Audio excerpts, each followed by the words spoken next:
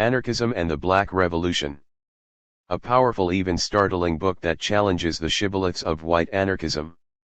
Its analysis of police violence and the threat of fascism are as important now as they were at the end of the 1970s.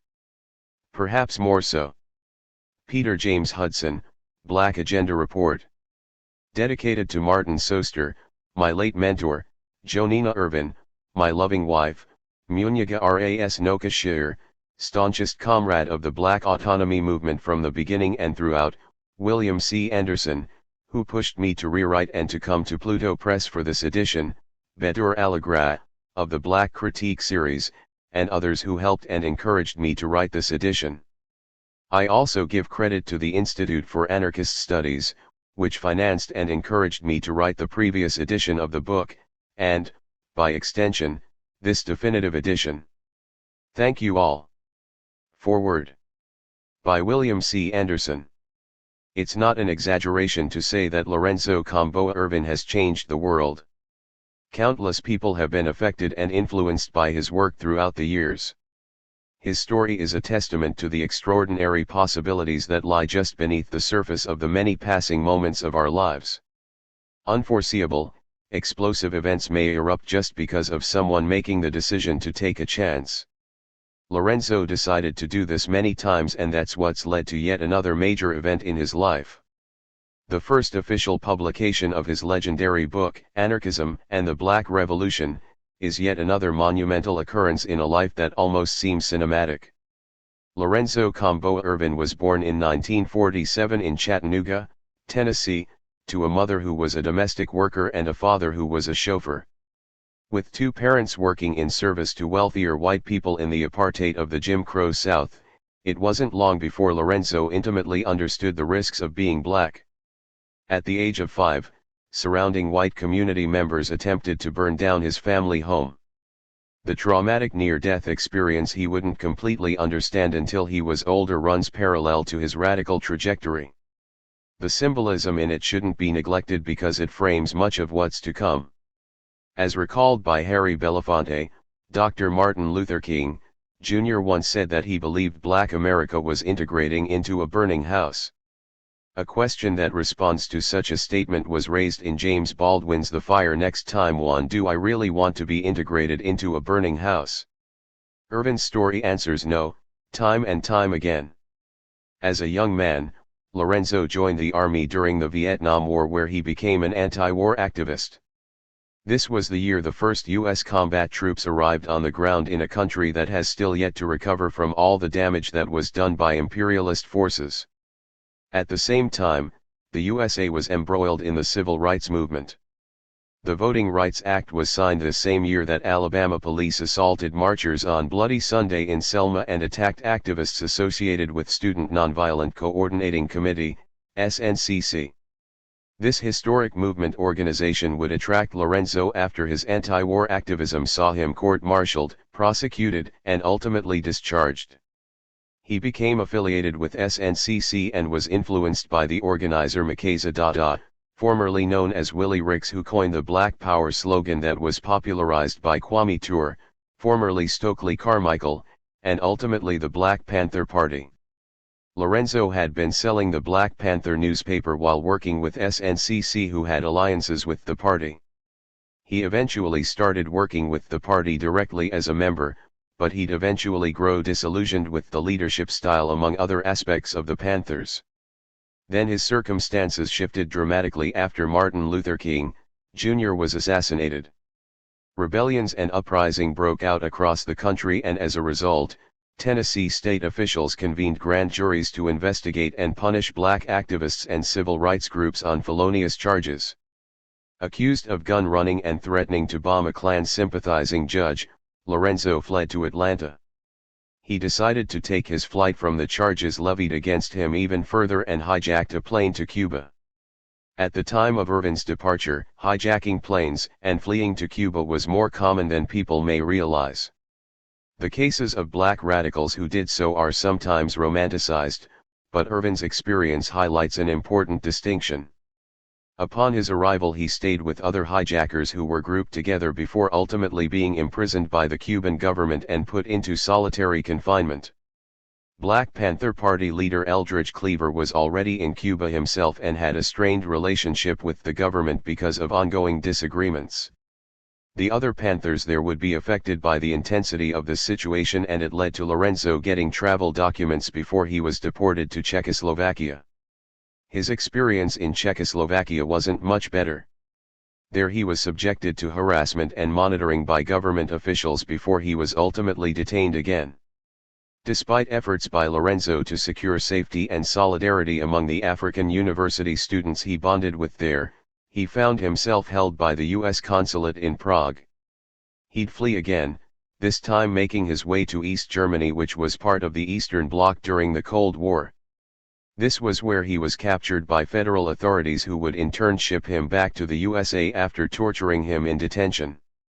At the Federal Detention Center in New York City, Lorenzo's life was changed by his chance encounter with a jailhouse lawyer and black radical educator named Martin Soester. Whether Soester knew it or not, his meeting with Lorenzo was something that would affect generations to come. It was Soester who first introduced Lorenzo to anarchism and mentored him, which he'd later reflect on in an essay he wrote about Martin. He bounced a new word on me, anarchist socialism. I had no idea what he was talking about at the time. He explained to me about self-governing socialism, which he described as free of state bureaucracy, any kind of party or leader dictatorship. Almost every day he regaled me about direct democracy, communitarianism, radical autonomy, general assemblies, and other stuff I knew nothing about. So I just listened for hours as he schooled me. Soester had already reshaped the prison system through a series of victorious lawsuits around prisoners' rights after his being framed led to his incarceration. He didn't know at the time that his passage of an anarchist theory and political education to Lorenzo would change the course of politics for many throughout the world. Lorenzo faced trial in the small town of Noonan, Georgia, and was given a life sentence by an all-white jury. He was eventually transferred to the federal penitentiary in Terre Haute, Indiana. This was a facility known for its brutality, where the legacy of the Ku Klux Klan resurgence in the early 20th century remained strong. Black men in the facility he was imprisoned in faced regular torture and brutality at the hands of card-carrying Klansmen who were prison guards in addition to other positions of authority. It all contributed to the creation of a book that was forged through the aforementioned experiences and the torment of the cell, which Lorenzo knew intimately at this point. Anarchism and the Black Revolution was written in 1979 at a critical juncture where Lorenzo Kom'boa Ervin was politically maturing and applying his newfound interests in anarchism to the life experiences that had led up to a special moment. It was written by hand and had to be kept hidden from prison authorities, who might have destroyed it given the chance. He would hide it in different places or pass it to other prisoners to hold if his cell became vulnerable. It was still seized, but luckily it made its way to his lawyer before this short pamphlet was first produced by an anarchist collective in New York. His case then became an international anarchist solidarity campaign and eventually led to his release from prison. Once he was outside of the prison system again, Lorenzo was interested in publishing his autobiography. This was one of several texts he wrote while he was incarcerated, including a manifesto for the international anarchist movement and a draft proposal for an international working people's association. But it was anarchism and the Black Revolution which was already making waves as an underground, revolutionary text that he ended up republishing again in 1988 as a second edition through the Industrial Workers of the World, IWW. The third edition of this text was published in the late 2000s with another IWW press, PNL Printing, based in Denver, Colorado. Now, for the first time in this legendary book's history, it will be produced and available to read through a publisher who has the ability to offer it more widespread distribution. To hold this writing is to hold much more than a mere object, it is to hold a movement. Anarchism and the Black Revolution is the definitive writing on black anarchism in the USA. If it were not for this book, many people in the USA and throughout the world would have significantly different politics. That's not hyperbole, because the book outlined the contours of radical changes within and outside of critically important black struggles. That is to say, This text represents the underappreciated rejection of neat narratives that condense intricate histories into straight lines instead of complicated shapes. His original text and its expanded editions that followed detail a searing critique of the failures of the Black Power and the civil rights movements. And it did so as foundational text, offering these criticisms from a Black anarchist perspective. Lorenzo's work is extremely thorough in its attention to detail. It offers explanations for beginners and detailed analysis that challenges seasoned thinkers. He covers nearly every imaginable aspect he can of the different conflicts that were subjects to arise in his compilation of topics. Comprehensive history and a wide range of perspectives come together to create a mosaic of counterpoints to challenge the dogma of a left stuck in an echo chamber. Unfortunately, the history that Lorenzo's dissident life and work represents is still groundbreakingly relevant thanks to the unresolved repetitions of leftist ideological devotions, hagiography, and the romanticization of state building. This text was fighting these things many decades ago, and the fact that it's still as pertinent as it is represents the prescience of an author and the shortcomings of responses to the issues raised. We'd do well to take longevity of its application as an indictment of our collective approach, although this is by no means a holy book.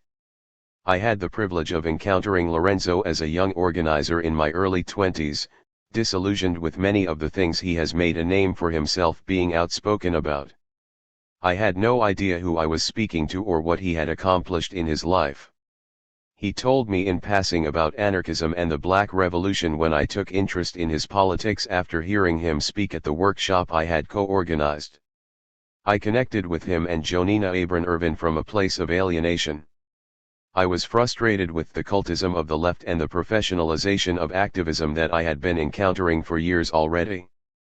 I wanted something more, and I had no idea that this book I'd eventually inquire about again and receive in the mail would shake me up the way it did.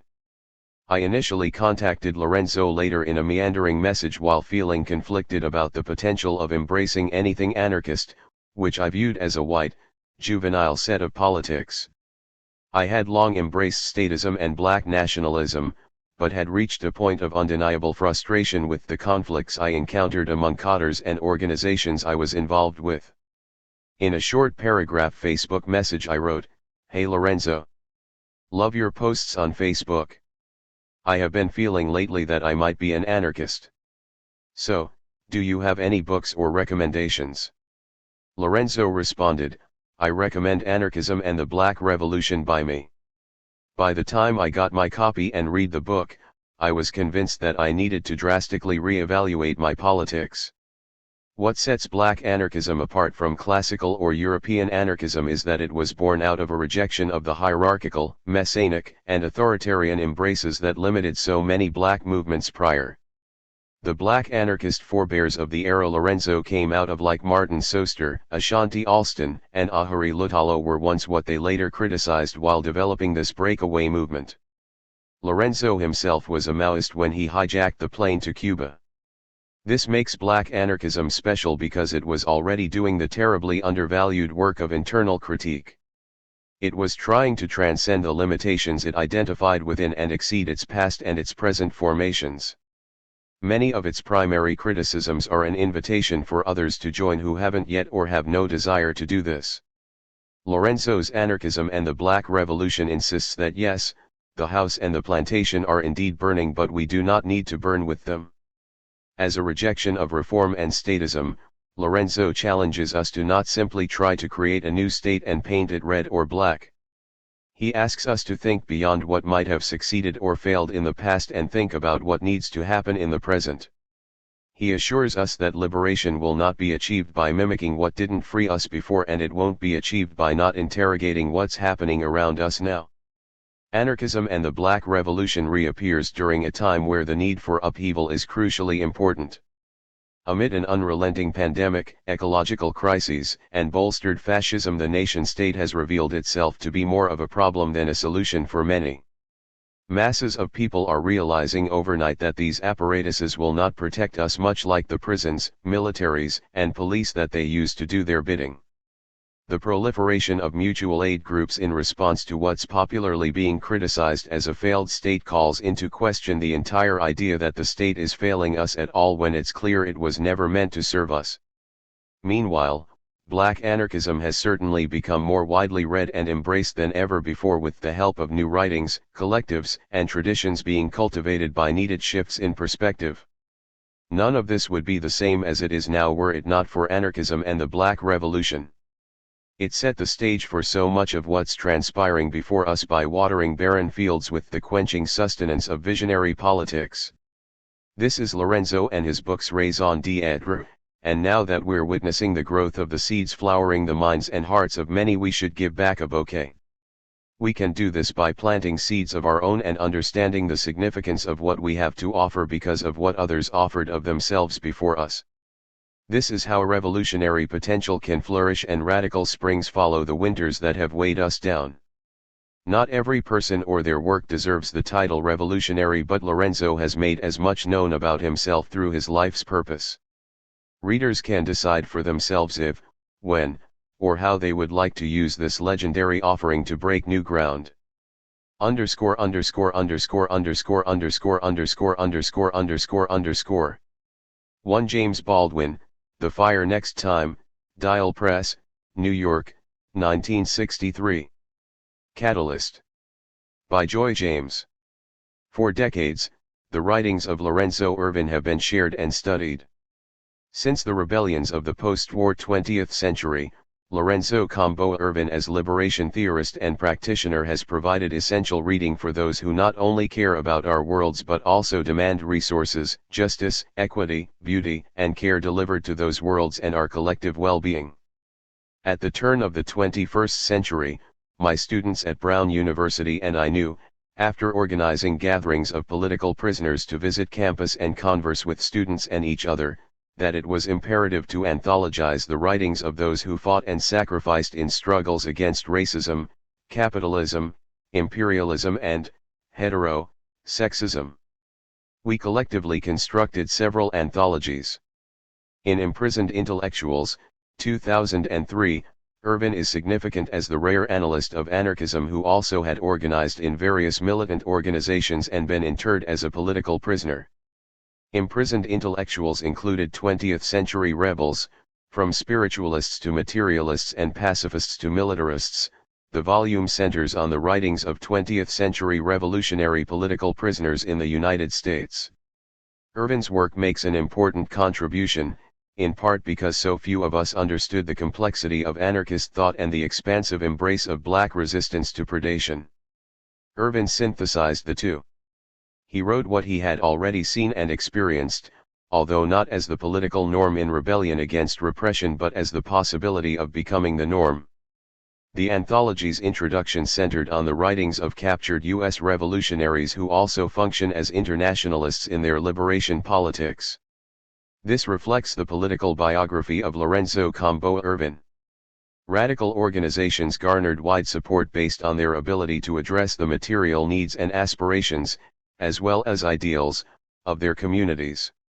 For example, reservation, barrio, or urban youths were, and are, disaffected by and overwhelmed with frustration at dead-end jobs, poverty, inferior and disciplinary schooling, and police violence.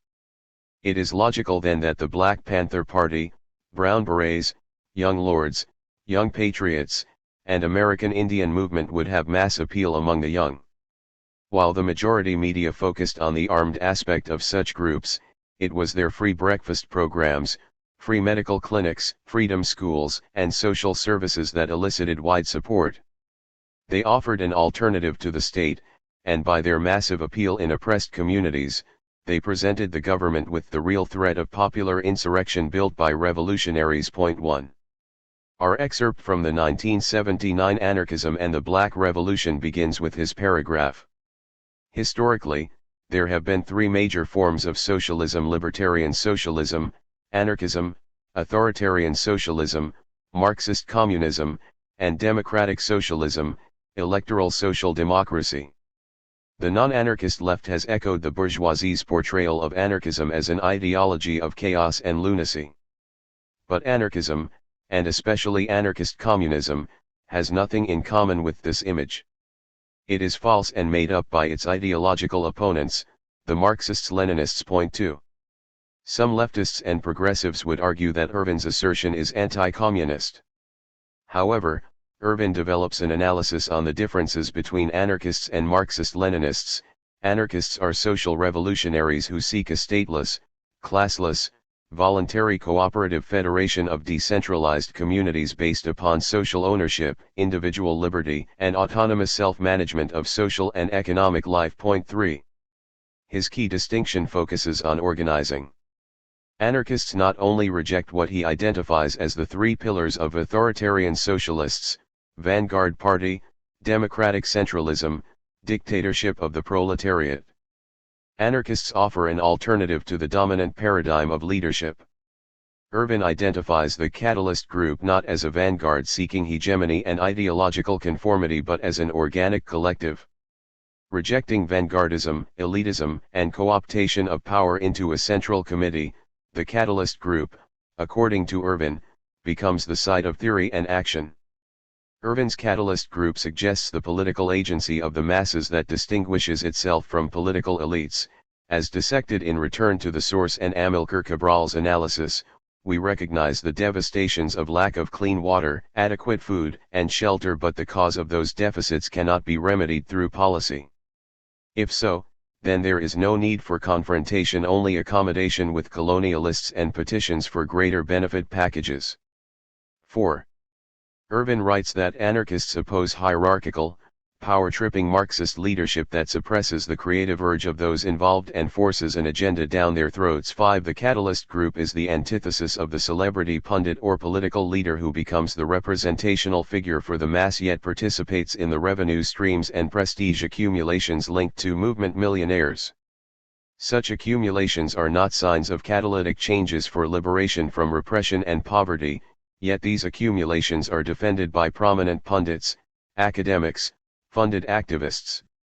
When I read Anarchism and the Black Revolution, I see that Ervin has a community that would not fully agree with his analyses, still their work aligns and intersects with his.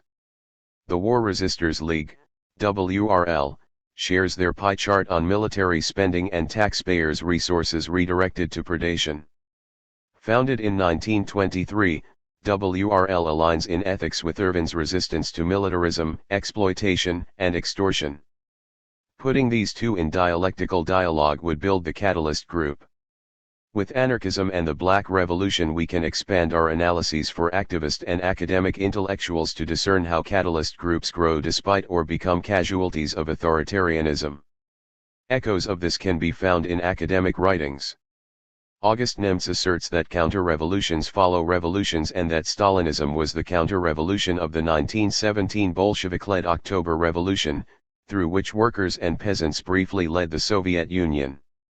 For Nemts, Stalinism is a counter-revolutionary current within the modern workers' movement as the dictatorship of the proletariat became the dictatorship of the bureaucracy, and Stalin's 1935 Popular Front as a belated attempt to counter fascism became an international mandate for workers' movements to partner with the progressive bourgeoisie, not independent working class activists. Thus, in the name of the Popular Front, the PUSA became effective, operating against a working class party independent of the Democratic Party. 6. We can also rethink Black Marxism beyond academic frameworks by placing Anarchism and the Black Revolution in conversation with books by other political prisoners, such as radical activists Frank Chapman's Marxist-Leninist Perspectives on Black Liberation and Socialism.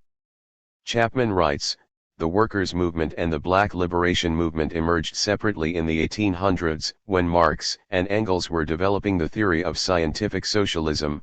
The struggle for freedom for black people was central to Marx's analysis of the United States, showing that the African slave trade was the foundation of mercantile capitalism." 7. Ervin's work is original and brilliant. I do not agree with all of his analyses. However, I note that his interventions against fascism, whether for the reader they create a corridor as big as an avenue or as slim as a crack in concrete, remain essential reading. His political intellectual thought allows us to think more rapidly and more radically.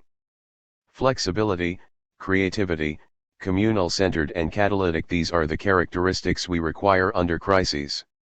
Since we cannot agree on history or destiny, the present moments are best used in building our communities to leverage revolutionary love and grow effective groups and mobilizations. Some variation of the beloved community, catalyst group, return to the source.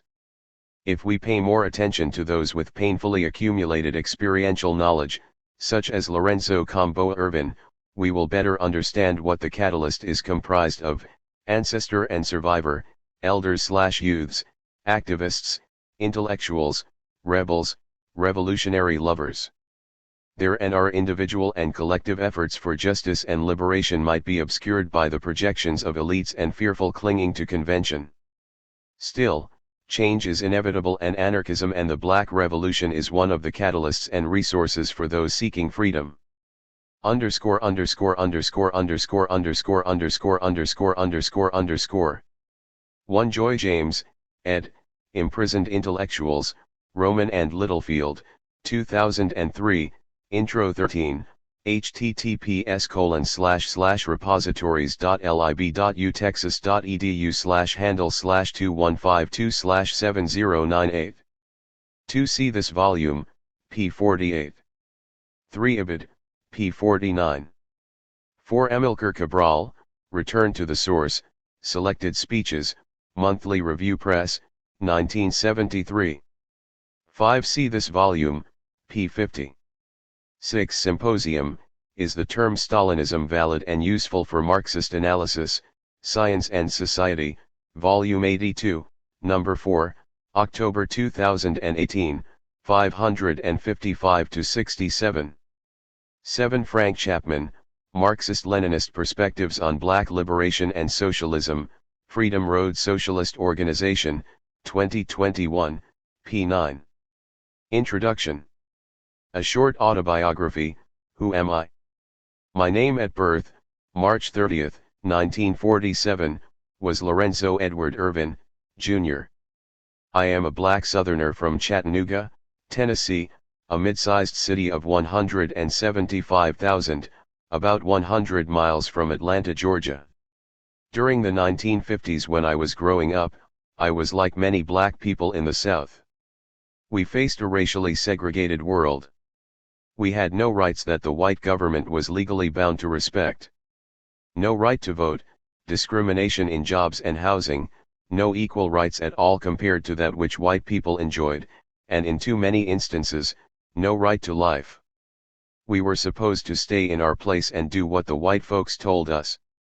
But in the late 1950s through the 1960s, a black insurgent protest movement exploded onto the American social scene, which challenged the system of racial segregation in the southern USA like no other. First, in 1956, the Montgomery, Alabama bus boycott shook segregation in transportation services, and after a year-long boycott forced them to stop the practice. This was the adult, black preacher-led movement, which brought Dr. Martin Luther King, Jr. to prominence as a black civil rights leader. This later led to the creation of the Southern Christian Leadership Conference in 1957, which became the best-known civil rights group at the time. However, in 3 years, it would be superseded by a new black movement. A youth-based protest campaign broke out suddenly all over the South and Midwest. In less than 6 months, it hit all the major cities in the South: Nashville and Memphis in Tennessee, Atlanta, Georgia, New Orleans, Louisiana, Charleston, South Carolina, Raleigh and Durham in North Carolina, and 38 others. This movement, part of the sit-in campaigns as they were first known, was actually radical occupations by students or youth, of white businesses known to engage in racial discrimination. This movement was not led by Dr. King or the adult wing of the civil rights movement. It had been created by black students and youth unaffiliated with Dr. King or the old-line civil rights groups, who were fairly conservative and had grave misgivings about the militancy of the new protest movement.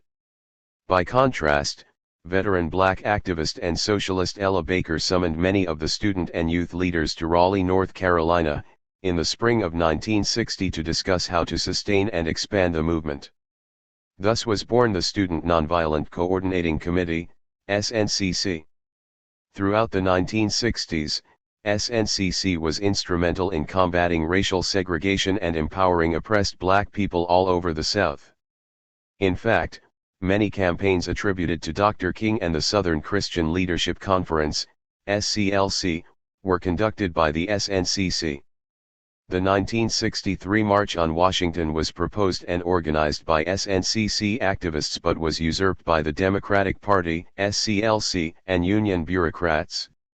The ruling class elements in the Kennedy administration and civil rights establishment were afraid of SNCC's plans, and angered that these youth were on a more radical road. So they plotted with authorities and wrested the leadership into their own hands. This fear by the Kennedy government actually arose in 1960, especially since they had seen how a street riot had allegedly broken out in Chattanooga, Tennessee, a sit-in protest at a series of department stores. This sit-in had been organized by local high school students who were physically attacked by racist students, youth, and adults, who spit on the black activists, and tried to beat them up. Instead of passively submitting to the racist scum, the black students fought back, and in their resistance beat the racists to a bloody pulp, making them literally run for their lives. Word of this horrified the Kennedy administration of the federal government. The Chattanooga sit-in protests were like none other in that period. Almost the entire black community arose after the attempted racist beatings and the arrests by brutal cops. I was just one of the young people who, after leaving our elementary schools, marched toward the downtown area, along with many black working-class adults. We were marching to support the Howard High School students, who started the protests when they took over the customer seating areas of department stores, downtown restaurants, and other white businesses. The police were desperately holding the line against us entering the downtown area. They sprayed us with high-pressure water hoses, threw tear gas bombs in our path, and even used vicious police dogs to drive us back. We were literally going toe-to-toe with police and white civilians until we were ensured the black students were not hurt or in jail. These events radicalized me for life, pointing out that black people could fight back, and could win. The politicians and businessmen, making up the ruling class of that city, had to drop their racist policies or suffer economically. Something as simple as that began to change our world. SNCC was a truly instrumental group, acting as the foundation of the black student/youth civil rights movement in the early 1960s. By 1965 it produced the Black Power movement, and by 1966-69 it had united with the up-and-coming Black Panther Party, BPP. I myself briefly became a member at this time of both SNCC and the BPP. I am not going to romanticize the Panthers or my brief role in it.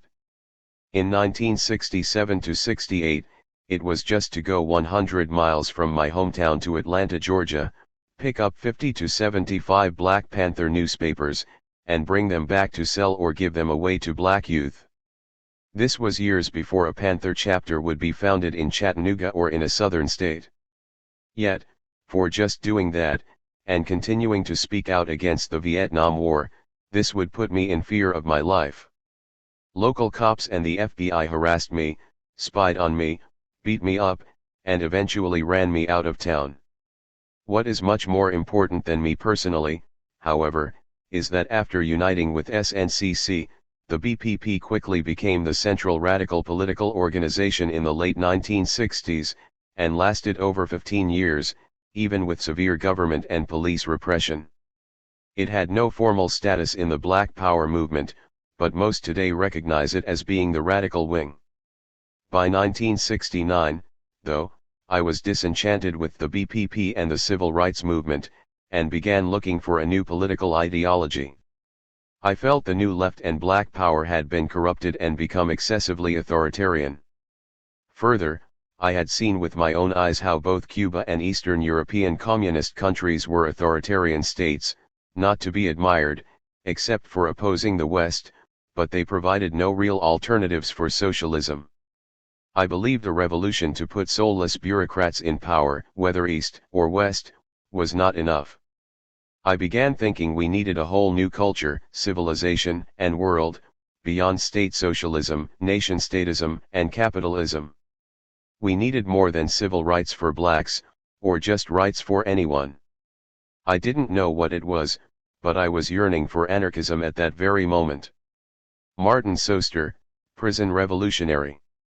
Everyone has someone who inspired them in life.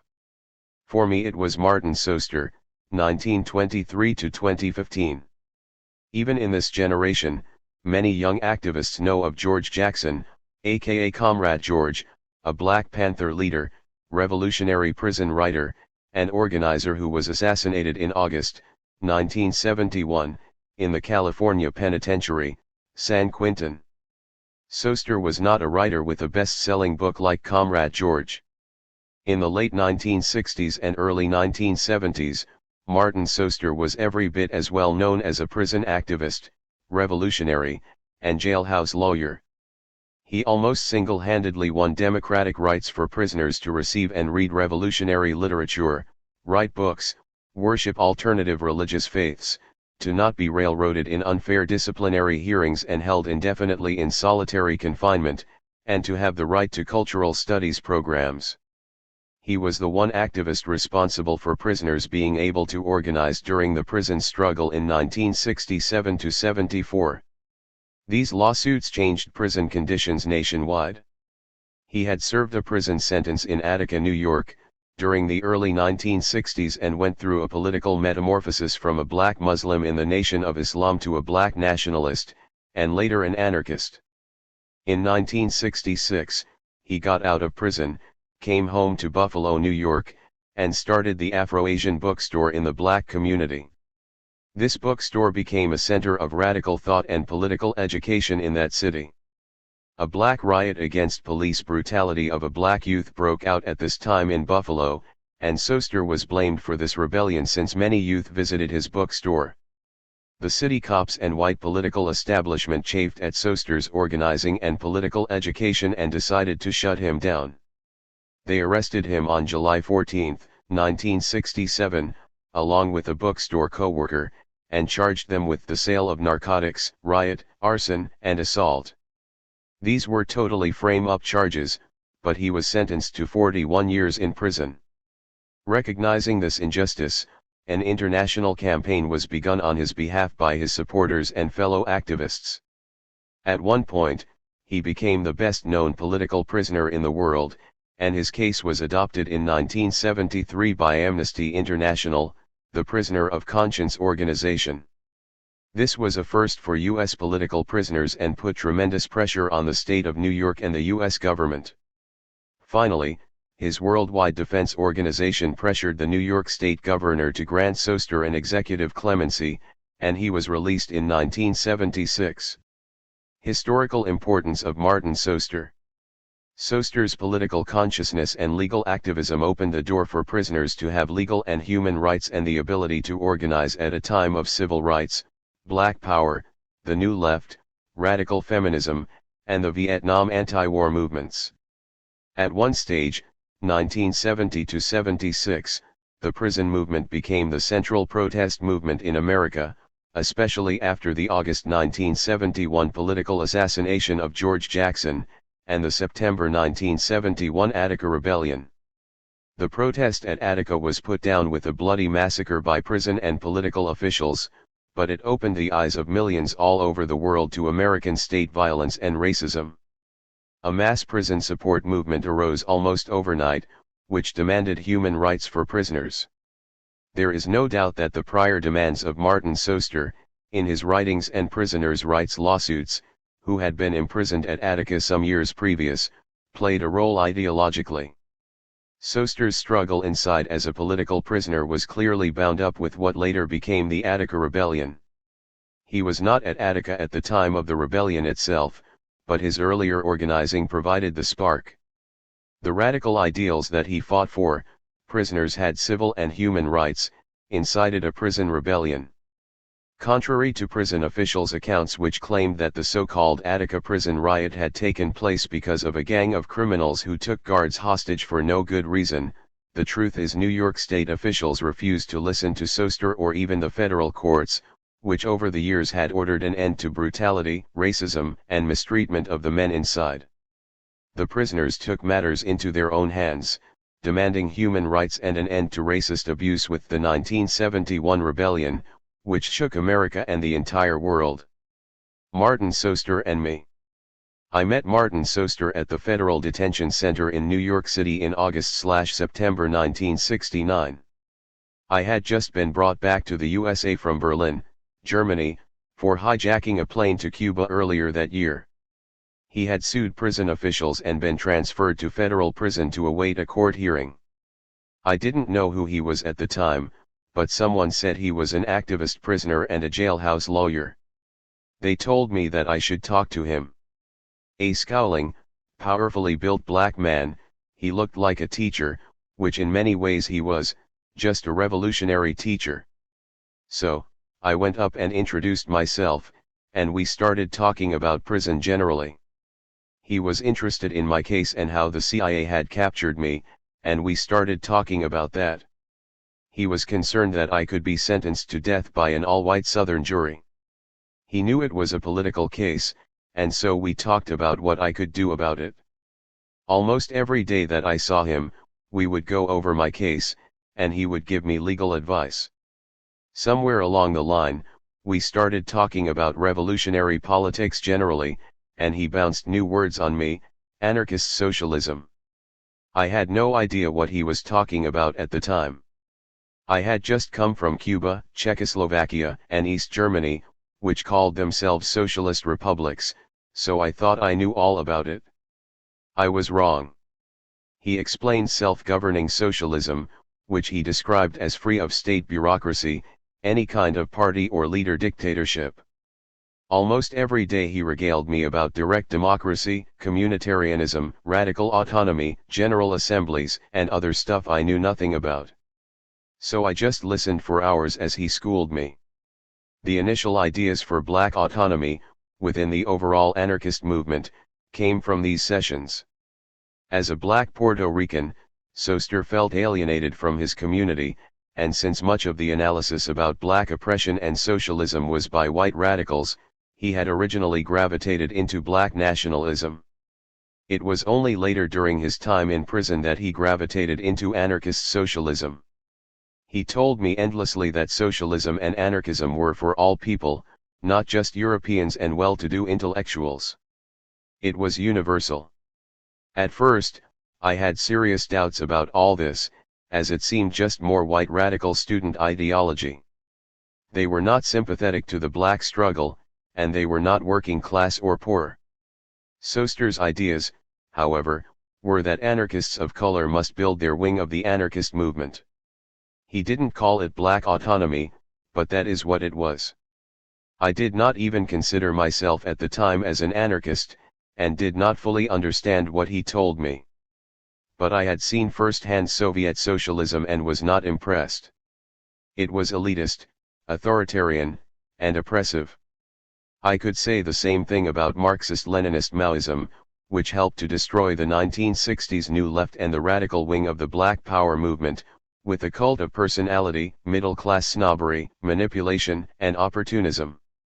Even before meeting Martin Soster, I was definitely already looking for something new and willing to consider anarchism. He explained what that something was. But only after a few years later, serving 2 life terms in prison, did I really start anarchist political education in earnest. As Soster suggested, I started reading anarchist books and papers, and started corresponding with anarchist figures and groups all over the world. These discussions with Martin Soster were invaluable in broadening my thinking about radical political alternatives. I also found out about many unknown revolutions in Africa, Russia, China, Spain, and other parts of the world, as well as early anarchist labor/radical tendencies among Eastern European immigrants, especially in the USA, 1860s to 1900s. The stickler is that the anarchist movement generally had no ties or solidarity to the black population in the USA, the UK, or the colonized people of color in the Third World. It was essentially a white European movement for most of its history. I set out to do something about it. Like Soster had said, we must manufacture our own anarchist of color school of thought and revolutionary practice. Nobody can truly speak for us and fight in our name. Black autonomy means independence of thought, culture, and action. We are not racial separatists or ethnic purists, but we must be sure that we are strong enough to insist on our politics, leadership, and respect within any broader universal movement. We have been sold out, left out, betrayed, and tricked too many times by internal racism inside majority white coalitions and movements. Black voices matter. Martin Soster has been lost to history because the white left and anarchist radical tendencies have had no regard for him or his legacy. He literally opened the doors for radical prisoners, anarchist tendencies of color, and radical praxis. Yet not one institution or movement today is named after him. This is an outrage which must be recognized or corrected now. I became an anarchist, a jailhouse lawyer, and a prison activist during the 1970s because of Martin Soster. In fact, it was a result of observing Martin's International Defense Committee and seeing how he was able to put pressure on the state government that encouraged me to create the Free Lorenzo movement, which resulted in my own freedom in 1984 from 2 life sentences. I owe him a tremendous personal debt. I spoke to him less than a month in a prison cell, but it changed my life. He had a similar impact on many others who never met him but benefited from him standing up for their rights. We don't have him here today in the flesh, but we can at least honor his memory and never let it die. How I became an anarchist and why I wrote this book. I wrote Anarchism and the Black Revolution while a political prisoner at the maximum security hellhole prison in Marion, Illinois. The year was 1979, and I wanted to write a book with wholly new subject matter for anarchist readers and black activists. It was at the end of the Black Power era, and within a deep crisis for state socialist countries grouped around the Warsaw Pact military alliance with Russia. State socialism was starting to sputter and to die. After decades of Stalinism and statist repression, it ceased to have a reason to exist and was gone by 1991. I had seen this develop with my own eyes in 1969 after the invasion of Czechoslovakia in 1968, and I was on the run from the USA. One by one, countries withdrew from the Warsaw Pact. After the 1979 invasion of Afghanistan, which led to the end of the USSR, it was literally the beginning of the end for state socialism as a dominant political theory and formations of the left. By 1979, I had been an anarchist for a decade, stretching back to when I first met Martin Soster. It was his influence at a time when I was looking for new radical theories and was totally disenchanted with American and European radicalism. I had been a Maoist, black nationalist, and civil rights activist. I had seen them all crash and burn by 1969. Soster opened my eyes to new possibilities with anarchist communism in that New York City jail cell. Further, years after my political education with Martin, I continued my studies in every prison I was in. Even though I was sentenced to 2 life sentences and might have never gotten out of prison, I held fast to anarchist political theory. I even started to teach it to other prisoners, and started study groups to talk about it. After I had been an anarchist for 10 years, it was time for me to speak up and try to challenge the whiteness and closet idealism of anarchist thought and practice in the 1960s and 1970s. So I wrote a pamphlet, Anarchism and the Black Revolution, that tried to change things and let anarchists all over the world know that anarchism was not just a white European movement and theory. Certainly, I was one of the few anarchists of color anywhere in the world. It was not just a matter of racist exclusion, but rather anarchist movements simply didn't support black radical and civil rights struggles, which had shaken the US establishment to the bone. Not surprisingly, black activists did not join anarchist groups due to the lack of recruitment activities of white anarchists. Further, the white anarchist groups were not too supportive of the stray black anarchist sympathizer who walked into their building. These groups seemed more inclined to discourage these participants. One thing I do know is that black people won't just join hostile white activist spaces and will leave on their own when they discover them. This is why years later, after I had been released from prison and had many frustrating years working with white anarchist groups, I began to put my energies toward creating a black anarchist federation, the Black Autonomy Federation, which was founded in 1994 by myself, a group of black college students at Clark College, and a few black community activists in Atlanta, Georgia. This small black anarchist federation organized in the city of Atlanta, and after a brief period spread to 10 other cities which started chapters. Over the years, it eventually spread abroad to Canada, the UK, and had interest in Europe and Africa. It was not greeted with open arms by white anarchist tendencies. Anything but. We were accused of being anti-white, narrow race nationalists, and were subject to all manner of diatribes by many of the existing anarchist collectives. Yet our group held on for a number of years despite the hostility and lack of support from the overall anarchist movement. It is now even reorganizing, and making contacts with the new wave of black anarchists in 2021. Sadly, I am being told, many old-school anarchist groups are still hostile to the new black anarchist groups, created within the last 5 years. Some of the young people in the black anarchist second wave have complained about the inhospitable actions of many white anarchists, much like I experienced after 1994 when we started our Black Anarchist Federation. This will have to stop, and these white radical forces will have to get over it. Black anarchist tendencies are here to stay. I want to make this point here, the same as I did years ago. I am united with other black anarchists on the proposition that we have the right to be here as anarchists, and to have our unique ideas heard. Even if you do not politically agree with us, we have the right to build the kind of black autonomous tendencies as we'd like. Historically, Russians, Italians, Lithuanians, Germans, Yiddish language Jews, and other European groups have freely built their own anarchist and cultural tendencies in the USA. No one can then tell us that black people cannot do the same. It should not even be an issue in 2021, except that too many of these white activists want to control the entire radical scene and lock black anarchists out or somehow delegitimize us. The black anarchists do not have to culturally conform to what white radical anarchists or their groups would like us to be. Black anarchists should be free to build their own movements and ideology. That is what motivated me in 1979 to write the first edition of this book and to create the first Black Anarchist Federation.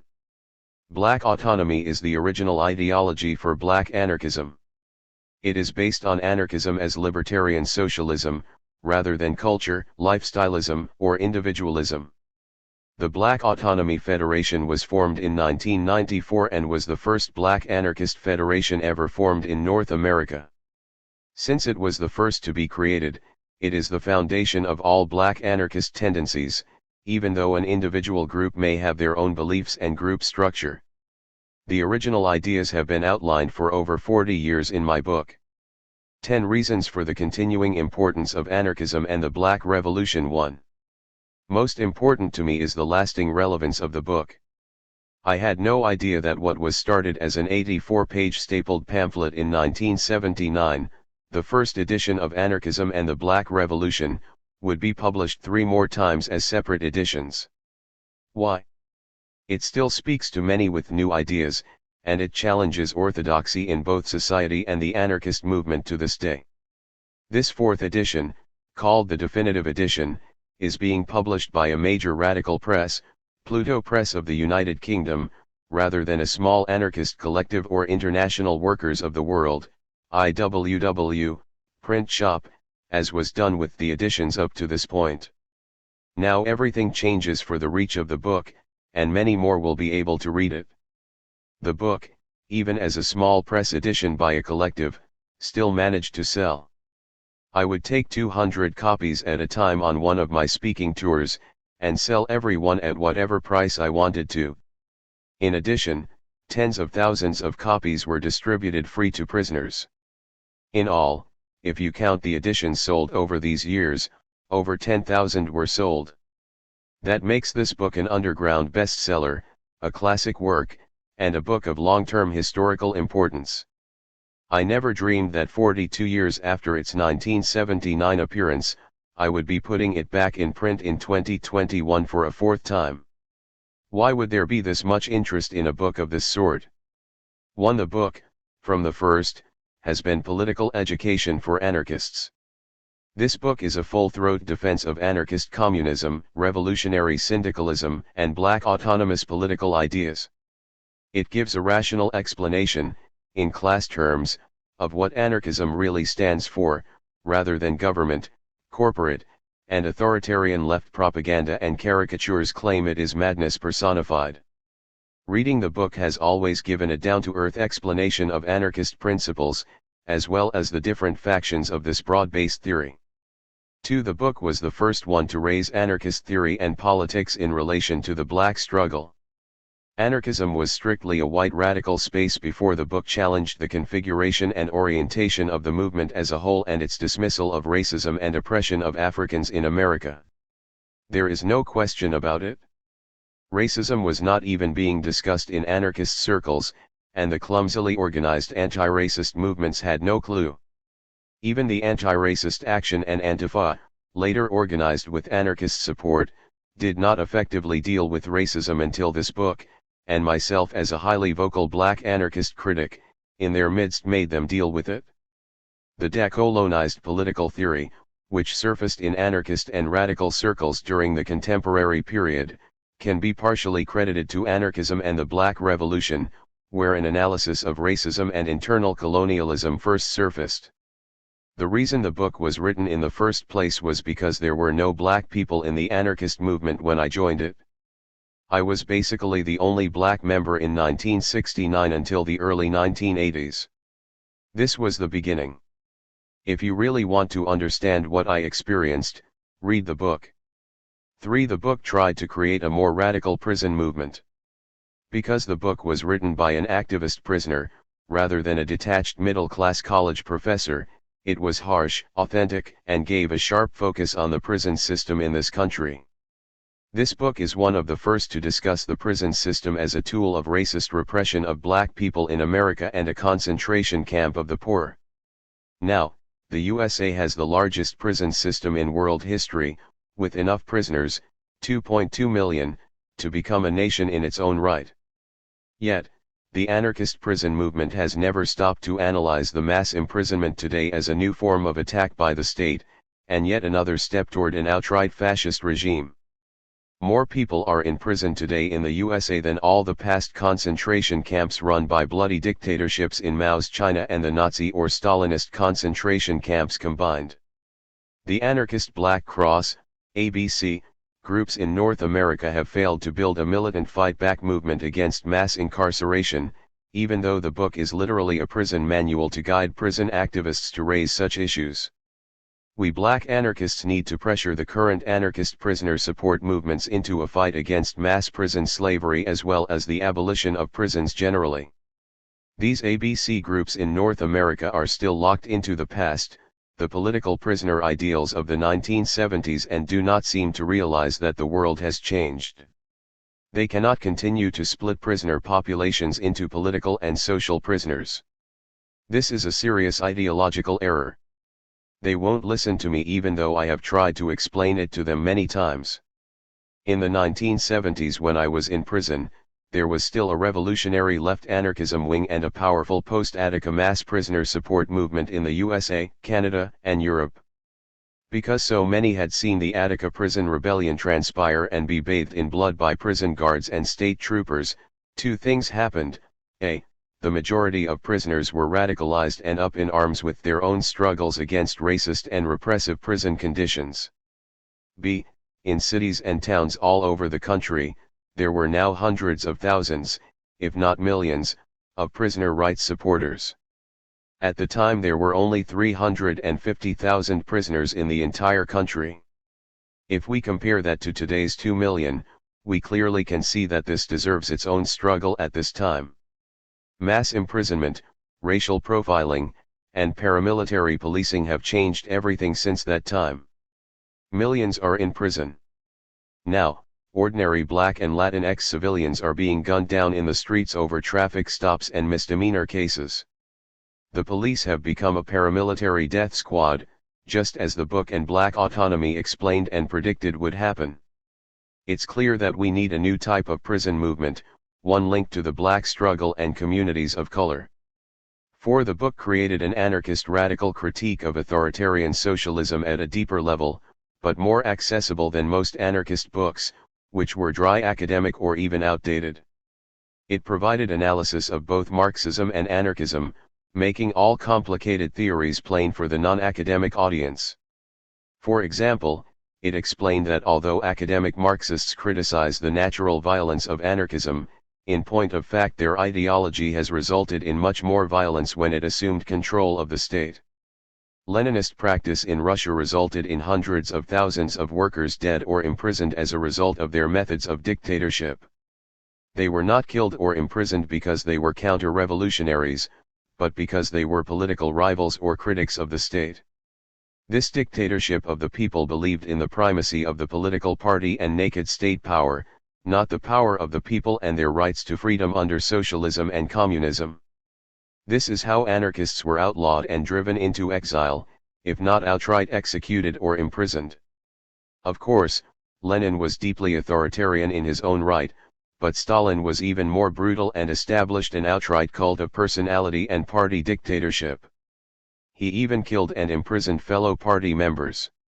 This Stalinist regime resulted in the oppression, arrest, and murder of massive numbers of peasants and workers under the most authoritarian socialist regime. It was a literal reign of terror. This type of regime was run by the most soulless bureaucrats and secret police operatives. The Soviet state, which ruled over Russia for 70 years, was the main form of state socialism during the 20th century and influenced most activists of that period. Even though anarchists ideally believed in anti-statism and opposed authoritarian socialism or communism, they had not developed deep political theories or strategies to combat it ideologically. The book gave it to them, all in one place, even placing anarchist history and political ideals before young or inexperienced anarchists. The book was considered an anarchist political science class, as one young reader told me. It allowed the book to do for others what had been done for me, open my eyes to political history, ideals, and to explain tasks I would otherwise not be exposed to. The fact that anarchism is a broad-based theory, with many different factions, spokespersons, history, and beliefs really opened my mind in the early days and made me want more. Its long history as an alternate stateless form of self-governing socialism, as opposed to Marxist-Leninist Maoism and its state socialism, made me understand how and why I had been lied to all these years. This was in the early stages of my political development, and I would never be the same. This was especially the case when I read about anarchist radical development and social revolutions in Spain, Russia, and other countries. When I read about the treachery of the Bolsheviks or Stalinists which put down burgeoning anarchist social revolutions within larger revolutions, I finally understood. This taught me that state socialism with its stage of people's dictatorship could not be trusted to lead to any stateless socialism. Marxists have given lip service to a withering away stage when the state would be eradicated. In actual practice, there is no real evidence that they ever accepted anything but the primacy of the state. If it did not happen after 70 years of their political rule in Russia and other countries, we can best believe that it will never voluntarily happen. All we have now is dictatorships with some democratic features, like the right to go through the act of voting for whatever soulless bureaucrat administers the state. Authoritarian dictatorships can never lead to freedom, whether they are imposed from the left or right. As an example, through my studies, I also learned that prison systems in all societies are just slavery by the state, and that most sections of the left in Western countries sought not to destroy the prisons, but instead would use them, if they should somehow obtain state power, against the mass of workers and the poor. We must prevent this entire tragic history of Leninist, Stalinist, and Maoist cultism and political party rule from taking over the left again. We have to ideologically defeat such movements.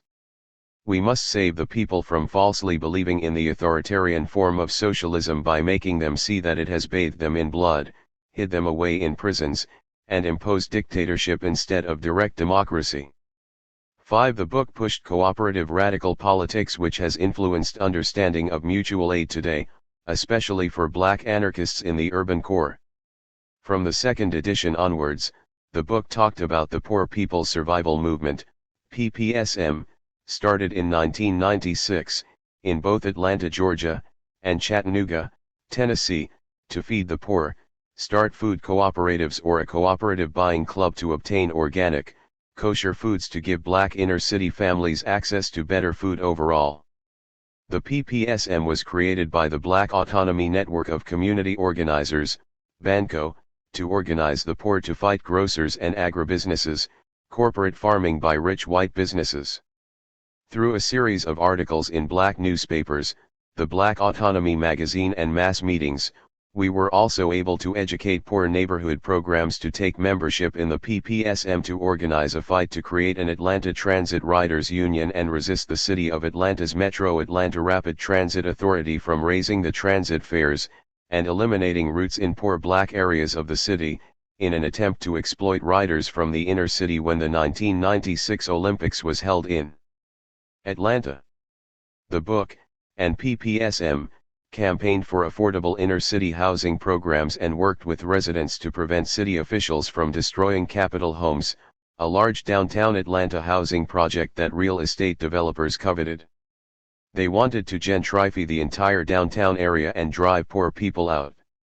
The book was the first anarchist publication that campaigned for radical community autonomous zones where it was no-go for cops and other government agents. The book openly agitated for armed expropriation of government financial resources, in addition to steady pressure to win our demands over the long term. More than anything, the book discussed using such a strategy to try to build a survival program as the foundation of a pre-revolutionary or stateless socialist economy. To build a consideration of such an alternate economy, it is necessary to project it in an actual urban environment. In the essay Let's Organize the Hood, Urban Inner-City Programs, the book discusses methods of building local mutual aid programs and food survival programs, including a trucking and distribution cooperative. This was a decade before they appeared in 2020 during the COVID-19 pandemic and actually began to reach millions of unemployed poor people. Mutual aid today, just like the original survival programs of the BPP in the 1960s, is not a form of charity that emanates from the rich or the government. It is about unity, self-determination, and resistance to the system that makes us poor and wrecks our communities. Today's radical mutual aid is just a roadmap to radical economic policies which can lead us to anarchist socialism, which is a form of self-governing stateless socialism. It is a door to a new form of economy if we keep building and engaging in widespread struggle. Of course, we must build our campaigns in the cities. The possibilities are there during this crisis. The U.S. economic system is in collapse, and millions of people are suffering from lack of basic human needs. As a result, all over the world, activists are serving their neighbors, community, or cities, especially senior citizens, the chronically ill, and urban poor communities. An entire radical service network has arisen due to the lockdowns, unemployment, and sickness from the virus. Yet, it is just the disaster stage of capitalism, not a fatal collapse. Capitalism will not die. It must be killed by the masses of its victims. Working and poor people will have to organize and fight back. We need such a movement to be autonomous, and its fight for community economic development must be based on community control of the economy and all social life. This cannot be used to empower the government, bankers, or non-profit front groups. The poverty pimps associated with the system are always present to sell us out or to try to convince us that we no longer have to fight. Community control of industry and of utilities has to place self-management power in the hands of the people until total power can be obtained through self-governing socialism over the whole of society. But don't believe any of this will happen just because we want it to. We will have to organize and fight hard for it. We will have to create and train groups of revolutionary community organizers like the Black Panther Party did in the 1960s, which, although not an anarchist group, was an autonomous mass radical tendency. We will have to create people's general assemblies to bring the poor and workers together so they can massively decide on such matters in urban areas and suburbs of low-income communities. Mutual aid programs created during the pandemic can be further developed into a transitional survival economy. Instead of the rich profiting from our misery, we can build local and regional programs to rebuild our communities and force the government to provide our communities with unrestricted funds under total community control until we can build our own financial base. We can even call this reparations if we choose to do so.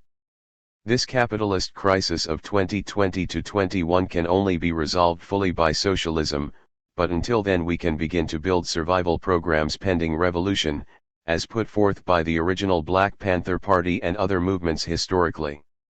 We will have to fight those in power by any means necessary, as they will not voluntarily relinquish resources or power.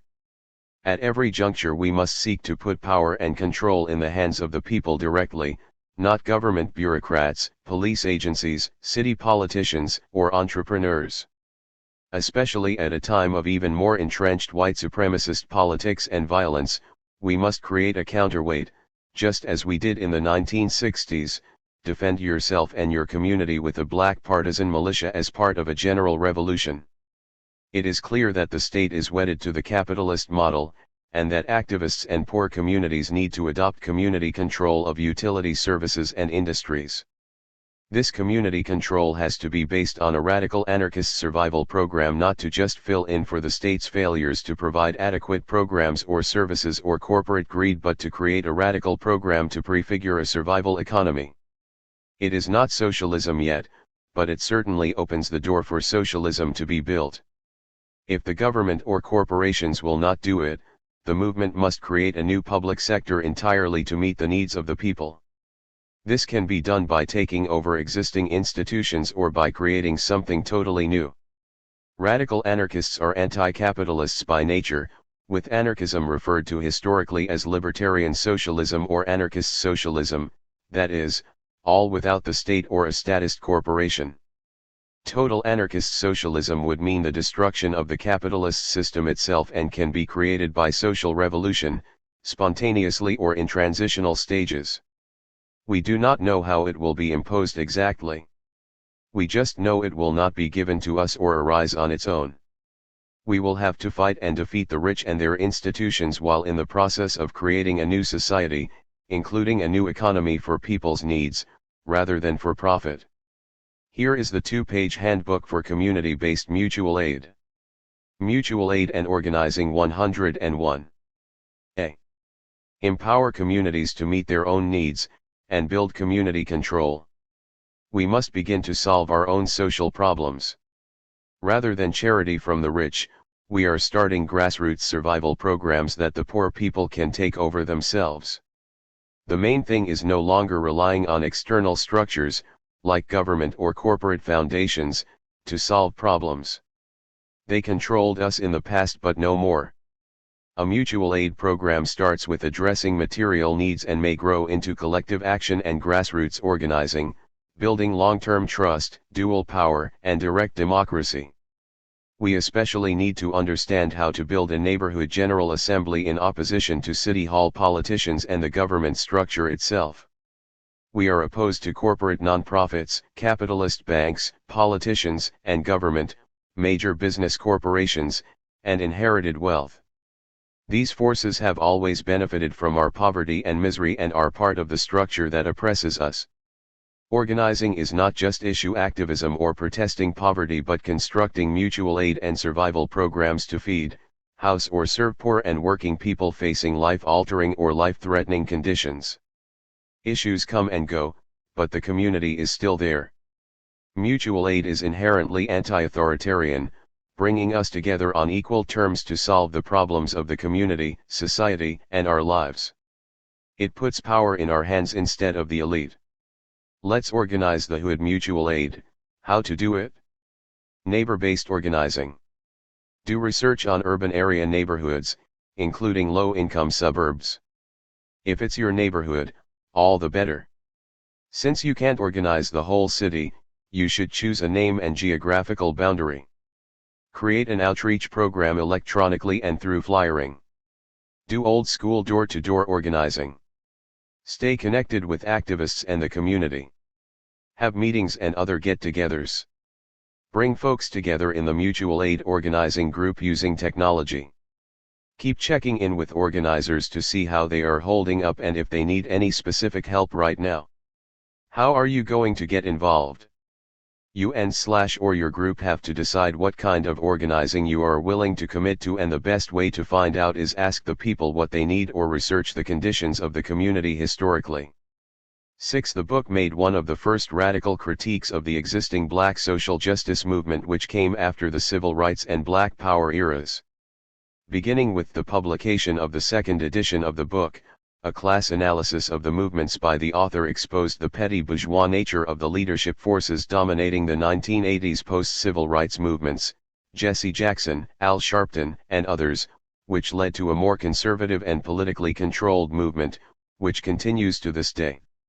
These forces were in bed with the left liberal wing of the Democratic Party. In 1986, with the passage by Congress of the new tax code, charitable foundations were freed to pour money into so-called social justice movements of the left, to continue the mop-up operation against 1960s militant left movements and replace them with more moderate, pro-government elements. This campaign included outright corporate donations and financing by numerous foundations of protest groups in the 1960s.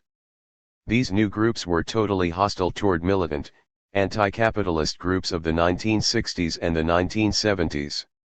Although during the 1960s there had been charitable and corporate financial donations to civil rights groups, these funds could never totally control civil rights groups like they later could in the 1980s and onwards down to this period. Now we are talking about political pimp groups totally dependent on corporate grants for their entire budgets. The political approach of the new movements was based upon what the corporate foundations wanted, not what the black community wanted from such a movement. Since 2013 and the founding of the Black Lives Matter, BLM, movement by 3 black women activists, Alicia Garza, Patrice Cullors, and Opal Tometi, the group has dominated protests against police terrorism of black communities. They created the first mass national movement against murderous police violence since the 1966 founding of the Black Panther Party, the October 22 movement of 1996, and the present anarchist-created International Day Against Police Brutality founded in 1997. Black Lives Matter and the Black Panther Party were 2 totally different organizations. The Black Panther Party was founded as a black community armed militia, which after the first year became a revolutionary political party. The BPP did not live off of corporate grants or function as a Democratic Party front group. It fought for revolutionary socialism and a radical form of black nationalism. The BPP was an anti-establishment movement from inception, and though it later made political errors, it did not sell out to capitalist grants and donations like Black Lives Matter has clearly done. Although Black Lives Matter, with its grassroots base, has fought a radical fight back in this period, its misleadership and founders have undermined them at every turn. In 2021, all of this came to a head with a massive scandal of $90 million in corporate donations allegedly mishandled by Black Lives Matter leadership. These funds were given to Black Lives Matter to stave off the 2020 nationwide protests over the televised police lynching of George Floyd in Minneapolis on May 25, 2020. Those protests involved a reported 15 to 25 million people and terrified the entire ruling class. Reportedly, 2,500 to 3,000 cities in the USA and worldwide saw such protests, and neither the cops nor the military could stop them, despite brutality and repression. Although most corporations had said nothing about the police murders and brutality of thousands of black people over decades, they overnight suddenly declared themselves an ally of Black Lives Matter and financed the movement to the tune of $90 million. This was bribery, but the donations were made nevertheless and accepted by the leadership. The controversy has erupted over the alleged mismanagement of these donations, especially after it became known that Patrice Cullors, a Black Lives Matter leader and founder, owned 4 homes that she bought in recent years. We can only look at all this as corporate control of left liberal forces, and they're continuing to do the bidding of major corporations, high-ranking Democratic Party leaders, and the foundations who underwrite them. Corporations see the job of Black Lives Matter leadership as to take control of these protest campaigns and ensure they will not become ungovernable. Demand radical reforms, yes, but not revolution. The purpose of the corporate-funded movements in this period is to prevent another period like the 1960s. The ruling class will use the iron fist of the police and military, and the velvet glove of liberal politicians and their social justice groups, depending on circumstances. That is the leadership of Black Lives Matter in this period, taking on the mantle of other poverty or political pimps from the past. I am not saying that everyone in Black Lives Matter is corrupt, or on the take. I am especially saying that the grassroots activists have done good work, and have not mismanaged funds like the national leadership has apparently done. These contradictions usually signal the collapse. I don't think this group can survive the scandal and political split. The group may have done its entire program in 20 years. I don't know. The NAACP has been around for a century and has been a husk of itself since the 1960s. We clearly need a new type of black anti-cop and anti-fascist movement, with genuine revolutionary ideals about transforming society and dismantling racial capitalism. We need revolutionary black autonomy/anarchism leading us to stateless socialism, not more reforms. Some activists propose an alternative to Black Lives Matter, community control of the police. But I say lipstick on a pig shows us reformism will not win and won't stop police murder of black people. The BPP and its 1968 Community Control of the Police, CCP, referenda process was a failure in Berkeley, California. Over the years since that time, various radical or liberal demands raising these types of reforms also failed all over the country. Criticism surfaced in the 1960s and 1970s that CCP was a useless political demand amounting to lipstick on a pig, but it persists due to the idealism of the left liberals. Why does it keep failing? The capitalist political establishment supports the murderous actions of the police, which makes prosecution of the police almost impossible and reform a fascist joke. The police now have their own unions and the support of police foundations, which makes it impossible to make any significant reforms despite public outrage. They pressure the politicians and local government to go along with their fascist program. Neither CCP, defund the police, and other demands can be won at a time when the government continues to give the police full impunity to commit their murderous crimes. For leftists to give the political authorities the right to offer their so-called reforms to City Hall is just another false hope. They will likely give us an even worse outcome, an autonomous police authority controlled by the police agencies themselves, which are totally immune to civilian control and which give total impunity to police crimes. The police are a white supremacist death squad, not a law enforcement agency for the good of society. A third position exists to oppose both the reform camps of defunding the police and CCP, black anti-fascism. In the 1960s, black anti-fascism was personified by the BPP throughout its existence. They taught us that police can only be disbanded during or after a revolution, not by reform legislation from the government. Black people are fighting against state-sponsored racial genocide, not just suppression of civil rights. Black community-based armed self-defense, anti-capitalism and building a socialist society, a transitional survival economy to feed the people, community control over utilities and public corporations, and the end to police state fascism and racist vigilante and militia groups lay the foundation to widespread anti-capitalist resistance. After the defeat of the 1968 electoral CCP campaign in Berkeley, California, the BPP held a mass conference in 1969 which created a black-led anti-fascist movement, the National Committee to Combat Fascism, NCCF, for both solidarity and anti-fascist activism. They seem to have learned from the earlier electoral error. Unfortunately, it was too late to save the BPP from police and FBI repression, which ultimately destroyed the movement. However, the NCCF does provide us with another example of resistance. We can still build a broad-based anti-police movement as the BPP did in the 1960s, but we need to understand that police terrorism is not just misbehavior by bad cops, but that they are death squads doing the bidding of the rich. We are now at the stage of civil war and revolution, past that of protests. Protests now, even radical protests, are just a form of radical democracy, an attempt to work within the system. It will not work, and cannot transform this racist society. The book was the first to critique white radical anti-fascism. 7. The usual definition of fascism is of Mussolini's corporate state, the merger of capital and labor under centralized state control. Yet, fascism's development is not the same in all countries, and every authoritarian regime is not a fascist government. Some regimes have had a racist government and a virtual dictator but were not part of the international fascist movement. It seems that the development of fascist regimes is built on the basis of a particular nation-state at a certain point in history, and depended on the crisis conditions of world history at that time.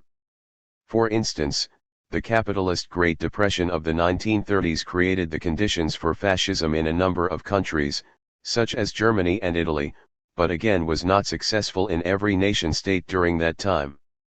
The deep economic crisis and other social conditions, along with other factors such as racism and nationalism, also fueled fascist movements in countries that they were not able to successfully take power in, even though they had a mass base.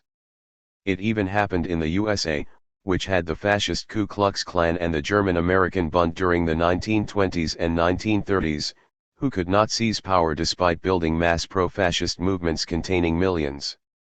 Most importantly with my analysis, the liberal left social commentators in the USA and other countries have created an anti-fascist mythology based on a racist fallacy. This fallacy states that because whites are not subjected to the kind of economic pillage or ethnic and racial persecution as historically had happened to colonized peoples in Africa, Asia, or Latin America, it was only fascism when it happened to Europeans. This exceptionalism is why anti-fascist ideology is linked to such a degree to the European history of the 1920s to the 1940s, and historical crimes by their colonial governments is redefined or excused.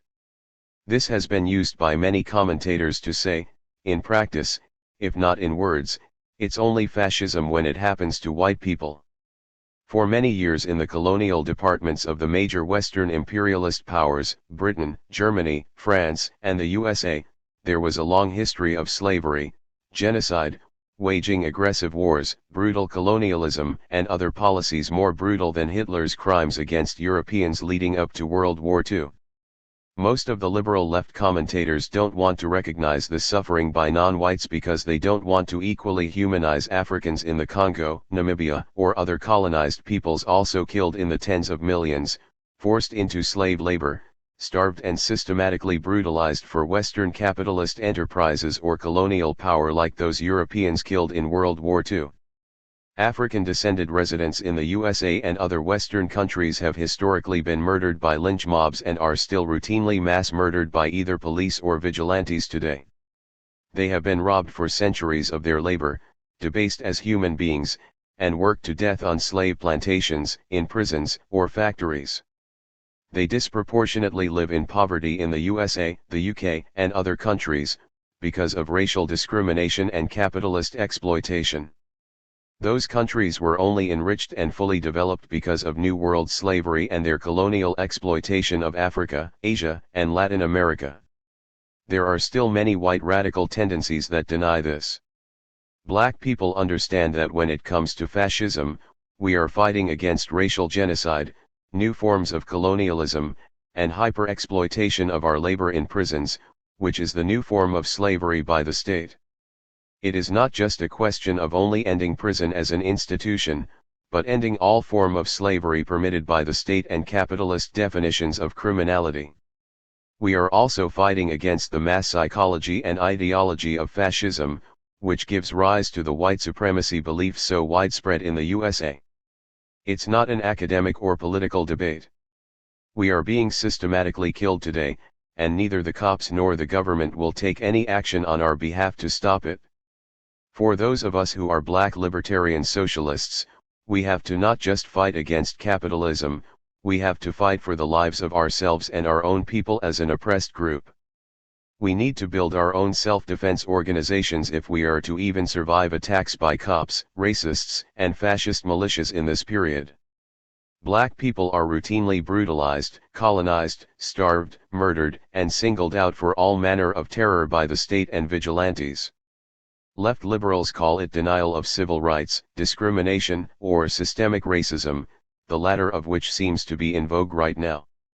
In the USA, the white radicals don't want to recognize that it is the political state, which was founded as a white racist republic and slave empire, which provided the foundations of American capitalism.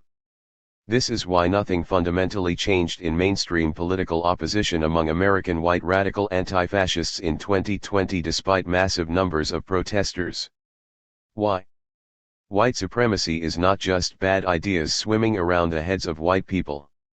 It is a system built on the economic exploitation and oppression of Africans in America and of other oppressed peoples of color. Today's milquetoast radicalism by the liberal left as an activist front within the Democratic Party is a real thing.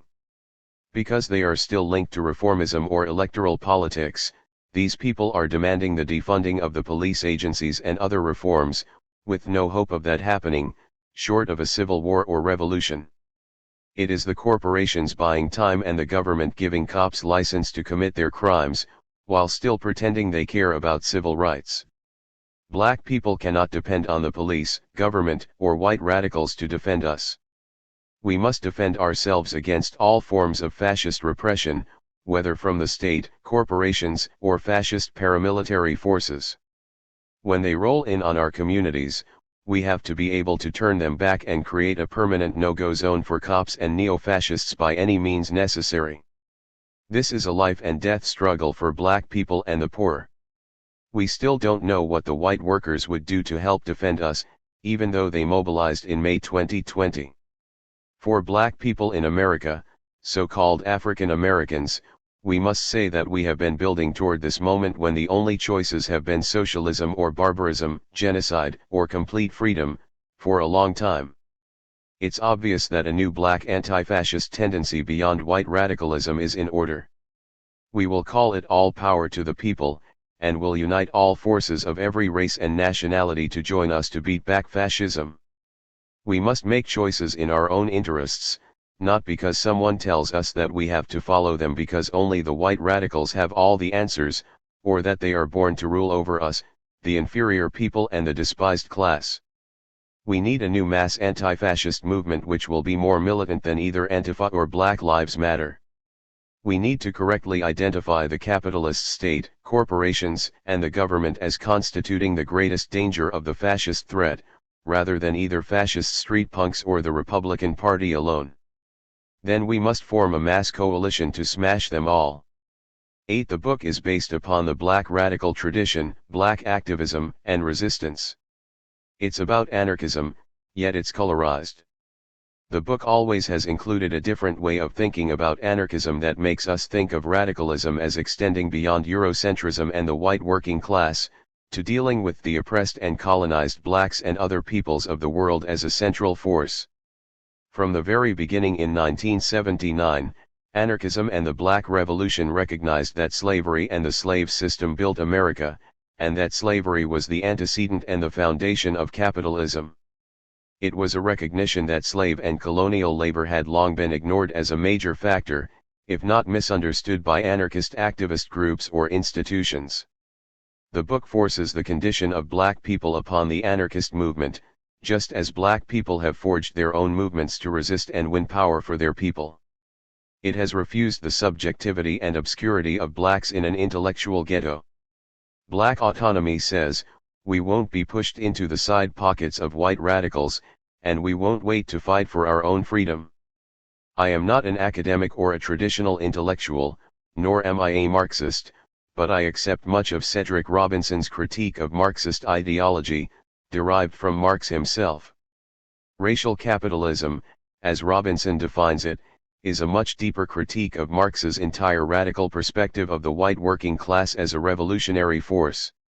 Robinson exposed it as Eurocentric, even chauvinistic. The plantation economy was the backbone of capitalism, not European labor. Point 2.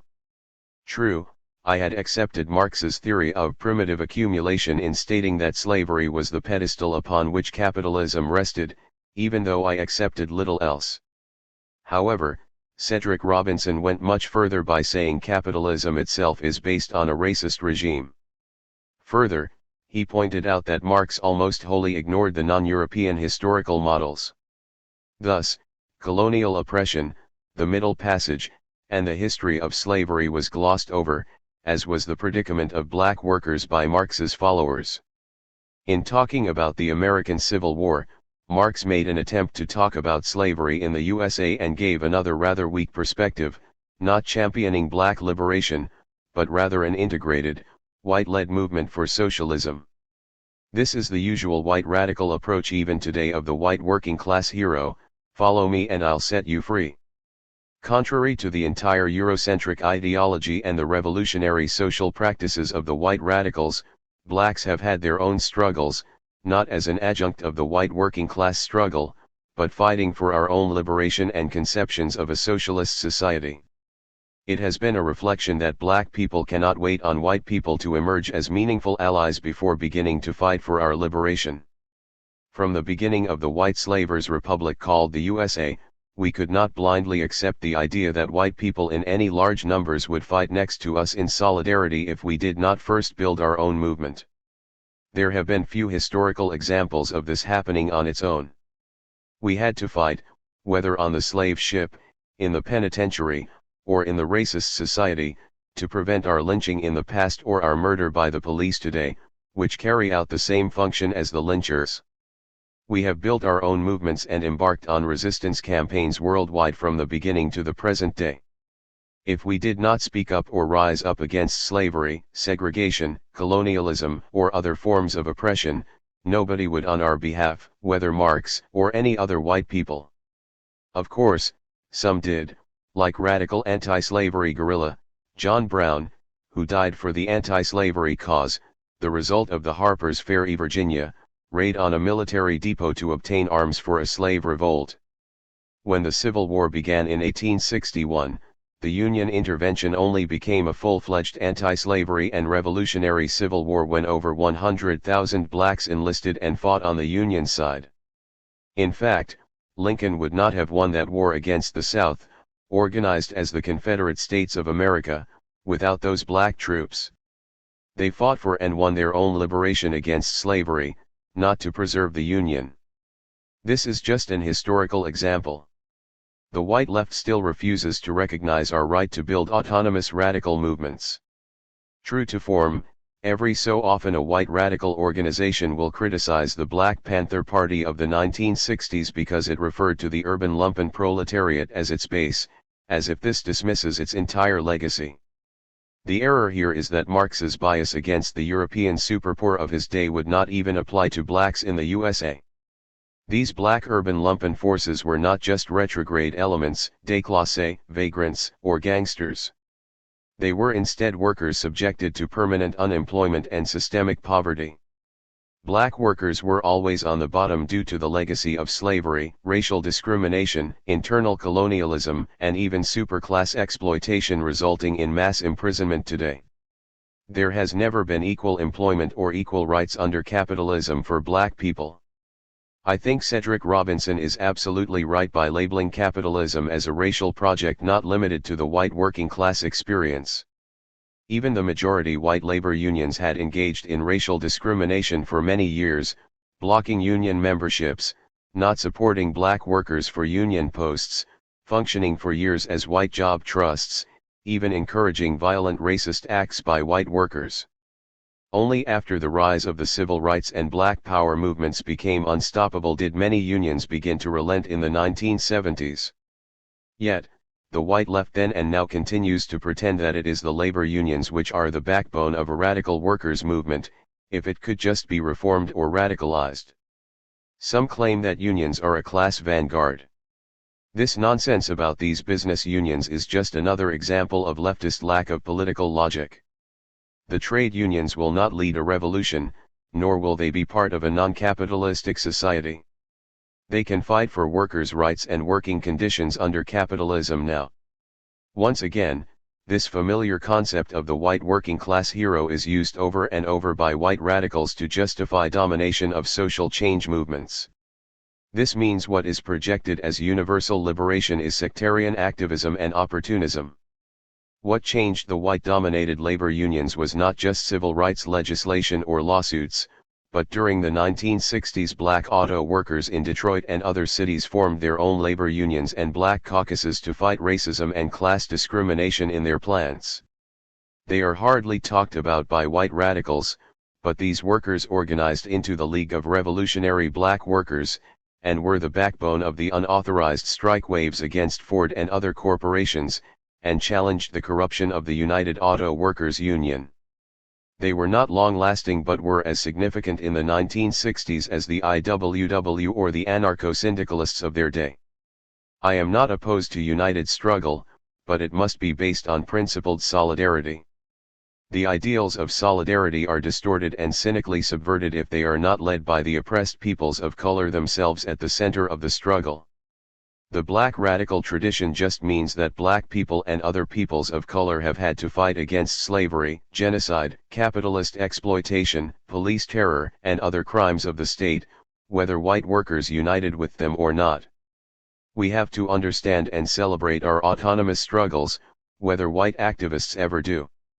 Over the course of 500 years in the USA, Brazil, Oceania, and Africa, and during the current internal colonialism in the West, black people have fought, built communities of resistance, alternate cultures, and many fight-back movements against racial capitalism in all its forms. Yes, this entire system is racist and must be dismantled. We can dismantle racial capitalism and the white racist republic which calls itself the United States of America. Our lives depend on our struggles. We have to push anarchism, Marxism, and all radical political tendencies to support our black struggles and tendencies, whether inside or outside their ranks.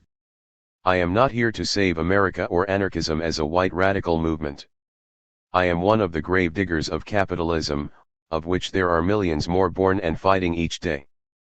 Black anarchism is part of the black radical tradition. 9. Anarchism as a mass movement for direct democracy and dual power. Anarchists need a practical way to challenge capitalism and government and the institutions they use to maintain power. It is not as simple to function as a mere propaganda society, but rather a mass movement made out of ideals like anarchist direct democracy and dual power as a competitor to electoral politics and representative government. If anarchism is going to ascend to the next stage, then it must assume political relevance in the lives of masses of people. We need to go beyond protest to ungovernability, and then build neighborhood general assemblies to take us onward to libertarian socialism. If not, we'll be trapped in conventional politics and reformism. To me, one of the most exciting and serious features of anarchism is urban general assemblies as an alternative to the existing political state and a way to radically educate and mobilize the people on a broad scale.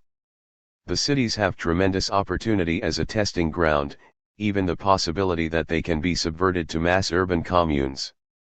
In the USA, the anarchist movement has not taken this road and is currently mired in protests as primary acts of resistance. In my mind, this is problematic.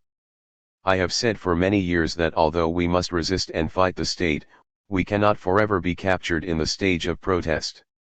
We must build libertarian socialism as a stage to a whole new society of anarchist communism. We have to challenge and defeat layers of the state all the way. Even though we have to enter into a long-term period of ungovernability, we have to present a plan to broad layers of the people in order to draw them into the struggle. Macho radical posturing is not enough, nor is sectarian dogma. You've got to have programs for freedom, not just an ideological cult or a club, to put power into the hands of the people. Every radical talks about socialism, but we have to talk about socialism as freedom, not another straitjacket or pair of handcuffs. Stateless socialism is self-governing socialism by the people themselves, not by a dictator, political party, or a rich class of rulers like we have now. Let's organize in the streets and communities to make it happen. Conclusion. 10. I was an anarchist before anarchism was, suddenly, cool. It amazes me how over recent years a cultural trend has started where damn near everybody is calling themselves an anarchist today. I have even heard of prosecuting attorneys who are allegedly anarchists. I'm not here to tell you that they are not people with firmly held beliefs. I'm just saying that when popular culture unites with political theory, almost anything is possible, good or bad. For over 150 years, anarchism has been held in scorn, fear, and almost total social disapproval by governments, corporations, and political rivals. Yet a subculture of white youth, accompanied by punk rock and other musical forms, sustained and encouraged the genre for several decades, after it almost went extinct as a political movement. Combat boots, black hoodies, and black jeans added to the more modern illusion of the black-robed bomb thrower from the distant past. Yet, much of that is a mere illusion, culture shock. None of that attracted me to anarchism, and I'll tell you why. I am not concerned with lifestylism or radical chic culture as much as overturning capitalist society with social revolution. But the actual ideals of anarchism are less known than its style in this period. For over 50 years since I have been an anarchist, I have seen style dominate political substance generally, especially in North America during the 1960s and 1970s. Anarchism was totally dominated by middle-class forms of white radicalism. The yippies were just one of the anarchist tendencies that existed in that period. They were radical satirists, pranksters, as well as radical lifestylists. Personally, I loathed these types of groups, and were it not for meeting Martin Soester and then receiving his daily anarchist political education lectures, I would likely not ever have been attracted to anarchism at all. To me, political ideology was about political education and life and death struggles. It was always about class warfare and fighting the man, as the representation of the power struggle. It should be no great surprise that my first analysis about anarchism is related to power structure research, more precisely, the analysis of prisons, social control, and racism. Without seeing state power and prison firsthand, I may never have known the mortal dangers of nation-statism. When I got into prison, I started immediately writing articles about prisons for the various anarchist and prisoner rights publications, and more importantly, for the anarchist groups all over the world. I needed, and found, an explanation for why the government was consistently locking up young black men like myself. After reading and corresponding with anarchist groups and individuals worldwide, I found my commitment to fight state terror as an anarchist. This communication with anarchists internationally was crucial in breaking my isolation from the outside and giving me an education in anarchist theories that I could never get in a state college at the time. The authorities would dismiss it as mere mindlessness, misdirected violence, or chaos. But because of popular culture, even that has now changed. There is a newfound acceptance of anarchist ideology. For the last 25 years, there has been an actual course of anarchist studies for students in universities all over the world.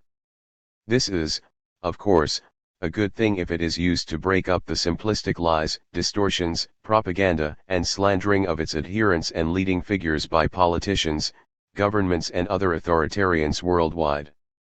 The history of anarchism would make a compelling subject, even if it has been distorted by authority figures or political rivals everywhere. It is so powerful that no amount of condemnations and hated rhetoric have been able to kill it. I was taught anarchist theory by Martin Soester in prison, rather than a college or a university. Yet, the effect was still the same. It raised my consciousness to new heights and filled me with confidence. It replaced my doubts and false beliefs with clarity and understanding. It would be great if prisoners and university students could be told the real history and ideals of this broad-based theory without fear or statist lies. Some of the greatest intellectuals of the world have been anarchists. It's not just nihilists or terrorists in the ranks. In fact, most violence is performed by governments and other radical tendencies like nationalism or Marxism. Hitler was not an anarchist. Neither were the warmongers who started World Wars I or II, which killed hundreds of millions of people. Neither the American CIA or the Russian KGB is an anarchist group. A very small history of anarchist individual violence has been used to slander the entire 150-year-old movement. These anarchist studies could be used to correct and expand the record, as well as deepen the appreciation of the movement. I would like to see anarchist studies be made into a major field of study, but it needs to include the work of black anarchists and the works of anarchists of color. In general, work by academics needs to be redefined to include self-taught intellectuals and independent thinkers like myself and others who have produced a body of work like this book.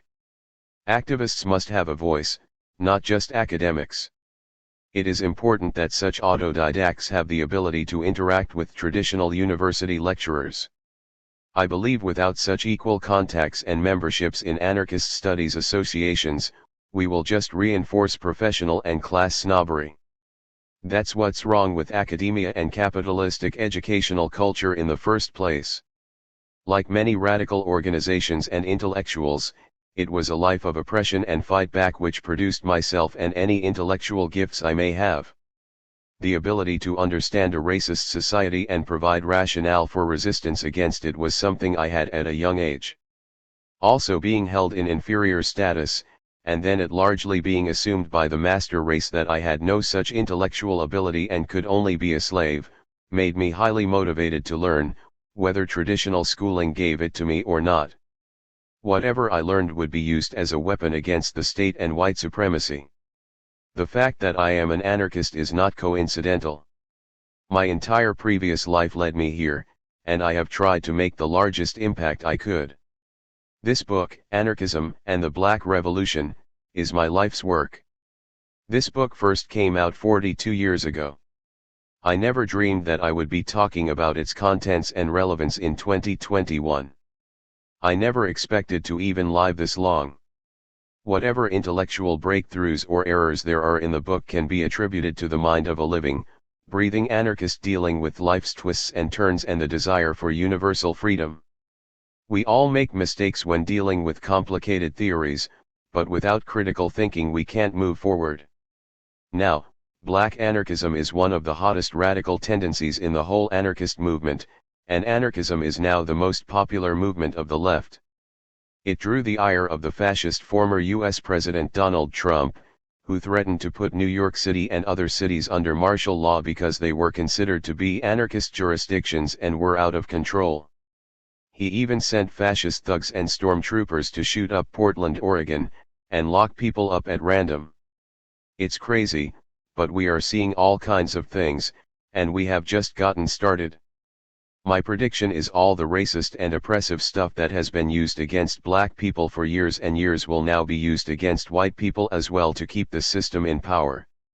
Where we go from here, I don't know. Anarchists are not soothsayers or mind readers, but we are not going away either. We are part of it, and we'll see it through to the end. Love and struggle, and hope you enjoy reading the book. Power to the people. _______________________ 1 Anarchism and the Black Revolution was first published in 1979 and lasted until 1993, the second edition came out in 1988 and lasted until 2008, the third edition was published in 2012. This fourth edition is slated for October 2021. Each edition builds on the ideals of the last one, and is designed as political education for anarchists and a form of counter-logic to conventional wisdom found in political theory. 2 Cedric J. Robinson, Black Marxism, Z., London, 1983. 1. Anarchism Defined, a tutorial on anarchist theory and practice. The popular impression of an anarchist as a person or group of individuals as bomb throwers only interested in destruction for its own sake and opposed to all forms of organization and society persists to this day. Further, the belief that anarchy is chaos, a reign of rape, murder, and total disorder, is widely believed by the public. That is really nihilism, something very different from anarchism, a doctrine of social progress and transformation. Because these lies have been consciously promoted for years, such impressions are believed. All who aspire to oppress, exploit, and gain power will always be threatened by anarchism because anarchists uphold struggle against authority and coercion. To anarchists, a capitalist democratic government is no better than a fascist or communist regime, since the ruling class only differs in the violence it authorizes the police and army to use and the degree of rights to allow, if any. In fact, anarchists want to get rid of the greatest perpetrator of violence throughout history, governments. Through war, repression, social neglect, and political repression, governments have killed millions of people, whether trying to defend or overthrow a government. Anarchists want to end this slaughter and build a society based on peace and freedom. The aim of this chapter is to discuss the major elements of anarchist thought and to give examples of what some anarchists think. Anarchists and anarchism have historically been misrepresented to the world. What is anarchism? Anarchism is free or libertarian socialism. Anarchists are opposed to government, the state, and capitalism. Therefore, simply speaking, anarchism is a non-governmental form of socialism called libertarian socialism. In common with all socialists, the anarchists hold that the private ownership of land, capital, and machinery has had its time, that it is condemned to disappear, and that all requisites for production must and will become the common property of society and be managed in common by the producers of wealth. Anarchist Communism, Its Basis and Principles, by Peter Kropotkin. 1. Feminism, Black liberation, gay rights, the ecology movement and others have lent new awareness to the philosophy of anarchism over recent years. Such influence has helped advance anarchism as a social force in modern society. These influences ensure that social revolution will be as all-encompassing and democratic as possible, and that all people will be fully liberated, rather than just affluent, straight, white males steeped in the dogma of the last century alone. There are different types of anarchists with many points of agreement and disagreement. Principal debates between anarchists relate to forms of organization and strategies. For instance, significant differences concern the economic organization of future society. Some anarchists reject money and substitute a system of trade in which work is exchanged for goods and services. Others reject all forms of trade or barter or private ownership as capitalism and believe all major property should be owned in common. There are anarchist groups opposed to violence, advocating pacifism and nonviolent direct action. Some accept it only in self-defense or during a revolutionary insurrection. In addition, there are those who believe in guerrilla warfare, including assassination, bombings, bank expropriations, etc., as a means of revolutionary attack on the state. Yet, there also are anarchists who believe almost exclusively in organizational, labor or community work. Some are animal rights activists, some do prison support work, and others are feminists. There is no single type, nor do they all agree on strategy and tactics. Anarchists believe social revolution is the process through which a free society will be created. Let me point out, a social revolution is wholly different from a political revolution. In the former, the issue is to put the people in command. In the latter, the leadership commands the people. Anarchists believe people themselves must be in command, not leaders. Self-management will be established in all areas of social life, including the right of all oppressed races of people to self-determination. Anarchists believe only peasants, workers, and farmers can liberate themselves, and that they should manage industrial and economic production through workers' councils, factory committees and farm cooperatives, rather than via a party or government. When communist dictators like Joseph Stalin and Mao Zedong tried to force collectivization of agriculture and industry on their peoples, millions died from starvation. Others were imprisoned or executed for resistance. These were not criminals, mercenaries, or counter-revolutionaries. They were workers and peasants idealized in communist theory, but harshly oppressed in practice. By their own initiative, individuals and communities will implement their own management of social life through voluntary associations. They will refuse to surrender self-direction to the state, political parties, or vanguard sects, since each of these merely aid in establishing or re-establishing domination. Anarchists believe the state and capitalist authority will be abolished by direct action, such as wildcat strikes, slowdowns, boycotts, sabotage, and armed insurrection. We recognize our goals cannot be separated from the means used to achieve them. Hence, our practice and the associations we create will reflect the society we seek. Economic and social organization.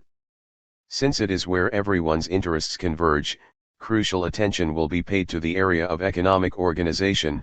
Under capitalism, we have to sell our labor to survive and feed our families. After an anarchist social revolution, the wage system and institution of private and state property will be abolished. In its place, the communist principle of from each according to ability, to each according to need will direct the production and distribution of goods. Voluntary associations of producers and consumers will take common possession of the means of production and allow free use of resources to any voluntary group, provided such use does not deprive others nor entail the use of wage labor. Food and housing cooperatives, cooperative factories, community-run schools, hospitals, recreation facilities, and other important social services are examples of such associations. In turn, these groupings will federate with one another on both a territorial and functional basis to facilitate common goals. Federalism is a form of social organization in which self-determining groups freely agree to coordinate their activities. Federalism is not a type of anarchism, but it is an essential part of anarchism. It is the joining of groups and peoples for political and economic survival and livelihood. The only social system that can possibly meet the diverse needs of society, while still promoting solidarity on the widest scale, is one that allows people to associate freely for common needs and interests. Federalism emphasizes autonomy and decentralization, fosters solidarity, and complements groups' efforts to be as self-sufficient as possible. Groups can then be expected to cooperate so long as they derive mutual benefit. Contrary to the capitalist legal system and its contracts, in an anarchist society, if such benefits are not considered mutual, any group will have the freedom to dissociate. A flexible and self-regulating social organism will be created, always ready to meet new needs by new organizations and adjustments. Anarchists have an enormous job ahead of them. They must be able to work together for the benefit of the idea. The Italian anarchist Enrico Malatesta said it best when he wrote, "Our task is that of pushing the people to demand and to seize all the freedom they can to make themselves responsible for their own needs without waiting for orders from any kind of authority. Our task is that of demonstrating the uselessness and harmfulness of the government, or provoking and encouraging by propaganda and action all kinds of individual and collective initiatives." After the revolution, anarchists will have a special mission of being the vigilant custodians of freedom, against the aspirants to power and possible tyranny of the majority. Malatesta, His Life and Times, edited by Vernon Richards. Therefore, this is the job of the Federation, but it does not end with the success of the revolution. There is much reconstruction work to be done and the revolution must be defended to fulfill these tasks. Anarchists must have their own organizations. They must organize the post-revolutionary society, and this is why anarchists create federations. In a modern independent society, the process of federation must be extended to all humanity. The network of voluntary associations, the commune, will know no borders. It could be the size of the city, state, or nation, or a society much larger than the current nation-state under capitalism. It could be a mass commune encompassing all the world's peoples in several continental anarchist federations, say North America, Africa, or the Caribbean. Truly, this would be a new world. Not a United Nations or one world government, but a united humanity. Overcoming our opposition is formidable. Each of us has been taught to believe in the need for government, in the absolute necessity of experts, in taking orders, obeying authority. Thus, for some of us, the principles of anarchism are all new. Nevertheless, when we believe in ourselves and decide we can make a society based on free, caring individuals, that tendency within us will become the conscious choice of freedom-loving people. Anarchists see their job as strengthening that tendency and show that there is no democracy or freedom under government, whether in the United States, China, or Russia. Anarchists believe in direct democracy by the people as the only kind of freedom and self-rule. Types of anarchists. However, anarchists cannot be expected to agree on everything. Historically, these differences have led to distinct tendencies in anarchist theory and practice. Individualist anarchists hope for a future society in which free individuals do their social duty and share resources according to the dictates of abstract justice. Generally speaking, individualists are philosophers rather than revolutionary activists, more likely to be middle class and academic, or right-wing libertarians, although there were some European radical groups in the 19th century engaged in armed self-defense and attacks on the state. In the modern period, individualists are civil libertarians who want to reform the system to make it work fairly. They were prevalent in the 1960s and are still seen in countercultural anarchist formations and even among right-wing monetarist libertarians, who believe in limiting the role of government to ensure a laissez-faire free market capitalist economy. Mutualists are anarchists associated with the ideas of 19th-century anarchist philosopher, Pierre-Joseph Proudhon, who based his future economy on individuals and small groups possessing, but not owning, the means of production and bound by mutual exchange and mutual credit, instead of money, to ensure each individual the product of her or his own labor. This type of anarchism synthesizes when individualists put their ideas into practice and wish to reform capitalism to make it cooperative. Right-wing libertarians and advocates of a minimized role for the state are often inspired by mutualism. Karl Marx attacked Proudhon as an idealist and utopian philosopher for the anarchist concept of mutual aid. Collectivists are anarchists who follow the ideas of Mikhail Bakunin, the Russian anarchist and best-known advocate of anarchist theory. Bakunin's collectivist form of anarchism replaced Proudhon's insistence on individual sovereignty with the idea of mutual aid by voluntary institutions, class confrontation by anarchist workers' movements, and the right to the enjoyment of the individual product of her or his labor. This type of anarchism involves a direct threat to the class system and the capitalist state and is the view that society can only be reconstructed when the working class seizes control of the economy, destroys the state apparatus and reorganizes production on common ownership and control by associations of working people. This form of anarchism is the ideological basis of anarchist syndicalism, or revolutionary labor unionism. Anarchist syndicalists are anarchists active in labor and working class movements. Anarchist syndicalism is a form of anarchism for class-conscious workers and peasants, for militants and activists in the labor movement, and for libertarian socialists who want equality as well as liberty. As pointed out, this philosophy is based heavily on the ideas of Bakunin, although its organizing techniques stem from the French and Spanish CNT trade union movements, called syndicates, in which anarchists were heavily involved. The Industrial Workers of the World, IWW, in North America, which led the fight for the 8-hour workday, was heavily influenced by anarchist syndicalism. Anarchist syndicalism is based on the view that a revolutionary form of economic warfare called the general strike must topple the capitalist state and that the economy must afterward be based on industrial unions under the control of the working class. An industrial union Congress would handle political matters, while workplace matters would go to a factory committee elected by the workers and under their direct control.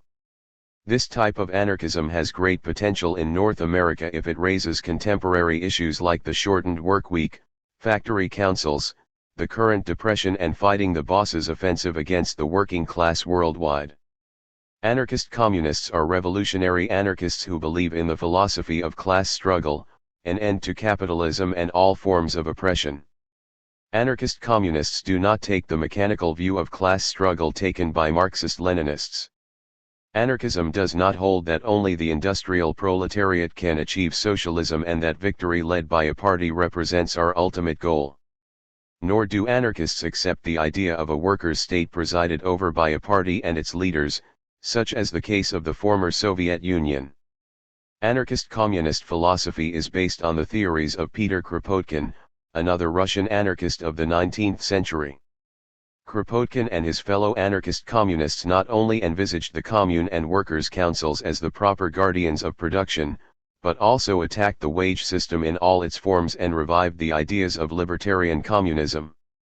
This type of anarchism is also known as libertarian socialism and includes most left libertarians opposed to the state, dictatorship, and party rule, but are not anarchists. Since the 1870s, the principles of anarchist communism have been accepted by most anarchist organizations favoring revolution. Anarchist or libertarian communism must not be confused with communism based on state ownership of the economy, control of both production and distribution, and on party dictatorship. Such authoritarian communism is based on oppression and slavery to the state, while anarchist communists favor a free, voluntary communism of shared resources. Libertarian communists are not Bolsheviks and have no connection with or support for V.I. Lenin, Stalin, Leon Trotsky, or Mao.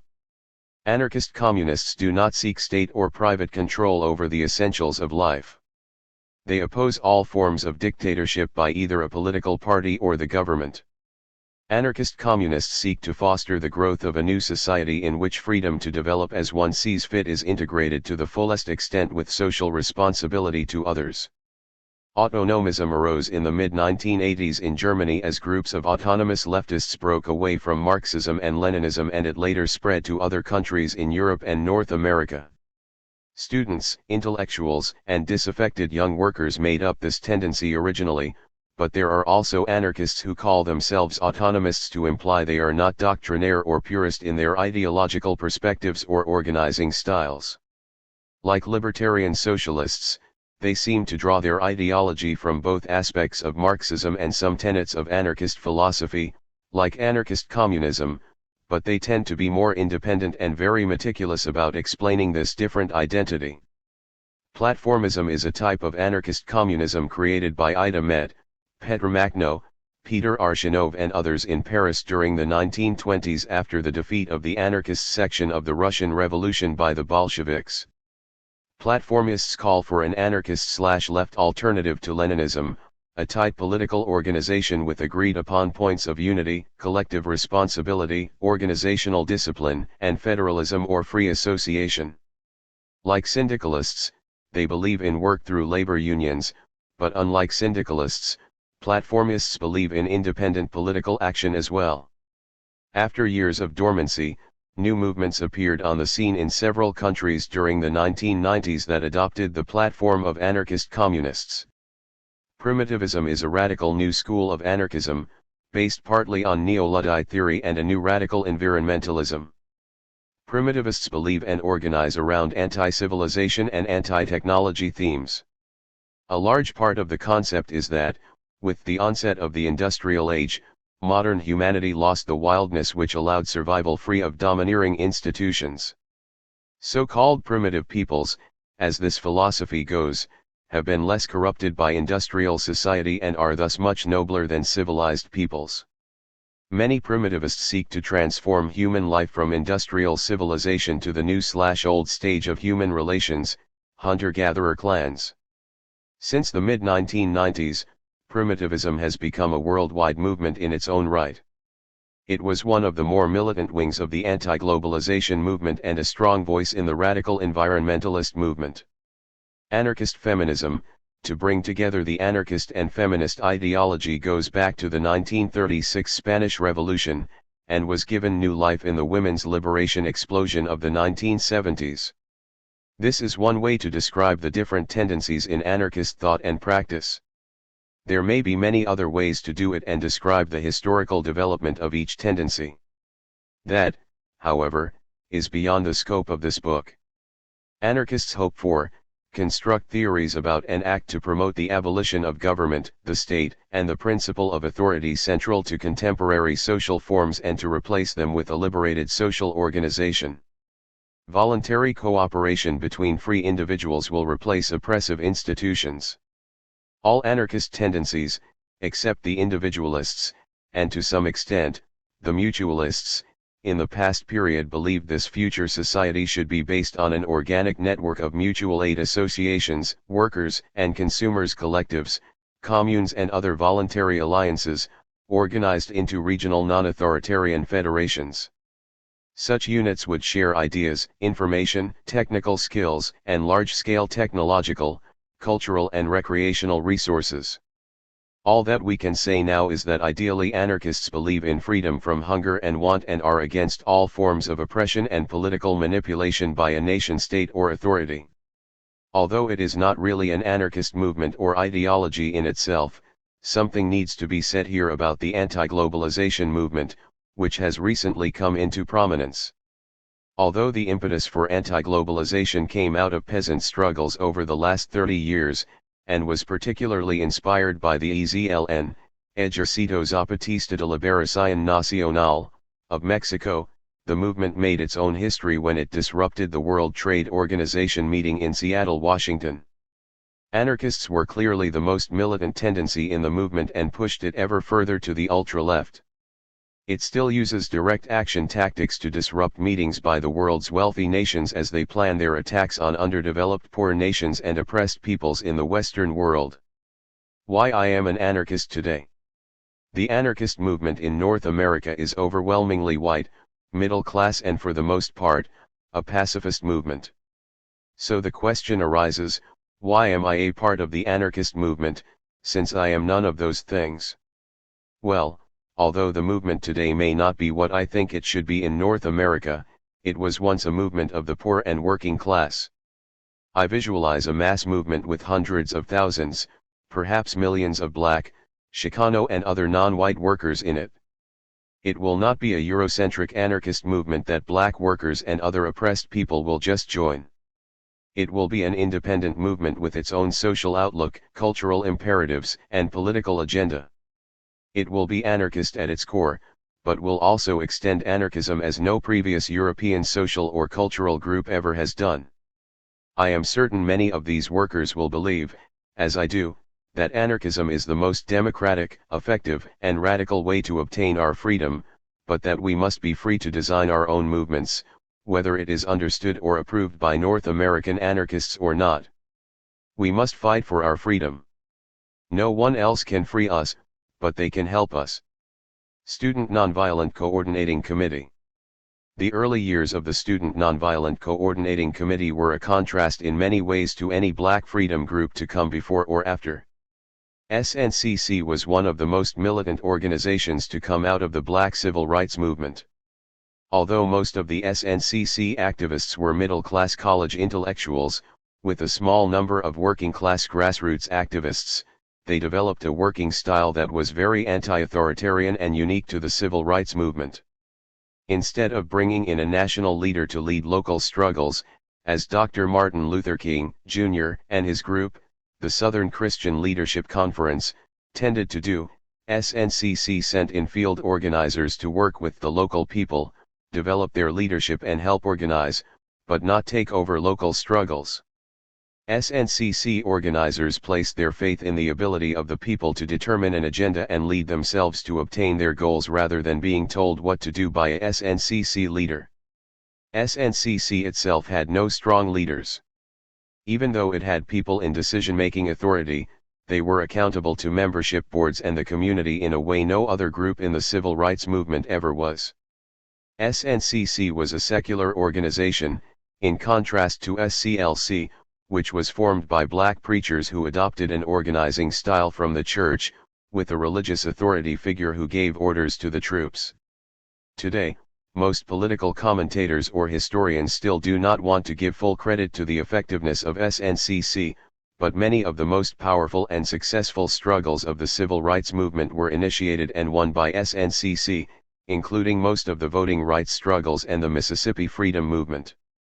I learned a lot about internal democracy by being a part of SNCC, how it could make or break an organization and how it had so much to do with the morale of the members. Everyone was given an opportunity to participate in decision-making and felt part of a great historic mission, which would change our lives forever. We were right. Even though SNCC gave some lifelong lessons to all of us involved, it crumbled to an authoritarian style in later years.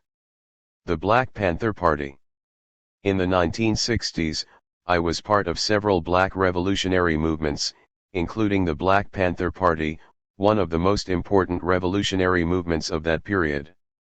It was probably the single most powerful black poor, working-class revolutionary movement to ever arise on the scene, actually a son of Malcolm X. If the civil rights and black power movements had a baby, then this was it, a transformation of those movements, along with a small dose of Chinese Maoism. Though it pushed the entire left wing of that period and directly challenged the fascist government, police brutality, and racism, it was as a black revolutionary organization where it really shook the whole of U.S. society. Its survival programs really touched the black working class, when it began to feed, clothe, house and protect the black community, winning over a large number of supporters to its program. Enough support that the FBI labeled it the greatest threat to the internal security of the USA. It was a threat because it taught black people and millions of others that they could stand up to the system, and work toward a new world. The Black Panther Party, I feel, failed in part because of the authoritarian leadership styles of Huey P. Newton, Bobby Seale, and others on the Central Committee. This is not a recrimination against those individuals, but many errors were made because of that. National leadership was divorced from chapters in cities all over the country and therefore engaged in commandism or leaders dictating work to local branches. The Marxist-Leninist structure of the organization created numerous contradictions as well.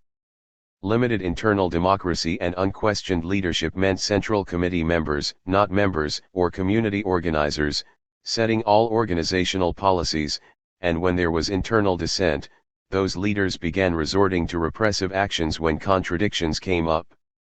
These were very troubling.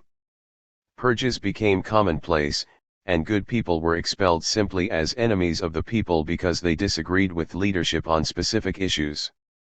Overemphasis on central leadership was ultimately demonstrated by the national organization being liquidated entirely and shipped back to Oakland, California, for its last days. Of course, the BPP was a young organization and was under intense attack by the state. I do not want to imply internal errors were the primary contradictions that destroyed the BPP, armed FBI and police attacks did that. However, had the BPP been more democratically organized, it might have weathered the storm.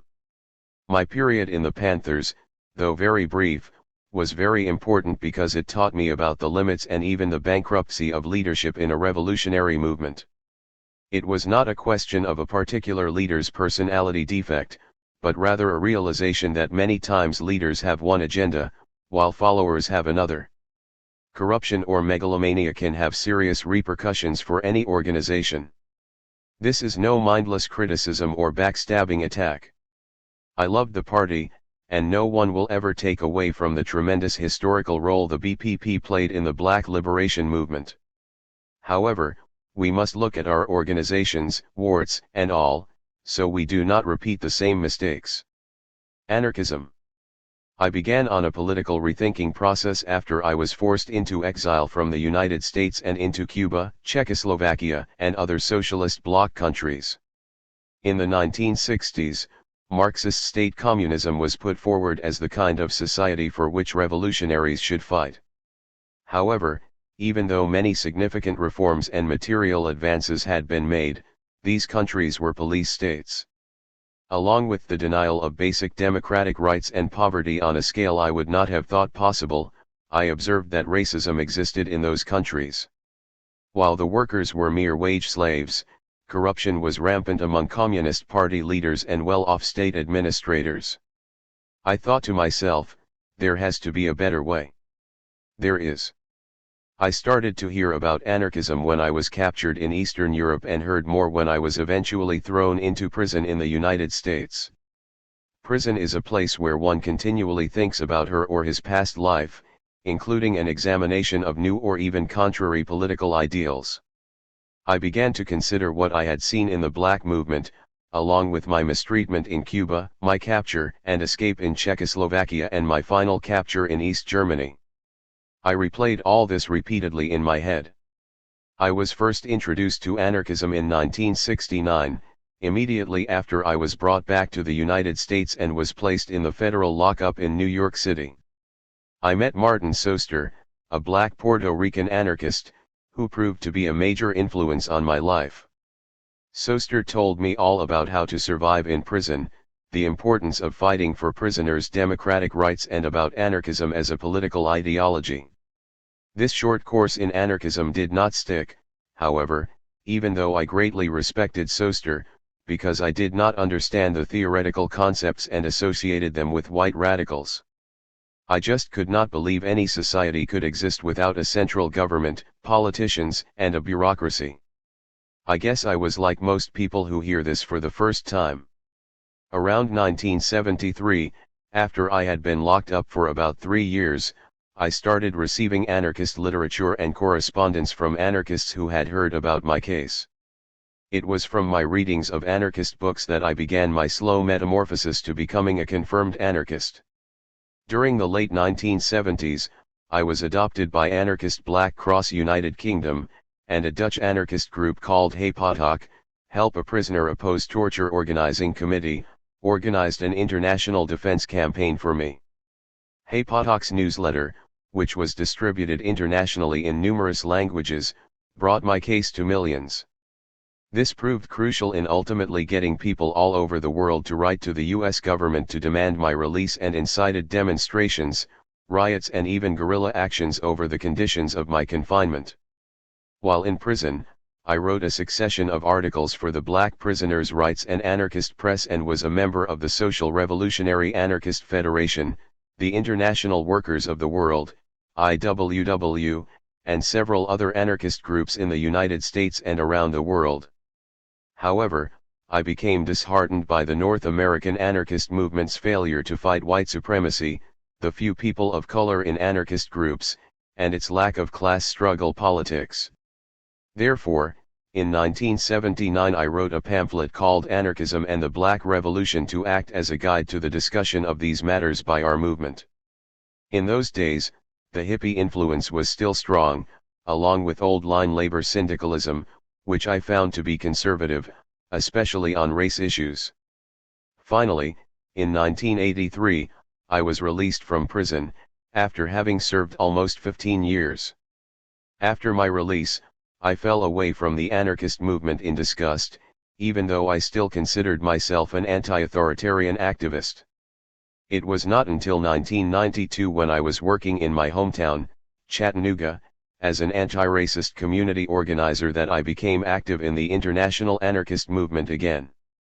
I soon learned that, for all these years, the pamphlet I wrote in 1979 had influenced a considerable number of anti-racist anarchists who wanted a more class struggle-oriented approach than the lifestyle anarchist movement then afforded. What I believe. All anarchists do not believe the same things. There are differences in theory and tactics. Many times those differences can coexist and be respected. I do not know what others believe, I just know what I believe, and I will spell it out simply, but thoroughly. I believe in black liberation, so I am a black revolutionary. I believe that black people are oppressed both as workers and a distinct nationality, and will only be freed by a black revolution, which is an intrinsic part of a social revolution. I believe blacks and other oppressed nationalities must have their own agendas, distinct worldview, and organizations of struggle. This is black autonomy, which will be discussed elsewhere in this book. I believe in the destruction of the world capitalist system, so I am an anti-imperialist. As long as capitalism is alive on the planet, there will be exploitation, oppression, and nation-states.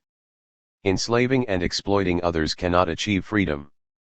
Capitalism is responsible for the major world wars, numerous brush wars, and the starvation of millions of people for the profit motive of the rich countries in the West.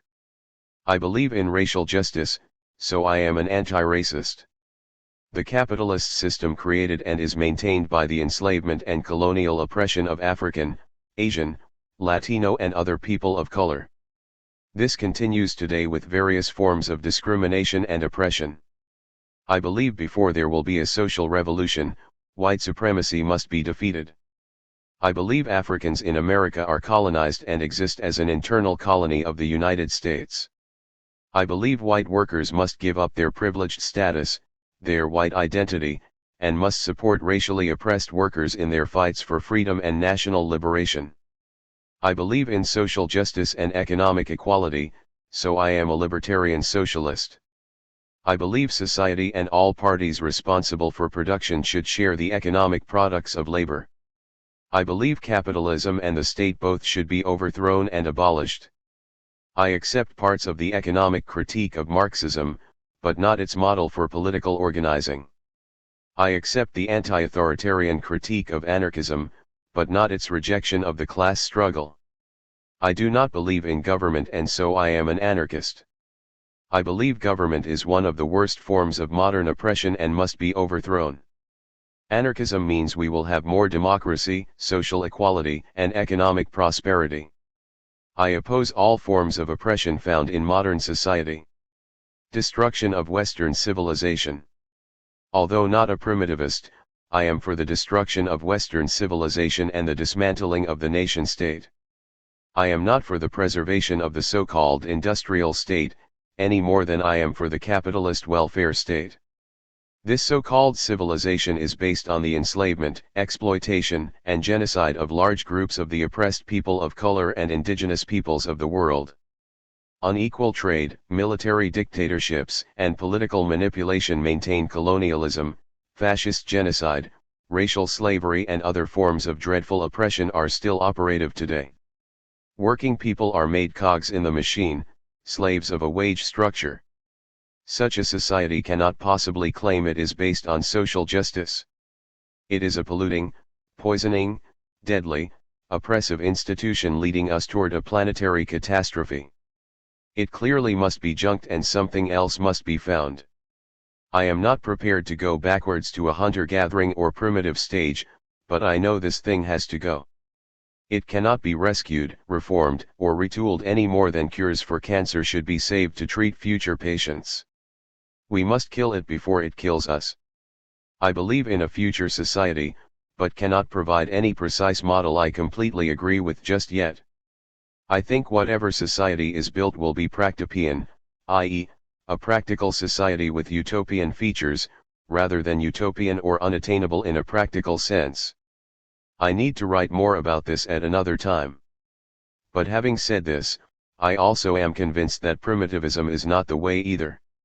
We should not seek to return to a stage when people were forced to fight to stay alive, and had primitive levels of social organization.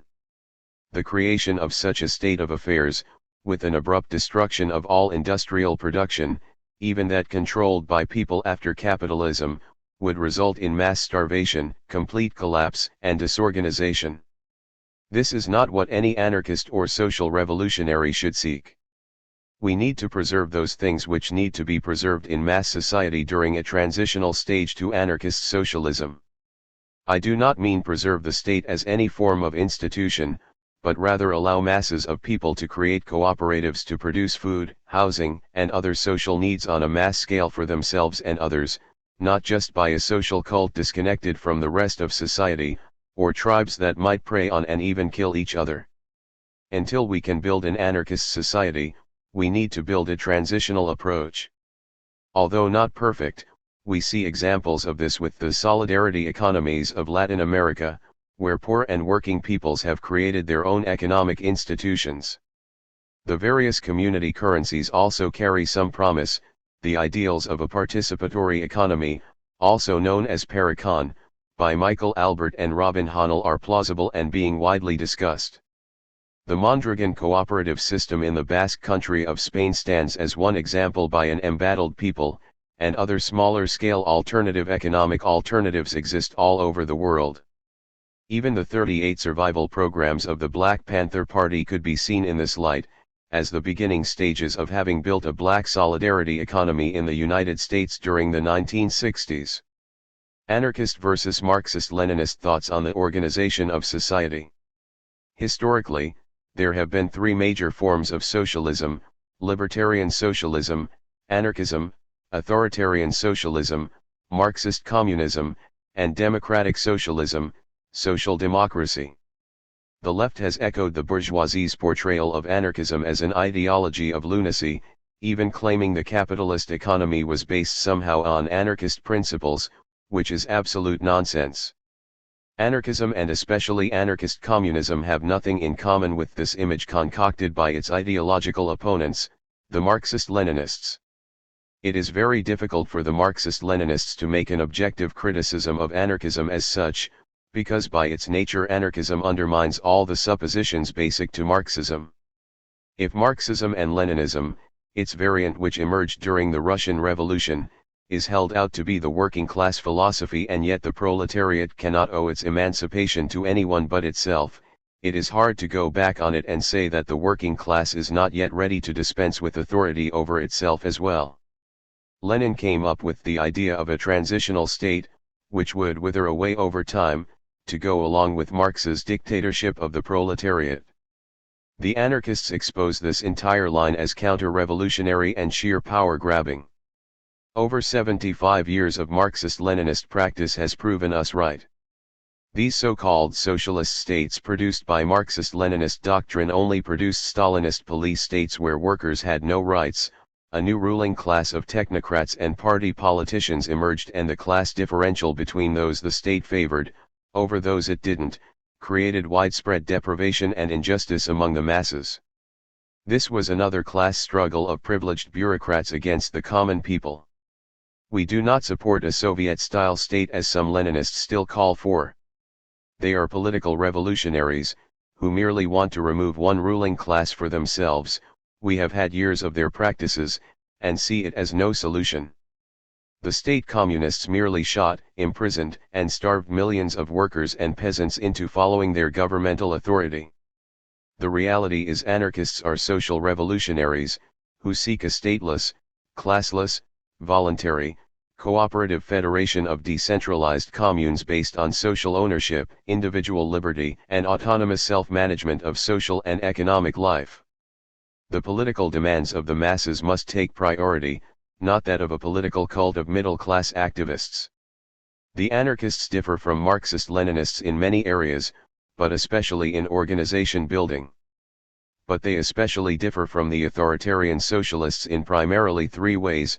They reject the Marxist-Leninist notions of the vanguard party, democratic centralism and dictatorship of the proletariat. The anarchists have alternatives to each of them. The problem is almost the entire left, including some anarchists themselves, is completely unaware of anarchism's tangible structural alternatives of the catalyst group, anarchist consensus, and the mass commune. The anarchist alternative to the vanguard party is the catalyst group, an anti-authoritarian political action group. The Catalyst Group is merely an anarchist communist federation of affinity groups in action. This Catalyst Group or Revolutionary Anarchist Federation would meet on a regular basis, or only when necessary, depending on the wishes of the membership and the urgency of prevailing social conditions. It would be made up of grassroots representatives from the affinity group, with full voting rights, privileges, and responsibilities. It would set both policies and future actions to be performed.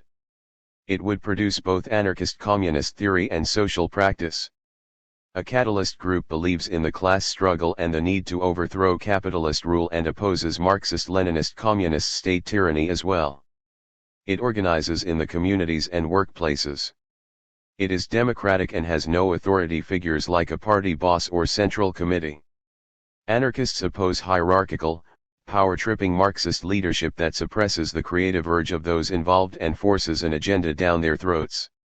Members of such communist political cult-type groups are mere servants and worshippers of the party leadership. Although anarchists reject this type of domineering leadership, they do recognize that some people are more experienced, articulate ideals better and have superior administrative skills, so they become facilitators who will play leadership action roles. Such facilitators are merely a temporary force and can be removed by a vote of the people or organization members at any time.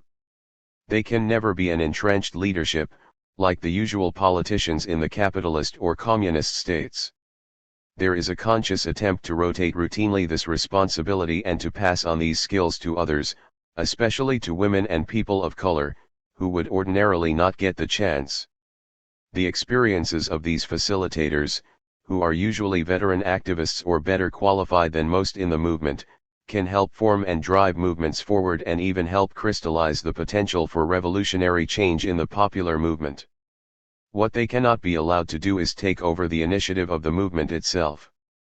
The members of these groups reject hierarchical positions, anyone having more official authority than others. Unlike the Marxist-Leninist vanguard parties, the anarchist groups will not be allowed to perpetuate their leadership through a dictatorship after the revolution. Instead, the catalyst group will be dissolved and its members, when they are ready, will be absorbed into the new society's collective decision-making process. Anarchists are not leaders or dictators, but merely advisors and organizers for a mass movement and freedom of the people to govern themselves. We know after watching years of Marxist-Leninist excesses that we don't want or need a group of authoritarians leading the working class as if they are a sheep going to slaughter and then establishing themselves as a centralized decision-making command. Instead of withering away, Marxist-Leninist nation-states have perpetuated vicious authoritarian institutions, the secret police, gulags, labor bosses, and the Communist Party, to maintain their power. The apparent effectiveness of such organizations, "we're just as efficient as the capitalists," masks the way that such revolutionaries who pattern themselves after capitalist institutions become absorbed by bourgeois values and completely isolated from the real needs and desires of ordinary people. The reluctance of Marxist-Leninists to accept anarchist ideals of revolutionary social change is above all seen in Lenin's conception of the party. It is a prescription to seize power and put it in the hands of the Communist Party. The party Leninists create today, they believe, should become the only party of the proletariat in which the class could organize and seize power. In practice, however, this meant personal and party dictatorship, which the Marxist-Leninists felt gave them the right and duty to wipe out all other parties and political ideologies. Both Lenin and Stalin killed millions of workers and peasants, their left-wing ideological opponents, and even many members of the Bolshevik Party itself. This bloody and treacherous history is why there is so much rivalry and hostility among Marxist-Leninist, Maoist and Trotskyist parties today, and it is why the workers' states, whether in Cuba, China, Vietnam, or Korea, are such oppressive bureaucracies over their people. It is also why the petty bourgeoisie and ordinary citizens overthrew most of the East European Stalinist governments in the 1980s. Maybe we are witnessing the eclipse of state communism entirely, since it has nothing new to say and will never get those government seats of power back again. While anarchist groups reach decisions through anarchist consensus, the Marxist-Leninists organize through so-called democratic centralism. Democratic centralism poses as a form of inter-party democracy, but is really just a hierarchy by which each member of a party, ultimately of a society, is subordinate to a higher member until one reaches the all-powerful party central committee and its chairman. This is a very undemocratic procedure, which puts the leadership above criticism even if it is not above reproach. It is a bankrupt, corrupt method of internal operations for a political organization and sets the stage for murderous repression by a government. You have no voice in such a party and must be afraid to say any unflattering comments to or about the leaders. If you challenge any of their decisions, you will be severely punished, perhaps even expelled. Even worse, in previous times, when such political parties assumed state power as Stalinist regimes, they would have you purged, and then imprisoned for life as an enemy of the state or even shot by the secret police. This is not the kind of society for which we are fighting. In anarchist groups, members, none of whom has authority over the other, talk out proposals, dissenting minorities are respected and each individual's participation is voluntary. Everyone has the right to agree or disagree over policy and actions, and everyone's ideas are given equal weight and consideration. No decision can be made until each individual member or affiliated group that will be affected by that decision has had a chance to express opinions on the issue. Individual members and affiliated groups shall retain the option to refuse support to specific federation activities, but may not actively obstruct such activities once they are approved. In true democratic fashion, decisions for the federation as a whole must be made by many of its members, with the consent of its minority. Sometimes, there is no real need for formal meetings to make major decisions. What is needed is coordination of the day-to-day actions of the group. Of course, there are times when a major decision has to be made, and sometimes very quickly, and the facilitator and the organization staff must take swift action without full consultation with the entire membership. This will be rare, but sometimes it is unavoidable. The consensus, in that case, would then have to be among a much smaller circle than the general membership of hundreds or thousands. However, ordinarily all that is needed is an exchange of information and trust among parties, and a decision reaffirming the original decision will be reached if an emergency decision had to be made. Of course, during the discussion, there will be an endeavor to clarify any major differences and explore alternative courses of action.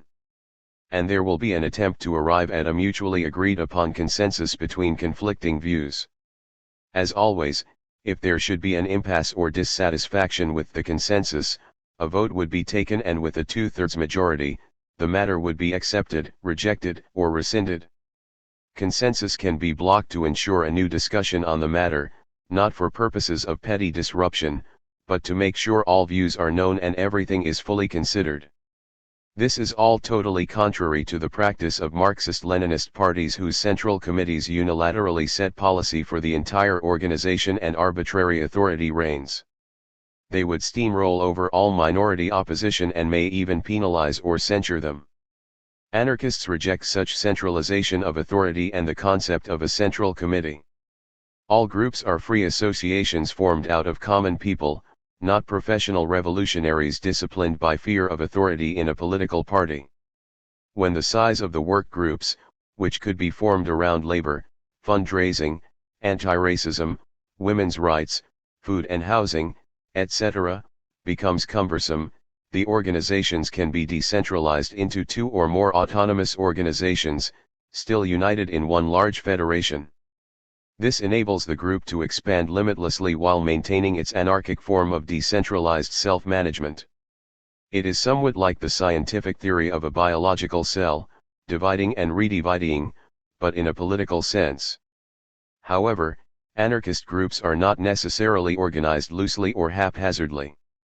Anarchism is flexible, and so its structure can be practically non-existent or very tight, depending on the type of organization demanded by the social conditions being faced. For instance, during military operations or heightened political repression, organization would tighten but be more flexible at other times. Treacherous history of Stalinism. Anarchist communists favor the mass commune and reject the Marxist-Leninist concept of the dictatorship of the proletariat and a so-called workers' state. Unlike members of Leninist parties, whose daily lives are generally similar to present bourgeois lifestyles, anarchist organizational structures and lifestyles, through communal living arrangements, urban tribes, affinity groups, squatting, etc., attempt to reflect the liberated society of the future.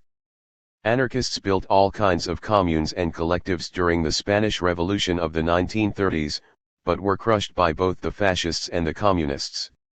Since the Marxist-Leninists do not build cooperative structures, the nucleus of the new society, they can only see the world in bourgeois political terms of a nation-state. They just want to seize state power and institute their own dictatorship over the people and the workers, instead of crushing all forms of bureaucratic power and replacing it with a free, cooperative society. Of course, the party, they insist, represents the proletariat, and there is no need to organize outside the party. Yet, even in the former Soviet Union, the Stalinist Communist Party membership only represented 5% of the population. This is elitism of the worst sort, and even makes the capitalist parties look democratic by comparison. What the Communist Party was intended to represent in terms of workers' power is never made clear, but in true 1984 doublethink fashion, the results are years of political repression and state slavery, instead of an era of glorious communist rule. They must be held politically accountable for these crimes against the people and revolutionary political theory and practice. They have slandered the names of socialism and communism. We anarchists reject the dictatorship of the proletariat because it is unbridled oppression, and the Marxist-Leninists and Stalinists must be made to answer for it. In addition, millions of peasants and workers were murdered by Stalin in the name of fighting an internal class war, and millions more were murdered in China, Poland, Afghanistan, Cambodia, and other countries by communist movements which followed Stalin's prescription for revolutionary terror. We reject state communism as the worst aberration and tyranny. We can do better than this with the mass commune, a people's commonwealth. The anarchist mass commune, sometimes also called a workers' community council, although there are some differences, is a national, continental, or transnational federation of economic and political cooperatives and regional communal formations. Anarchists look to a world and a society in which real decision-making involves everyone who lives in it, a mass commune, not a few discipline freaks pulling the strings in a so-called proletarian dictatorship. Any dictatorship is bad, it has no redeeming social features, yet it is what the Leninists tell us will protect us from counter-revolution. While Marxist-Leninists claim that their dictatorship is necessary to crush any bourgeois counter-revolutions led by the capitalist class or right-wing reactionaries, anarchists believe this argument is itself part of the Stalinist school of falsification. A centralized apparatus, such as a state, is a much easier target for opponents of the revolution than is an array of decentralized communes. These communes would remain armed and prepared to defend the revolution against anyone who militarily moves against it. The key is to mobilize the people into defense guards, militias, and other military preparedness units. The Leninists' position of the necessity for a dictatorship to protect the revolution was certainly not proven in the civil war that followed the Russian Revolution. In fact, without support of the Ukrainian anarchists and other left-wing forces, along with the Russian people, the Bolshevik government would have been defeated. True to any communist dictatorship, it then turned around and wiped out the Russian and Ukrainian anarchist movements, along with the left-wing opponents like the Mensheviks and social revolutionaries. They were imprisoned or shot by the secret police. Even ideological opponents in the Bolshevik party were imprisoned and put to death. Lenin and Trotsky especially killed millions of Russian citizens right after the Civil War when they were consolidating state power, preceding Stalin's even bloodier rule. The lesson is that we should not be tricked into surrendering grassroots people's power to dictators who pose as our friends or leaders. We do not need the Marxist-Leninist solutions, they are dangerous and deluding. There is another way, but too much of the left continues to espouse the old dogma. To many ordinary people, the choice has always appeared to be capitalism/fascism or the Marxist/Leninist/Maoist communist parties, however dogmatic and dictatorial. This is primarily the result of misunderstanding and propaganda. Anarchist ideology provides feasible organizational structures and a valid alternative revolutionary theory, which, if utilized, could be the basis for organizations just as solid as the Marxist-Leninists, or even more so. Only these organizations will be egalitarian and truly benefit the people rather than the communist leaders and a new class of new intelligentsia. However, instead of meeting such criticisms head-on, Marxist-Leninists have not concentrated their attacks on the doctrine of anarchism, but instead on particular anarchist figures, especially Bakunin, an ideological opponent of Marx in the First International Socialist movement in the last century. Yet, anarchism is not confined to the ideas of a single theoretician, and it allows individual creativity to develop in collective groupings, instead of the characteristic dogmatism of the Marxist-Leninists. Therefore, not being cultist, it encourages innovation and experimentation, prompting its adherents to respond realistically to contemporary conditions. It is the concept of making ideology fit the demands of life, rather than trying to make life fit the demands of ideology. Therefore, in laying out the final distinction between Marxism-Leninism and anarchism, we can say that Marxist-Leninists believe in a political revolution to empower revolutionary politicians, while anarchists believe in social revolution to empower the masses of people. Anarchists build organizations to build a new world, not to perpetuate domination over the masses of people. We will build an organized, coordinated international movement aimed at transforming the globe into a mass commune. Such a movement would be a great forward leap in human evolution and a gigantic revolutionary stride. It would change the world as we know it and end the special problems long plaguing humankind. It would be a new era of freedom and fulfillment. Now, let's get on with it.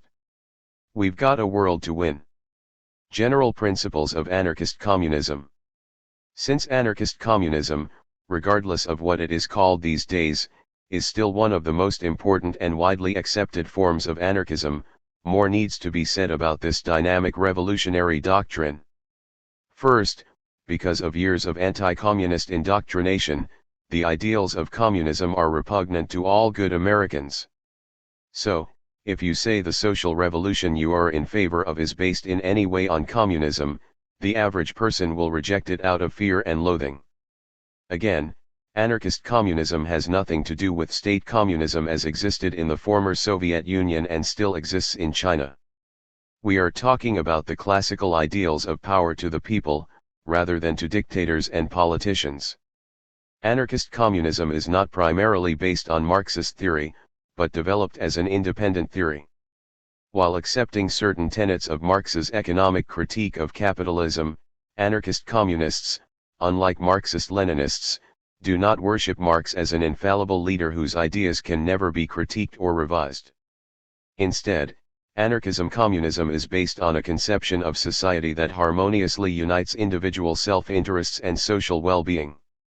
Although anarchist communists agree with Marx and many Marxist-Leninists that capitalism must be abolished because of its crisis-ridden nature, here we reject the false term anarchy of production, and its exploitation of the working class.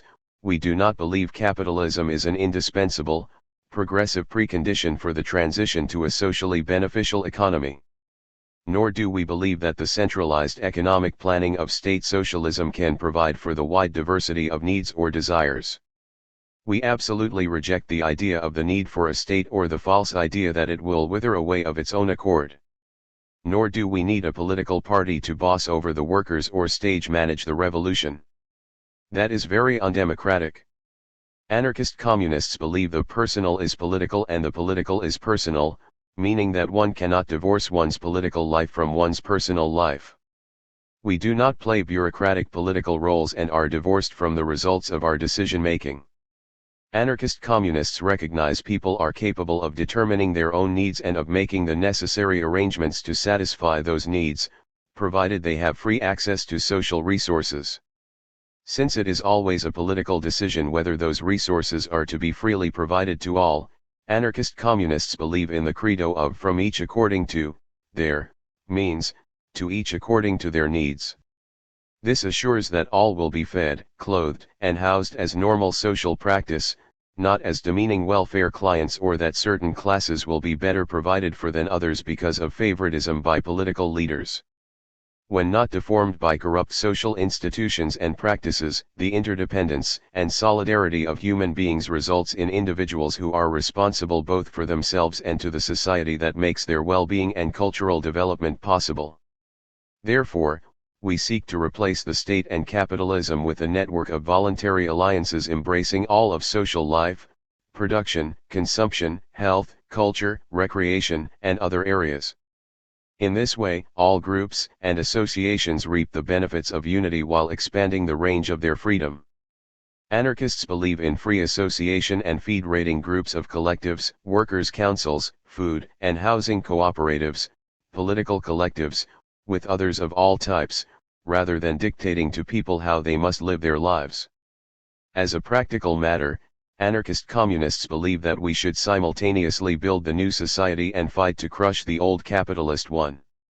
We wish to create non-authoritarian mutual aid organizations, for food, clothing, housing, funding for community projects and others, neighborhood assemblies and cooperatives not affiliated with either government or business corporations and not run for profit, but for social need.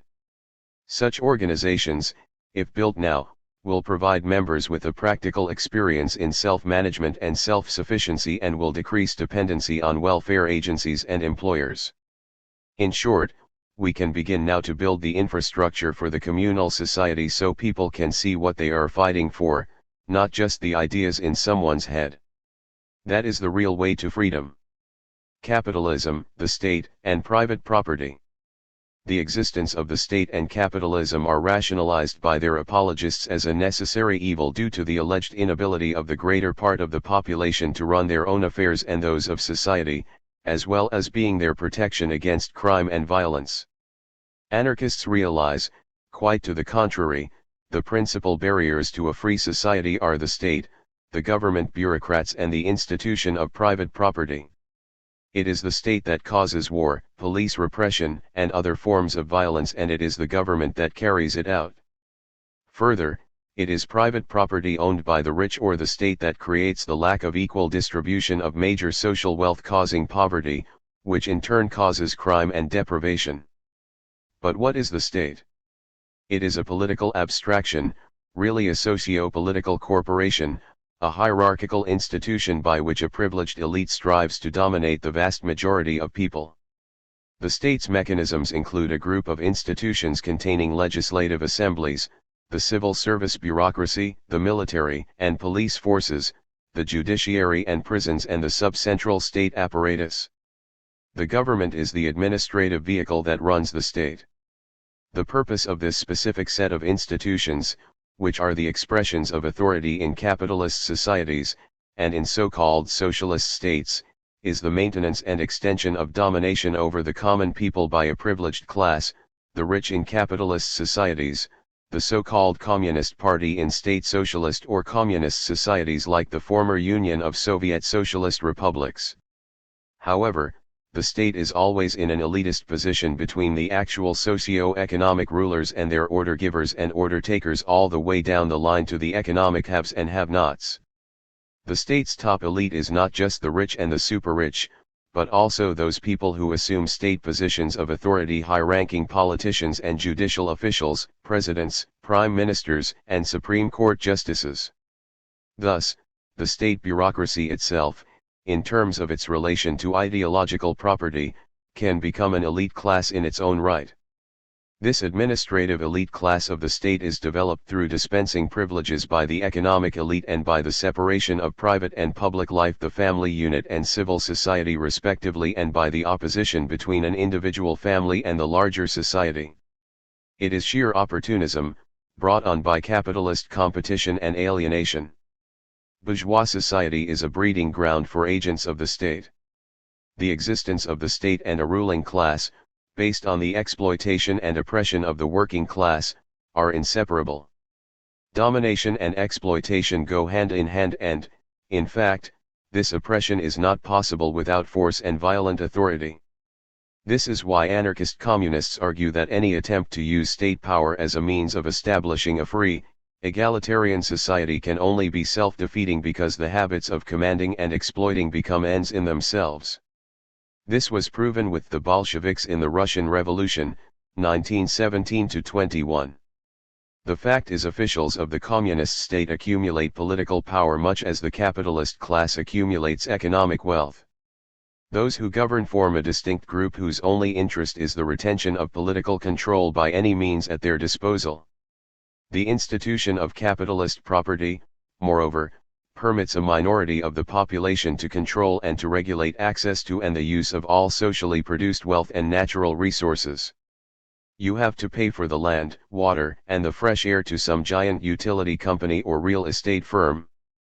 This controlling group may be a separate economic class or the state itself, but in either case, the institution of property leads to a set of social and economic relations, capitalism, in which a small sector of society reaps enormous benefits and privileges at the expense of the laboring minority. The capitalist economy is not based on fulfilling the needs of everyone, but on amassing profit for a few. Both capitalism and the state must be attacked and overthrown, not one or the other, or one then the other, because the fall of either will not ensure the fall of both. Down with capitalism and the state. No doubt, some working class people will mistake what I am speaking of as a threat to their accumulated property. No, except for the excessively rich, anarchists recognize the distinction between personal possessions and major capitalistic property. Capitalistic property is that which has as its basic characteristic and purpose the command of other people's labor power because of its exchange value. The institution of property conditions the development of a set of social and economic relations, which has established capitalism, and this situation allows a small minority within society to reap enormous benefits and privileges at the expense of the laboring minority. This is the classic scenario of capital exploiting labor that most socialists accept. Where there is a high social division of labor and complex industrial organization, money is necessary to perform transactions. It is not simply that this money is legal tender used in place of the direct bartering of goods. That is not what we are limited to here. Capital is money, but money as a process, which reproduces and increases its value. Capital arises only when the owner of the means of production finds workers on the market as sellers of their own labor power. Capitalism developed as the form of private property that shifted from the rural agricultural style to the urban, factory style of labor. Capitalism centralizes the instruments of production and brings individuals closely alongside others in a disciplined workforce. Capitalism is industrialized commodity production, which makes goods for profit, not for social needs. This is a special distinction of capital and capital alone. We may understand capitalism and the basis of our observations as capital endowed with will and consciousness. That is, as those people who acquire capital and function as an elite, moneyed class with enough national and political power to rule society. Further, that accumulated capital is money, and with money the elite claims to control the means of production, defined as the mills, mines, factories, land, water, energy, and other natural resources. The rich know this is their property. They do not need ideological pretensions and are under no illusions about public property. An economy, such as the one we have briefly sketched, is not based on fulfilling the needs of everyone in society, but instead is based on the accumulation of profits for the few, who live in palatial luxury as a leisure class, while the workers live in either poverty or one or two paychecks removed. You see, therefore, that doing away with government also signifies the abolition of monopoly and personal ownership of the means of production and distribution. Anarchism, violence, and authority. A big lie about anarchists is they are mindless bomb throwers, cutthroats and assassins. People spread these lies for their own reasons. Governments, because they fear being overthrown by social revolution; Marxist-Leninists, because it is a competing ideology with a different concept of social organization and revolutionary struggle; and the Church, because anarchism does not believe in deities and its rationalism might sway workers away from superstition. It is true that these lies and propaganda are able to sway many people primarily because they never hear the other side. Anarchists receive bad press and suffer a scapegoat of every politician, right or left wing.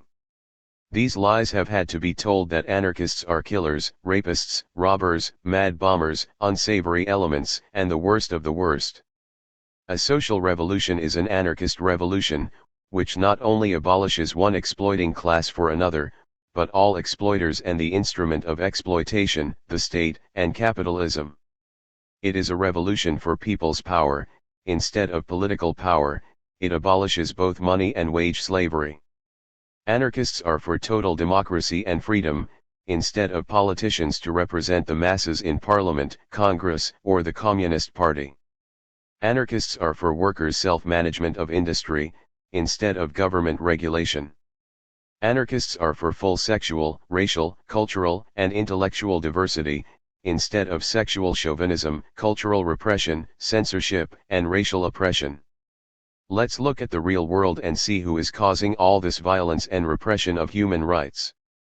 Wholesale murder by standing armies in World Wars I and II, the pillage and rape of former colonial countries, military invasions, or so-called police operations in Korea and Vietnam, all of these have been done by governments. It is government and state/class rule which is the source of all violence. This includes all governments. The so-called communist world is not communist and the free world is not free.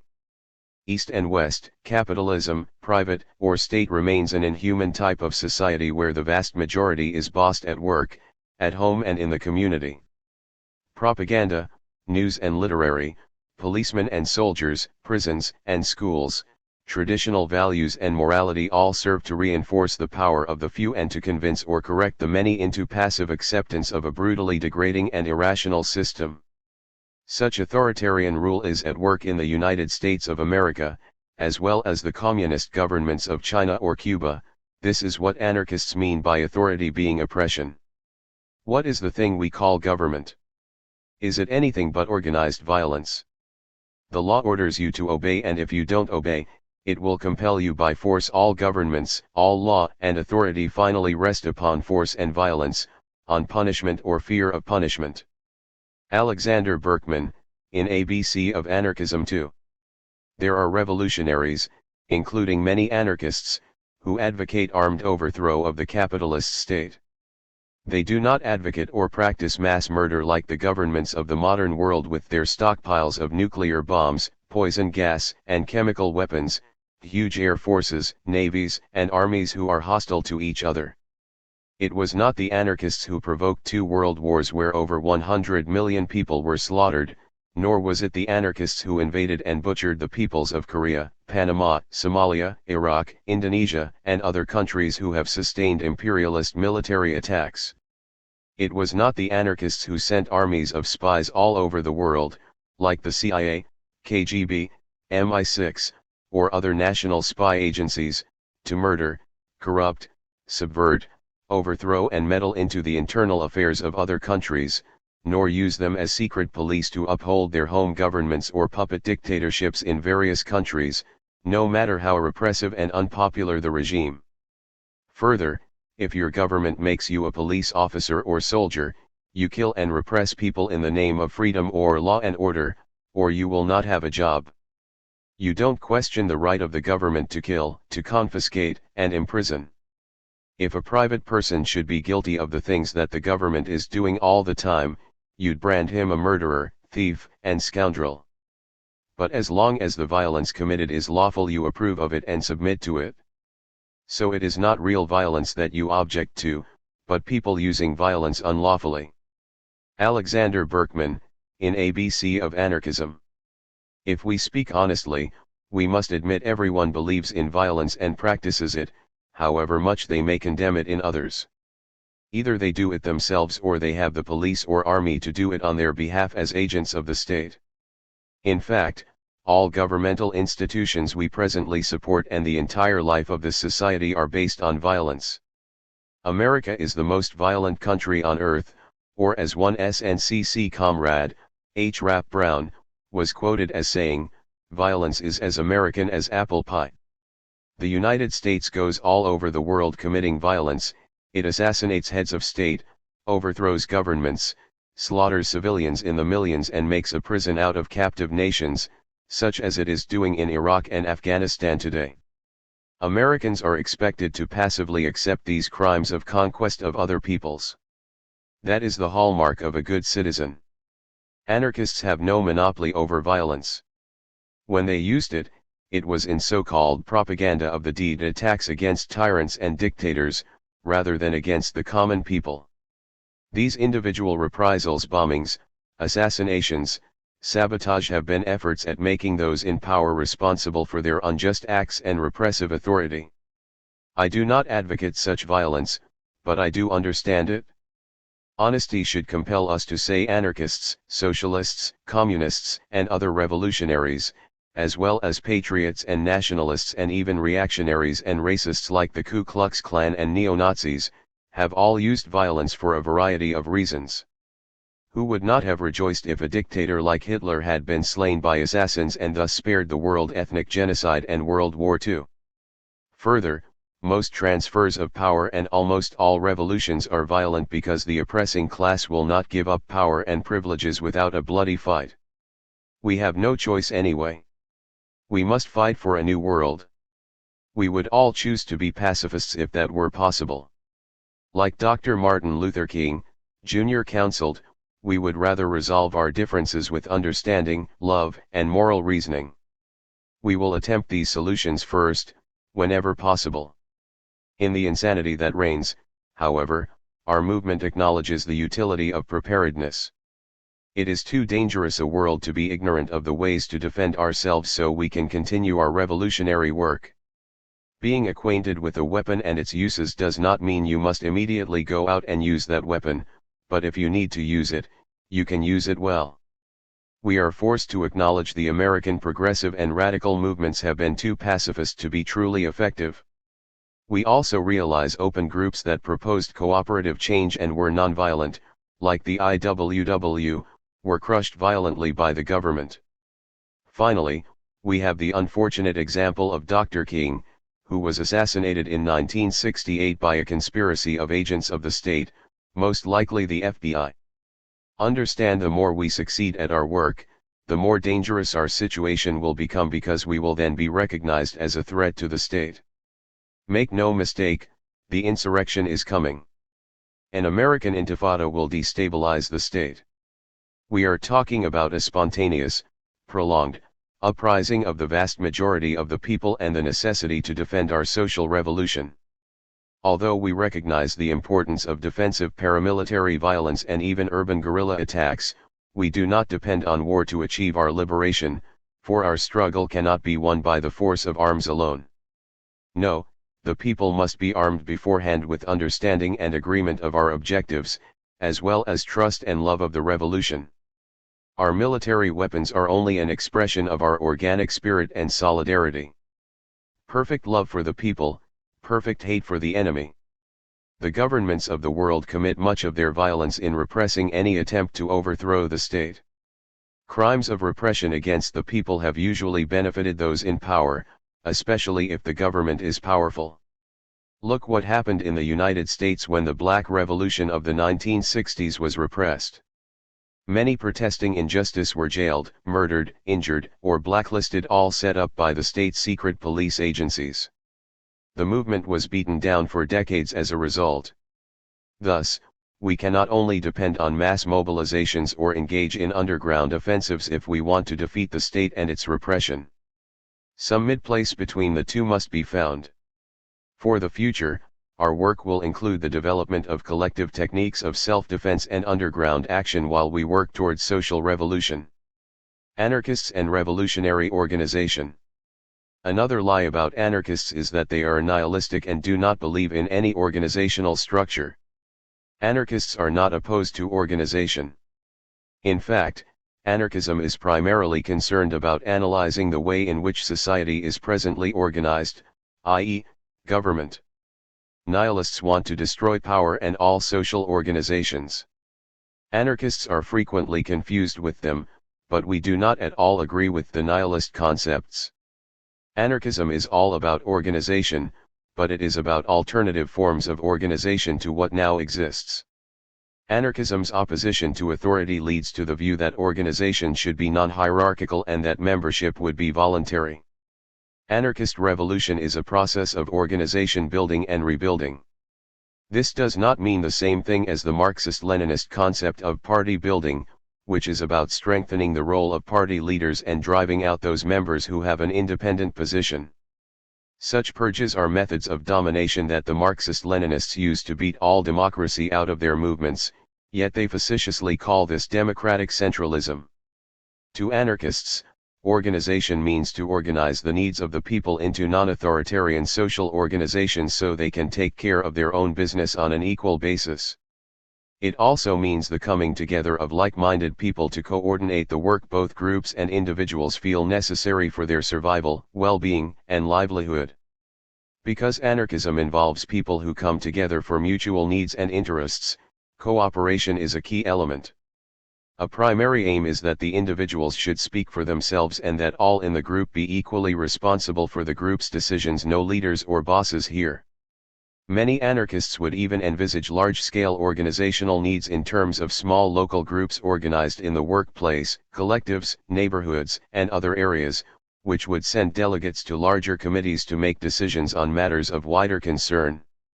The job of delegates would not be full-time, it would be rotated. Although their out-of-pocket expenses would be paid, each delegate would be unpaid, recallable, and would only voice the group's decisions. The various schools of anarchism differ in emphasis concerning organization. For example, Anarcho-syndicalists stress the revolutionary labor union and other workplace formations as the basic unit of organization, while the anarchist communists recognize the commune as the highest form of social organization. Others may recognize other formations as most important, but they all recognize and support free, independent organizations of the people as the way forward. The nucleus of most anarchist communist organizations is the affinity group. The affinity group is a revolutionary circle or cell of friends and comrades who are in tune with one another both in ideology and as individuals. The affinity group exists to coordinate the needs of the group, as expressed by individuals and by the cell as a body. The group becomes an extended family, the well-being of all becomes the responsibility of all. Many times this precedes any larger formal organizations. Autonomous, communal, and directly democratic, the affinity group combines revolutionary theory with revolutionary lifestyle in its everyday behavior. It creates a free space in which revolutionaries can remake themselves individually and also as social beings. Murray Bookchin, in Post-Scarcity Anarchism 3. We could also refer to these affinity formations as groups for living revolution because they live the revolution now, even though only in seed form. Because the groups are small from 3 to 15 they can start from a stronger basis of solidarity than mere political strategy alone. The groups would be the number one means of political activity of each member. There are 4 areas in which affinity groups work. 1. Mutual aid. This means giving support and solidarity between members, as well as collective work and responsibility. 2. Education. Besides educating the society at large to anarchist ideals, this includes study by members to advance the ideology of the groups and to increase their political, economic, scientific, and technical knowledge. 3. Action. This means the actual organizing and political work of the group outside the collective, where all members are expected to contribute. 4. Unity. The group is a form of family, a gathering of friends and comrades, people who care for the well-being of one another, love and support each other, strive to live in the spirit of cooperation and freedom, void of distrust, jealousy, hate, competition and other forms of negative social ideas and behavior. In short, affinity groups allow a collective to live a revolutionary lifestyle. A big advantage of affinity groups is that they are highly resistant to police infiltration because the group members are so intimate. It is very difficult to infiltrate agents into the group. Even if a group is penetrated, there is no central office to give an agent information about the movement as a whole. Each cell has its own politics, agenda, and objectives. Therefore, an agent would have to infiltrate hundreds, maybe thousands, of similar groups. Further, since the members all know each other, he could not lead disruptions without risk of immediate exposure, which would blunt an operation like the COINTELPRO used by the FBI against the black and progressive movements during the 1960s. Furthermore, because there are no leaders in the movement, there is no one to target and destroy the group. Because they can grow as biological cells grow, by division, affinity groups can proliferate rapidly. There could be hundreds in one large city or region. They prepare for the emergence of a mass movement. They will organize large numbers of people to coordinate activities as their needs become apparent and as social conditions dictate. Affinity groups function as a catalyst within the mass movement, pushing it to higher and higher levels of resistance to the authorities. They are ready-made for underground work in the event of open political repression or mass insurrection. This leads us to the next level of anarchist organizations, the area and regional federation. Federations are the networks of affinity groups who come together out of common needs, which include mutual aid, education, action, and any other work deemed necessary for society's transformation from the authoritarian state to anarchism communism. The following is an example of how anarchist communist federations could be structured. First, there is the area organization, which could cover a large city or county. All like-minded affinity groups in the area would associate themselves in a local federation. Agreements on ideology, mutual aid, and action to be undertaken would be made at meetings in which all can come and have equal voice. When the local area organization reaches a size where it is deemed too big, The area federation would initiate a coordinating consensus council. The purpose of the council is to coordinate the needs and actions defined by all the groups, including the possibility of splitting and creating another federation. Each local area's affinity group would be invited to send representatives to the council with all the viewpoints of their group, and as delegates they could vote and join in making policy for the group at the council. The next federation would be on a regional basis, say the entire South or Midwest. This organization would take care of the whole region with the same principles of consensus and representation.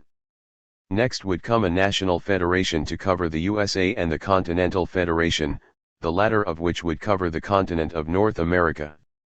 Last would be the global organizations, which would be the networking of all federations worldwide.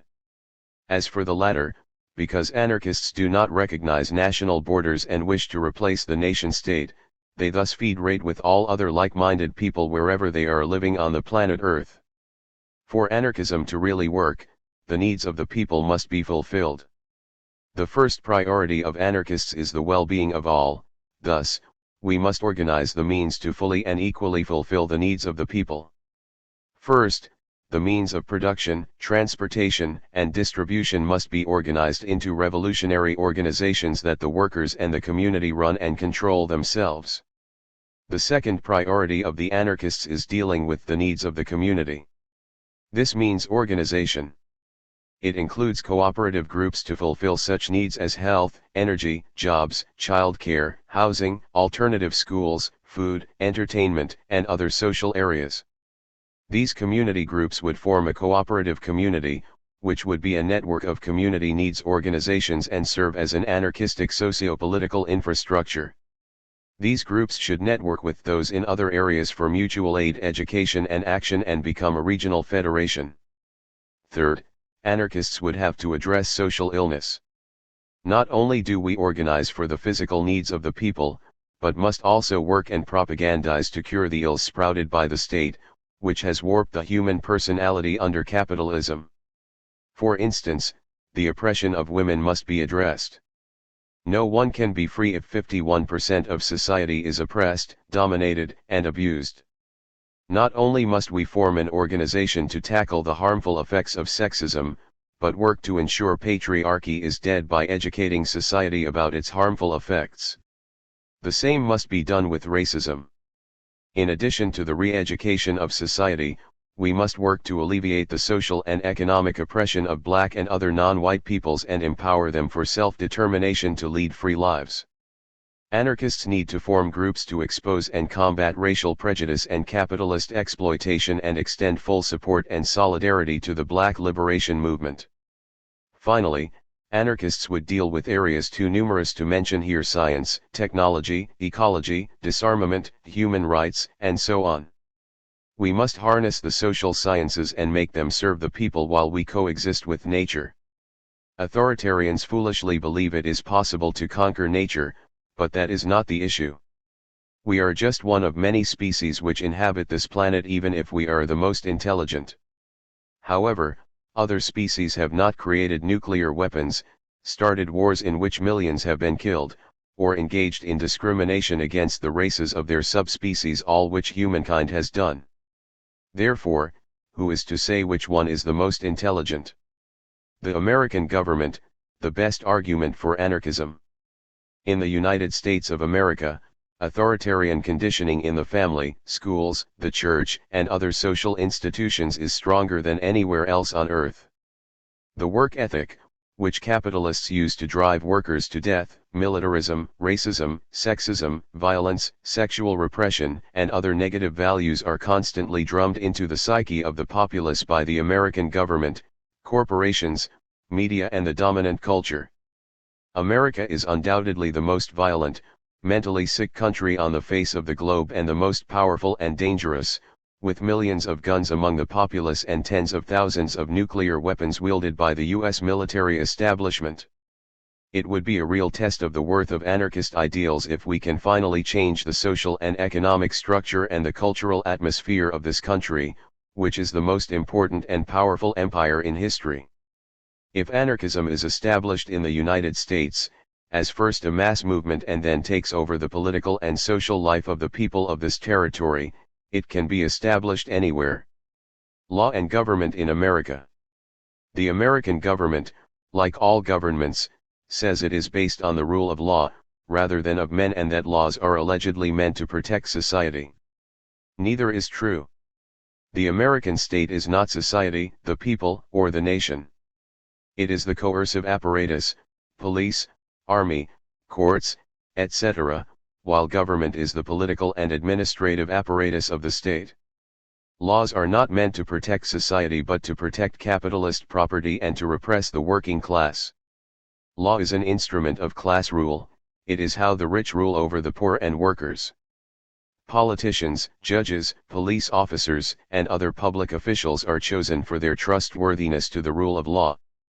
They are not neutral arbiters but direct agents of the state and only do its bidding, even if they have any personal qualms about whether it's right or wrong. That is why the argument about the good cop is a joke.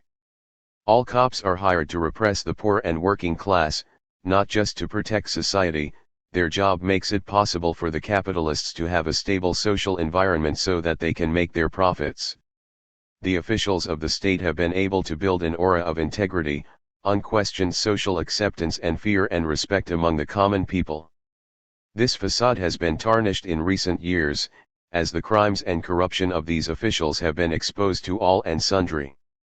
In just the last 40+ years, there have been major exposés like Watergate, COINTELPRO, government drug running, bribery, rape, robbery, fraud, drug dealing, conspiracy, illegal wiretapping, spying, burglary, even contract murder and cases of political corruption. Along with crimes by local police, these cases have badly shaken the system like nothing before that have been exposed in the last few years. Capitalism is inherently corrupt, it is a system based on exploitation and theft. The truth is that any government, British, Russian, Chinese, Cuban, French or American, is based on crime, corruption, and organized violence. Since America says it is the leader of the free world and the world's policeman, then we can surmise it is more corrupt than most. The institution of the state itself is the ultimate crime. Government is a gigantic con game and it goes something like this: the capitalists are the pimps, the politicians are the whores, the cops are the enforcers and the workers are the tricks. We're the ones being ripped off daily and it's time we sat down with government and all nation-state oppression. The anarchist case against representative government. The United States claims to be a democratic government and proudly boasts that since its people can vote for politicians that are put forward by the establishment, they are free. The obvious criticism against this so-called free representative government is that rather than direct democracy, someone must rule in the citizens' name.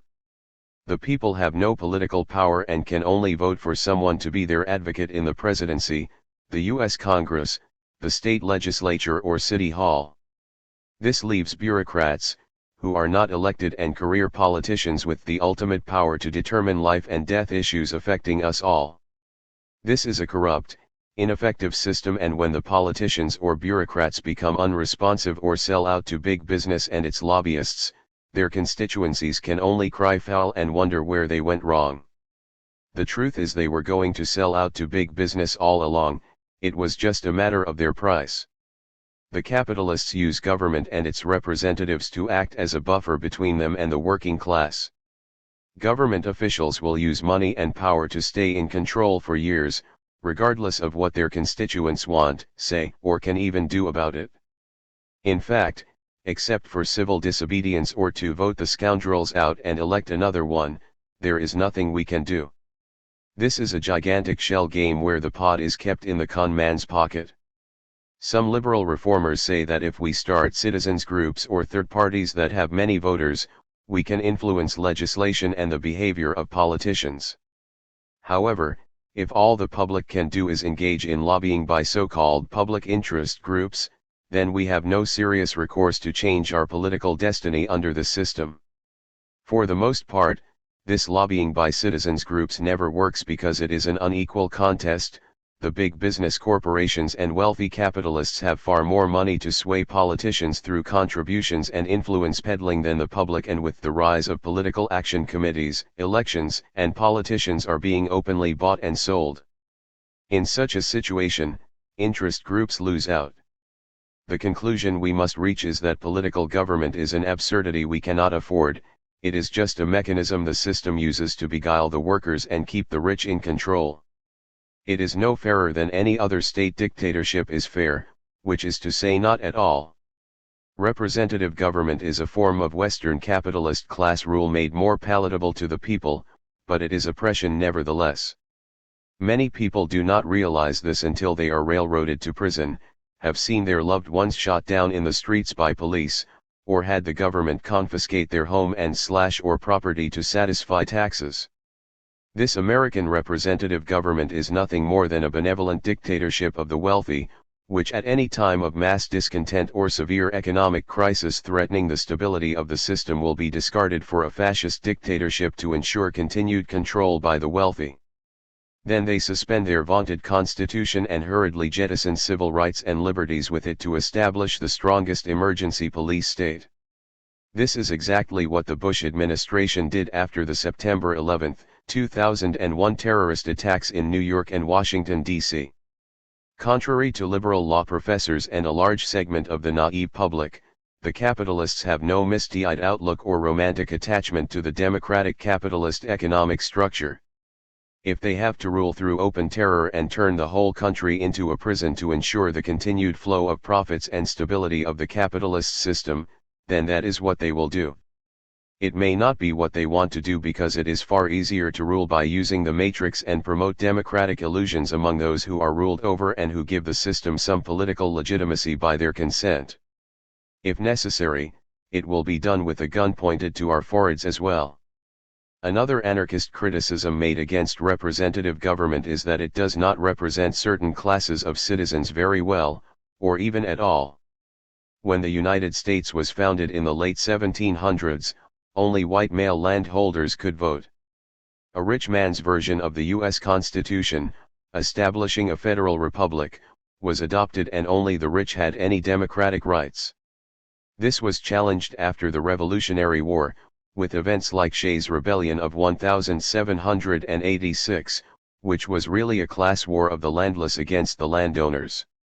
Although many democratic rights were subsequently won, the voting franchise was still almost exclusively kept for the well-to-do. This changed with the election of Andrew Jackson as president in the early 1800s, a period referred to as Jacksonian democracy. All white males of every class could now vote, and the government was radically changed to allow this new voting system. Women, blacks, Native Americans, and immigrants still had no rights, including the right to vote, and it would take a bloody civil war and decades of political agitation before they obtained the rights of equal citizenship under the law. In fact, it was not until modern times that blacks could vote in the southern United States without risking their lives. Only with the passage of the Civil Rights Act of 1964 was the right to vote recognized by the government. This accounts for the modern emphasis on civil rights by the American capitalist state.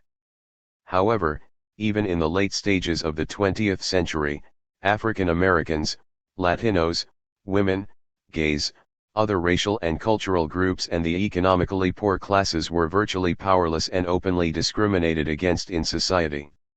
In addition, although it had been over 100 years since Congress and the President passed the original civil rights laws during the Civil War, these statutes and their progeny are not being properly enforced and are, in fact, under attack. This government protective legislation does not really protect peoples of color and women very well. In fact, only through filing expensive lawsuits and marching in the streets have peoples of color, the poor, and women won any victories at all. Women are also now being covered by the civil rights laws, but that coverage is very weak, and the attempt to pass an equal rights amendment to ensure equal pay on the job was defeated in the 1980s by conservative politicians and a strong right-wing fundamentalist Christian movement. Also, consider that it took gay people years to persuade Congress to pass national homosexual rights legislation to protect them from job, housing, and other social discrimination. Even though federal civil rights laws cover them, racial discrimination, economic exploitation and racist English-only legislation has been passed in several states which are victimizing immigrants, particularly Latinos. All this and more, such as widespread racial discrimination in voting during the 2000 presidential election, ensuring the coronation of George W. Bush, should convince one that a large portion of the population is almost wholly locked out of the political system. What should be basic protection of all minorities and women is instead a privilege bestowed by the rich and politicians, and only when they are effectively challenged. It is a way to stave off a wider degree of public dissatisfaction with the system, maybe even a revolution. Politicians grant rights that are more democratic when the heat is on them and constrict them when they are on the offensive or now have the favorable balance of political forces. Thus, representative government in America is clearly a sham that only works for the rich, white upper classes. However, a cottage industry of attorneys and other professionals to fight for the rights of different groups has arisen in American politics. Therefore, it is lawyers, judges, and politicians who determine your degree of civil rights and civil liberties, and what individual rights the state can allegedly be circumscribed from invading. If someone grants you human rights, then you really have no rights at all because those same forces can take them away or violate them at will, just as soon as they have the political power to do so. There has to be a better system than this, and there is. The alternative is not just to reform the system by making it easier to vote, or through lawsuits or political protests to force the government to grant more rights in a wider area of American life. Even most anarchists will admit that civil rights and liberties are important for workers and the poor while the capitalist system still exists, but stronger medicine is needed to transform this society. The answer is to junk the capitalist political and economic system entirely. Anarchists believe in direct democracy by the people instead of a representative government and reject both national political parties, the Republicans and the Democrats, which claim to be dramatically different in program and personalities, but are in fact two sides of the same coin, liberal and conservative. Whenever one party is in power, the other serves as the loyal opposition, or seeks to undermine the other just for partisan political advantage. It is just a case of Tweedledee and Tweedledum, or better yet, as described by Malcolm X in one of his speeches, the Republican wolf and the Democratic fox, both of which are carnivorous beasts and will eat you alive. Direct democracy means that democracy can only stem from the bottom to the top, instead of the other way around. For instance, it calls for the creation of neighborhood assemblies, community unions, and other local associations united in a form of neighborhood government. This grassroots level is where all the most important decisions about social and political life are made and then emanate from there to higher and higher social levels until encompassing all society. From the neighborhood assembly to the city-wide assembly, region-wide assembly, and from there to national and international levels, none of which use professional politicians. Representatives at these various levels are not permanent fixtures, but rather subject to immediate recall at any time there is a question of impropriety or dereliction of duties. Instead of elections on the important issues facing the people or in talk shops like the U.S. Congress or state legislatures, such important issues would be decided by direct vote of the people at the local level, in a national referendum, or through another means which guarantees democratic rights. In this way, we eliminate the middleman, the sleazy career politician, and also eliminate the need for a humongous government administration. The people would select their own and, as long as there were checks and balances in the system to protect racial and ethnic groups and gender rights, this would work well and efficiently. Popular prejudices by the majority could not hold sway, issues concerning basic human rights could never be put to a vote. There would have to be a consensus on the basic rights of human beings across gender, race, class, and cultural lines, which would be inviolate, for this particular model to work. We do not know what precise form direct democracy will take in America, we just know it would be a vast improvement over the current system. But even this is not enough to reform the current system because it is the entire system that is at fault. Let's look further, shall we? I am not putting this forth as an example of an anarchist society, on the contrary, just a transition from that corporate-dominated government which exists now, a way, in fact, to popularize direct democracy and use it against the capitalist government which exists now. I believe that people are ready to end the rule of politicians, but that an alternative which can be adopted now must be proposed and created on the local levels. If we do not present an alternative, one capable of being adopted now and which destabilizes the regime, we cannot move forward to empower the people, and just provide another example of useless idealism. The American bureaucratic state. Although all governments are bureaucratic, the United States has raised bureaucracy to a new level, with thousands of administrative agencies at the federal level and thousands more at the state, county, and city levels. There is endless duplication and waste, corruption, and malfeasance in this system.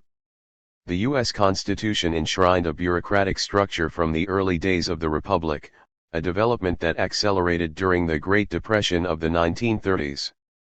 President Franklin Roosevelt's administration massively increased the size of the federal government and signed into existence thousands of pieces of legislation, each of which created its own enforcement agency. Sometimes that agency subdivided into other agencies until we are now at the stage of massive regulation of almost every aspect of American life.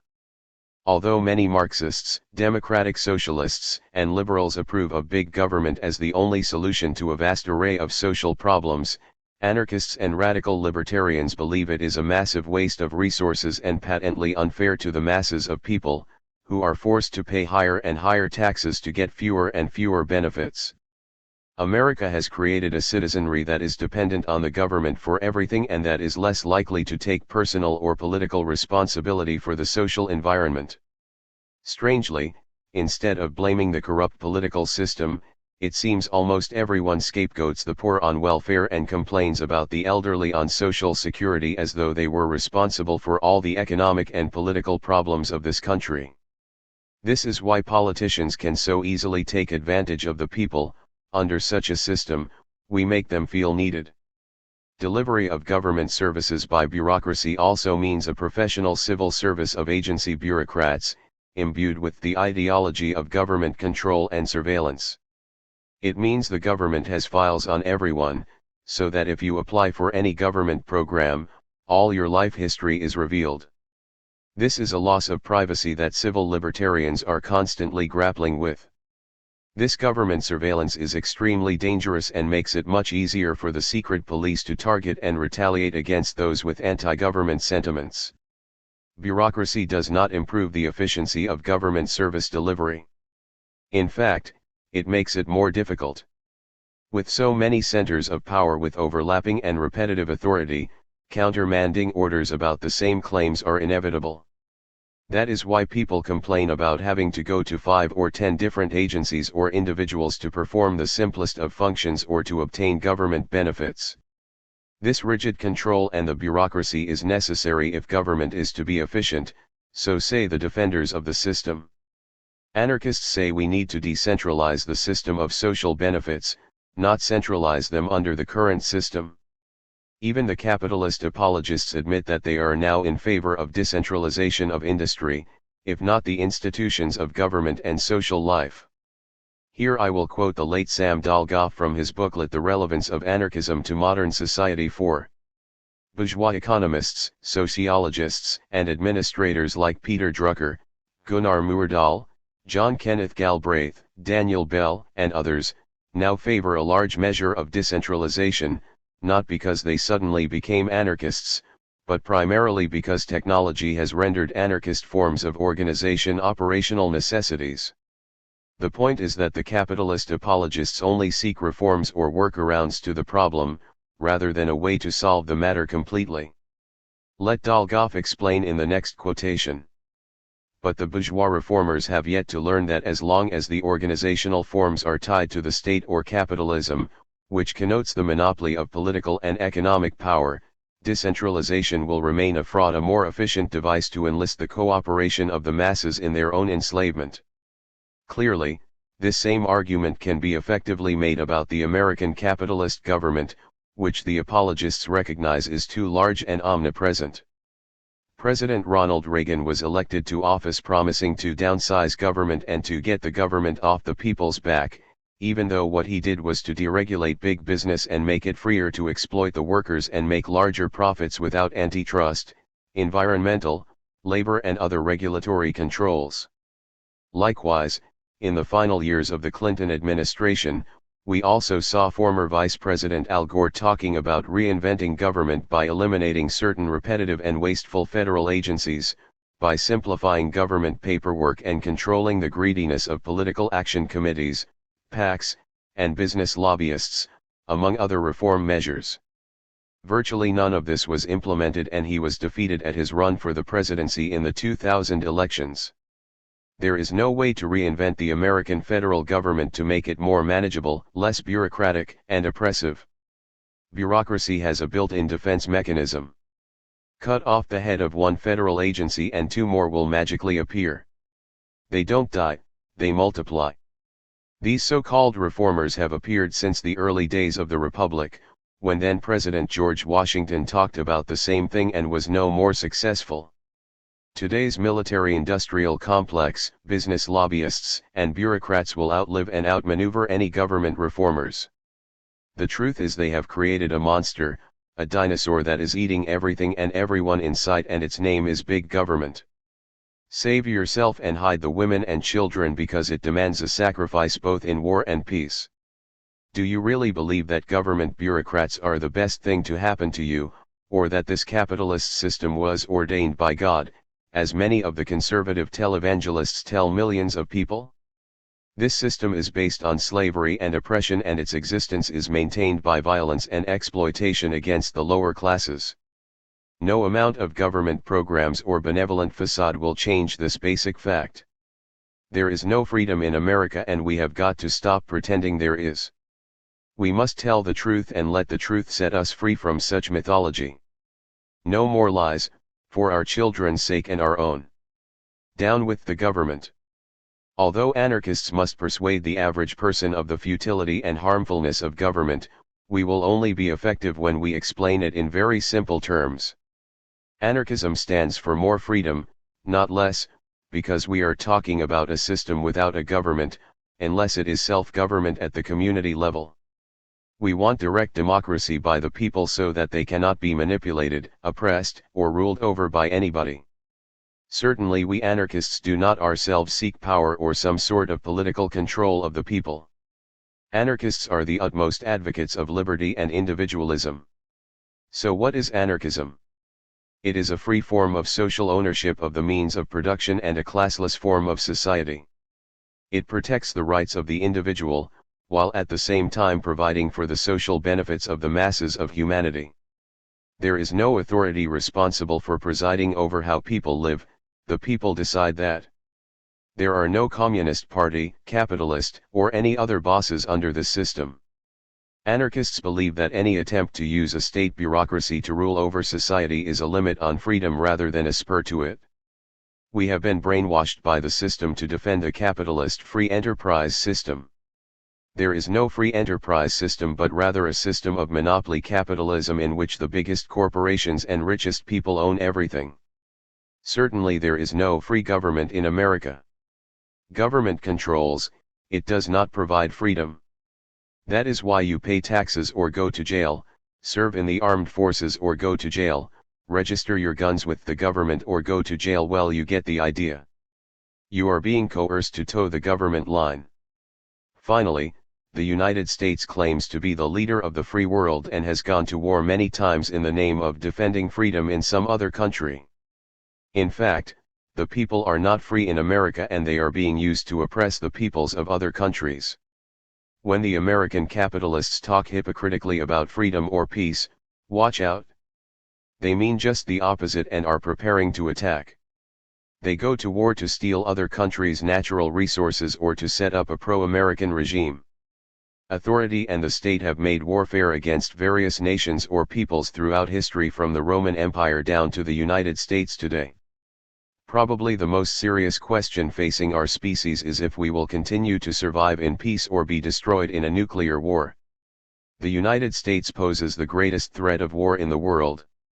American capitalists jockey for world domination, playing a geopolitical game with nuclear weapons as trump cards.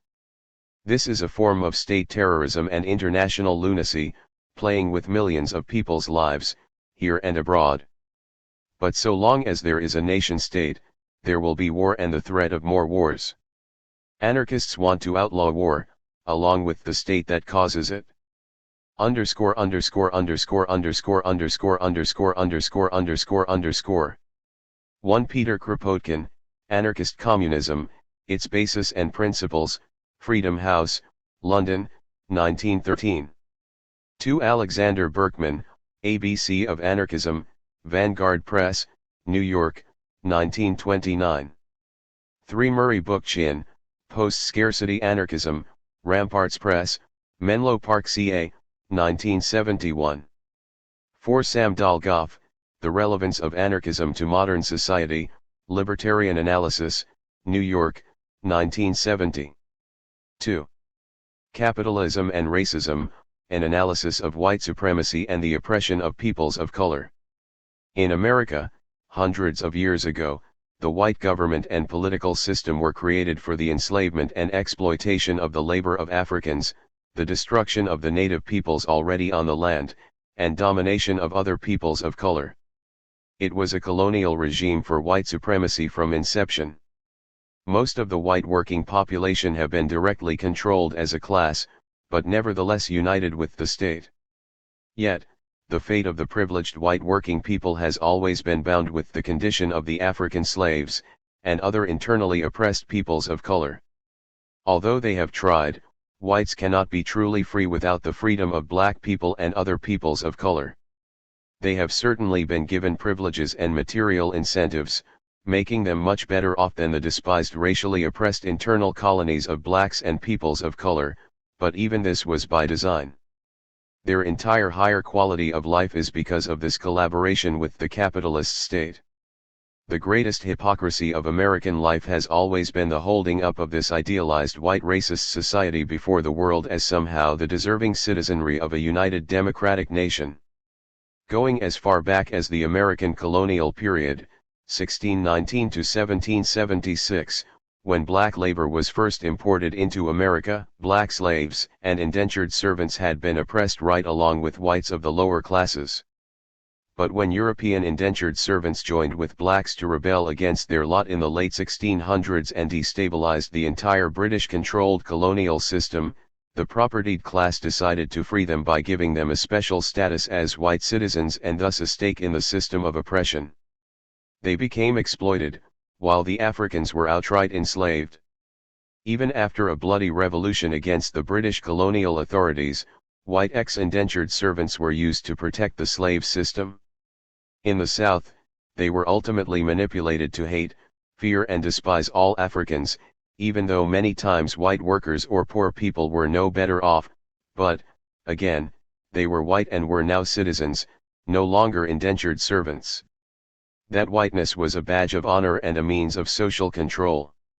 How were white workers and indentured servants enlisted in their own exploitation, even down to today? Material incentives. They could get better jobs, live in better houses, not be subjected to arbitrary police rule, or other discrimination. They had legal rights, even if many were limited to control by the big landholders at this stage. They were white people, Americans, better off than blacks, Mexicans, or others, who were actually still part of colonized races. This invention of the white race as guard dog and protector of the most brutal forms of racial slavery of the Africans went hand in glove, and is how the upper classes maintained order during the entire period of slavery. The rich could say, let's hire the poor and working class whites as slave breakers or plantation overseers, they will do our dirty work for us. The rich reasoned that even poor whites wanted to be part of a white master race, and since their social mobility was ensured by the new system, they would abandon their former allies. They were right. The African slaves were left on their own. This Euro-American social mobility, however, was on the backs of the African slaves, who were still super-exploited and whose forced labor was the foundation of capital accumulation and creation of a white nation-state.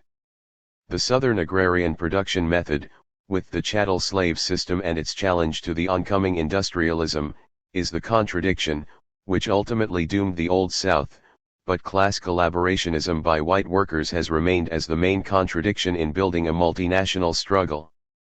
Even after chattel slavery was defeated with the American Civil War, racial discrimination continued. In fact, the die had long since been cast for the dual-tier form of labor, especially in the southern states, which exploited the African, but also trapped poor white labor in manual or stoop labor, mining, textiles, and other industries.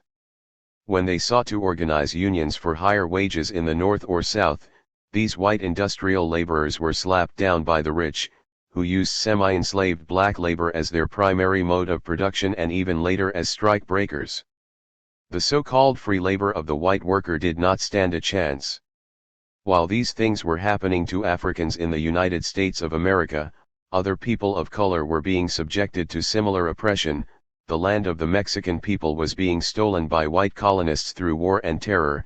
Imported Chinese were forced to work under dreadful conditions to establish the railroads linking east to west, and the white government and its cavalry were mass murdering the Plains Indians, finishing a job started a century before when the white man came to the North American continent and violently evicted the then southern-based Cherokee tribes, creating a white republic on stolen land in Virginia, the Carolinas, Tennessee, and other territories.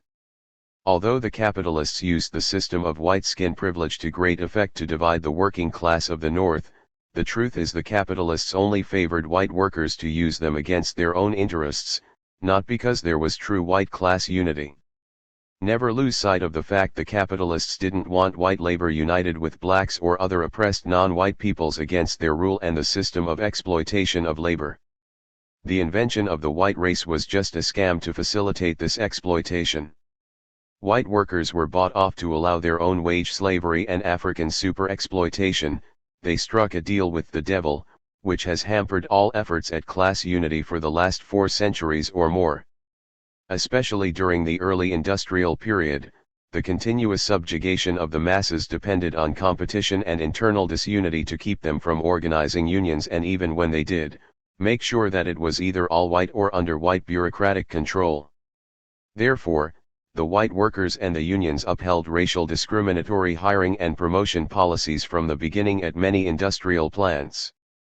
Although there were no doubt widespread virulent racists among them, many white workers bought into this racism naively, thinking it was just a price they had to pay for jobs, and that things would improve on their own. But once started, you cannot control racism. As long as discrimination exists and racial or ethnic minorities are oppressed, the entire working class is oppressed and weakened. This is because the capitalist class is able to use racism to drive down the wages of individual segments of the working class by inciting racial antagonisms and forcing a fight for jobs and services. What I mean is that this division is a development that ultimately undercuts the living standards of all workers, creating more poverty generally. Moreover, by pitting whites against blacks and other oppressed nationalities in society, the capitalist class is able to prevent workers from uniting against their common class enemy. As long as workers are fighting one another over the crumbs from the rich man's plate, capitalist class rule is secure. Especially as long as one wing of society accepts racist exploitation, ghettos, legal job discrimination and other forms of social oppression against the other, it is much easier to rip everybody off. This wedge political strategy is why we are in this situation today and how this corrupt system stays in power. White workers go along with so much of this garbage, thinking it is in their best interests not to fight it. Of course, it is never very simple to make people recognize this, and such unity can only be built in a movement fighting actively against racism and exploitation. You cannot blindly holler, "Look at what the bosses are doing," when there is so much racism and class collaboration in the white working class itself. This is why white radicals have never been effective just issuing moral appeals to white workers, and have never built a mass anti-racist movement united with black/POC communities. If an effective resistance is to be mounted against the current racist offensive of the capitalist class, the utmost solidarity between the poor and workers of all races is essential, but especially among various peoples of color.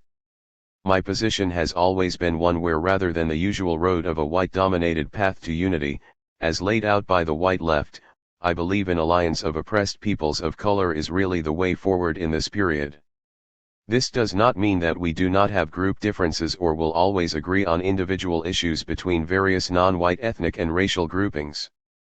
But our shared history of oppression and desire for liberation equip us for a new type of unity and lays a path to unite with advanced elements of the white working class. We must point out to those white people who say they oppose the system, that the way to defeat the capitalist strategy is for white workers to defend the democratic rights won by blacks and other oppressed peoples after decades of hard struggle and to fight to dismantle the system of white skin privilege. White workers should support and adopt the concrete demands of the Black/POC movement and should work to abolish the white identity entirely. These white workers should strive for multicultural unity and should work with Black/POC activists to build an anti-racist movement to challenge white supremacy. They should stand in absolute solidarity with the liberation movements in those communities that arise. This must be done in tandem with any wage demands, but most white radicals dismiss this as divisive. However, even though we call on white workers to support our struggle, it is also very important for them to recognize the right of the black movement to take an independent road in its own interests. That is what self-determination means. It does not mean deferring our struggles to that of white radicals or other segments of the white community, with the hope of some mindless unity in the future. It has not yet even been proven that the most progressive or radical whites are up to the task, and since racism is so deep, that they would be able to break away. But we offer them a way forward, in support of and as part of a new movement. Race and class, the combined character of Black/POC oppression. Because of the way the American nation-state has developed with the exploitation of African labor, the genocide and theft of the lands of indigenous peoples and the maintenance of Africans in America as an internal colony, they and other non-white peoples are oppressed both as members of the working class and as a racial grouping/nationality. It's not just a question of mere prejudice among the white population or minor discrimination, it's settler colonialism. As Africans, Chicanos, Native Americans, or other people of color in America, we are a distinct people, hounded and segregated in U.S. society. By struggling for our human and civil rights, we ultimately come into confrontation with the entire capitalist system, not just with individual racists or in certain regions of the country. The truth soon becomes apparent: Blacks/POC cannot get our freedom under the system, we have to fight for total liberation. Our struggles can serve as the basis of a battle to overturn the entire system. Based on historically uneven competition and slavery, capitalist exploitation is inherently racist and fundamentally oppressive. The entire corrupt system has to go, not just a few bad features easily remedied by more reforms or the passage of more lenient civil rights legislation. Yet that is what has happened since the end of the civil rights/Black Power period. It's interesting that even though the white government tries to get light-skinned Latinos, Asians, blacks, or others to commit racial suicide by passing as white or multiracial and integrating into white society, the fact of racial oppression in their own lives ultimately will not let them get away with it. They simply must be the people of color they are, even if it means suffering racial discrimination. They ultimately do not want to be part of the ruling group of a white oppressive society. That is why we see various types of cultural nationalist currents and movements for democratic rights erupt among peoples of color all over the world, from Brazil to the United States, London to Toronto, Sydney to San Francisco, which even includes the lightest-skinned people of color. They are rejecting the white world and white middle-class conformity, if not the capitalist system itself. The real question is whether it can become something more than a movement for civil rights, or racial and cultural pride. Now, the 1960s civil rights movement had the potential to go in the direction of revolutionary social change. The potential was there for either road. In fact, the major weakness of the Martin Luther King wing of the 1960s civil rights movement was that it allied itself with the white liberals in the Democratic Party and settled for civil rights protective legislation, instead of pushing for social revolution. This limited the movement to winning reforms and democratic rights within the structure of the capitalist state. That is where we have remained for the last 50 years.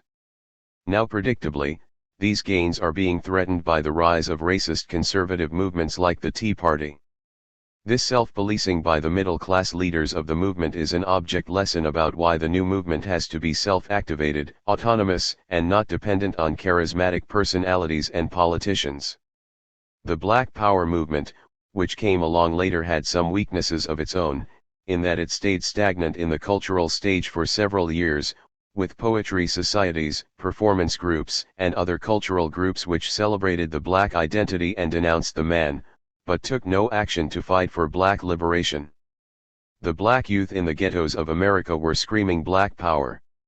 Black Power, as they torched the cities and confronted police brutality, but not until groups like the Black Panther Party, the League of Black Revolutionary Workers, and local black militant groups became active was there a radical political tendency complementing and challenging the cultural activists.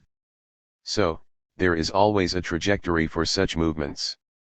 They can go forward or backwards, accepting reforms, engaging in narcissism, or fighting for an entirely new society. But if such a black movement does become a social revolutionary movement, it must ultimately unite its forces with similar movements among Native Americans, Chicanos, Puerto Ricans, and other oppressed peoples of color, who are in revolt against the system. Such a united movement of activist peoples of color could radicalize even broader sectors of the white society, such as students, youth, laborers, and others, thus undermining the consensus upholding white support for the government across class lines. In fact, for a large part of the 1960s the civil rights/black liberation movement even acted as a catalyst to spread revolutionary ideas and images of liberation and hope of a new society to millions, which coaxed forth the various opposition movements of that period, not only the various ethnic liberation movements, but even the Vietnam anti-war movement and the New Left, as well as the women's, queer and other white radical social movements we see still around today. This is what we believe has the most potential to happen again, radical autonomous movements acting as revolutionary incubators of broad-based struggles, although it is not enough to call for mindless unity as much of the white left does. Their unity just means white leftist control and leadership of the overall struggle. So we cannot sit around waiting on white working people to join our movements, or running to join white-dominated organizations. White people are still not in the same desperate circumstances as blacks, Latinos, or Native Americans, nor want to see the system defeated now as long as it serves them. For instance, it was only after the black civil rights movement, Cesar Chavez's United Farm Workers movement and other black/POC movements came into existence and gained popular support that whites even became supportive of them in some later fashion. They jumped aboard a moving train. Autonomy as a revolutionary tendency. Because of the dual forms of oppression of non-white workers and the depth of social desperation it creates, blacks and peoples of color must strike first, whether their potential white allies are available to do so or not. This is self-determination, and that is why it is necessary for oppressed workers to build independent movements to unite their own peoples first. Malcolm X was the first one to really explain this. This self-activity of the oppressed masses of color when it reaches the radical stage is inherently a revolutionary force and is an essential part of the social revolutionary process of the entire working and poor class. As blacks and other oppressed peoples of color, we are living through some of the most perilous times in both American and world history. The white empire is declining, but in its desperation to cling to power, we face police murder and brutality, mass imprisonment of youth of color, racial profiling, degrading poverty and unemployment, repressive anti-terrorist legislation and new wars of conquest, and yet we do not hear the voices of organized peoples of color in their millions in North America. Instead, we are part of someone else's agenda or someone else's political organization, but it is time now to build our own and speak for ourselves. We must not only demand our rights in a Western capitalist society, but fight to build a new world. The black, brown, yellow, red and other oppressed peoples of color on the face of this planet Earth have been subjected to genocide, racism, warfare, slavery, torture, economic exploitation and other forms of oppression heaped on them by the Western imperialist countries. For centuries, we have sought to resist, individually and with anti-colonial/liberation and other struggles in our countries, but now we have to build a united front of peoples of color everywhere, fighting the same enemy, the same battles. The whole world is now a ghetto, a hood, with poor/working class people of color in Brussels, London, Paris, New York, Los Angeles, Durban, Detroit, Lagos, Beirut, and cities throughout the world living the same lives of economic, social and cultural deprivation. So, it is time to get our peoples organized in the barrios, the ghettos, the hamlets, the quarters, hovels, college dorms, high schools, churches, prisons, and other places we find them. We need to organize a federation of autonomous people of color and begin to practice a lost art among activists these days, community-based organizing for grassroots people's power.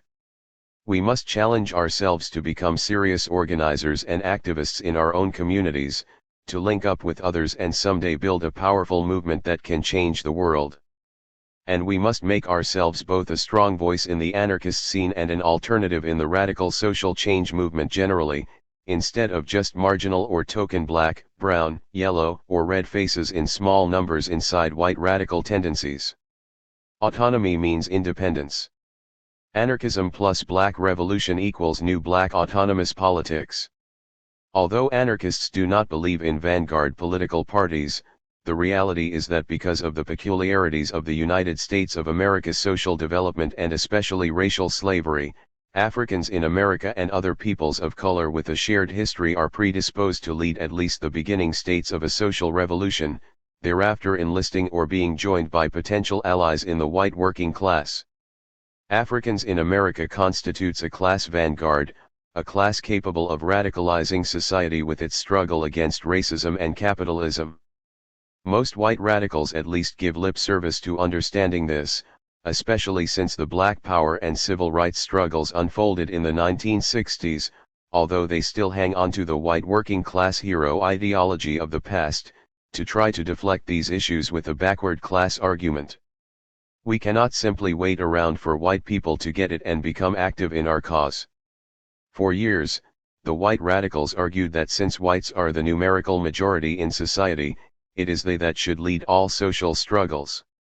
Even though blacks and people of color are a minority of the total population, they are estimated to be the majority in a few decades. There can be no successful social revolution in the United States without black and non-white people not just taking equal part in a white-dominated movement, but in fact leading the way. The U.S. class system is based on racialized social, economic, and political oppression. With such a race and class-divided society, to ignore this basic fact is a sellout or capitulation to white supremacy. Rather than reducing all contradictions to class alone, like most white radicals continue to do, we must understand the workings of racism as part of the structure of overall oppression.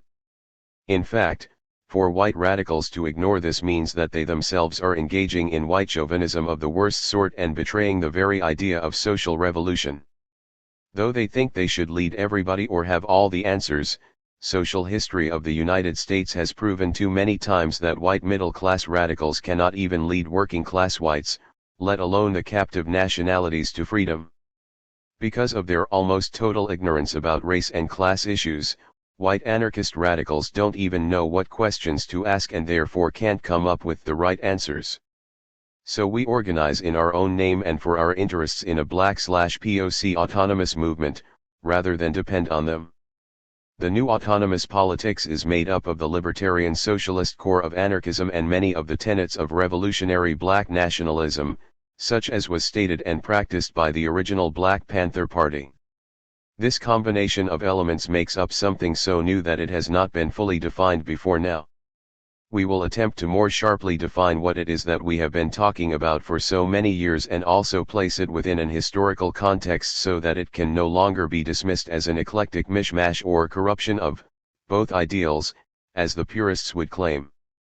Yet, it should not alarm anarchist ideological purists when we speak of an autonomous movement of anarchists of color.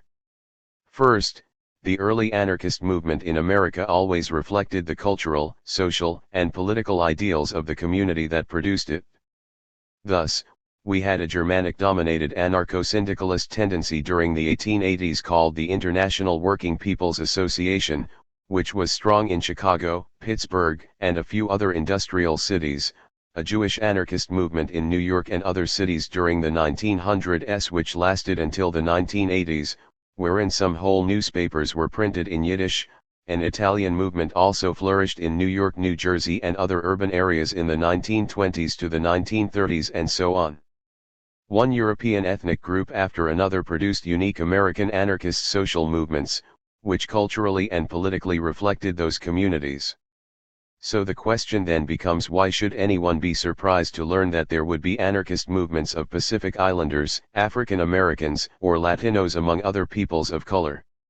In talking about anarchist ideals and autonomous movements, we are not talking about orthodoxies which cannot be revised, we are talking about ideas which will be picked up, used by millions of oppressed peoples and adapted to their purpose and circumstances. But many of the white anarchists have shown nothing but fear and loathing. Black autonomy is not black nationalism. First, we use the term black to refer to all existing peoples of color and not just Africans or the descendants of Africans all over the world. First, all life began in Africa. Second, we believe in self-determination, but not any form of racial superiority. Third, we do not negate class differences between rich and poor within any nationality. Those among us who seek to be our neo-colonial masters, the Negrocy, are our enemies as much as the European racists. Fourth, we do not seek to build a nation-state for our own separate peoples. And fifth, we subscribe to the major tenets of anarchism and anti-authoritarian politics, although we redefine many of those to deal with our oppressed condition and ideas of liberation. Interestingly, it was Fred Hampton and the Chicago branch of the Black Panther Party which first conceived of a rainbow alliance of revolutionary organizations of various ethnic and racial groups way back in the late 1960s. Hampton was no integrationist, and although he remained a strong black revolutionary, he began to unite white radicals, with progressive elements of the black community, Latinos, Asians, and others into a grassroots political movement to organize in their own communities, and then unite their local political associations into a citywide grassroots alliance. He openly referred to this as a dual power institution to challenge the established white power structure and empower the poor masses of the daily political machine. However, he was assassinated in December 1969, before he could really put his program into play. And yet it is something that still needs to happen. We go further now and say that there should be a movement built of autonomous peoples of color, linked to the anarchist movement, but existing as an independent tendency. There have been short-term alliances between ethnic and racial groups, but there has never been a real attempt to actually create a revolutionary organization of peoples of color. But what is needed is a radical break from the narrow race nationalism of our people first and only to a new radical consciousness of race and class, which embraces those peoples of color and oppressed peoples of diverse ethnic backgrounds that share views of autonomous political action. Many black nationalists and doctrinaire white radical groups alike would be opposed to this, for reasons of their own. But the anarchist purists and black chauvinists both will just have to shudder, because a new movement is on the verge of happening now and there is nothing that anybody can do to stop it. There are anti-authoritarian activists of color of every ethnic group and hue, who are taking the first slow steps toward building a tendency within the anarchist movement, or even venturing out as autonomous anti-authoritarians. They have taken those ideals which I and others have put out there and made them into a class weapon reflecting the African, Asian or Latino experiences on this continent, and thus taken the first steps to free their peoples and their class. This great sector of oppressed colored humanity has said we have had enough, enough racism, enough poverty, enough degradation, enough oppression. They also know they will have to fight their own fight, if they want to be free. Nobody from the white world is coming to save them. Although they know the revolutionary project to defeat the system of capitalism and enslavement requires millions of other allies who will help them, it is people of color who will decide the agenda, the timetable, and the tactics for obtaining our liberation. Too long have others spoken for us without our best interests at heart. The new Black/POC autonomous politics differs from European anarchism in that we know that we are oppressed as a distinct people and as workers. Currently, European-dominated anarchism places its greatest contradictions with the state alone, with the state's ability to hold back a free lifestyle, and yet this is exactly what we cannot limit our critique to. This is a white worldview based on many members' privileged upper-middle-class background in capitalist society. Some anarchists and other white radicals argue that we should not buy into any race differentiation at all, less known ideals of autonomy. To them we say, yes, we realize that historically constructed races have been created under the system, which determines both manner of life and death under the system, and that the state upholds this race/class system. Yes, we know that it is no accident that it is this way all white. Yes, it is also true that individual white workers have not commissioned racism and we do not perceive people as enemies. However, we also know how this system really works for white supremacy, and that all classes of whites have been the beneficiaries of our oppression, and that white class collaborationism is part of the social control mechanism of the state. The fact is that it is the whites who should be the ones deconstructing whiteness and confronting white racism, while we fight for freedom and liberation in our own way. Therefore, we vehemently disagree with the socialists, communists, and those anarchists who say that the oppression of all workers is identical under the system. This does not reflect reality at all. We say that we are a class of super-oppressed people of color historically downtrodden equally because of our racial oppression under the system, not just our social class as workers. Even a cursory glance at history and everyday social reality proves that one's place in this racist society rides on the outcome of skin pigment or ethnic makeup. If you are non-white, you are treated one way; if you are white, you are treated another. So racism is a class doctrine, used by the state for social control of workers of color. In fact, racism is the actual class relationship in North American society. I have pointed out before that so-called white people are a contrived supranationality designed to help the capitalists keep workers of color in their place and safeguard the status quo.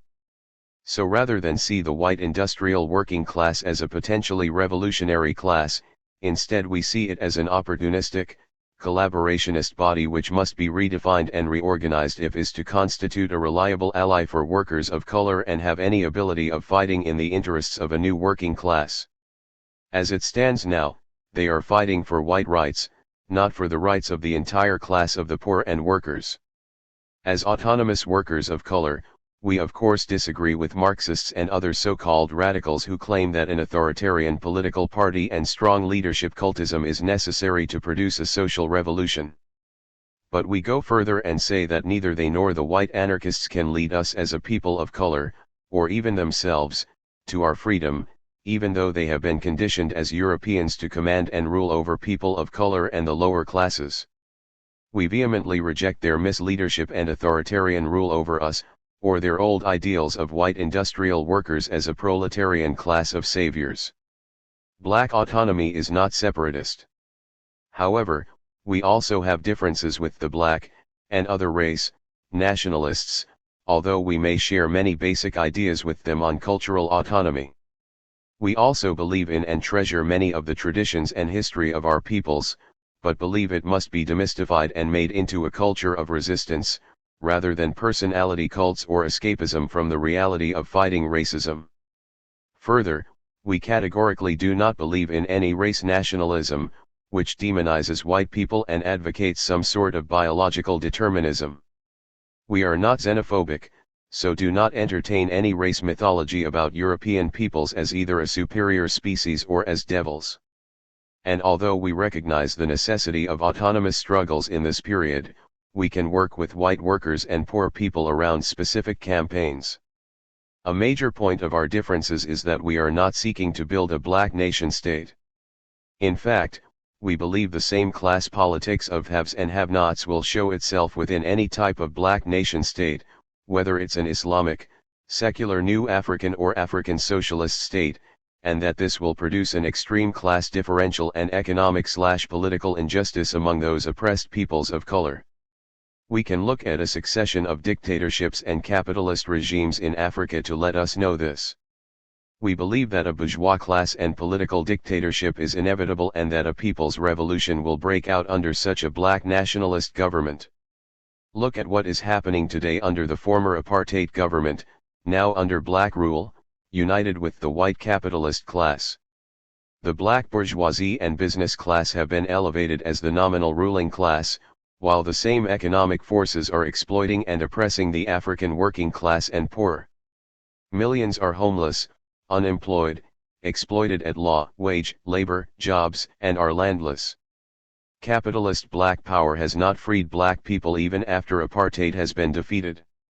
Can the capitalist imperialist financial institutions any less control a black nation-state in America? Sovereignty is not an option in such a world dominated by the system. A new black nation-state on a North American land territory does not mean freedom any more than do the ones in Africa, Asia, and Latin America. We also believe that under the capitalist system that now exists, most manifestations of black nationalism have never been a truly revolutionary doctrine, but rather such movements have asserted themselves most forcefully as a defensive doctrine for the protection of the black middle class. It is not even a movement to fight white racism, but rather an interest group politics which can battle for equal political power for black business people or the professional class under the system, not to remove it. So, a black nation-state is not the answer to our problems as an oppressed people. In fact it leads us back to slavery, just as it has not led to freedom for any of the world's people. Just flag independence. It replaces the white master for the black master. We are not immune from the laws of social change. The state is an oppressive institution by its very nature. In addition, those who argue for a black state almost never tell how it will be obtained, and many of their arguments that have been presented are intentionally vague and fanciful. Who really believes that America will just grant an Islamic state to the Nation of Islam, or give up 5 southern states to the Republic of New Africa just because a small faction calling itself a government in exile exists and advocates for it? Who can even prove most people want it in the first place? Why, it would require years of a bloody struggle and a major organizing drive. And what are we to do until that great day comes? The black nationalist groups never tell us, but we can presume we are to blindly follow behind their leaders and pay our dues to their organizations.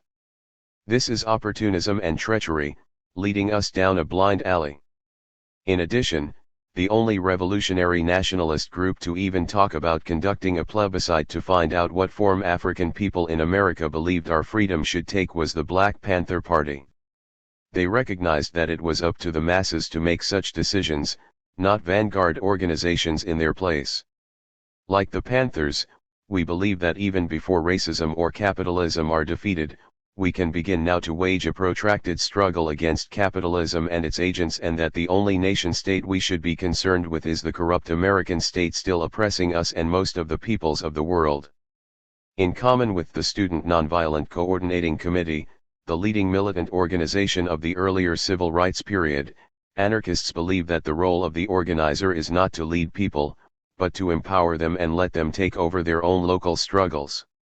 We also believe that such communities are virtual colonies or semi-colonies, which are under the military and political control of the state. But we do not believe that a national liberation movement alone can free us, and that the real task is to dismantle capitalism itself. Our liberation struggle is part of a broader struggle for total social change. Many middle-class black nationalist groups are tied to the Democratic Party or the Green Party and do not offer any real radical alternative. First, we do not believe in conventional or electoral politics in any form and reject coalitions led by liberals and social democrats. Finally, like the Panthers of the 1960s and contrary to today's Nation of Islam and the Afrocentric movement, we believe in a class analysis and understand that there were historical, socio-economic factors that accounted for both slavery and racism, not because whites are ice people, devils or other such nonsense. The main motive was money, the enrichment of Europe and the New World. This capitalist system produces racism/white supremacy. It is this capitalist system that must be destroyed to get rid of it, not create an allied rump republic. Therefore, this is who we are, autonomous peoples of color, fighters for anarchism, self-determination, and freedom for our people and all oppressed people. The Panthers proved how dangerous black revolutionaries can be to the system. Now we will finish the job of putting capitalism in its grave. No freedom without a fight. 3. Anarchism and the Black Revolution. Whither the Black Revolution?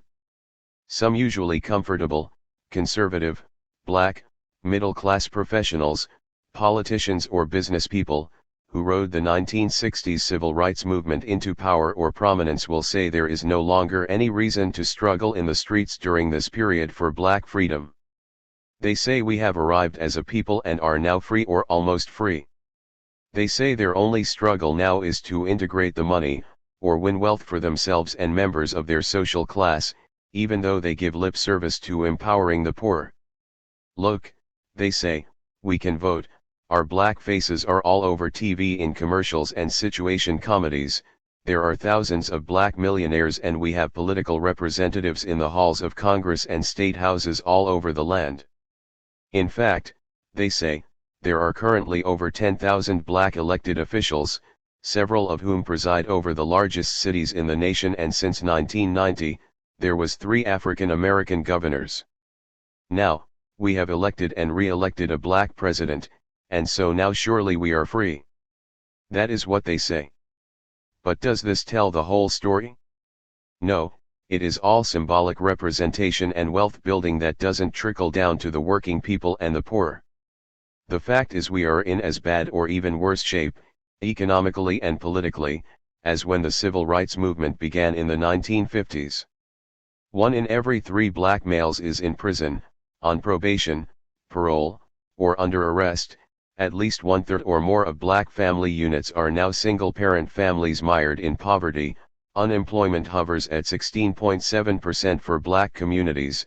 1. The drug economy is the #1 employer of black youth in the poor ghetto areas, and most substandard housing units are still concentrated in black neighborhoods. Blacks and other non-whites suffer from the worst health care, and black communities are still underdeveloped because of racial discrimination by municipal governments, mortgage companies, and banks, who redline black neighborhoods from receiving community development and housing funds and small business loans, all of which keep our communities poor. We also suffer from murderous acts of police brutality by racist cops, which has resulted in thousands of deaths, wounds, and beatings, along with internecine gang warfare resulting in numerous youth homicides, and much grief for their families. What we suffer from most and what encompasses all of these ills is the fact we are an oppressed people, in fact a colonized people subject to the rule of an oppressive government. We really have no rights under the system, except those which we have fought for and even that are now in peril. Clearly, we need a new mass black protest movement to challenge the government and corporations and expropriate the funds needed for our communities to survive. Yet for the past 30 years or more, the radical black movement has been on the defensive or invisible.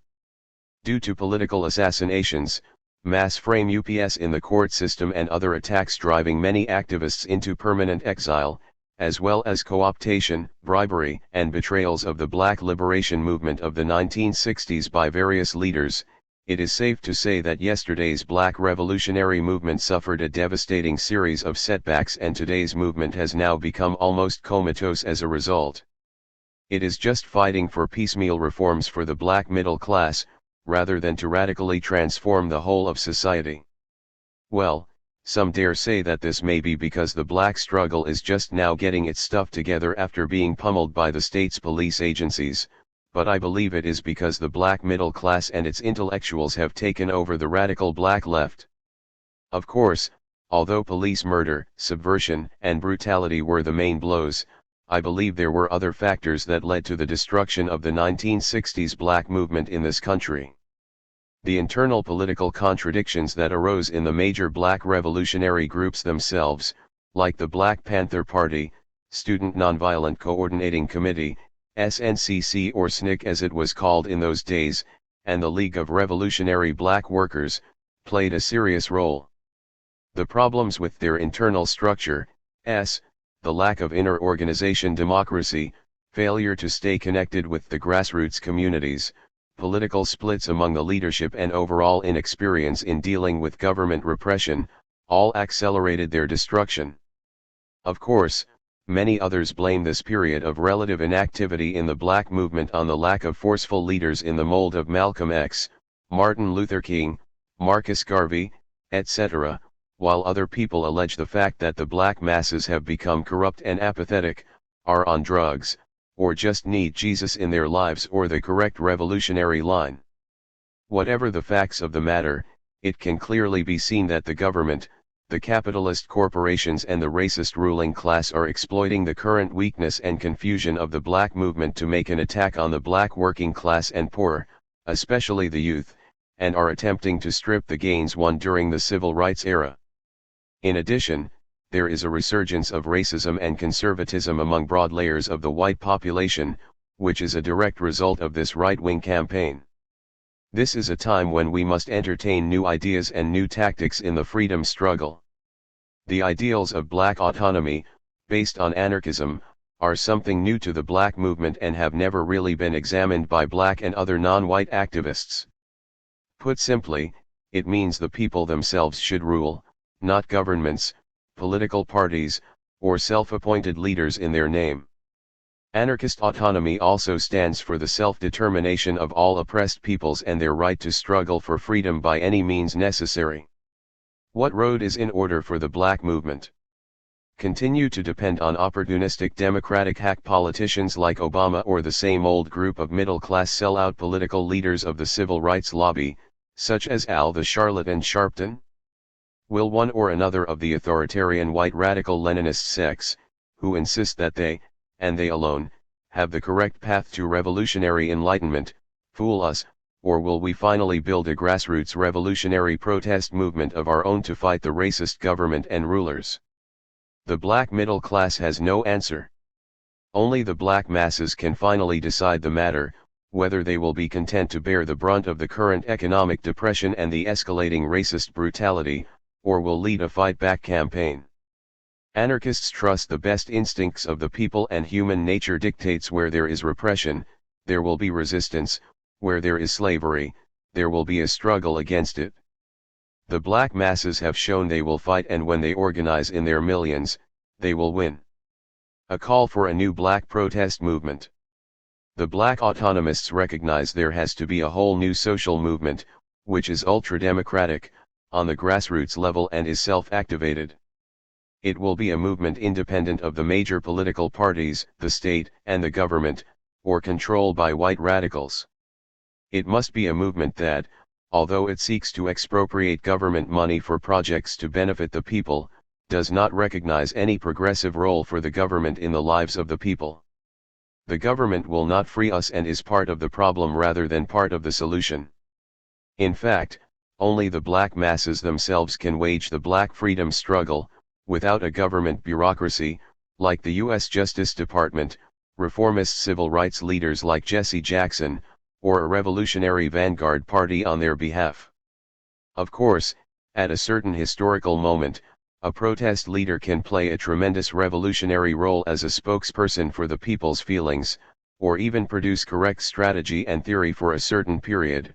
Malcolm X, Marcus Garvey, and Martin Luther King, Jr. come to mind, and a vanguard party may win mass support and acceptance among the people for a time, example the Black Panther Party of the 1960s, but it is the black masses themselves who will make the revolution and, once set spontaneously in motion, know exactly what they want. The people must empower themselves. Though leaders may be motivated by good or bad, they will ultimately act as a brake on the struggle, especially if they lose touch with the freedom aspirations of the black masses.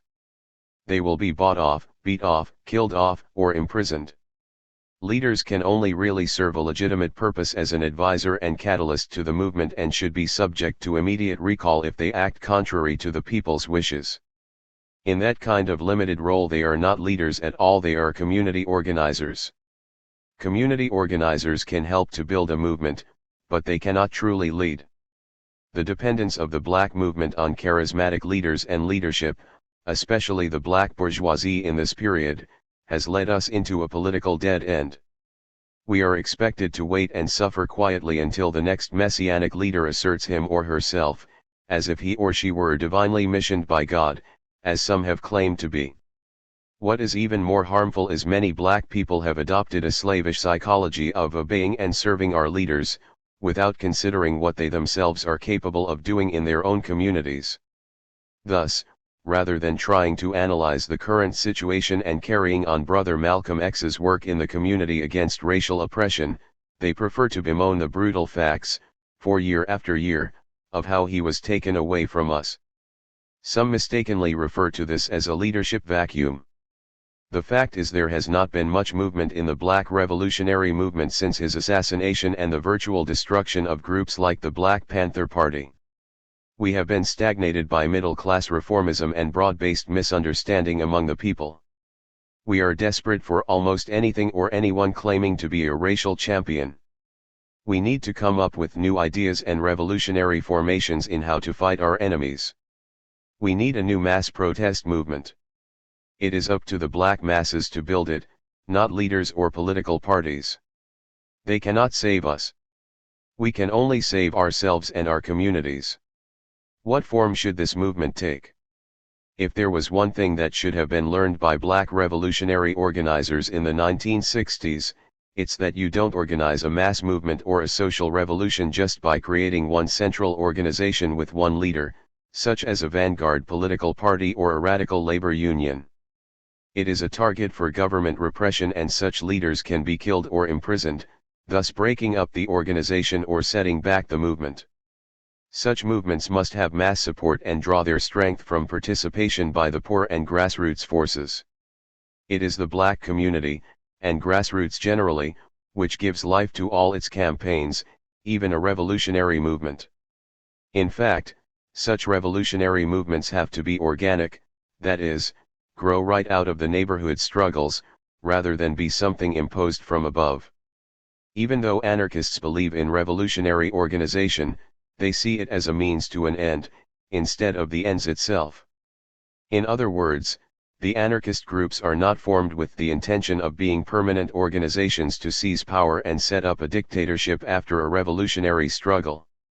Instead, such groups act as a catalyst to revolutionary struggles and try to take the people's rebellions, like the 1992 Los Angeles Revolt, to a higher level of resistance. Grassroots power is seized and put in the hands of the people, but not in a corrupt domineering organization like a political party of middle-class theorists. Two features of a new mass movement must be the intention of creating dual power institutions to challenge the state, along with the ability to have a grassroots autonomous movement that can take advantage of a pre-revolutionary situation to go all the way. Dual power means that you organize collectives and communes in cities and towns all over North America, which become, in fact, liberated zones, outside the control of the government. Autonomy means the movement must be truly independent of capitalist or white radical political control and thus a free association of all those united around common goals, rather than membership as the result of some oath or other pressure. Most of the white radical boring theoretical parties use mysticism to brainwash and mislead people. They don't want to teach them to think for themselves, just follow our line. So how would white anarchists intervene in the revolutionary process in black neighborhoods or support our struggles?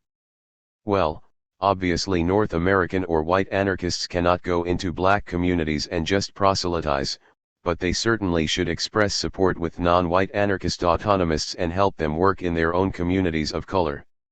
White anarchists have access to a lot more material resources and are in position to take support actions people of color cannot take for themselves. But we are definitely not talking about a situation where black organizers go into the neighborhood and win people to anarchism so they can then be controlled by whites and some domineering white political cult. This is how the Communist Party and other Marxist-Leninist groups operate, but it cannot be how anarchists work. We spread anarchist beliefs not to take over people, but to let them know how they can better organize themselves to fight tyranny and obtain freedom.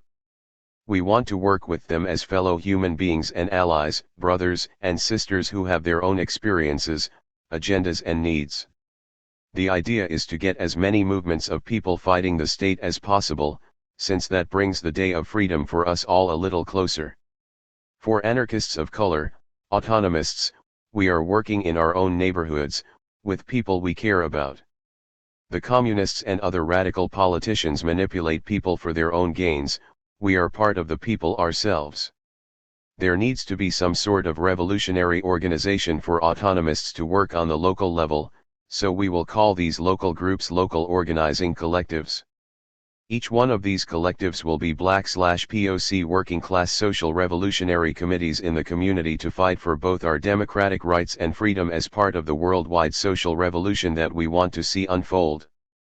The collectives would have no leader or party boss, and would be without any type of hierarchical structure. It would also be anti-authority, opposed to politicians or the government. They exist to do revolutionary work and thus are not debating societies or a club to elect Black, Asian or Chicano politicians to office. They are revolutionary political formations, which will be linked with other such groups all over North America and other parts of the world in a larger movement called a federation. A citywide federation is needed to coordinate the actions of such groups, to let others know what is happening in each area and to set down widespread strategy and tactics. We will call this one, for want of a better name, the Black Autonomy Revolutionary Federation.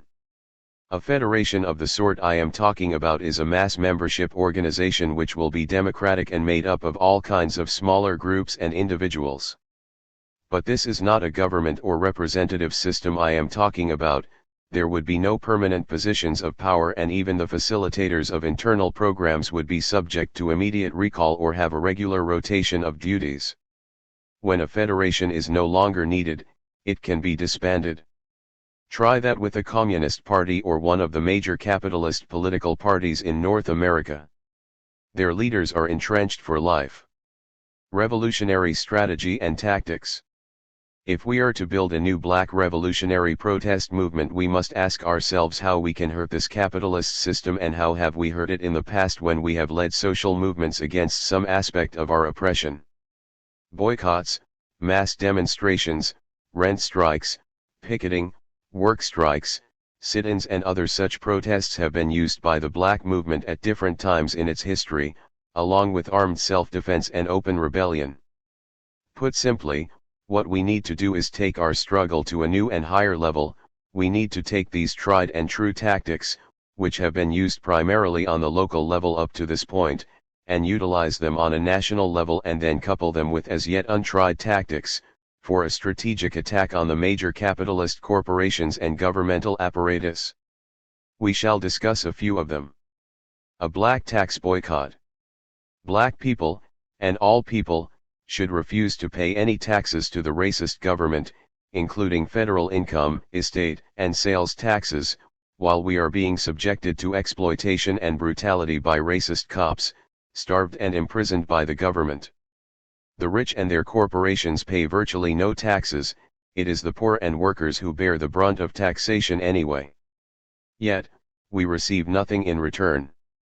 There are still huge unemployment levels in the Black/POC community, the unemployment and welfare benefits are paltry, the schools are dilapidated, public housing is a disgrace, while rents by absentee landlord properties are exorbitant. All these conditions and more are supposedly corrected by government taxation of income, goods, and services. Wrong. It goes to the Pentagon, defense contractors, and greedy consultants, who like vultures prey on business with the government. We have yet to see any peace dividend from the end of the Cold War. That money is still in the hands of the Pentagon. So don't expect the end of the war in Afghanistan to be used to stabilize social security, or as part of an anti-poverty program. The Black autonomy movement should establish a mass tax resistance movement to lead a Black tax boycott as a means of protest and also as a method to create a fund to finance Black community projects and organizations. Why should we continue to voluntarily support our own slavery?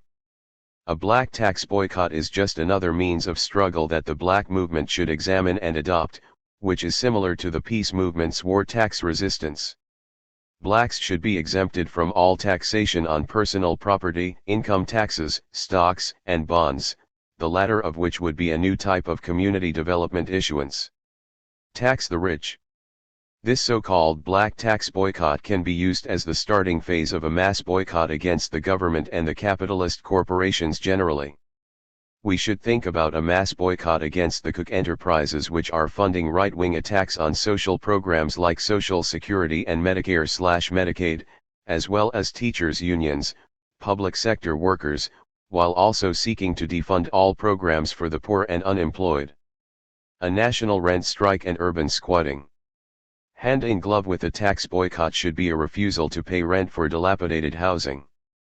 Historically, these rent boycotts have been used to great effect to fight back against rent gouging by landlords. At one time they were so effective in Harlem, New York, that they caused the creation of rent control legislation, laws preventing evictions, regulations against unjustified price increases and tenant rules requiring reasonable upkeep by the owners and the property management company. A mass movement could bring a rent strike to areas, such as in the Southeast and Southwest, where poor people are being ripped off by the greedy landlords, but are not familiar with such tactics, as part of a national campaign. Unfair laws now on the books, so-called landlord-tenant laws, where the only right the tenants have is to pay the rent or be evicted, should also be liberalized or overturned entirely. These laws only help slumlords stay in business and keep exploiting the poor and working class. They account for mass evictions, which in turn account for homelessness. We should fight to roll back rents, prevent mass evictions and house the poor and the homeless in decent affordable places. Besides the refusal to pay the slumlords and exploitative banks and property management companies, there should be a campaign of urban squatting to just take over the housing and have the tenants run it democratically as a housing collective. Then that money which would have gone toward rent could now go into repairing the dwellings of tenants. The homeless and poor persons needing affordable housing and low-wage workers who badly need housing should just take over any abandoned housing owned by an absentee landlord or even a boarded-up city housing project or other government-owned building, should repair the place and just move right on in. Squatting is an especially good tactic in these times of serious housing shortages and arson for insurance by the slumlords. We should throw the rich bums out and just take over. Of course we will no doubt have to fight the cops and security guards for the crooked landlords who will try to use strong-arm tactics, but we can do that too. We can win significant victories if we organize a nationwide series of rent strikes and build an independent tenants movement that will self-manage all the facilities, not for the government, with the tricky Republican Kemp Plan 2 or Housing and Urban Development, HUD Regulations 3, but for themselves. Nobody should have to sleep in the streets when available housing is right there, much of it controlled directly by the government. A boycott of American business products. A strong weapon of the civil rights movement was a black consumer boycott of a community's white merchants and public services. Merchants, bankers, and other business people, of course, are the leading citizens of any community and the local ruling class and boss of the government. In the 1960s, when blacks refused to trade with Southern merchants as long as they allowed racial discrimination, their loss of revenue drove them to make concessions and mediate the struggle, even hold the cops and the Klan at bay. It was also used against Northern businesses to make them cut ties or change segregationist policies by their Southern company affiliates. What is true at the local level is certainly true at the national level. The major corporations and elite families run the country. The government is its mere tool. Blacks spend over $550 to $700 billion a year in this capitalist economy as consumers and could just as easily wage economic warfare against the corporate structure with a well-planned boycott to win political concessions. For instance, a corporation like General Motors is heavily dependent on black consumers, which means that it is also very vulnerable to a black consumer boycott, if one were organized and supported widely. If blacks would refuse to buy GM cars, it would result in significant losses for the corporation, to the tune of hundreds of millions of dollars. Something like this could even bring a company to its knees. Yet, the revolutionary wing of the black movement has yet to use anti-corporate boycotts, calling it reformism and outdated. However, far from being an outdated tactic that we should abandon, boycotts have become even more effective in the last few years. In 1988, the Black and progressive movement in the United States hit on another tactic, boycotting the tourist industries of whole cities and states which engaged in discrimination. This reflected, on the one hand, how many cities have gone from smokestack industries since the 1960s to tourism as their major source of revenue and, on the other hand, recognition by the movement that economic warfare was a potent weapon against discriminatory governments. The 1990-93 black boycott against the Miami, Florida tourism industry and the gay rights boycott against the state of Colorado, 1992-94, have been both successful and have gotten worldwide attention to the problems in their communities. In fact, modern-day boycotts have been expanded to cover everything from California grapes, beer, Coors, a certain brand of jeans, all products made in the then apartheid country of South Africa, a certain meat industry and many other things. Boycotts are more popular today than they ever have been. In Chattanooga, Tennessee, where I was a civil rights activist on trial for the frame-up Chattanooga 3 case in 1998-2000, we used an international tourism boycott against the city to make them lose 10 to 20% of their tourism-based funds within 2 years of the campaign.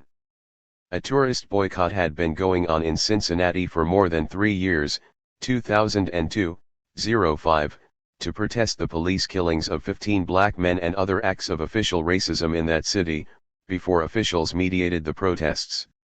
Right now, we should think seriously about boycotting the Cook Enterprises, because they are the financial sponsors of the racist Tea Party, founded since the election of President Barack Obama, to disrupt his administration. We should boycott them because they are waging an anti-union, anti-people campaign, to destroy Social Security and other social programs needed by millions of poor and working people, and are financing a right-wing offensive to redirect all government authority to the super-rich. This campaign is designed to destroy all regulations preventing capitalist corporations from robbing the country blind, or exploiting workers like outright slaves for the wealthy. They want to create nothing less than a fascist corporate state, where the rich outright own and run the government, and nobody else has any human or civil rights at all. The Cook Enterprises may be super wealthy, but they produce hundreds of consumer product brands, in addition to oil and gas production, so they can be hurt by an international boycott. That is why they had kept their activities a secret until now. Dr. Martin Luther King, Jr. recognized the potential revolutionary power of a national black boycott of America's major corporations, which is why he established Operation Breadbasket shortly before an assassin killed him. This wing of his organization, with offices in Chicago, was designed to be the conduit for the funds that the corporations were going to be forced to pour money into for a national black community development project for poor communities. And although he was assassinated before this could happen and Jesse Jackson corrupted the campaign for his own purposes, we must continue Dr. King's work in this matter. All over the country black boycott offices should be opened. We should build it into a mass movement, involving all sectors of our people. We should demonstrate, picket and sit in at meetings and offices of target corporations all over the country. We must take it to their very doorstep and stop their looting of the black community. If this were part of a campaign for reparations, it would stand a better chance of winning than lawsuits and lobbying alone. A black/POC general strike. Black and other workers of color are potentially the most powerful sector of the black/POC community in the struggle for freedom. The vast majority of the black community are working class people, as are most workers of color. Barring the disproportionate numbers of unemployed, millions of black men and women are today part of the workforce of the United States, with similar numbers in the Latino community. Before the 2008 capitalist economic recession, we could say that about 5 to 6 million of these were in basic industry, such as steel and metal fabrication, retail trades, food production and processing, meat packing, the automobile industry, railroading, medical service, and communications. For instance, Blacks numbered a third to a half of the basic blue-collar workers and a third of clerical laborers. Black labor is therefore very important to the capitalist economy. Blacks and other workers of color are some of the most militant workers on the job and, because of their employers' vulnerability to job actions, could take a leading role in a protest campaign against racism and class oppression. If properly organized, they would be a class vanguard within our movement since they are at the point of production. In the 1960s, the League of Black Revolutionary Workers began to talk seriously about the possibility of black workers leading a nationwide general strike at their place of work as a protest against racial discrimination in jobs and housing, the inordinately high levels of black unemployment, brutal working conditions, and to further the demands of the black movement generally. This proposed general strike was seen as a social strike, not just a strike for higher wages and over general working conditions. It is revolutionary politics using other means to change society. This general strike could take the form of industrial sabotage, factory occupations, or sit-ins, work slowdowns, wildcats and other work stoppages as a protest to gain concessions on the local and national level and restructure the workplace and win the 4-hour day for North American labor, bring an end to privatization of government services and fight unemployment in inner-city communities. The strike would not only involve workers on the job, but also Black/POC community and progressive groups to give support with picket line duty, leafleting and publishing strike support newsletters, demonstrations at company offices and work sites, along with other activities to win demands like an end to police murder and terrorism, bank redlining of black and people of color communities, environmental racism and poverty, among others.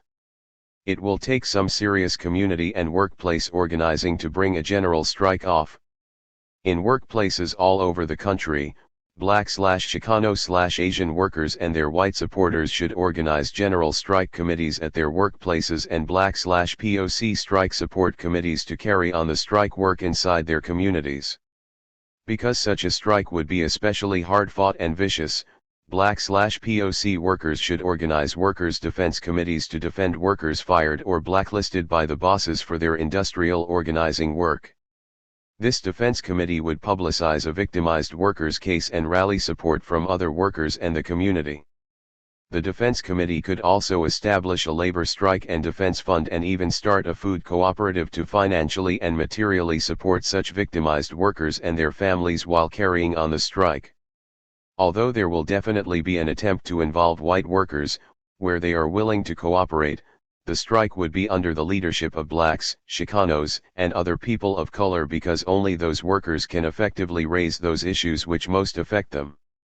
As I have pointed out, white workers have to support the democratic rights of blacks and other nationally oppressed laborers, instead of just white rights campaigns on so-called common economic issues, led by the North American left. That is vulgar socialism, and racism in its own right. White-dominated labor union locals as well as progressive North American individuals or union caucuses should be recruited. They are not the decisive force to lead this struggle, although their help can be indispensable in a particular campaign. It takes major organizing to make them break free of their racist and conservative nature. So although we want and need the support of our fellow workers of other nationalities and genders, it is ridiculous and condescending to just tell black, Asian or Chicano workers to sit around and wait for a white workers' vanguard to decide it wants to fight before they can do anything. This is nonsense. We will educate our fellow workers to the issues and why they should fight white supremacy at our side, but we will not defer our struggle for anyone. But we will unite with any movement which supports our goals of opposing mass unemployment, structural racism, taxing the rich for social programs, and punishing capitalist billionaires like the Cook Enterprises, who are the economic foundation of the new right. Although such a campaign can begin in the black community, we need a broad-based movement to really cripple this capitalist economy, and force social spending on our communities. A critique of the new Black Panther movements. In 1986, ex-members of the Black Panther Party, their supporters, and others met in Oakland, California, for a 20th-year reunion and retrospective of the Black Panther Party. This sparked some interest in recreating some type of Panther projects, if not the rebuilding of the party itself. Also, the 1989 death of party co-founder Huey P. Newton brought together former members and inspired some discussion of building Panther-type projects. Now, over 25 years following the first reunion, a variety of groups have appeared based on the politics of the original Black Panther Party, including the New Panther Vanguard Movement and the Black Riders Liberation Party of Los Angeles, the so-called New Black Panther Party, and its various factions nationwide, and also the Black Panther Collective of New York City. The most important issue is that whatever group is set up should not repeat the errors of the past and adopt a new vision and revolutionary ideology. First, many young activists who are looking for new strategy and tactics in the wake of the defeat of the Black Revolution of the 1960s and are making a re-evaluation of the movements of that period, especially the Black Panther Party for Self-Defense, are doing so because of the weakness and corruption of the contemporary black leadership. Compared to Jesse Jackson and his ties to the Democratic Party, the Panthers were clearly an uncompromising and anti-corporate street force. But many mistakes were made by the original party of that period: too little internal democracy, too much dependence on authoritarian national leaders and far too much male supremacy within the organization, by today's standards, which hampered the movement of that period. And although many of the youth would like to see a new Panther movement, unfortunately, there are many trying to resuscitate the corpse of the long-dead party for opportunistic reasons, instead of breaking new ground with a whole new type of movement.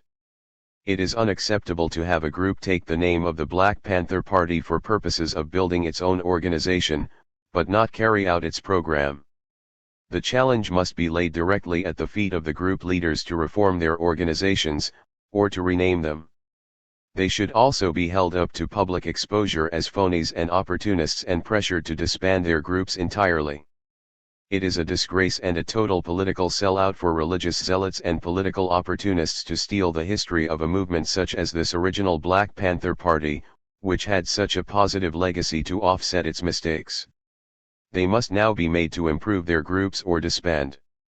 I will direct my message to them collectively. Reject militarism. The new Black Panther movements should reject all attempts to steer them into the direction of romantic urban guerrillaism, which appeared at the period of the deterioration of the Black Panther Party in the mid-1970s, or the kind of mindless violence favored by street gangsters.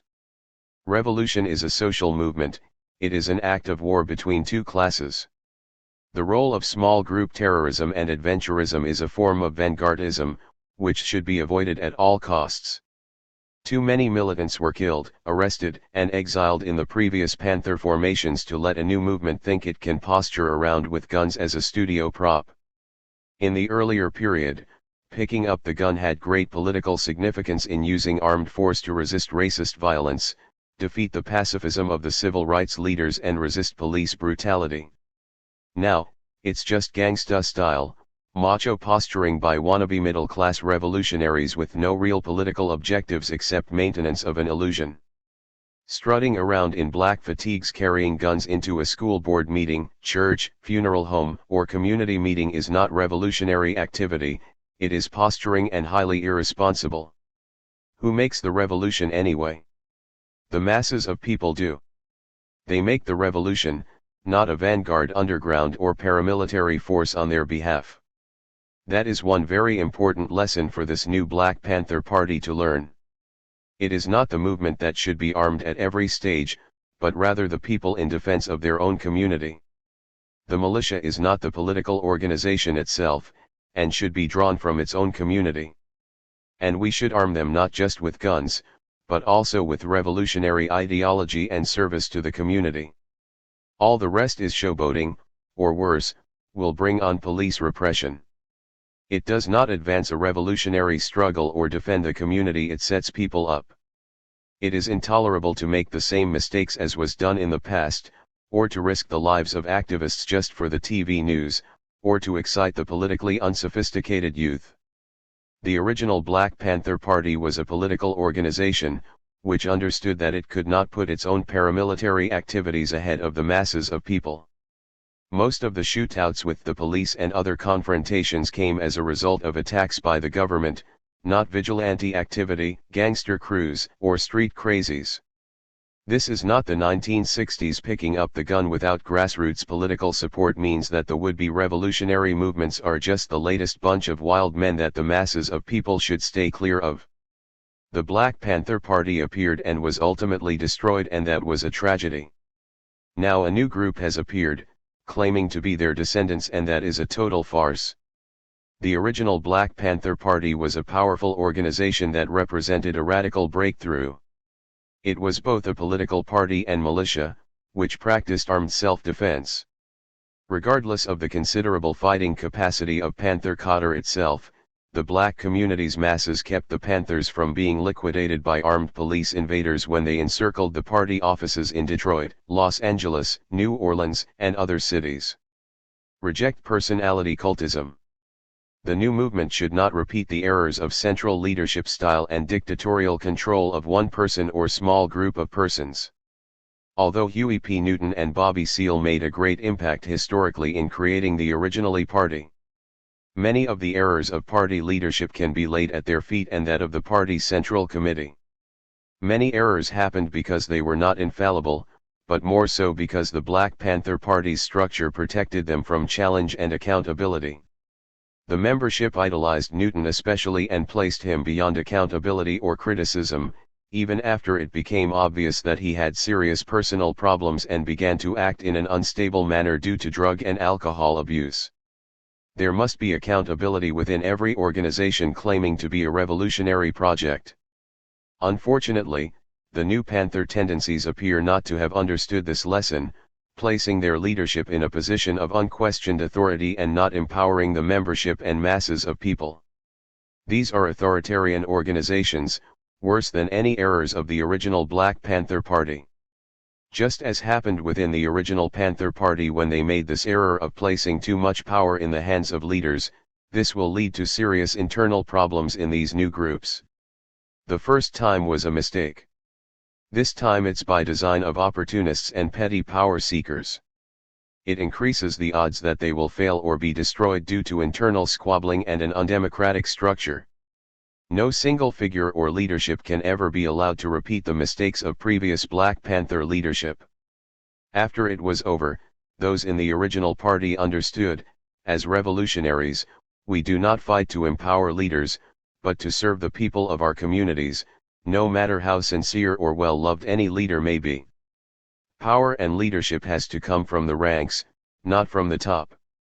The lesson: no one person or vanguard organization will ever be able to lead us to freedom. Revolutionary organizations and leaders come and go, but the masses are always there. We, common people, the so-called mindless masses, can free ourselves, and we should not wait on leaders to appear and decide our fate.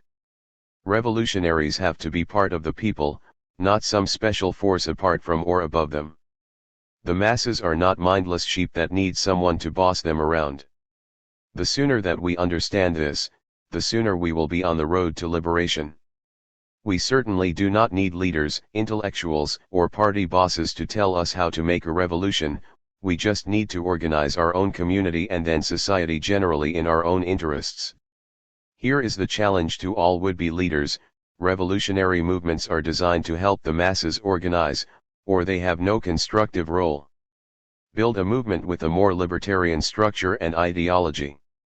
The Black Panther Party of the 1960s was based on Marxism-Leninism and revolutionary black nationalism, and although Marxism-Leninism was the most popular radical ideology of the 1960s, it is inherently authoritarian and undemocratic, even though it gave lip service to so-called democratic centralism. For instance, the rigid structure and a security squad protecting the leaders prevented any member from challenging any political commands of Huey Newton without being branded a traitor and then being summarily purged from the group by the Central Committee. This leadership body also controlled the direction of the party and its policies. The Cotter system was also exposed as allowing nothing but obedience to authority, rather than revolutionary initiative, and should be junked in any new movement along with the party structure. The various new Panther movements are either mistakenly keeping the authoritarian Maoist formations, or even becoming more rigid with Islamic religious dogma, as with the new Black Panther Party. No individual or clique should ever be invested with the fate and the entire direction of a political movement affecting the lives of a large numbers of members and the community at large. No religious or political dogma that restricts the rights of members should hold sway. Both Islam and Marxism should be rejected as official ideology of the movement. Black autonomists challenge these new panthers to adopt a form of libertarian socialism as their ideological doctrine and to build a mass movement rather than another vanguard political party. In fact, any vanguard philosophy, of putting the party before the people, is part of what led the original party to many of its errors of prematurely confronting the state's military and police units, as well as led to its ultimate political isolation from the community. Reject vanguardism, build a mass movement. Clearly, if the time has come for the re-emergence of the Panthers, it should be as a mass movement, rather than as a sectarian political party.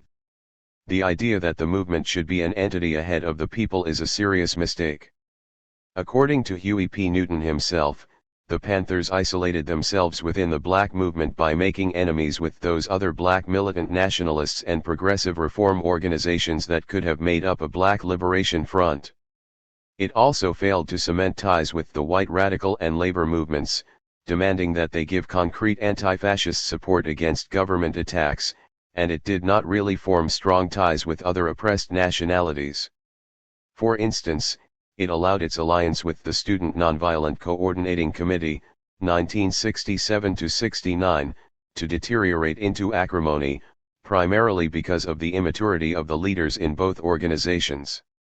The biggest mistake due to vanguardism in the 1960s, however, was its failure to build a sustained mass movement that would have taken over after the old civil rights movement had been ideologically defeated.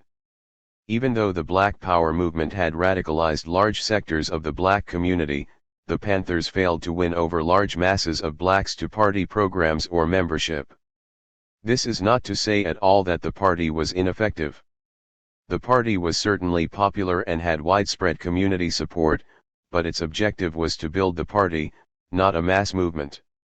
It is time for the new Panthers to build a mass movement which can challenge the capitalists for power, then put it in the hands of the people and build a liberated zone in the belly of the beast as the first step to social revolution, rather than go back to small group politics or adopt a sectarian line in the 21st century. The new Panther movements cannot just make the same errors, as if they have learned nothing. Build a movement to free Black Panther Party political prisoners. With the destruction of the party, hundreds of its cadre were framed on criminal charges or driven into exile. Many are still in prison today. No movement which wants to have any credibility at all will try to forget those who made the heaviest possible sacrifices, and with that in mind, I call on the new Black Panther movement and others based around ideals of the original Black Panther Party to devote a serious amount of its resources to obtaining the freedom in short order of those ex-Panthers in prison and to freeing all political prisoners. There should be political prisoner support collectives all over the country working to free these political prisoners, not just in New Jersey, New York, or California. There is no work that is more important, and this can help rebuild the revolutionary movement as nothing else can. We need to let the world know what crimes the American government committed in suppressing the Black Revolution of the 1960s. As former Black Liberation Army political prisoner Ahuri Lutalo stated, any movement which does not support its political internees, is a sham movement. Reject sexism. The Black Panther Party had women and men share equal roles as warriors and organizers, not just have the women take care of children or stay at home, while the men save the world. But the so-called new Black Panther Party is openly sexist, carrying on the backward and misogynist beliefs of the Nation of Islam that women should stay in their place and are an inferior species. All of the main leaders and activists of this new Black Panther Party are heavily male, and there is a heavy macho culture in the group. This is not to say that there are no women in the group at all, but they play a clearly minor role, just as they do in the Nation of Islam. The original Black Panther Party was not perfect in the way it treated sisters, but was very enlightened for its time, while the Nation of Islam exercised strict sexual segregation throughout the organization and a form of conservative Islamic fundamentalism. Women should be empowered to be leaders, organizers, and equal members of the new Black Panther Party movements. To fail to do this leads to oppression in the ranks of the alleged revolutionary movement, leads to authoritarianism, sexism, and a macho cult. It betrays the history of the original movement. Reject racism. The Black Panther Party had a class analysis about white racism and oppression, which was different from the Nation of Islam and most other nationalist groups at the time. It understood capitalism and internal colonialism were responsible for the oppressed condition of black people. The Nation of Islam and others held that they were white devils created in a laboratory and racism could not be defeated, so it called for racial separatism in a black nation-state, a position that the original Black Panther Party never took and to which it was opposed. Although the Black Panther Party maintained black autonomy of its organization and independence of its leadership, it never reviled white people as inherently evil and beyond allowing support for the struggle. Yet, the new Black Panther Party only equates all white people as being devils who should be shunned. Its past leader, the late Khalid Abdul Muhammad, called white people crackers, white devils and other terms that have continued with the current leadership. They have also engaged in the worst type of anti-Semitism against Jewish people. This has caused many former original Panthers to criticize them heavily for what they see as vindictive black racism in the new Black Panther Party. They reject any ideals of black supremacy and chafe at the association of their organization name with such backward beliefs. Reject youth cultism and age discrimination. Although the original Black Panther Party was an organization of young people, it was not mandated as a policy of the party. According to Huey Newton himself, one thing that separated the party ultimately from the black community was to cut itself off from a base of support among poor men and women, such as welfare mothers, senior citizens, and others. It perpetuated the idea that only the youth could lead a revolution, when most of the world's revolutionaries like Fidel Castro, Ho Chi Minh, Mao Zedong were middle-aged and older and clearly pointed out the struggle was a prolonged struggle involving many sectors of the population. Further, since the youth are not seasoned, they make many mistakes. They may have youthful physical stamina, but not a determination and understanding born of years of consistent struggle. As veteran fighters, Ho Chi Minh and others were able to advance their people's struggle because they had both experienced and youthful activists.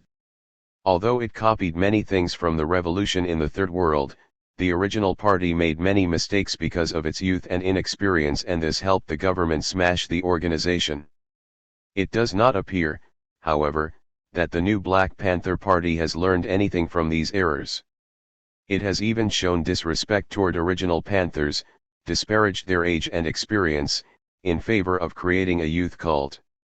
Such cults are inherently weak and based on style rather than substance. They have no political program of their own based in the material conditions of their own period, so they steal the program of the past period, dress it up and call it their own.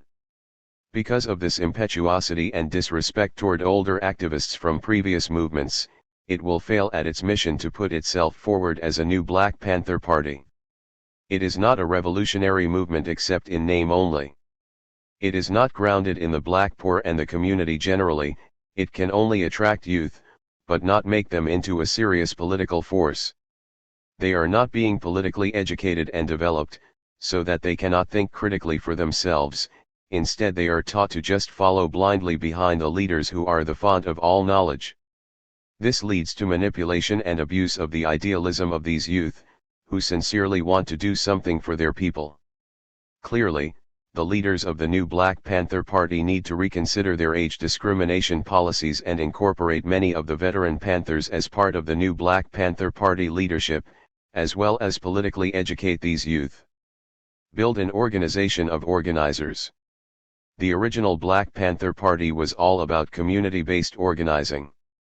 It set up offices all over the country, created and administered over 30 survival programs to provide free food, housing, clothing, medical care, and other services, and it did extensive mobilizing on the local level in many cities against racism, police brutality, high rents and utility rates, and other issues affecting poor and working class people.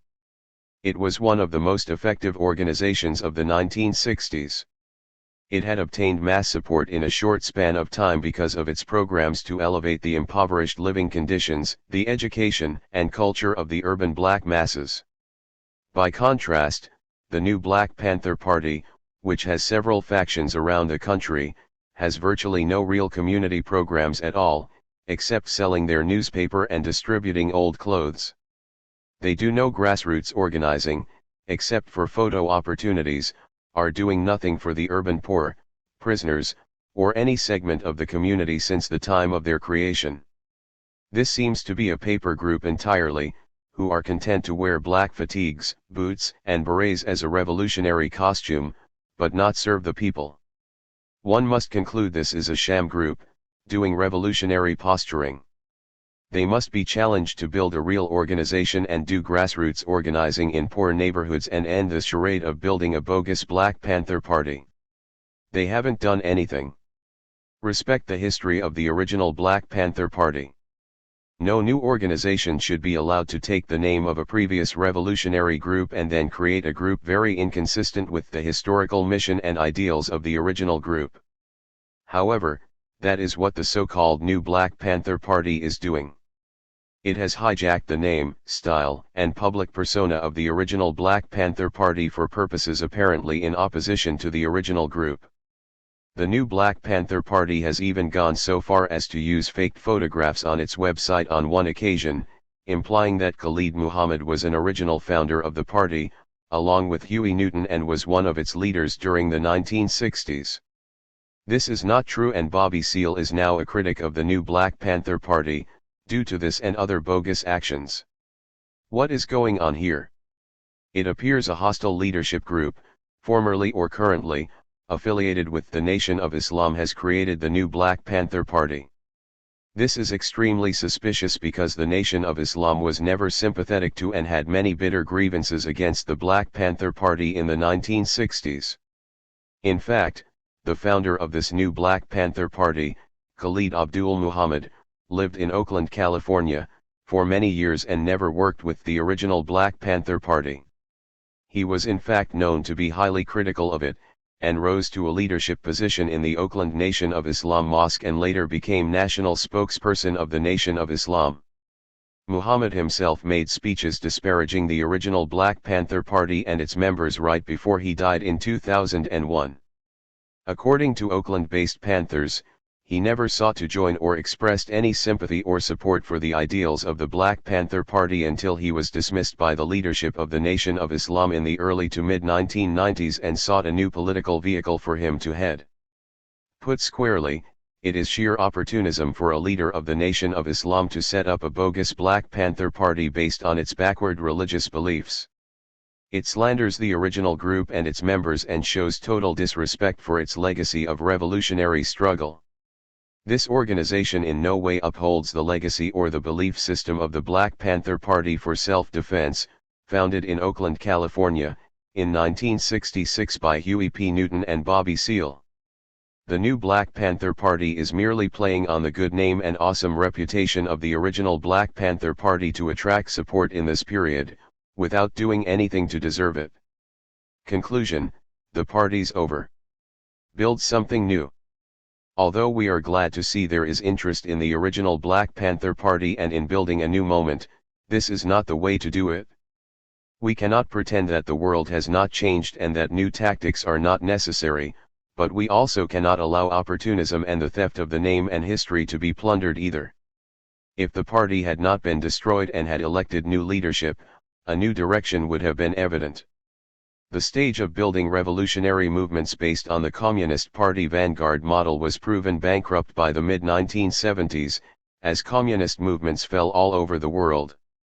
The idea of central leadership and cult of personality fell with it, although the black movement, especially religious organizations like the Nation of Islam, continue with that model. But the fact is that black people worship a variety of religions and have a variety of political views. It appears that only a united front approach would be effective, but a united front is not by nature a revolutionary organization. Which leads to the question of where would the Black Panther Party have been going had it survived. First, we believe that the political party model would have been disbanded or expanded to a Black Panther Liberation Front, with collective leadership, a mass base instead of a tightly controlled membership, and would have brought many of the persons working on many of the survival projects into full membership. Instead of just inexperienced street youth as members and leaders, there would have to be a recognition that adult activists, whether welfare mothers, community organizers, seniors, industrial workers, or others, would have had much to contribute and should have been allowed to join. This Black Panther Liberation Front would have been formed much like the original Palestine Liberation Organization, in that various tendencies in the black community united with the Panthers' original vision could be brought into one organization. This would include the progressive wing of the black movement, grassroots organizations, and individuals who supported Panther politics. The main thing we must recognize is a Black Panther Liberation Front is a step toward a mass movement.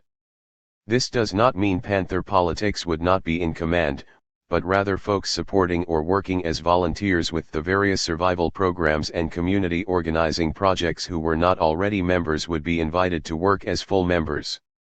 Obviously, this would have included a movement for a broad-based resistance campaign and armed struggle, but only when the revolutionary forces fostered the conditions and the masses of people were ready to take such a step, rather than premature adventurism and military escapism by an underground force in the name of the people. Only the masses can make the revolution, not leaders or a vanguard political party. That time is past and resulted in our defeat. Now we clearly need a Black Panther mass movement. The time for a Black Panther Liberation Front, made up of the existing New Panther groups, community groups, and other black radical forces, including original Panther members, is what is on the agenda now. We need a mass-based movement, with collective leadership, to involve the broadest level of the black masses possible to fight colonialism and racism, mass imprisonment of the youth, police brutality and murder, unemployment and homelessness, drug peddling and other social ills of this period. We need to unite our people around a revolutionary political program, not just a nationalist program. We need to understand that our role in this period is not to just establish a nation-state in 5 southern states, but to dismantle the existing government and nation that is oppressing blacks in America and people around the world, and destroy the system of capitalism in the lives of billions of people. Let's organize the hood, inner city organizing projects. We must rebuild inner city neighborhoods as a community survival program, even while we work to fight racism and capitalist colonialism. We need to build a new society, but until then we need to organize and empower poor folks living in deteriorating inner city communities to rebuild substandard housing and create jobs, food, and housing cooperatives. Capitalism is a social system with inherent economic inequalities. Not only do the poor pay more for basic amenities, but also they are made the scapegoat of this corrupt system. They are called a criminal underclass, layabouts, welfare queens and other garbage by the rich and their ideological agents. Even part of the black working class echoes this propaganda. Then after they have told their lies, the rich fashion new laws to ensure their unjust rule by starving, humiliating, killing, imprisoning, torturing, policing, and otherwise keeping the pressure to survive on the poor themselves, and this is especially the case with the black poor. This period of widespread social repression is extremely dangerous. 1 out of every 3 young black men and almost 60% of all black female prison inmates are in the so-called American criminal justice system, prison, jail, or on parole. High unemployment and social disinvestments are destroying the economic base of many inner-city neighborhoods. Chemical warfare, drugs, is being used to destabilize our communities and keep us from fighting back. An epidemic of police violence takes place each day to beat, kill, and torture black men, women and children, and to intimidate the community into fearing white authority. All these and worse are the daily life experiences of poor black people under the system. So whatever movement we build cannot be a disconnected cult or vanguard sect that tries to act as a champion of the masses, one working with poor communities to mobilize in its own interests. To fight back against these horrific conditions and to also build an infrastructure for survival pending revolution, it is not enough to do as the Negrocy, also known as the black upper class or black bourgeoisie, does and call for black pride, while poor black people are starved and brutalized by the government and corporations. There must be some way to ensure their economic and physical survival, all the while fighting a social revolution. First, we must recognize that we need a new way of confronting our oppressed situation. How do we get started at this? The Poor People's Survival Movement, part of a broader program called Let's Organize the Hood, which was first devised by the Black Autonomy Federation, is what is needed in this period for poor and working class black people. With it as a component part of our anarchist autonomist federation and our political program, we will ultimately build a socio-political infrastructure to intervene in every area of black life: food and housing cooperatives, black liberation schools, people's banks and community mutual aid funds, free medical clinics and hospitals, rodent control and pest extermination programs, cooperative factories, a black partisan militia to patrol our communities, the establishment of a black intercontinental electronic communications network, land and building reclamation projects, public works brigades to rebuild the cities, youth projects, drug clinics, a black alternate currency, and many other programs can be made possible with a mass-supported Poor People's Survival Movement, because it can potentially mobilize millions of our people around specific obtainable objectives, instead of pie-in-the-sky rhetoric by national civil rights and black nationalist leaders.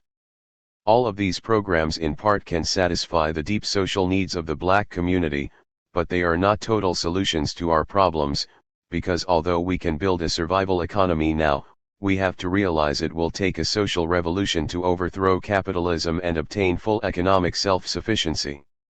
We will have to fight to obtain full freedom.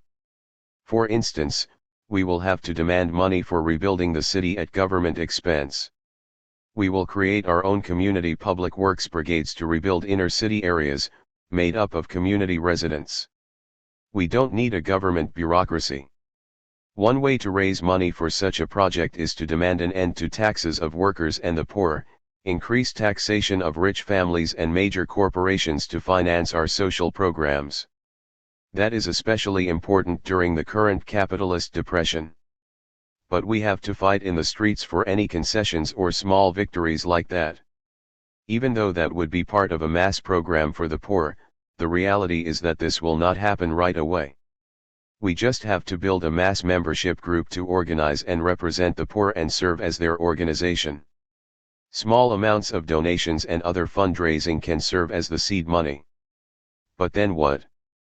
We must begin to go into the poorest, most economically depressed black and ethnic neighborhoods and not just begin to define their problems, but to feed, clothe, and even house people to the limits of our resources.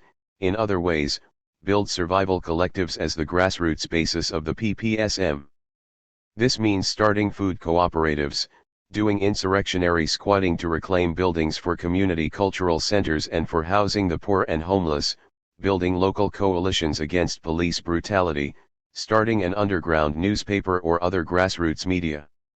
This also means that we must join with the people to fight their slumlords, local governments, unemployment and welfare offices, their employers and other exploiters who fleece and oppress the working poor.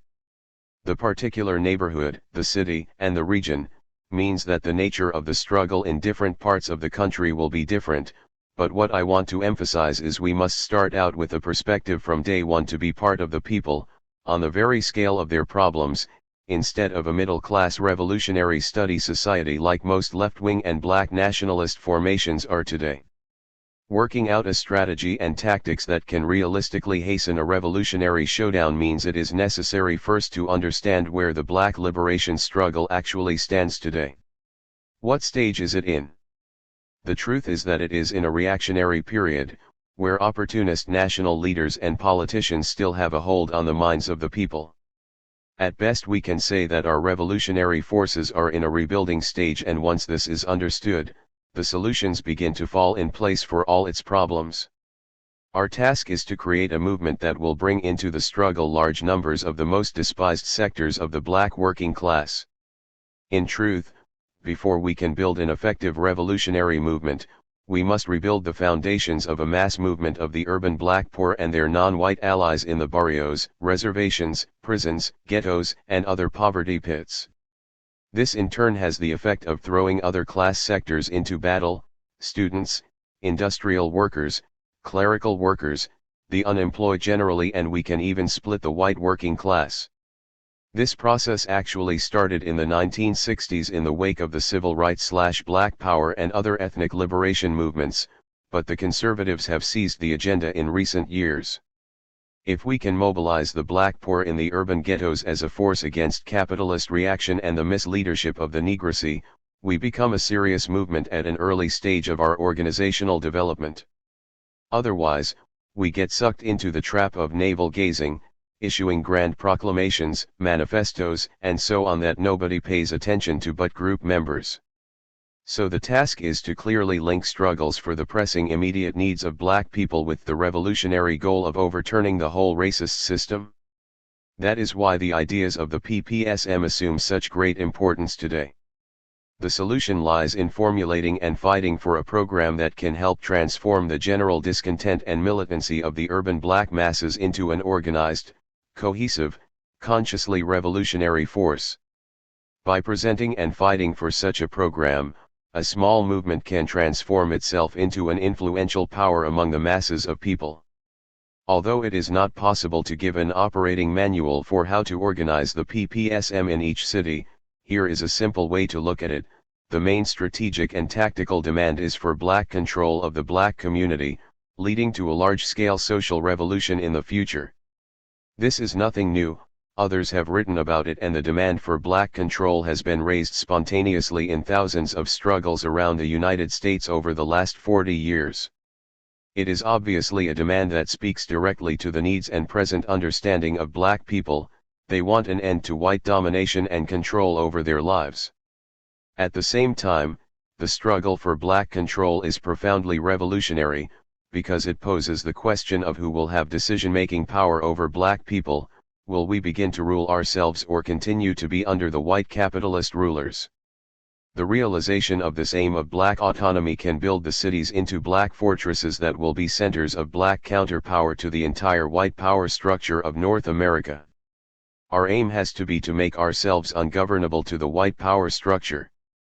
Make it impossible for the police to patrol our neighborhood, make it impossible for politicians to assume control on the local level and begin to take over the schools and other government resources and use them for the people. We can't do as the nationalists do, just advocate for reparations or a future nation-state. As they develop within the black communities, struggles targeted to win control over specific institutions and agencies can pave the way and prepare increasing numbers of people for the all-inclusive goal of total control of their community and of the existing political system. These partial struggles, carried out around issues such as black control of neighborhoods, control of the schools, an end to police brutality, decent hospitals under community control and other issues can be extremely important because through them encouraging victories can be won. One very simple thing we must understand is that most black people don't belong to social or civic organizations, except for their church or union. They need to feel that they can now belong to something that can produce tangible victories now. These victories, even if limited to specific areas and issues at first, can help raise the confidence of the community in its own power and lay the basis for broader future struggles. For instance, the following demands could help to promote this process generally. 1. End police brutality by replacing police occupation forces with a community-controlled black militia drawn from residents of the community. This force would not just do policing, but deal with civil defense, fire safety, food distribution, youth training, community military preparedness, military communications, and a host of other neighborhood safety issues. It would not be a colonial force, a repressive police force for the downtown white merchants, or any other tool of the oppressor. It would be a true community defense guard made up of neighborhood residents. 2. Black grassroots control of all funds allocated to the black community and control over all plans for renovating and constructing housing and other communal facilities and improvements. The black community can only get decent housing, and urban homelessness, start to house families on project waiting lists when it gets access to massive capital. Only the government and major corporations now have access to such resources. We must fight to win these funds for the people, rather than let the bureaucrats and community development poverty pimps decide what they want to do with the money to help business people and real estate developers. 3. Beat back layoffs by the corporations who are cutting jobs, running to low-wage areas of the world, by fighting budget cuts by politicians and rich capitalists.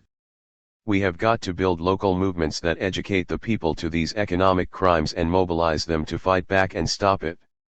We need to sit in at the offices of corporation meetings, government hearings, and other functions to disrupt local life and be willing to take any other action necessary to win our demands.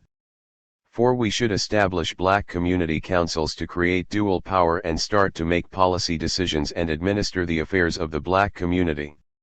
These councils should be composed of representatives elected by poor and working class black people in various community institutions, such as hospitals, welfare centers, libraries, factories, as well as delegates elected on a block basis. They would then be federated into a local community rights assembly for citywide or regional coordination. This would be the beginning of building dual power institutions to challenge the government itself.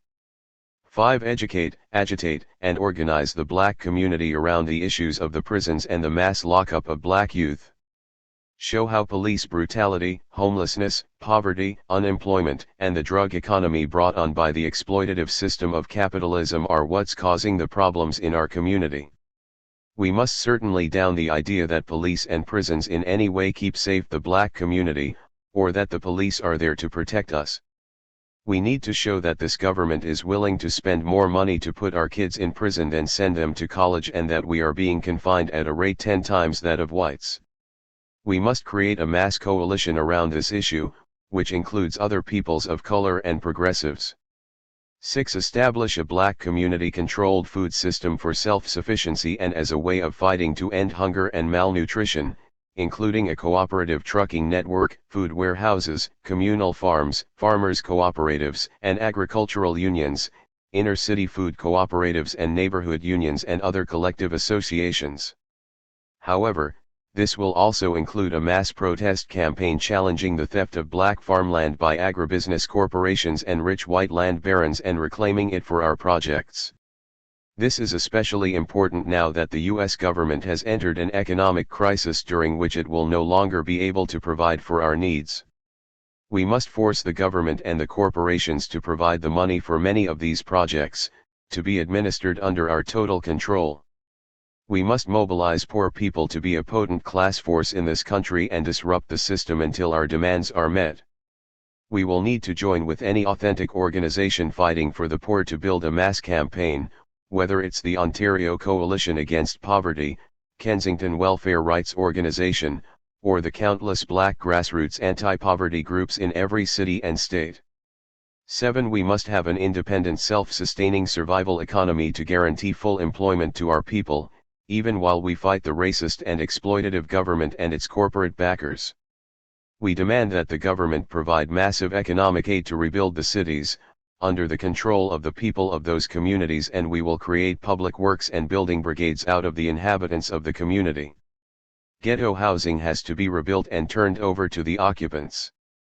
Adequate jobs and services must be provided to all community residents, including first preference for all construction jobs in the black community, instead of the racist job trust system of white-dominated labor unions.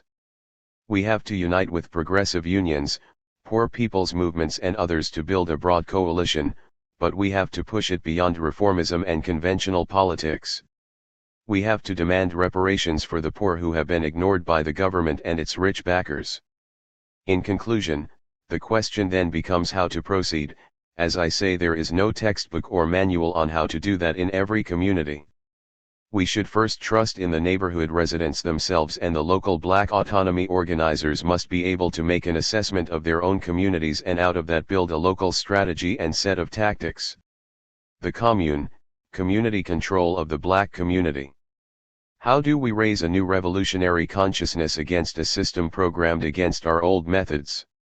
We must use a new approach and revolutionize the black central city commune and slowly provide the people with the incentive to fight by allowing them to create programs, which will meet all their social, political, and economic needs.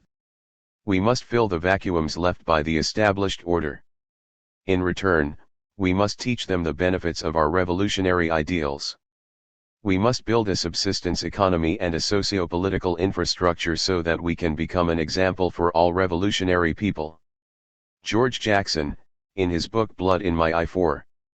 The idea behind a mass commune is to create a dual power structure as a counter to the right-wing government, under conditions which exist now. In fact, Black autonomy believes the first step toward self-determination and the social revolution is black control of the black community. The self-activity of the black community has the potential to shake the entire system. This means that grassroots black people must form and unify their own organizations of struggle, take control of the existing black communities and all the institutions within them and conduct a consistent fight to overcome every form of economic, political, and cultural servitude imposed on them and defeat any system of racial and class inequality which is the product of this racist capitalist society. Very simply, we organize to win, not just to fight. We resist until we obtain all the demands of the people and not compromise our freedom away. The realization of this aim means that we can build inner-city communes, which will be centers of black dual power and social revolutionary culture against the white political power structures in the principal cities of the United States. Once they assume control from the local city governments, such communes could ultimately be an actual alternative to the government and serve as a force to revolutionize African people and by extension, large segments of American society, which could not possibly remain immune to this process. It would serve as a living revolutionary example to North American progressives and other oppressed nationalities. We saw this very thing begin to happen in the 1960s with the awakening and organizing of black people in both the major cities and even small towns in the South.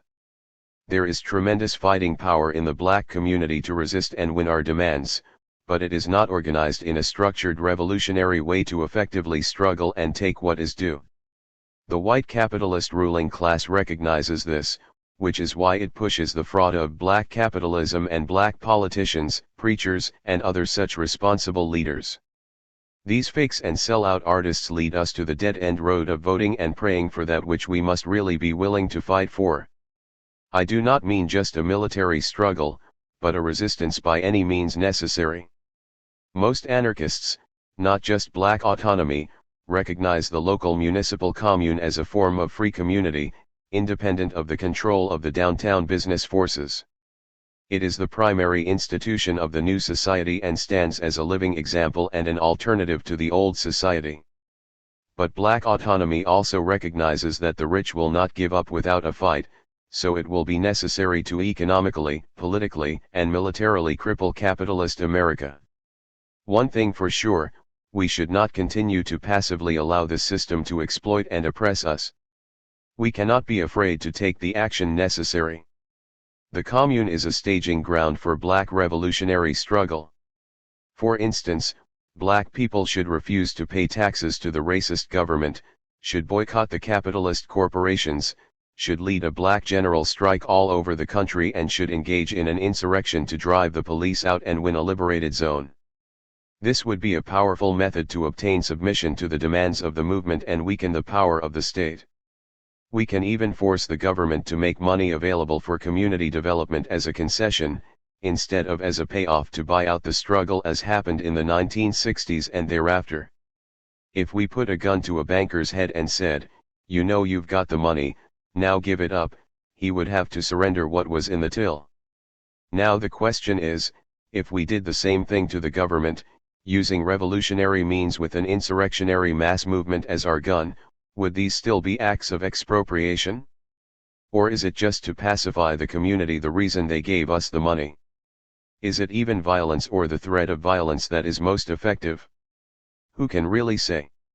Our communities definitely need the money, and however we compel it from the government or corporations is of less importance than the fact that we force them to give it up to the people's forces at all. We would then use that money to rebuild our communities, maintain our organizations and care for the needs of our people. It could be a major concession, a victory, however limited. We also have to realize Africans in America are not simply oppressed by force of arms, but that part of the moral authority of the state comes from the mind of the oppressed that consent to the right to be governed. As long as black people believe that some moral or political authority of the white government has legitimacy in their lives, that they owe a duty to this nation as citizens, or even that they are responsible for their own oppression, then they cannot effectively fight back. They must free their minds of the ideas of American patriotism and begin to see themselves as a new people. This can only be accomplished under dual power, where the patriotism of the people for the state is replaced with love and support for the new black commune and other oppressed people. We do that by making the commune a real thing in the day-to-day lives of ordinary people. This does not happen overnight. After all, this is a prolonged struggle of people who have been oppressed for centuries, but it must happen. We should establish community councils to make policy decisions and administer the affairs of the black community. These councils would be democratic neighborhood assemblies composed of representatives elected by black workers and community people in various community institutions, factories, hospitals, schools, as well as delegates elected on a block basis. We must reject black mayors and other sellout politicians, or government bureaucrats, as a substitute for community power. We must therefore assume community control of all the institutions of the black community, instead of just letting the state decide what is good for us. Not only with just jobs and housing, but also full control over every government institution must be turned over to that community, because only the residents of a community have a true understanding of its needs and desires. These demands for community control are a revolutionary demand to remove the bureaucrats and put power in the hands of the people. Here is an example of how it would work under the conditions that exist today. We would elect a community council to supervise all schools in the black community. When I say elect, I don't mean in the conventional sense of using a corrupt county or state election board to handle the matter, but rather we would do it on the grassroots level. Just call a meeting of the people, after we have conducted a door-to-door campaign, and ask for volunteers. We would encourage parents, students, teachers, and the community at large to work cooperatively in every phase of the new school community council, rather than have an authority figure like a principal and his or her uncaring bureaucratic administration run things as are done at present. The whole black community will have to engage in a militant struggle to take over the public schools and turn them into centers of black culture and learning based on our needs, rather than the ideas of a government bureaucrat. This would never happen otherwise. We cannot continue to depend on the racist or black puppet school boards to do this for us. But speaking generally about grassroots councils, at some stage, the local council would then be federated, or joined together, on a local level to create a city-wide group of councils who would run affairs in that entire community or region. The councils and other neighborhood collectives organized for a variety of reasons would make up a mass commune. This commune would be in turn federated at the regional and national level, the aim being to create a national federation of black communes, which would meet periodically in mass assembly meetings. This federation would be composed of elected or appointed delegates representing their local commune or council. Such a national federation of the local communes would allow community councils from all over North America to work out common policies and speak with one voice on all matters affecting their communities or regions. It would thus have far more power than any single community council could. However, to prevent bureaucratic usurpation of power from this national federation by political factions or opportunistic leaders, elections should be held regularly and delegates would be subject to recall at any time for misconduct, so that they remain under the control of the local communities they represent. So, the black community councils are really a type of grassroots movement made up of all the social formations of our people, the block and neighborhood committees, labor, student and youth groups, even the church, to a limited degree, social activist groups and others to unite the various protest actions around a common program of struggle for this period. The campaigns for this period must utilize the tactics of direct mass action, as it is very important that the people themselves must realize a sense of their organized power. These grassroots associations will provide to the usually mass spontaneous actions, a form of organization whose social base is of the black working class, instead of the usual black middle class misleadership. Black autonomy recognizes these community councils as being a form of direct democracy by black people, or the people of color themselves, instead of a type of phony American democracy, which is really nothing but control by politicians and business people. The councils are especially important because they provide embryonic self-rule and the beginnings of an alternative to the capitalist economic system and its government. It is a way to undermine the government and make it an irrelevant dinosaur, because its services are no longer needed. The commune is also a black revolutionary counterculture. It is the embryo of the new black revolutionary society in the body of the old sick, dying one.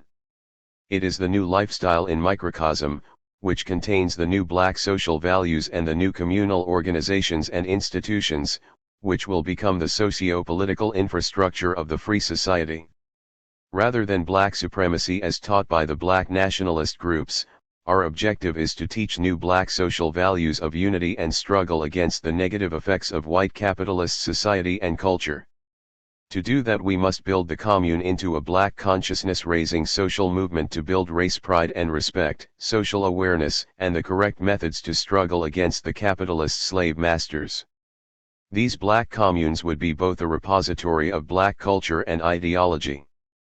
We need to change both our lives and our lifestyles, to deal with the many interpersonal contradictions in our community.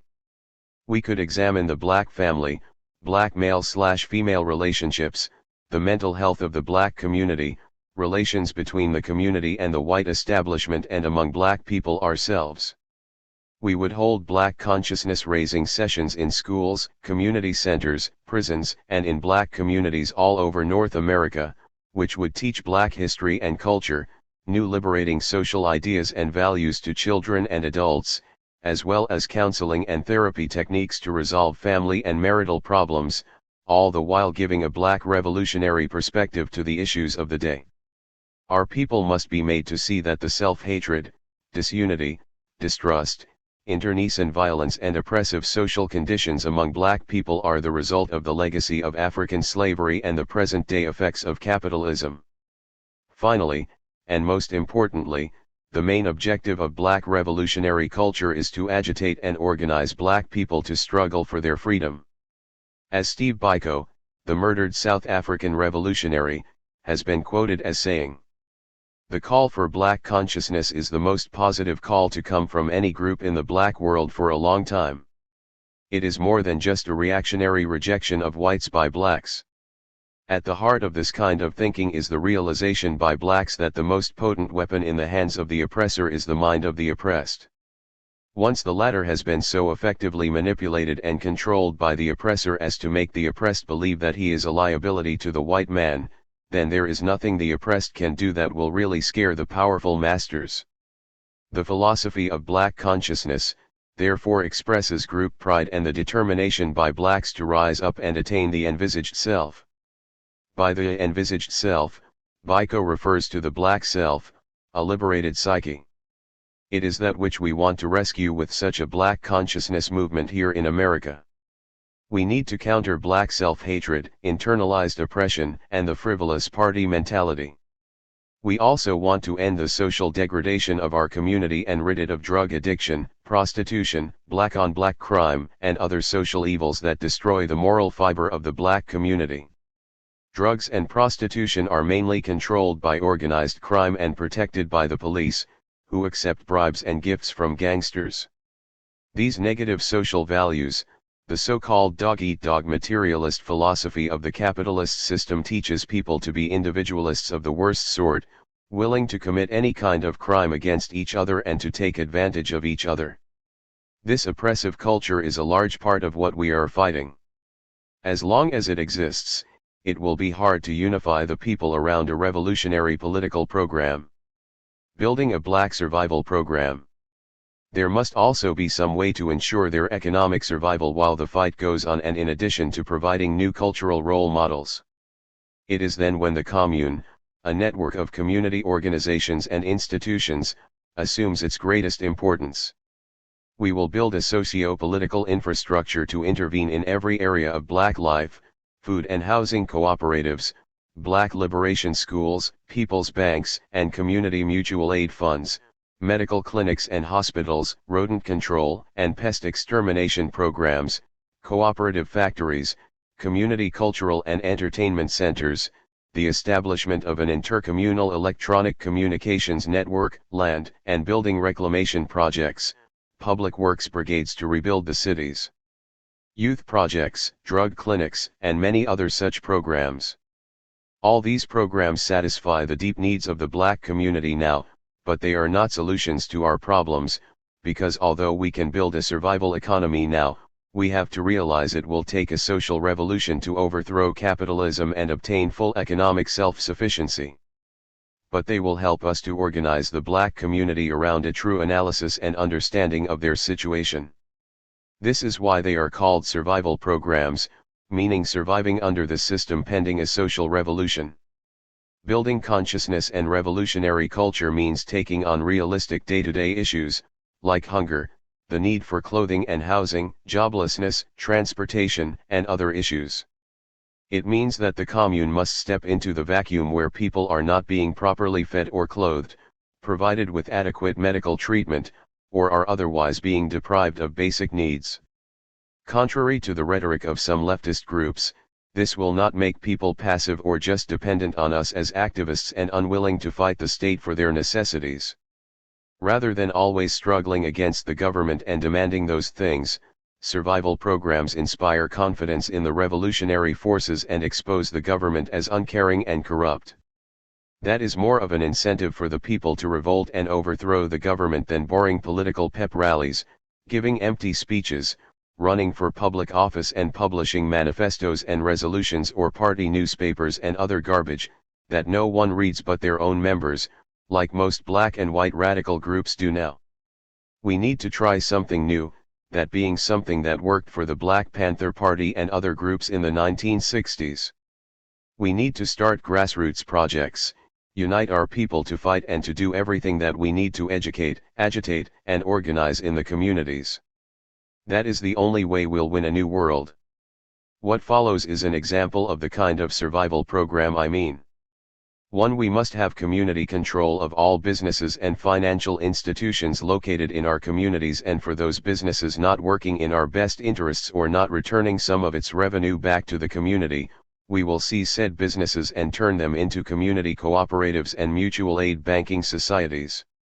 2. We must have community control of all housing and major input in all community planning of black communities. If a piece of property or house is owned by a slumlord, either a private realtor or government agency, we will seize it and turn it into community housing cooperatives.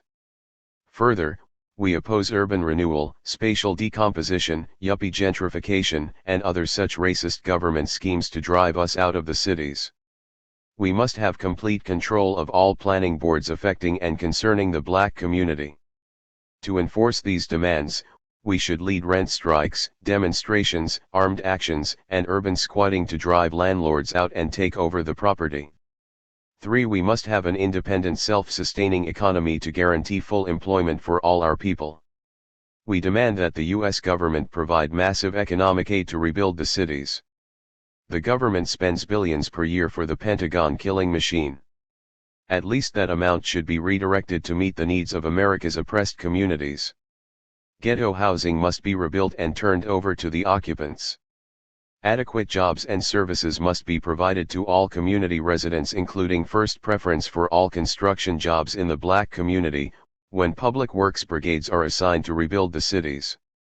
We must fight for black grassroots control of all government funds allocated to the black community through a network of mutual aid banking societies, community development corporations, and community development credit unions. Again, organizing and mobilizing is the key. 4. Reparations, the big payback. The U.S. government and the rich class of this country have stolen and oppressed Africans on this continent for centuries. They worked our ancestors as slaves, and after slavery they continued to oppress, murder and exploit our people, on down to the present day. We must build a mass movement in our communities to compel the government and the rich to provide the means for our community redevelopment. They owe us for centuries of abuse and robbery.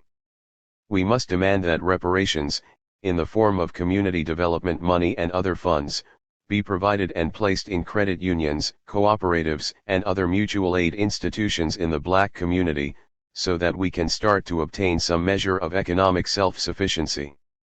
Yet, we know that they won't give the money to us.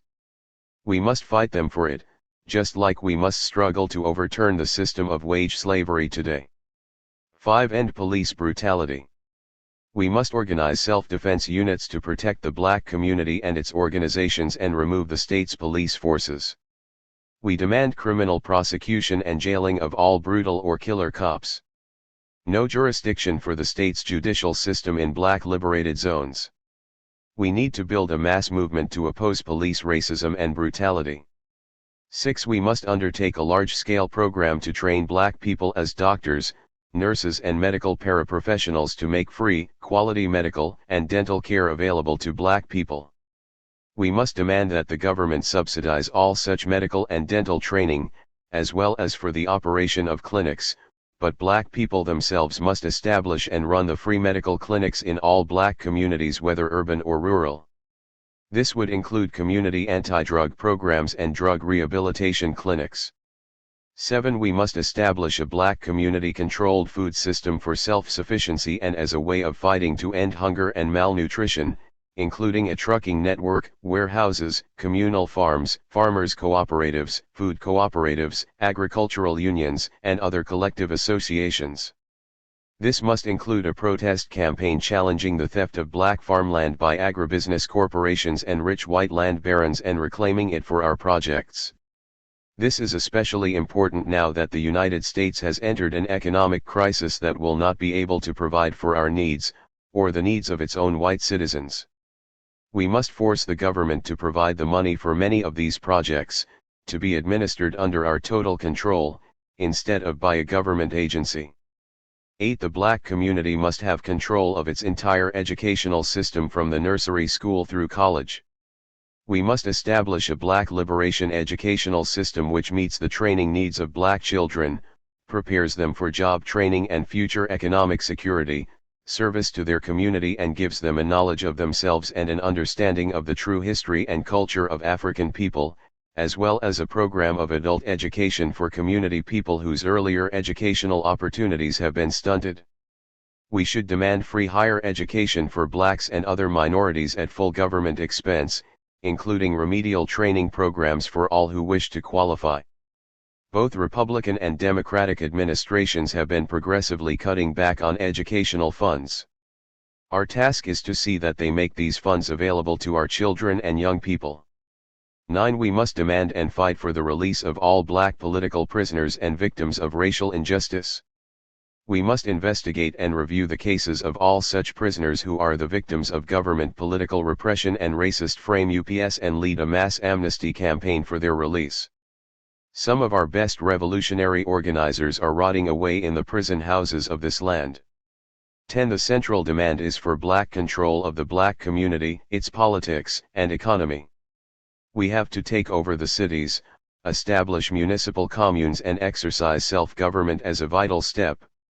We are the majority in many of the major cities of this country and we should be able to control our own affairs, or at least obtain some autonomy, but as we should now be aware, we won't ever get this community social power by voting for some black capitalist politician, or from passively depending for salvation on leaders of one sort or another.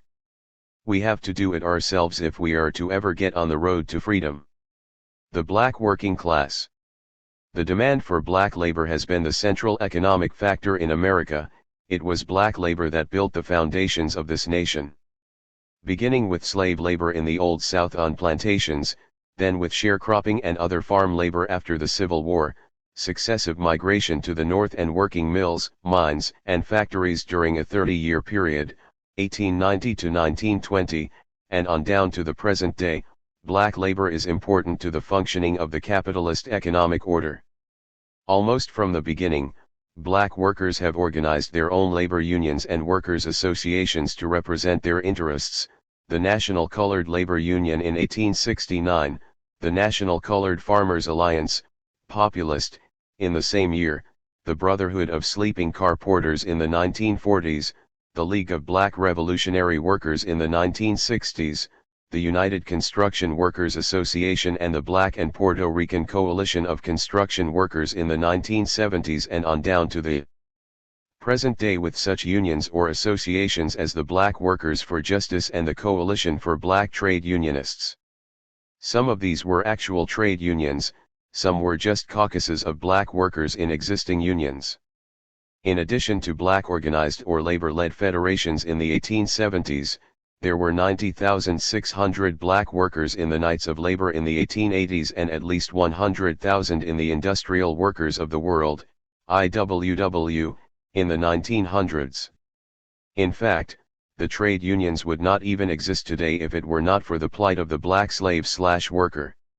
Trade unionism was born as an effective national movement amid the great convulsions of the Civil War and the fight to end slavery, yet black workers were routinely excluded from unions like the American Federation of Labor, AFL. Only militant associations like the Knights, IWW, and the anarchist-initiated International Working People's Association, IWPA, would accept their memberships at all. This continued for many years, until the founding of the Congress of Industrial Organizations, CIO, began its campaign of strikes, sit-downs and other protest actions to organize the unskilled industrial workers. Black labor was pivotal in these battles, yet has never fully reaped the benefits. In fact, the labor bosses betrayed them when the CIO was beaten down in the 1950s and reinstated racial discrimination in many of the Southern Union locals. You would think the American labor movement would see it as criminal or racist to ignore these fellow workers today in that fashion. But even now there is no labor organization in the United States which gives full representation and equal treatment to black workers, though they all give lip service.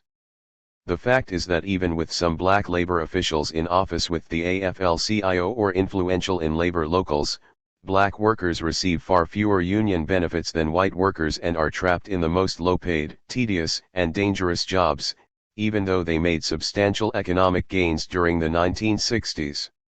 Massive numbers of blacks are trapped in the highest unemployment sector, and there has yet to be any fight back by organized labor. Most of the black masses are in the working class, even though political conservatives nowadays try to claim that the majority is middle class or even upper class.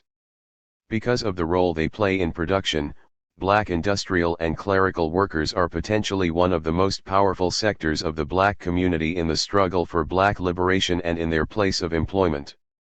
As the victims of inequality in the economy, black workers have since the 1960s begun to organize for their interests and to protect their rights on the job, even if the union is conservative, racist and won't fight the bosses.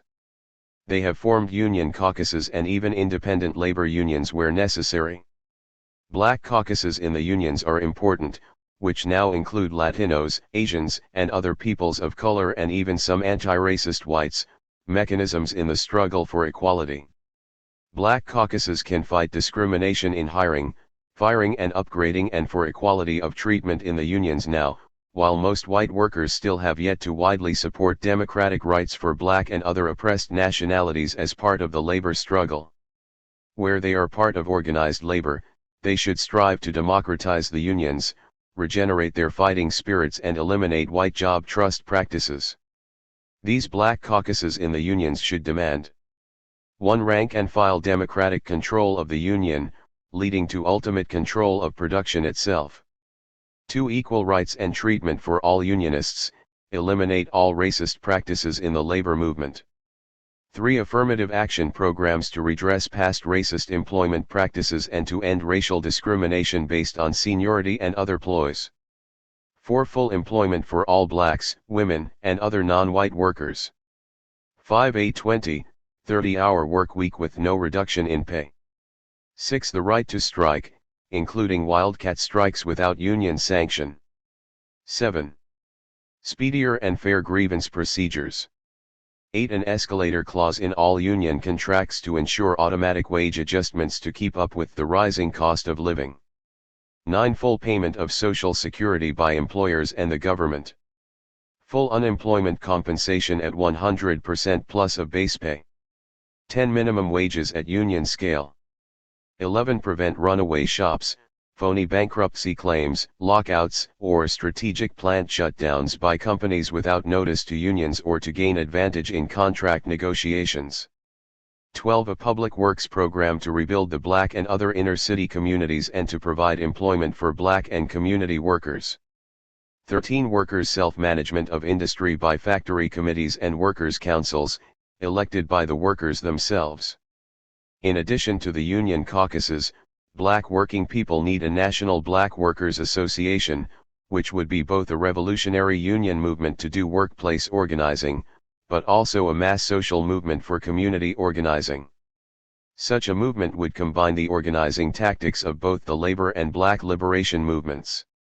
It is not designed to drive blacks out of those unions where they are already organized, but would rather serve as a tool to multiply their numbers and strength and turn their unions into militant, class struggle instruments. This association would exist along with and be a part of existing labor unions, but independent of the orders of labor bureaucrats. There is very little which is progressive about labor unions these days, and they certainly are not a revolutionary force. The ability to serve as real allies depends on the number of blacks and peoples of color within a particular union or local. The League of Revolutionary Black Workers, which organized black auto workers during the late 1960s, provides an example of the type of organization needed to challenge and radicalize the entire union movement. The League, which grew out of its major affiliate, the Dodge Revolutionary Union Movement, DRUM, was undoubtedly one of the most militant black labor movements in American history. It was a black labor federation that existed as an organized alternative to the United Auto Workers, UAW, which openly engaged in racial discrimination and was making the inevitable step of taking the black liberation struggle to the industrial shop floor, the point of production and then capitalism's most vulnerable area. The League had wisely decided to organize in the Detroit automobile production industry because of the large number of black workers at the time, which had no real representation. This was an industry where its black workers were an important part of the workforce, and also in the Detroit black community, where the League united the struggle in the factories with that of the black struggle as a whole. It quickly became a major force in the workplace and in the streets, as many of its cadres organized on college campuses and in the black inner city areas. It had the potential to become a mass nationwide black working class movement, but this potential was stifled through political faction fights among the leadership, lack of a sustained base in the factories, company/UAW/ and state repression and betrayals, organized racism, and lack of cooperation from white workers and other such reasons. Although based in the plants among the workers, it was a movement that had middle-class opportunists among its ranks, who were not workers, rather Marxist-Leninist intellectuals. Eventually the League split into mutually hostile factions and died, after less than 5 years of existence. Then the opportunists, Marxists and petty bourgeois intellectuals became lawyers, judges, and other left-wing agents of the liberal establishment, while the black workers had to fend for themselves. Even though the League was at best a revolutionary syndicalism organization and later a rigid Marxist-Leninist organization, and their adoption of this later authoritarian ideology, with its ideas of purges and unquestioned leadership, directly led to its demise, there is much that anarchists and radical black labor activists can learn from the League. The main thing is that black workers can and should be organized into some sort of independent labor association, in addition to, or even in lieu of, their membership in organized labor unions, and especially where the unions are of the sellout type and or discriminate against blacks. In addition, it is much easier for black workers to organize other black workers on the job and in their communities in support of strikes and workplace organizing, than white organizers from the major unions. Simply stated, what would be the program of a newly formed National Federation of Black Worker Caucuses? 1. For class struggle against the bosses. 2. To organize the unorganized black/POC workers ignored by the trade unions. 3. For workers' solidarity among all nationalities of workers. 4. End the wage system and capitalism. The need for a federation of black labor caucuses. From Detroit, Michigan to Durban, South Africa, from the Caribbean to Australia, from Brazil to England, black workers are universally oppressed and exploited. There is no racial group more borne down by social restraint than black workers. They are oppressed as workers and as a people. Because of these dual forms of oppression and the fact that most trade unions exclude or do not struggle for black laborers' rights, we must organize for our own rights and liberation. Even though in many African and Caribbean countries there are also black labor federations, they are reformist or government-controlled. There is a large working class in many of these countries, but they have no usually militant labor organizations to lead the struggle. The building of a black workers' movement for revolutionary industrial sabotage and a general strike, or to organize the workers for self-management of production and so undermine and overthrow the government is one of our major priorities. Unions may not be revolutionary, but they have social power and can hurt the capitalist state. Capital and labor have nothing in common. What would an international black labor association stand for?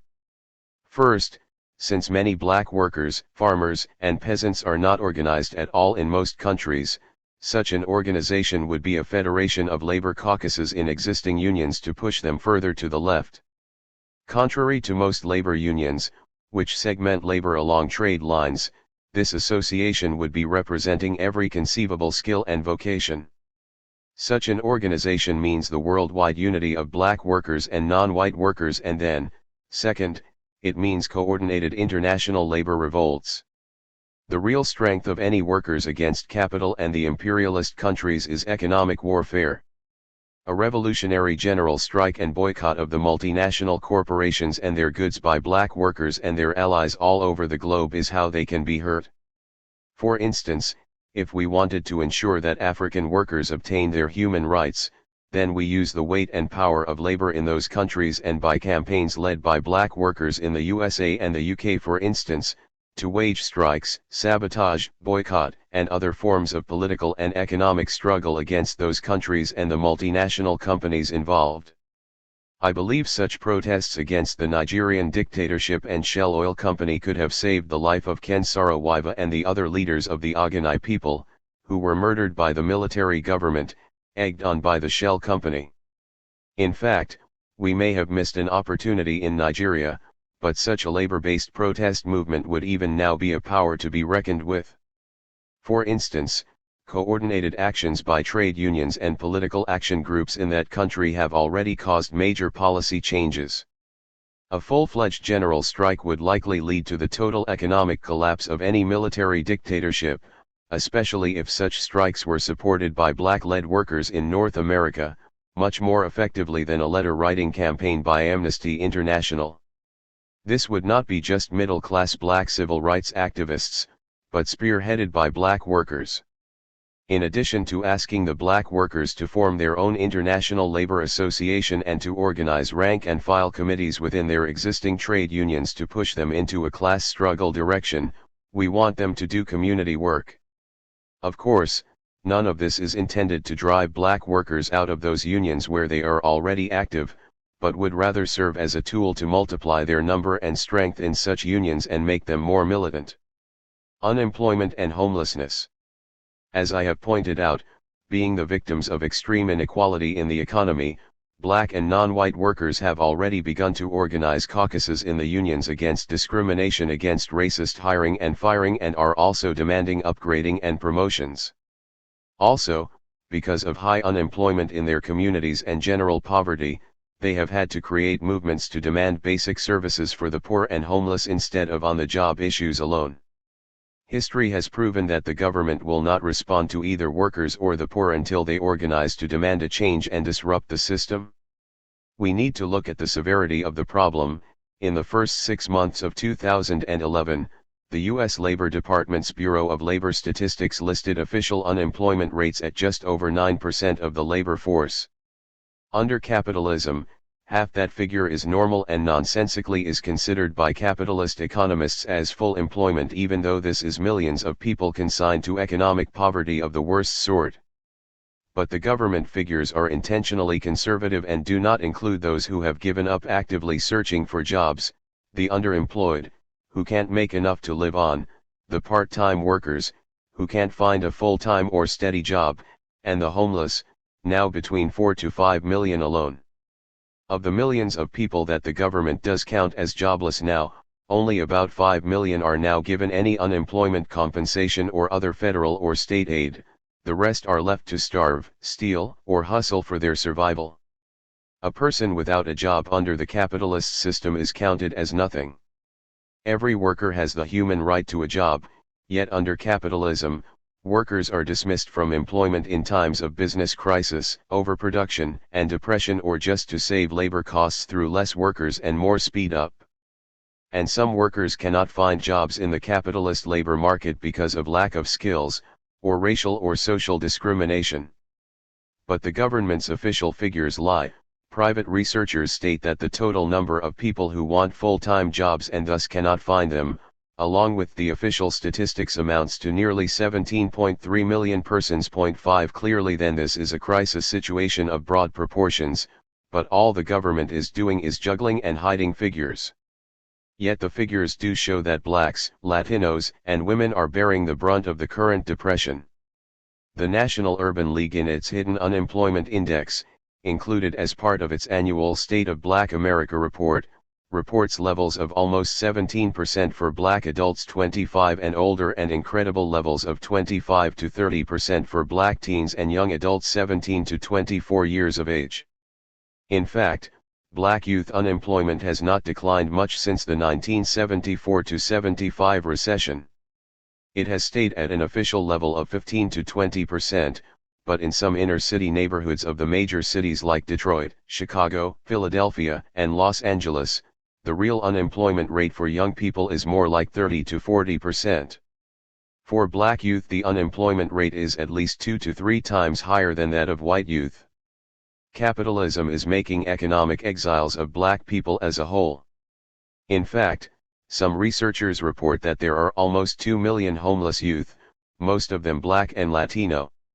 According to economic researchers, while making up 12 to 15% of the total population, Black America represents nearly 40% of the United States of America's poorest population. The fact is that unemployment is concentrated in the Black and Latino communities and is greatly responsible for the most destructive tendencies in human relations and deteriorating neighborhoods. Crime, prostitution, suicide, drug addiction, gang fighting, mental illness, alcoholism, and the breakup of black families and other social ills are rooted in the lack of jobs and the denial of essential social services in their communities. Since so many die in the streets or in prison, it is actually racial genocide in the form of social neglect. Unemployment is profitable for the bosses because it drives down the wages of all workers and helps the employers to keep the workforce under control through this reserve army of labor, which are allegedly always ready to scab, according to union bureaucrats. Because of pervasive discrimination against blacks, Latinos, and other nationally oppressed workers, including higher levels of unemployment, the jobs they do get are generally on the bottom rung. This is also profitable for the boss and divides the working class to their benefit. Homelessness is just the most intensified form of unemployment, where in addition to loss of jobs or income, there is loss of housing and lack of access to social services.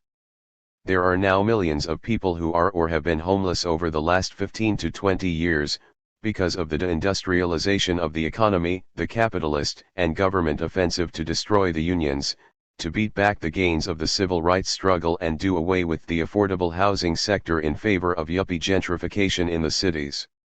You see the homeless sleeping on the streets in cities, big and small, and what this reflects is a total breakdown in the capitalist state social services system, in addition to the absolute economic inequality in American society.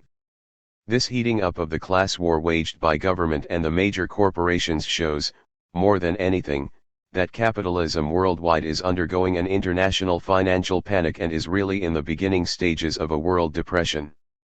Add to the 90 million persons who live below the poverty line and 3 to 5 million homeless in the United States, another 3 to 5 million homeless in the 12 nations of the European Community, along with some 80 million people living in poverty there, with millions more in the capitalist countries of Japan, Korea, and other parts of Asia barely surviving, and this can only be accurately called a depression. This is on top of millions more in the Third World because of poverty, the legality of colonialism, and unequal trade by the rich countries and financial institutions like the World Bank, International Monetary Fund, and World Trade Organization. So although black workers must organize and fight homelessness and unemployment in the United States, clearly there must be an international movement of workers and poor people to fight this economic deprivation, as part of the overall class struggle. It's not enough to depend on the relatively privileged unions or the middle-class civil rights organizations alone. In every city in North America, the Black/POC poor communities should organize poor people's organizations to fight for unemployment benefits and jobs for the jobless, the building of decent, affordable low-income housing, and an end to homelessness, a universal living wage, as well as against racial discrimination in jobs and housing. Such groups would be democratic organizations, organized on a neighborhood basis, to ensure that they would be under the control of the people and against infiltration and takeover by liberal or radical political parties, or co-optation by the government, which would be federated into a citywide, regional, and national organization. That mass organization would be a national Black Unemployment League to create a mass fight-back movement in this depression. It would be made up of poor people's community-based groups from all over the country, with delegates elected from all the local groups. Such a national organization could meet to map out a large-scale attack on unemployment, as well as serve as a national clearinghouse on black unemployment conditions. On the local level in the black and poor neighborhoods, it would be the community unemployment councils which would establish food and housing cooperatives, lead rent strikes and squatting, initiate land and building reclamation projects, establish producer and consumer cooperatives, distribute food and clothing, and provide for other services. They would establish neighborhood medical clinics for free treatment of the homeless and unemployed, rodent control programs, etc., and they would deal with community social problems, brought on by unemployment, and other issues of interest. They would build hunger marches and other demonstrations and carry the people's wrath to various government offices and to the businesses of the rich. Not only would the unemployment councils be a way of fighting for jobs and unemployment benefits, the councils would also be a way to obtain community self-sufficiency and direct democracy, instead of depending on City Hall, Congress, or the President. This radical self-reliance organizing helps lead to the kind of confidence among the masses that makes a black municipal commune a serious possibility.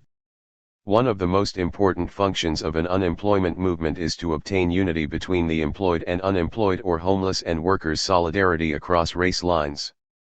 It is important that although we are talking about uniting the poor generally, we want to be sure that our own communities, suffering more than anybody, are in the lead. We will not accept arguments that the poor or homeless folks should follow behind white middle-class radicals, who have never been poor a day in their lives. We want unity, but not exploitation of our people, as has happened too many times in the past. Finally, the employed and unemployed must work together to struggle against the boss class if they are to obtain any serious gains against low wages and poverty during this period of economic crisis. The unemployed, who would even walk the picket lines with workers and refuse to scab just to get a job, could support workers who are on strike or protesting the boss.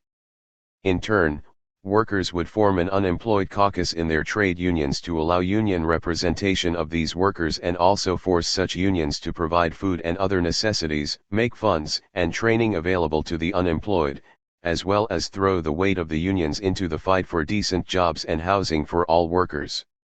The capitalist bosses will not be moved otherwise. Make the bosses pay for their economic crisis.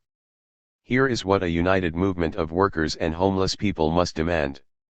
1. Full employment, 0 unemployment, for all workers at union wage.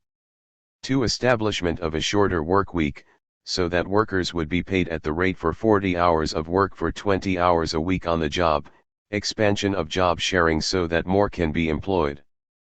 3. End homelessness, build and make available decent affordable housing for all. Repeal all loitering, anti-panhandling and other laws against the homeless. 4. End the war budget and use those funds for decent, low-income housing, better schools, hospitals and clinics, libraries, parks, and public transportation. 5. End racism and sexism in job opportunities and relief benefits. 6. Jobs or a guaranteed income for all. 7. Full federal and state benefits for unemployed workers and their families, including corporate and government funds to pay the bills, rents and debts for any laid-off worker, and unemployment compensation at 100% of regular paid wage, lasting the full length of a worker's period of unemployment. 8. Universal living wage and / or national minimum wage set at prevailing union entry wage. 9. Government and corporate funds to establish a public works program to provide jobs, with full union rights and wage scale, to rebuild the inner cities and provide needed social services. The program and its funds should be under the control of committees democratically elected from poor and black neighborhoods, to avoid poverty pimps and rip-off job agencies, or government bureaucrats. 10. Free all persons in prison for crimes of economic survival, jail corrupt corporate insider traders or racketeers. These and the demands previously mentioned are merely a survival program and agenda for unemployed workers. The real answer is anarchist social revolution, the elimination of capitalism and workers' self-management of the economy and society. This is a vital first step, however. There would be no unemployment or social need for wage labor in an anarchist communist society. People can live a decent life without exploiting each other, and they do not have to have money to receive decent medical care or housing. Crimes against the people. Today, the rich decide what is or is not a crime. It is not a neutral designation. It is a purely class designation. The laws are written to protect the rich and those who act as agents of the state like the police. But most personal crimes are not committed against the rich, they are usually inaccessible. It is poor and working class blacks and peoples of color who are the major victims of violent crime. The black female is the primary victim of rape and abuse by the black males in this country. The black male himself is the leading homicide victim in the U.S. by another black man like himself, and sadly our children are among the leading victims of child abuse, many times by his or her own parents. We do not like to think of these things in the black community, but we are battering and killing ourselves at an alarming rate. This is not to deny that the capitalist social system has created frustrating, degrading conditions of life that contribute to this brutality and fratricide, but we would be dishonest and lax in our humane and revolutionary duty if we did not try to correct this problem on the short term and also make black people assume responsibility for our actions. I am not agreeing with Stanley Crouch and talking some black conservative or law and order garbage here about personal responsibility of the oppressed when even worse crimes by the rich are ignored, but rather recognition of fact that we have our own set of problems brought on by the system of oppression. We have an external and an internal crisis facing us in our community, especially the inner cities. The external crisis is racism and capitalist colonialism, which works to systematically oppress us and is responsible for whatever internal crisis there is. The present internal crisis is the result of an environment where poverty rules, drugs and violence, both social and physical, are rampant and life is sometimes considered cheap. It is undeniable that crimes and other internal violence are destroying our community. It is undoubtedly self-hatred and the desperate economic and social conditions we live under which make us prey on each other. Drugs, frustrated rage, prostitution, and other vices are symptoms of oppression. We kill, beat, rape and brutalize one another because we are in pain ourselves. Thus, we are acting out antisocial roles defined for us by someone else, not ourselves. In our pain and confusion we strike out at convenient and familiar victims, those like ourselves, perhaps even family members. So these victimizers are us, ordinary black people who steal and rob just to survive under the system, because of unequal distribution of wealth. Further, for some of us, in our desire to make it in capitalist society we will stop at nothing, including murder. And finally, there are those who do whatever they do because of drug addiction or mental illness. Whatever the reasons, we have a serious problem we must remedy because it is tearing away at the moral and social fabric of our community. It will be impossible to unite black people if they are in fear and hatred of one another. It is also obvious the police and government cannot and will not rectify this problem and that only the black community can do something.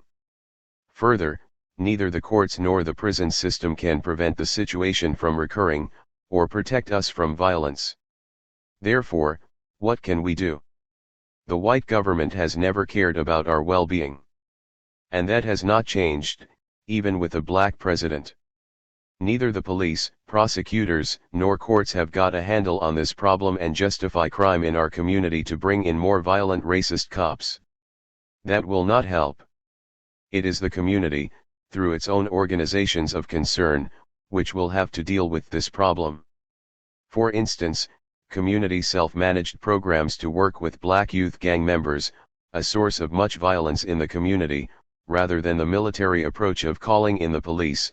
Anti-gang squads empower the community rather than the racist prison bureaucracy and the cops. Also, the community-run drug rehabilitation groups, therapy and counseling groups and other neighborhood organizing help us to effectively deal with the problem of drug addiction and distribution, along with the internal violence stemming from it, and we hopefully defuse it. Most importantly, it involves the community in the effort to find solutions on its own, instead of depending on politicians or outsiders. But we cannot depend upon counseling or rehabilitation techniques, especially where there is an immediate threat of violence or where it has occurred.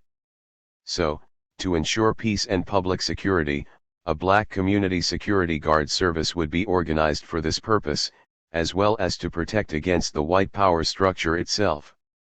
This security force would be elected by local residents and would work with the help of people in neighborhoods themselves. This is the only way it would work. It would not be an auxiliary of the current white-controlled colonial occupation army in our community and would not threaten or intimidate the community with violence against our youth or families. Nor would such a community guard protect vice and organized crime. This community guard would only represent the community that elected it, instead of City Hall. Similar such units would be organized all over the city on a block-by-block basis. These would be neighbors who know one another, rather than white cops who don't know and don't care for the people. Yet the black autonomists go further and say that after a municipal commune is set up, the existing courts must be replaced by voluntary community tribunals of arbitration, and in cases of grave crimes, connected with murder, or offenses against liberty and equality, a special communal court of a non-permanent nature would be set up. Anarchists believe that antisocial crime, meaning anything that oppresses, robs, or does violence to the working-class neighborhoods, must be vigorously opposed.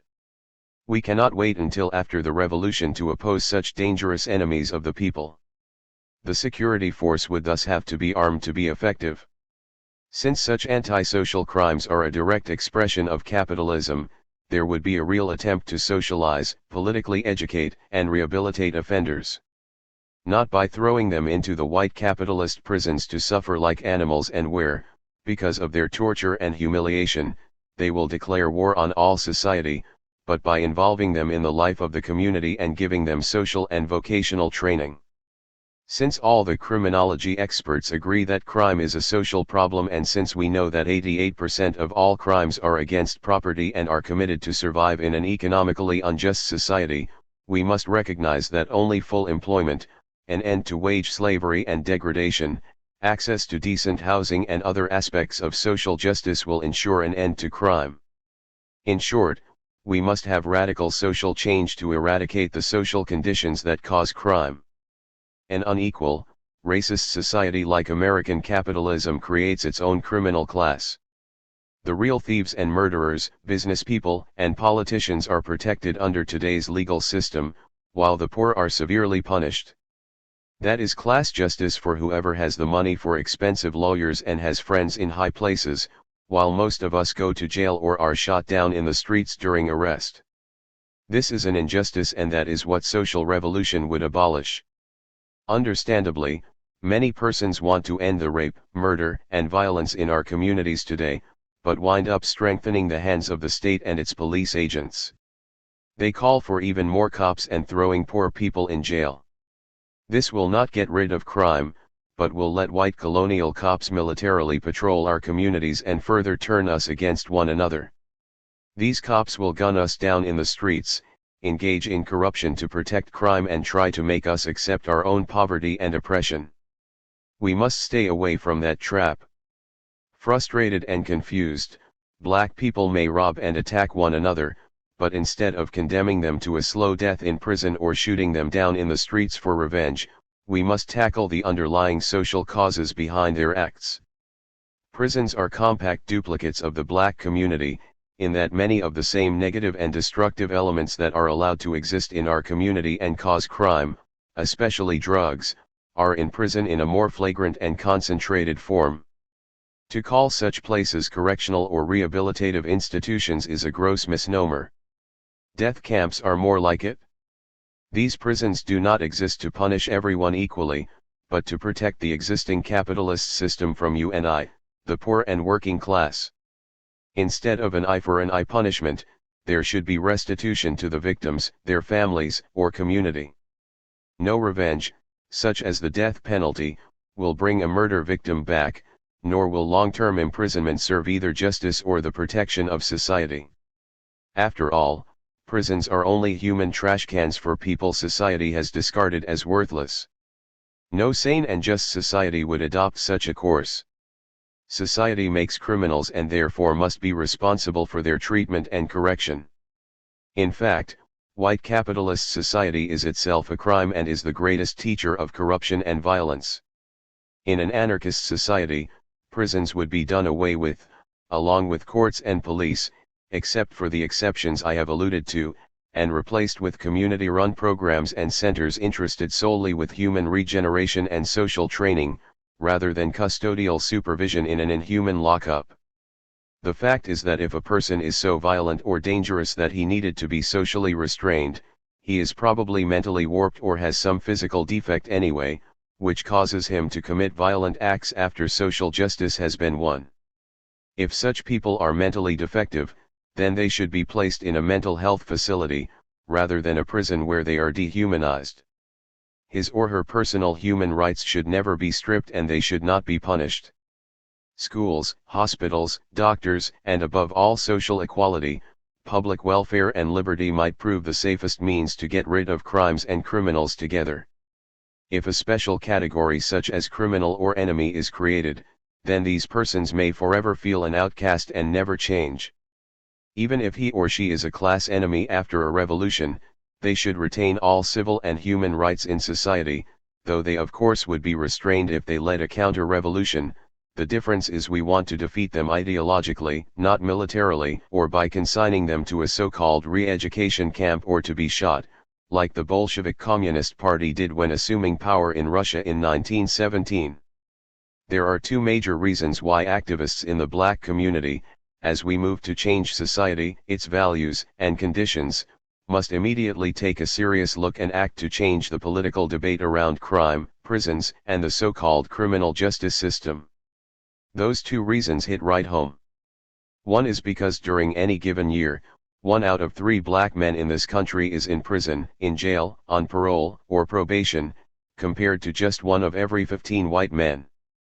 In fact, blacks make up 50 to 85% of some prison state populations around the United States, 48% nationally, making a truism of the radical phraseology that prisons are concentration camps for the black and poor. The national black incarceration rate is 10 times that of whites. Because the government is building so many prisons at this time and there are 2 million people currently incarcerated, 1 million of whom are black, the time has come to talk realistically about finding alternatives to prison. This government spends over $27,000 per year to send a person to prison, but for that kind of money, they could have them attend New York University or the University of California at Los Angeles, 2 of the most prestigious universities in the country. Yet, politicians all over the country are using fear of crime to justify building yet more prisons. They are even taking money from the budget, badly needed for schools, hospitals, and recreation centers for prison building and operations. No question that we need to fight for a moratorium on new prisons, while we organize for total prison abolition. Prisons have become the new slavery and the new low-income housing projects for the poor in this period.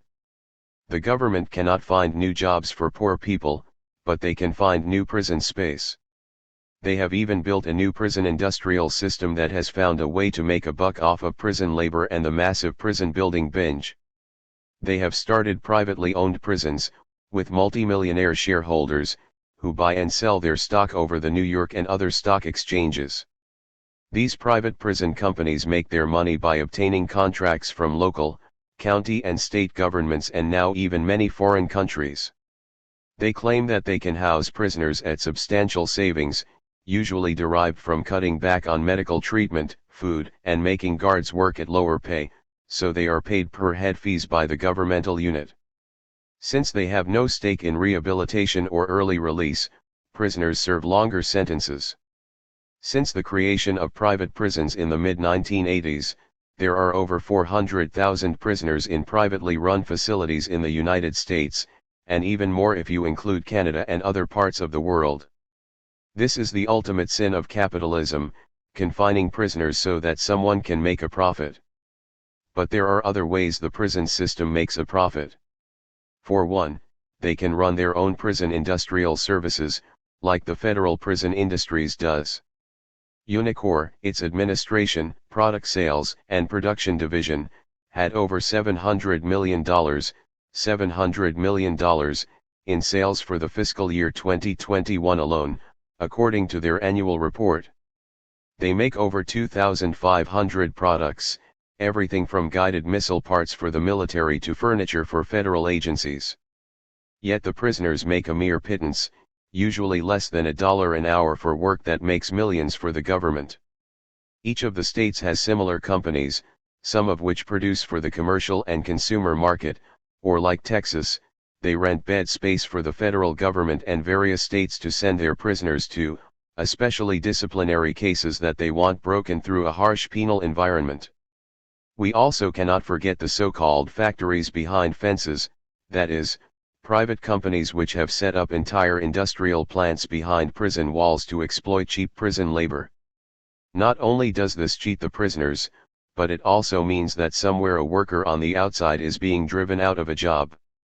I am not talking about some fly-by-night operation. Major companies like Microsoft use inmates to assemble packaging for products. United Airlines uses inmate reservation clerks. These companies split their profits with prison officials and make hundreds of millions. Think they will hire these prisoners when they are released at an outside Sony plant? Then think again. It hardly ever happens. In addition to the forms of money through inmate confinement itself that I have spoken of and their huge profits, a new form of correctional industry has arisen to make security fencing, food trays, security weapons, electrical wiring, and other products to keep the prisons going. There are also correctional construction companies, specializing in the building of new prison facilities. They are making big money off our misery. In fact, everybody seems to be profiting but the prisoners and their families. The poor and low-income workers are being starved because of the capitalist economy, which forces them into crime and then deprives their families of a breadwinner. This is why we must be concerned with issues of crime, courts and massive imprisonment from a position of real concern as capitalist/state repression.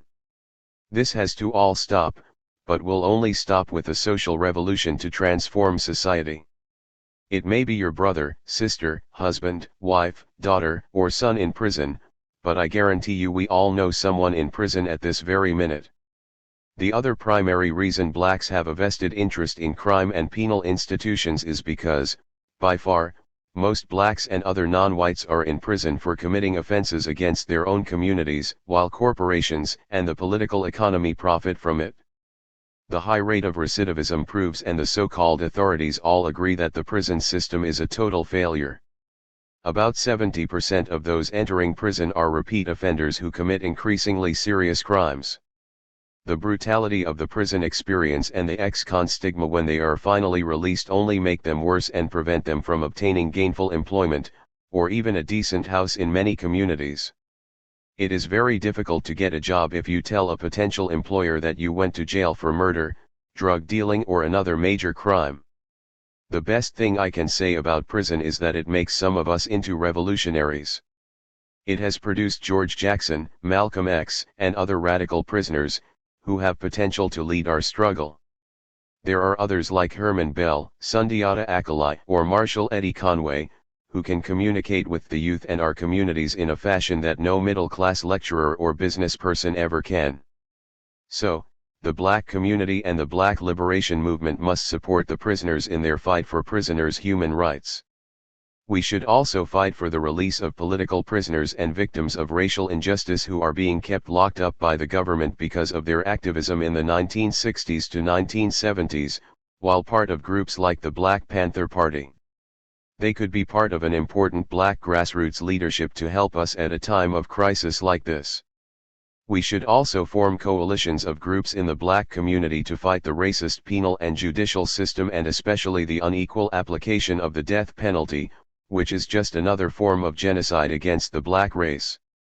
And finally, and maybe most importantly, local community groups must begin programs of re-education with brothers and sisters in prison because only through planned, regular and constant contact can we begin to resolve this problem that so directly touches our lives. Basic to solving these crucial problems is community-based organization. Black autonomy federations should host community forums on the causes and manifestations of crime in the Black community. We have to seriously examine the social institutions, family, schools, prisons, jobs, etc. that cause us to fuss, fight, rob and kill each other, rather than the enemy who is causing all our misery. While we should mobilize to restrain offenders against the people, we must begin to realize that only the community has the real answers, not the racist capitalist system, with its repressive police, courts and prisons. Only those of us who live in the community and care about the people have the psychology and understanding to deal with our own. Now we must develop the will. Believe me when I say no one else cares, and, if we don't reach out to help our youth, an entire generation will be destroyed. Now that's as real as it comes. The drug epidemic, a new form of Black genocide? Drug dealing is one of the worst forms of criminality and deserves comments all its own. There is a negative drug subculture in the Black community that glorifies, or at least makes acceptable, drug use, even though it is killing us and destroying our community. In fact, every day we read of some junkie in one of our communities dying over an overdose of drugs, or of some street corner drug dealer either dying or being arrested because of a shootout after a rip-off or during a drug deal gone sour. The tragedy of the latter is that, these days, innocent victims, children or elderly people have also been gunned down in the crossfire. The drug addict, the new term seems to be crackhead, is another tragic figure. He was a human being just like anyone else, but because of his oppressed social environment, sought drugs to ease the pain or to escape temporarily from the concrete jungles we are forced to live in the urban ghettos of America. With the introduction of crack, a more powerful derivative of cocaine, which made its appearance in the mid-1980s, even more problems and tragedies of this sort have developed: more addicts, more street gang killings and more deterioration of our community. In the major urban areas there has usually been drug use. What is new is the depth of geographical penetration of crack to Black communities in all areas of the country. Small towns and large cities. But the spread of crack is just a follow-up to massive government drug peddling that began at the end of the decade of the 1960s. In fact, according to newspaper reports, the federal government produced and distributed the first supply of drugs to West Coast dealers. So the street term that the White House is the rock house, meaning the U.S. political administration is behind the whole drug trade, but especially crack cocaine, is not necessarily just limited to hip-hop or political slogans, but a fact. The U.S. government has actually been smuggling drugs into this country for many years aboard CIA and military planes to use as a chemical warfare weapon against Black America. Especially in the period of the late 1960s, the inner cities of America were flooded with CIA-imported heroin. But later came other drugs. People in the know even claimed that CIA stood for Cocaine Import Agency. At first, these drugs were, mostly heroin, imported from the so-called Golden Triangle of Southeast Asia during the Vietnam War. The CIA had a special airline, Air America, to bring it in. But with the introduction of crack cocaine, there was no need to import drugs into the country at the same extent as before, because it could be chemically prepared in a mainland lab and then distributed immediately on the streets. Crack created a whole new generation of drug dealers and customers for those drug dealers. It was cheap and highly addictive. The CIA and other government security agencies used these drugs as a chemical warfare weapon against our communities, just as the British did against the Chinese in the 19th century. All of this has recently been documented in the US mass media and government reports, but naturally, the president and other high officials will not take responsibility for it. They deny it in the face of real documentary evidence and from participants in the drug trade on the government payroll. But it caused an uproar in the Black and Latino communities, who have suffered violence, death, and destabilization for years. Crack and other drugs are a huge source of profits for the government, and it keeps the Black community passive, frightened of each other and politically indifferent. That is the main reason why we cannot depend on the police force or the government to stop the drug traffic or help the victims hooked on drugs. They are pushing the drugs to beat us down, on the one hand, and on the other hand, the government is also made more powerful because of its phony war on drugs, which allows police state measures in Black and oppressed communities. Further, it has railroaded many persons with outright police entrapment and railroading tactics, resulting in the mass imprisonment of Black youth and adults. The federal government also makes millions upon millions of dollars in government monetary appropriations made to law enforcement agencies, which supposedly are putting down the traffic in drugs, and obtains substantial revenues through fines and seizures of the property of those convicted. So it is the federal government playing a deceitful role, responsible for our plight. Most police departments have special units to invade communities where drug dealers are located, and most of those raids are in our low-income neighborhoods.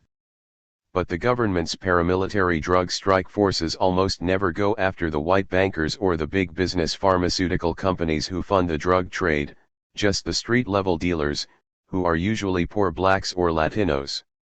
So, the cops are not our friends or allies and must be exposed for their part in protecting the trade, rather than suppressing it. They are part of the problem, not part of the solution. Unemployment is another reason drug trafficking is so prevalent in our communities. Poor people will desperately look for anything to make money with, even the very drugs that are destroying our communities. If people have no jobs or income, drugs look very lucrative and the best way out of the worsening economic situation. In fact, the drug economy has become the only viable income in many poor Black inner-city communities, and it's the only thing that some people perceive will lift them out of lives of desperate poverty. Clearly, decent jobs at a union wage are part of the answer to ending drug trafficking in our community, rather than a dependence on police, courts and the state, but also medical treatment. Junkies are the victims of the American drug society, which thinks it's cool to use recreational drugs. For instance, we now know children are some of the biggest victims of drug dealing, when they are tricked or forced, by economic necessity, into using or selling it, or they suffer because their parents are thrown into jail for dealing it.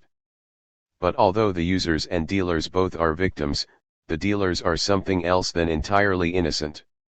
Here's what I mean: even though that Black brother on the corner selling dope bags is a victim himself of the economic and political system which makes him do it, dope dealers are a corrupt, dangerous breed who must be stopped by any means necessary. Many people have been killed or seriously injured for naively trying to oppose dope dealers and make them leave their neighborhoods, and they kill each other over turf. Therefore, whereas the policy with junkies would be more benevolent and understanding, giving them medical treatment, with dope big-time drug dealers we must be cautious and even ruthless when it is called for. We need to try to win them over, first with an economic and political program to draw them away from the drug trade, but many of the dealers are so violence-prone, especially the big shots, who are also protected by the cops, they must be opposed by both military and political means. We are not advocating the summary murder of people, but we are saying if it takes death to bring about a change in the community, so be it. If somebody comes to kill you, then you should defend yourself and your family. The issue of death is an issue of who is doing the dying. It can be direct and exercised against the drug merchant, or it can be indirect and exercised against our youth if we let it. To be aware of a dangerous situation and not move to change it is to be as responsible for that situation as those who created it in the first place. Listen, I do not want to simplify this problem by saying just kill a few street-level dealers and that will end it. No, it won't, and we don't want to do that anyway. The police try doing that all the time and it just brutalizes our community that much more. They are just poor people trying to survive the system, just pawns in the drug game whose lives do not matter to the big capitalists or the government. When the government officials say so, these street-level dealers will be killed or imprisoned, but the drug peddling system will go on. This is a socio-political and economic problem, which can best be addressed by grassroots organizations and social programs. But it's the corporate and industrial backers of the drug trade, not just the street corner dealer, that not only must be exposed, but must be moved on. In addition to educational, agitational, and other actions, there must be grassroots community organizing protected by community militias. But even these small groups of armed people must have the support of the neighborhoods to function, otherwise people will not know it from another violent gang. Once this social cohesiveness exists among the community, then we can begin to put this proposal into action against the most violent, high-level drug dealers. We just have to realize that it cannot all be accomplished by nonviolence and good intentions. We are addressing ourselves to what can be more or less considered guidelines for dealing with the problem on a neighborhood or community-wide level than at a national level. We have to take on the government and the cops with a mass movement, because their corruption keeps it all going. Only an organized and aroused community can stop drug trafficking, and it is our responsibility however you look at it, which cannot be delegated to others. After all, those junkies are our brothers and sisters, mothers and fathers, neighbors and friends, they are no strangers. We must organize to save their lives and the life of our community. We must establish anti-dope programs in black communities all over the country. We must expose and counter the government's role as pusher of dope, along with that of the police as protector of the drug trade.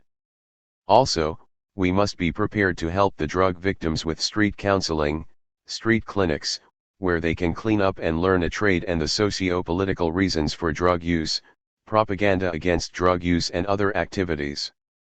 Since we know the federal government is behind the international drug trade, we must expose this on a mass level to our people and mobilize them in massive protests against the government's scapegoating of poor people in the black community as drug kingpins and then sentencing them to life in prison. It is a fact that the federal government truly is profiting from this matter, politically and economically. If any people are kingpins, they are the ones. These young people must be released and rehabilitated in the community.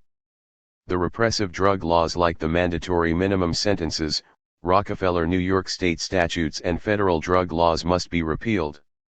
They only create more prisoners, not less drugs. Our greatest weapon has to be truth, with which we will let the world know how the world's greatest criminal has victimized us. In cities all over the world, we need to have mass demonstrations, public tribunals, scholarly studies, and article after article printed in the black, radical and mainstream media to expose this government drug peddling. We even need to get the matter before the international public and accuse the US government of engaging in genocide and human rights violations for both smuggling such drugs to addict our young people and destroying our communities. This is actually a form of chemical warfare by the central government against black and non-white people in this country, especially, since they have concentrated drug dealing in our communities. This time, we need to charge the U.S. administration of criminal activity and try to get the case before the United Nations International Criminal Court, Human Rights Commission and other bodies for its violations of international human rights. And we need to try to get friendly countries and interested international human rights groups to raise this issue all over the world, so that the U.S. political administration can no longer pretend to have clean hands and be active in suppressing drug smuggling. The failure to do this already is when you realize that there is no real radical black left movement in this country and the existing movements are just stand-ins. This should have been done yesterday. Here is what is needed. 1. Set up drug education classes in the community, for the youth especially, to expose the nature of the drug trade, whom it hurts and how the government, banks, and pharmaceutical companies are behind it all. 2. Exposure of the death merchants and their police protectors. Photos, posters, flyers, newsletters, etc. 3. Harassment of the dealers, that is, threatening phone calls, knocking the drug product, have citizens marching outside their place of business, and other tactics, but not working with the police. 4. Set up drug rehabilitation clinics so junkies can be treated, can study the nature of their oppression and can be won over to revolutionary politics. We must win people away from drug use and to the revolution. 5. Physical elimination of the dealer, including intimidation, videotaping their transactions, driving them out of a neighborhood or out of town and whatever other action is necessary. 6. Mass protest against government drug peddling, demand money to set up drug treatment clinics and prosecute cops and government agencies pushing drugs. Demand reparations from the government for destroying our communities with drugs. 7. We should hold international tribunals to expose the role of the U.S. government in pushing drugs in our communities. Dope is death. We must fight dope addiction by any means necessary. Do all you can to help your people in the anti-dope war. Community control of the police. One of the lasting demands of the Black Panther Party was the call for community control of the local police force in the black community. This was not a recognition that the police were a legitimate force that would be with us always. It was an attempt to control a military force, which was murderous, out of control and corrupt, but which could not be defeated with simple force of arms at that moment while the capitalist state still ruled. So the calls for democratic control of the police were put forward as a way to put them under civilian control and community-based authority. They are valid demands now, but they are mild now, when the police have become a corrupt, paramilitary death squad. I am not implying in any way the fiction of working with the police to end crime in our communities. As I have pointed out numerous times, it is the capitalist state that is responsible for the poverty and desperation which breeds crime in the first place. They are the real criminals. But it is a reality that the police exist and we must find a way to neutralize them, while we can create a defense force in our own communities. One problem is that with the destruction of the Black Panther Party, you no longer heard calls for community control. Instead, the conservative preachers, sellout community leaders and corrupt politicians put forth a call for the creation of citizen review boards or other advisory bodies, to review the actions of the police after they beat or kill someone. They know that these reform groups are useless and designed to just allow the masses to blow off steam when the cops commit their latest outrage. Our concern is preventing violence by the police against our people, while we prevent the victimization of one of us against the other. The issue here is really that of a political confrontation between classes, one of the powerless poor against the rich and their gendarmes. As long as we do not rule over our own affairs, others will continue to rule over us. These cops are recruited to beat and kill the poor and workers who begin to demand their rights and to dismantle the system. Most people simply do not understand this. They persist in believing that there are good cops who will just impartially do their jobs. No such luck. We must therefore build grassroots anti-racist/anti-cop movements to not only destabilize the state over their police misconduct, but also to educate the masses of people active in those struggles that it is an illusion to depend on the government for any justice, unless it is compelled through a resistance struggle. If you look at the situation now, Only when the government is convinced there will be a riot or massive rebellion will they rein in and perhaps prosecute their racist, killer cops. It is not just to do simple justice. That's why we fight and organize. Building police community control boards would allow us to control the police force and provide a challenge to city government in a way not yet attempted. Rather than boards appointed by the politicians, business people, or other pro-cop elements, they will be elected in districts by the masses themselves. This would allow the possibility of progressive elements out of the community to decide departmental policy and have some ability to punish cops for misconduct. I realize we have to go ultimately beyond all reforms. Community control has to encompass more than rallies and hearings. This is not a perfect solution, nothing under capitalism ever is, but it is a distinct improvement over what we have now. We are given no voice in these matters, and the politicians and Negrocy leaders just tell our people to remain calm while they investigate or figure things out. Of course, they never do anything to bring justice to the situation, just social peace. Our call has to be, no justice, no peace. A community control board could be an important organizing tool to involve masses of people. They could hold public hearings, expose racism and misconduct, and call for the establishment of binding departmental policies and even the reorganization of the entire force.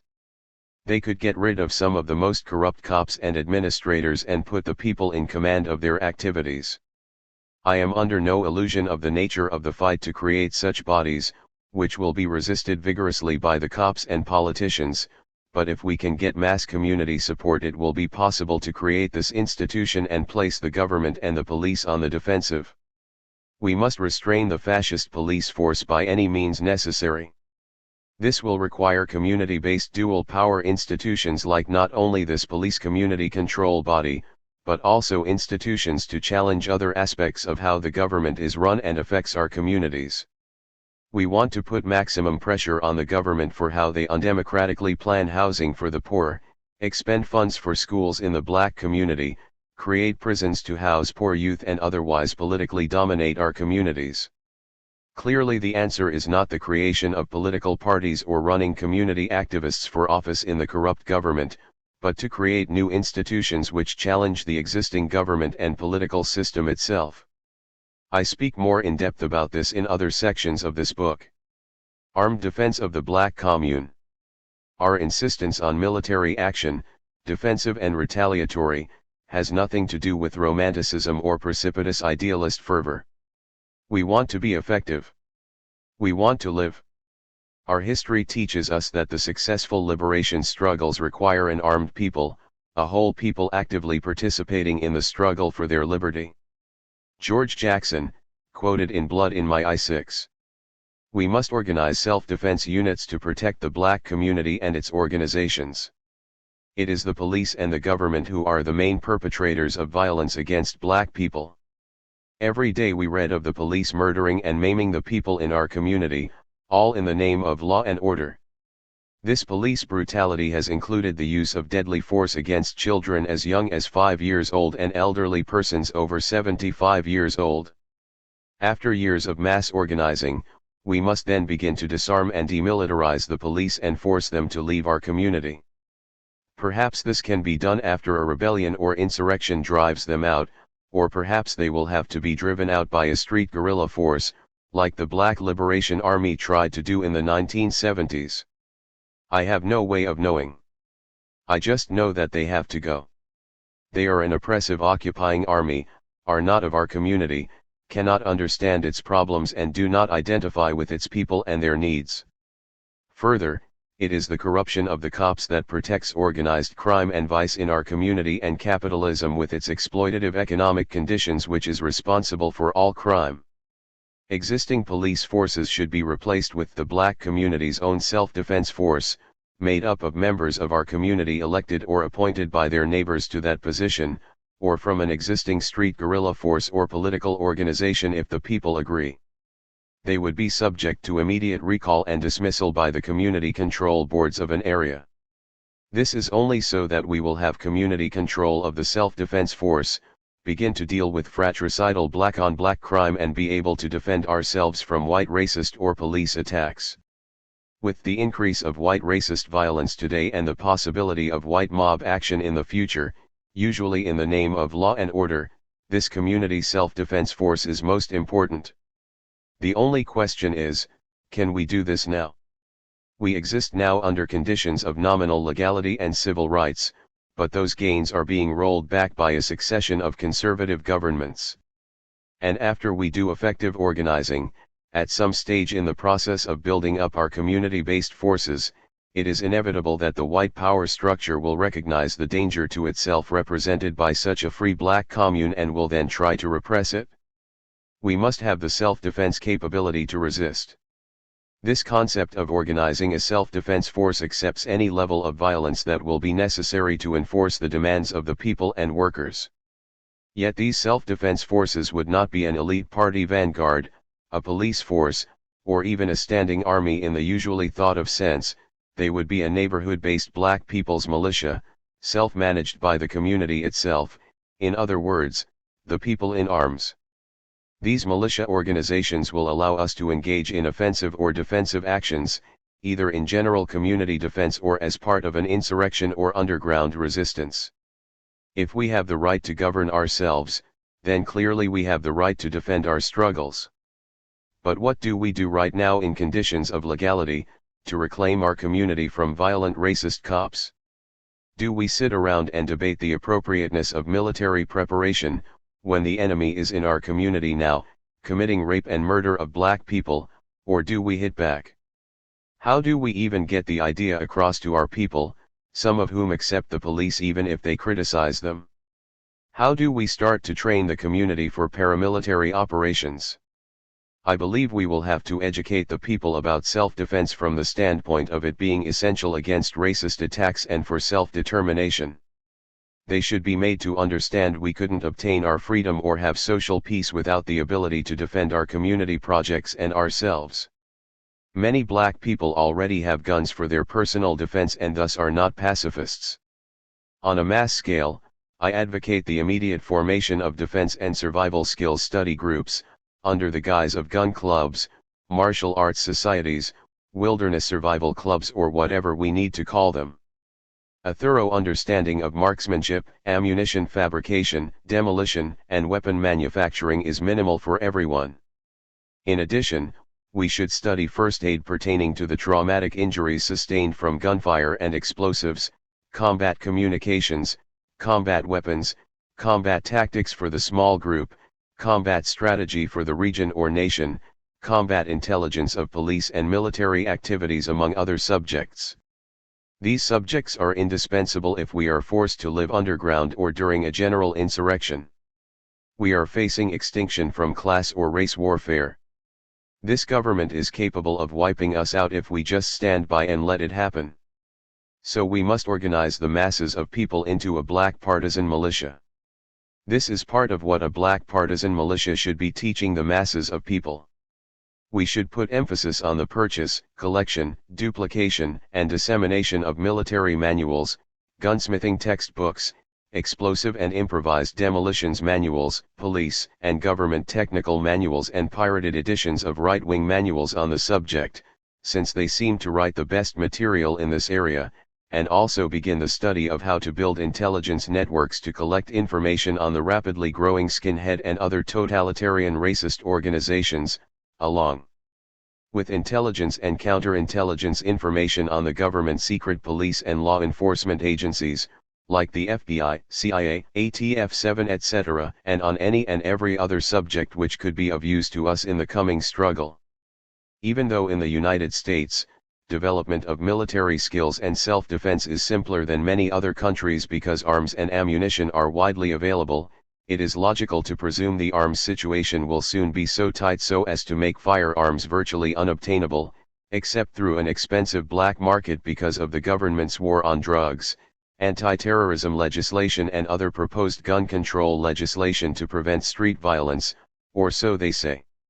Do you think the sporting goods stores will be open during an insurrection? Therefore, we should learn to use machine tool technology to produce our own weapons. Perfectly adequate firearms may be produced using a minimum of machine tools, everything from pistols to machine guns, providing the individual or group is willing to do the necessary studying and preparation. It is not enough to know a little about these subjects, it is a matter of life and death that one be highly proficient. I am not advocating the immediate waging of urban guerrilla warfare, especially where there is no mass base for such activities. What I am advocating at this stage is armed self-defense and the knowledge of tactics to resist military aggression against the black community.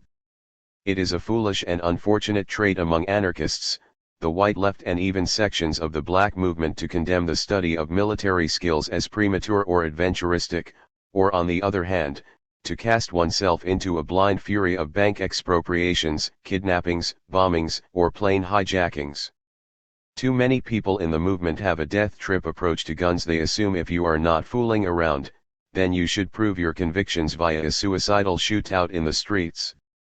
It doesn't have to be that way, and in fact shouldn't be that way. The anarchists and black radicals should learn from the errors and successes of the 1960s. But the black movement doesn't even have the luxury of such tepid middle-class debates and must have an armed defense policy because America has a long tradition of government political repression and vigilante paramilitary violence. Although such attacks have been directed primarily at blacks and other oppressed nationalities in the past, they have also been directed at labor unions and dissident political groups. Such violence makes it necessary to acquire familiarity with firearms and military tactics. In fact, the black resistance movement I spoke of earlier should think of itself as a paramilitary movement, rather than a strict political association. We must assert our rights to armed self-defense and revolution, even though it is true that there is a lot of loose talk about guns, self-defense, revolution, urban guerrilla warfare, etc. in the black and radical movements, but with very little study and practice in handling and using weapons. Some of the same folks think picking up the gun means that you pick one up for the first time on the day of a general insurrection or confrontation with police. This is nonsense and is the real revolutionary suicide. You could get killed not knowing what you are doing. But many instances attest to the fact that armed community self-defense can be carried out successfully, such as the MOVE resistance in Philadelphia during the 1980s, the Republic of New Africa armed resistance in Detroit and Mississippi during the 1970s, Robert Williams militia in Monroe, North Carolina during the 1950s, the Deacons for Defense and Justice and the Black Panther cases during the 1960s. Even as important as the act of defense itself is the fact that these instances of successful self-defense have made a tremendous impact on the black community, encouraging other acts of resistance. Insurrection and class warfare. In recent years, we have seen rebellions of poor people rise up against racist violence and police murder. But what is a rebellion and how does it differ from an insurrection? An insurrection is a general uprising against the power structure. It is usually a sustained rebellion over the course of days, weeks, months, or even years, which has been organized by grassroots political forces. It is a type of class war that involves a whole population in an act of armed or semi-armed resistance. Sometimes mistakenly just called a rebellion, its character is far more combative and revolutionary. Rebellions are almost totally spontaneous, short-term affairs. But even an insurrection is also not the final stage of social revolution, since revolution is a social process that transforms the whole of society, rather than a single event. But it can be an important demand afterwards. An insurrection is a planned violent protest campaign that takes the spontaneous revolt of the masses to a higher level. Revolutionaries intervene to push rebellions to insurrectionary stage and the insurrection onto a social revolution. It is not small, isolated pockets of urban guerrillas taking actions, unless those guerrillas are part of a larger revolt. The importance of recognizing the true differences of each level can define our strategy and tactics at that stage and not lead us prematurely into a full offensive, when the enemy is not yet weakened enough by mass street action or political attacks. The importance of also recognizing the true causes of the revolt cannot be understated. Anarchist revolutionaries intervene in such struggles to show people how to resist and the possibilities of winning freedom. We want to take the people's rebellions against the state and use them to weaken the entire rule of capital and its white power structure. We want to create resistance on a longer term and to win liberated zones. To disconnect these communities from the state means that these rebellions will assume a conscious political character like the Palestinian Intifada in the occupied territories controlled by Israel in the Middle East. Creating the possibility of a black insurrection means popularizing and spreading the various rebellions to other cities, towns, and even countries and increasing them in number and frequency. It also means consciously nullifying the power of the state, instead of temporary revolts against it, which ultimately preserves its power. There must be a deliberate attempt to push the government out of existence and establish people's power. This has not yet happened with the various black revolts we have seen since 1964, when the first such modern revolt erupted in Harlem, New York. In the 1960s, the black communities all over the United States rose up angrily with massive rebellions against the state demanding racial justice. After the Harlem Revolt, for the next 4 years major rebellions shook the United States in the What section of Los Angeles, Detroit, Chicago, and hundreds of other North American cities. Isolated acts of police brutality, racial discrimination, substandard housing, economic exploitation, the hoodlum element, a breakdown in family values and a host of other explanations have been put forward by liberal and conservative sociologists and others commissioned by the state to whitewash the true causes. Yet none of these revealed this as a protest against the capitalist system and colonial rule, even though the social scientists warned of the possibility of a new outbreak of violence. Once again in the spring of 1992, we saw a massive revolt in Los Angeles, whose immediate causes were related to the outrageous acquittal of 4 Los Angeles policemen who had brutally beaten Rodney King, a black civilian. But there again, this was just an immediate cause acting as a trigger. This revolt was not a sympathy revolt for Rodney King personally. The cause of this rebellion was widespread social inequality in the capitalist system and years of police terrorism. This time the rebellion spread to 40 cities and 4 foreign countries.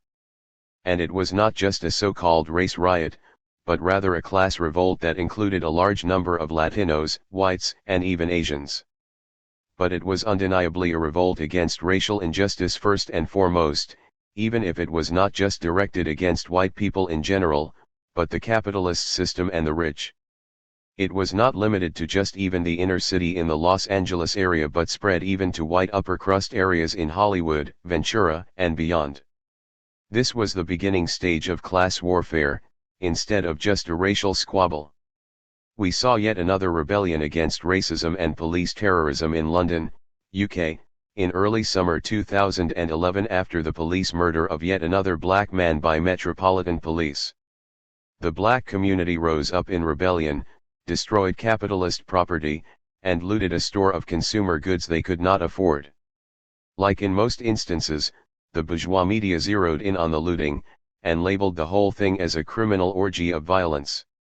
Sadly, some white middle-class anarchists repeated this propaganda in their own denunciation of the rioters. They had no understanding of what was happening, and why they should have been in the streets with these youth, giving them political and military direction. If the so-called anarchist black bloc of white youth had joined with inner-city black kids, we may have had a general insurrection of long-standing and major damage to the state and capital. If an underground military force existed or a militia was assembled out of this united attack of anarchists and black youth, it could have entered the field of battle with more weaponry and advanced tactics. As it was, the gangs played that role in Los Angeles in 1992 and London in 2011, and played it very well. Their participation is why it took so long to put the rebellions down, but even they could not prevent the re-establishment of white power in south-central Los Angeles or black sections of London. Not just because of being militarily outgunned, but because they had no revolutionary political program despite all their rhetoric of having been radicalized. Also, the state came down extremely hard on the rebels.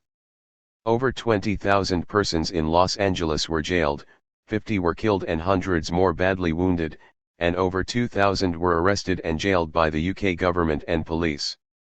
Could a liberated zone have been won, so that dual power could have been established?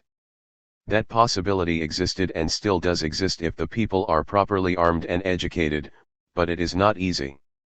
Mass resistance with heavy military weaponry may have won serious concessions, one of which was to pull back the cops. We don't know if that would have happened, and those who said the Los Angeles Police Department did withdraw were engaging in pure speculation. We do know that this is not the last rebellion in Los Angeles and other cities. They may come much quicker now that the genie of urban revolution is out of the bag again. London provided another example of angry poor people rising up over yet another atrocity by the police. There have been hundreds of such rebellions in the USA, UK, France, and other countries against police terror and government repression. This is a form of class warfare.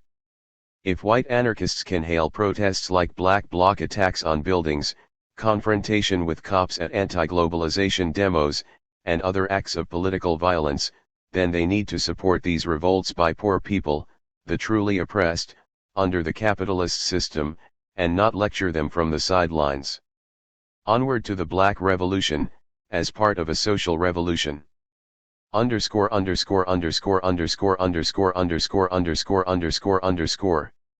One black male unemployment was listed as a combined rate of 16.7% during the first term of President Barack Obama, 2009-12.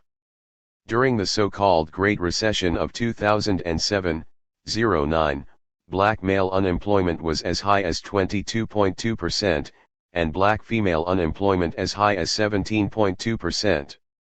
It was double-digit unemployment until 2019, until the presidential term of Donald J. Trump, when it dropped to 5.5% briefly, then upwards to 16.7% black unemployment, when general unemployment rose to 14.7% in 2020 at the highest stage of the coronavirus economic collapse of the American economy. Since that time, various reporting agencies have stated it was 9.2 to 10.3% in 2021. Sources: Pew Research Center, U.S. Bureau of Labor Statistics, and the Current Population Survey, years 2007, 09, 2011 to 15, and 2019 to 20, along with Alfred Electronic Archival Economic Service, since 2006. See also Economic Policy Institute for 1992 to 2021, which states black unemployment as 16.7% in 2020, and continuous historic black unemployment consistency at 10 to 15%. 2 U.S. Rep. Kemp, R. New York, was the first so-called compassionate conservative who proposed a 1980 tax cut for the wealthy while claiming it would provide jobs and income for the poor and workers. After serving in Congress for 18 years, he was Secretary of the U.S. Department of Housing and Urban Development, 1989 to 93. 3 HUD manages government projects and social housing programs for the poor, grouped into Section 8 of the agency's regulations. 4 George Jackson, in his book Blood in My Eye, Barnes and Noble, New York, 1972. 5 About 10 million Americans lost their homes during the 2007-11 financial crisis, the so-called Great Recession. See LA Times, September 15, 2018, also the Economic Policy Institute, and the Bureau of Labor Statistics, with similar statistics. 6 Jackson, Blood in My Eye. 7 Bureau of Alcohol, Tobacco, Firearms, and Explosives. 4. Pan-Africanism or Intercommunalism. African Intercommunalism. The anarchist ideals lead logically to internationalism, or more precisely transnationalism, which means beyond the nation-state as an institution. Anarchists foresee a time when the nation-state will cease to have any positive value at all for most people and will in fact be junked by a social revolution. But that time is not yet here, and until it is, we must organize for intercommunalism, or world relations between African/POC in America and other communities, tribes, neighborhoods, and their revolutionary social movements around the world, instead of building unity with their governments and heads of state. The Black Panther Party first put forward the concept of intercommunalism in the 1960s and, although slightly different than what I am referring to with autonomous politics, the original Panther concept is very much a libertarian ideal at its core. holding that as long as capitalist imperialism exists, there is no possibility of creating sovereign nations. Intercommunalism seeks to unite oppressed blacks in the United States with other oppressed peoples all over the world. All those fighting capitalist colonialism and for a new world should be part of an international revolutionary liberation front. This is contrasted to Pan-Africanism, that is supposed to recognize all Africans as part of the diaspora, but does not recognize the contradictions of neocolonialism, so that corrupt dictators like Haile Selassie, Jomo Kenyatta, and Kom'boa are held up as legitimate leadership of the struggle, along with revolutionary governments and anti-colonial or independence movements. This was similar to the simplistic belief that all blacks are the same people which dominated the 1960s during the Black Power phase. So any sellout, CIA or FBI pig, politicians, or corrupt elements in our community were not exposed or eliminated by the masses just because they were black. Some of these black nationalists believe that any of these African politicians are champions of the freedom of African peoples, no matter how corrupt they are. This is dangerously naive and irresponsible. Because of the legacy of slavery, continuing economic neocolonialism and the reality of slavery that dispersed blacks to every continent, it is feasible to speak of international revolutionary solidarity between Africans in America, Africans on the continent and other peoples of color around the world. We cannot unite with any government, but rather with the masses of oppressed peoples themselves. Here is how anarchists of color see the world. It is a situation presently organized into competing nation-states, in military and political alliances. Through international institutions like the World Bank, International Monetary Fund and the World Trade Organization, the capitalist Western nations have been responsible for most of the world's famine, imperialism, and exploitation of the economic resources of non-white peoples of the earth. But in fact, anarchists hold all nation-states are instruments of oppression. Even though there are governments that claim to be workers' states, socialist countries or so-called revolutionary governments, in essence they all have the same function as a fascist or capitalist regime, dictatorship and oppression of the many by the few. The bankruptcy of the state is further proven when one looks at the millions of dead after 2 world wars, sparked by European imperialism, 1914-18 and 1939-45, and hundreds of brush wars incited by the superpowers of the West or by Russia in the 1950s and continuing to this day. These include wars between not only the West, but between workers' states like China-Russia, Vietnam-China, Vietnam-Cambodia, Somalia-Ethiopia, Russia-Czechoslovakia, and others over the last 40 years, who have gone to war over border disputes, political intrigue, invasion or other hostile action. As long as there are nation-states, there will be war, tension, and national enmity. Shared political ideology, racial characteristics, or similar cultures will not prevent it. In fact, the sad part about the decolonization of Africa in the 1960s was that the countries were eventually organized into the Eurocentric ideal of the nation-state, instead of some other formation more applicable to the continent, such as a continent-wide free federation. This, of course, was a reflection of the fact that although the Africans were obtaining flag independence and all the trappings of the sovereign European state, they in fact were not obtaining freedom. The Europeans still controlled the economies of the African continent, and nationalist leaders who came to the fore were, for the most part, as pliable and conservative as possible.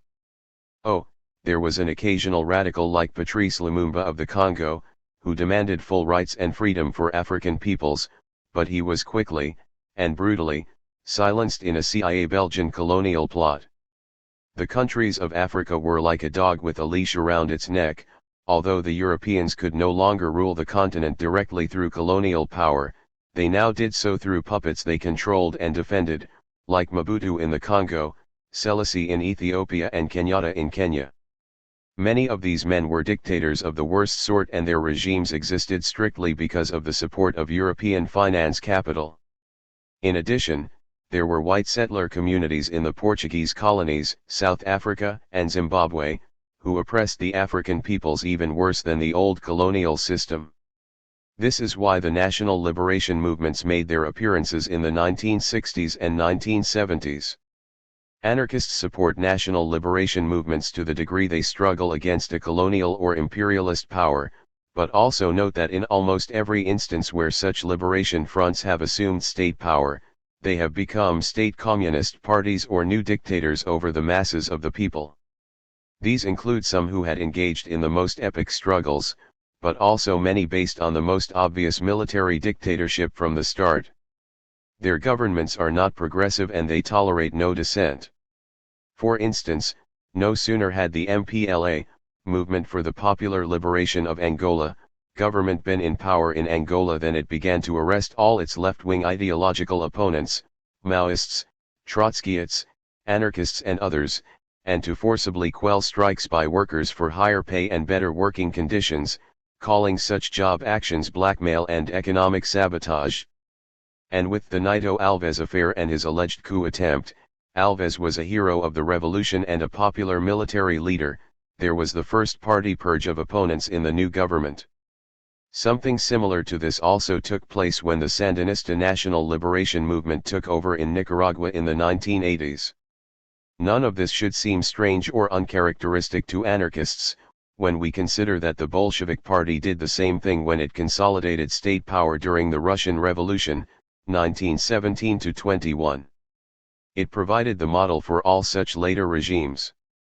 Countries such as Benin, Ethiopia, the People's Republic of the Congo and other revolutionary governments in Africa are not in power as the result of a popular social revolution, but because of a military coup or being installed by one of the major world powers. In addition, one or another of the African states exploits some other country perceived as weaker. For instance, Sudan, an Arab-controlled country, still has African slaves, which are powerless blacks from the southern part of the country. Thus, they have been fighting a civil war for 20 years. Further, contrary to many of the romantic reports which dominated Western news reports, many of the national liberation movements were not independent social movements, but were rather under the influence or control of Russia or China as part of their geopolitical struggle against Western imperialism and each other. This is not to say that revolutionary movements should not accept weapons and other material support from an outside power, as long as they remain independent politically and determine their own policies, without such aid being conditional on the political dictates and the party line of another country.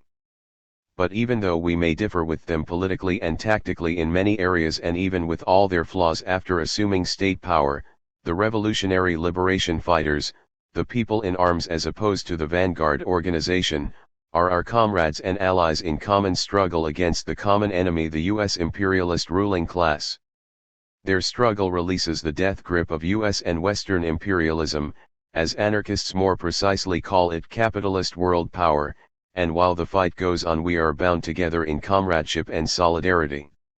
The movement in Chiapas, Mexico, by the Indians who founded the EZLN, a revolutionary liberation movement, is one that many anarchists support.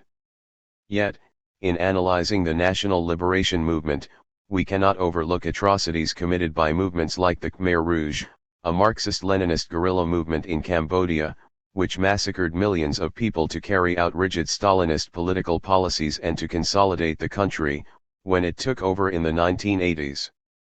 We must lay this butchery and other crimes committed by state communism bare for all to see, right at the feet of world communism and state socialism. We do not favor this kind of revolution, which is just sheer power-seeking and terrorism against the people to install a left-wing ruling class. This is why anarchism has always disagreed with how the Bolsheviks seized power in Soviet Russia. They created a police state, and Stalin's butchery of the Russian people seems to have set a model for the state communist movements all over the world to follow throughout the years. Now the Soviet state is gone, along with most of the Eastern European governments, but the legacy of authoritarian socialism lives on with their movements in a variety of disguises. We believe that the national liberation fronts make one basic mistake of many nationalist movements of oppressed peoples, and that is to organize in a fashion where class distinctions are obliterated. This happened in America also, where in the fight for democratic rights, the civil rights movement included black middle-class preachers, teachers, and others in the leadership, and every black person was a brother or sister, as long as they were black. But this simplistic analysis and social reality did not hold for long, because when the civil rights phase of the American black struggle had spent itself, class distinctions and class struggle came to the fore. They have been getting sharper ever since. Poor people are demanding to organize in their own name and class interest, because although the rich blacks and professional class may have prospered since the 1960s, the poor and oppressed have just sunk deeper into poverty, and prisons are being used as a social tool to lock up millions. Although there are black mayors and other bureaucrats now holding positions in the government, they have no power to change things for their people. They merely serve as pacification agents of the state, what we call black faces in high places. Their symbolic representation is supposed to inspire hope or keep the masses of people believing in the system. They are not even a serious concession to our struggle. They are put in office to co-opt the struggle and deaden the people to their pain. This American neocolonial system is similar to the type of neocolonialism that took place in the Third World in the 1950s to 1980s, after many countries had obtained their independence. Europe still maintained control through puppet politicians, economic domination, and a command structure of petty bourgeois agents, who were willing to barter the freedom of their people for personal gain. These people have no real power to improve the lives of the masses, they merely preside over their misery. In Africa, some of the most corrupt leaders are/were colonial subjects for the European countries and enjoy no local popularity at all. They just inspire fear through military control and passive acceptance by the masses of people. So while black revolutionaries generally favor the ideas of African intercommunalism, they want principled revolutionary unity. Of course, the greatest service we can render the peoples of the so-called Third World of Africa, Asia, and Latin America is to make a revolution here in North America in the belly of the beast. For in freeing ourselves, we get the US imperialist ruling class off all our backs. As anarchists of color, we wish to build an international organization against capitalism, racism, colonialism, imperialism, and military dictatorship, which could more effectively fight the capitalist powers and create a world federation of black peoples, a commune. We want to unite a brother or sister in North America with the black peoples of Australia and Oceania/Asia, Africa, the Caribbean, and South America, the Middle East, and those millions of our people living in Britain and other Western European countries. We want to unite tribes, nations, and cultures into an international body of grassroots and struggling forces, which is what intercommunalism was meant to be. Only a social revolution will lead to black unity and freedom. However, this will only be possible when there exists an international black revolutionary organization and social movement. An organization which can coordinate the resistance struggles everywhere of African peoples, actually a network of such organizations, resistance movements, which are spread all over the world based on a consensus for revolutionary struggle. This concept accepts any level of violence that will be necessary to enforce the demands of the people and workers. In those countries where an open black revolutionary movement would be subjected to fierce repression by the state, such as black puppet dictatorships in other parts of Africa, the Caribbean, and even parts of Asia, it would be necessary to wage an underground resistance struggle. Further, the state has grown more and more violent, with widespread torture and executions, maximum security prisons, and massive police controls, spying and deprivation of democratic rights, police brutality, and murder. Clearly such governments and all governments must be overthrown. They will not fall due to internal economic or political problems, but must be defeated and dismantled. So we call for an international resistance movement to overthrow governments and the system of capitalist world government. The military dictators and government bureaucrats have only proven that they know how to spend money on pomp and circumstance, but not how to dismantle the last vestiges of colonialism in South Africa or defeat Western neocolonialist intrigues. Africa is still the poorest of the world's continents, while materially the richest. The contrast is clear, millions of people are starving in much of equatorial Africa, but the tribal chiefs, politicians, and military dictators are driving around in Mercedes and living in luxury villas, while they do the bidding of West European and American bankers through the International Monetary Fund. They are part of the problem, not part of the solution. Our ideas about the importance of intercommunalism are based on a firm belief that only a federation of free peoples will bring true black power to the masses. Power to the people does not mean a government or political party to rule in their name, but social and political power in the hands of the people themselves. The only real people's power is the power to make their decisions on matters of importance and to merely elect someone else to do so in rigged elections, or to have a dictatorship forced down their throats, ain't it? True freedom is to have full self-determination about one's social, economic, and cultural development.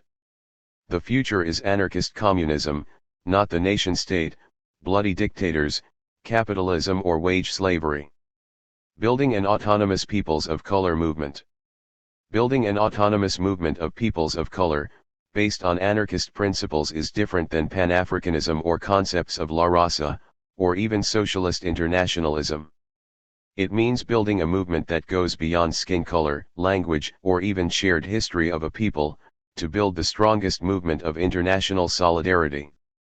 Most solidarity movements are built around identification with a particular struggle. But either giving useless statements about race unity, or vague statements of support, or subordinating one's own struggle to that of another is not what autonomy is about. What we need is an international movement based on shared oppression and commitment to a common struggle. This has to take us past the primacy of narrow nationalism, or regional struggles and back to the idea of revolution as worldwide social change, an international civil war of poor and oppressed peoples against the capitalist system. I am not referring to just development of a socialist state in one country as happened with the old Soviet Union, regional struggles with African anti-colonialism, or the old 1960s concept of black power. The old ideas of political socialism and Pan-Africanism have been lost with nation-statism and Stalinism. Even the ideals of joint forms of oppression have been lost so that many believe that only the United States of America has an internal black population subjected to racist oppression and that forms of oppression based on caste, ethnicity or other peoples of color are not racism in the same sense. This is a grave mistake and cuts us off from many allies around the world. In 2001, I was a delegate to the World Conference Against Racism, WCAR, held in Durban, South Africa, organized by the United Nations Human Rights Commission. I represented a group initiated by BANCO, the Southwest Michigan Coalition Against Racism and Police Brutality. Throughout the week of the non-government section of the WCAR, there was lip service by various government officials about ending racism, passing anti-racist legislation and honoring international human rights covenants. It was just so much hot air, although it was important to hear from the oppressed peoples themselves describe what they were going through, and the call to build a network of activists resonated among many there. The call for financial reparations and the anti-colonial struggle of the Palestinian people dominated the NGO events, but was ignored or outright denied by the United States and the European Union. But the Dalits of India, the Roma of Eastern Europe, Black Brazilians, and African Americans had strong voices at the conference. All of these and many other oppressed peoples were heard for the first time on an international level. Yet, we all felt something was missing. There was no independent grassroots organizing going on against racism at the conference. Instead, the South African politicians and NGO professional poverty pimps used it to further their social and political gains. Lawyers, lobbyists, and other leftist pimps were on full display. With just a small number of grassroots people, they charged $100 a head to get in. Nobody hardly talked about practical methods of struggle against racism and white supremacy, except for the non-government grassroots groups from the Third World. What did stand out at the governmental phase of the conference when it started was a perspective that racial discrimination was just one form of oppression which was outlawed by UN treaty, to be handled by government bureaucrats when they were sensitized to the issue. Clearly they did not want the oppressed peoples to take matters into their own hands. Every time someone would get up and denounce some government, one of that government's representatives would blandly describe it as an internal matter which would be resolved locally. It frightened the hell out of them when we talked about an international mass movement against racism, neocolonialism, and caste/gender/class oppression. They kept repeating, "Let the professionals handle it," meaning lawyers, lobbyists, and other middle-class spokespersons. One brother from the United States came up to me and said, "Man, this thing ain't nothing but a corporate diversity seminar and had nothing to do with fighting racism or oppression." He was on the money, but even so it gave radicals the chance to speak out, meet and fight back on an international level. In fact, inside nation-states, even with so-called democratic governments, new forms of oppression were noted at the WCAR meeting: internal colonialism and other forms of oppression of racial minorities, nations within nations. With internal colonialism, we are not talking about exploitation by a distant colonial power, but rather the nation-state itself is the exploiter and oppressor of a subject people. Even with the fraud of human rights being bandied about by almost every government nowadays, the fact is governments are more oppressive and murderous today than at any time in history, using widespread torture, genocide, and terror by the police and military, along with massive surveillance and subversion of insurgent movements. The United States and Europe did not want to deal with their history as colonial powers with long years of bloodthirsty terrorism against peoples in Africa, Asia, and Latin America, and for even maintaining internal colonialism of the descendants of slaves and oppressed peoples in the land of the mother country. The biggest fraud of the conference was the scam of dealing with this oppression as a mere rights issue, to be resolved either by a legal complaint raising a violation of constitutional rights to be handled by the host country's judicial authorities, or to be presented to a toothless body like the United Nations Human Rights Commission. It could not be more plain how useless all this was, after one particular incident took place. Mary Robinson, then UN High Commissioner for the International Human Rights Commission, would not even give us a copy of the NGO report to the General Assembly at the end of our sessions because she objected to its militant language. After that, she claimed to receive so many death threats that she had to be escorted by security guards everywhere she went. That was just one more reason why we joined the South African people in demonstrations against the fraud of the conference on the first day of the government sessions. In fact, as anarchists, we see the ideals of international human rights as a total scam, a lawyer's tool and politician's device to justify nation-statism and capitalism and to allow the continued internal colonialism of various oppressed peoples all over the world. It also allows the creation of more government repression of non-white population groups, such as the criminalization of Black and Latino youth in the United States, military attacks on the indigenous people of Chiapas and in the Brazilian rainforests, along with the suppression of peoples of color all over the world. Somehow the issues of racial oppression never become concerns under the international human rights framework, just as it never seems to be the concern of civil libertarians in the United States and other Western countries, unless it can be made into an international legal issue to be solved by UN bureaucrats. Clearly, we need a new agenda, our own, not dominated by capitalist nation-states or authoritarian white radicals. We need to build a network for international solidarity amongst peoples of color who are sympathetic to anarchism, but most importantly a direct action protest and international liberation movement. I am not advocating for national liberation movements, with all of their known limitations, but rather an anti-authoritarian movement, which does not depend on capitalism, old-line democratic socialism, or nation-status solutions at all. The farce of state socialism, the idea that nation-states can give us our freedom in a world of imperialist domination, and the idea of protecting human rights through partial decolonization, or the passage of unenforceable international covenants against racism, needs to be rejected outright as a total illusion. The UN itself is a tool of capitalism.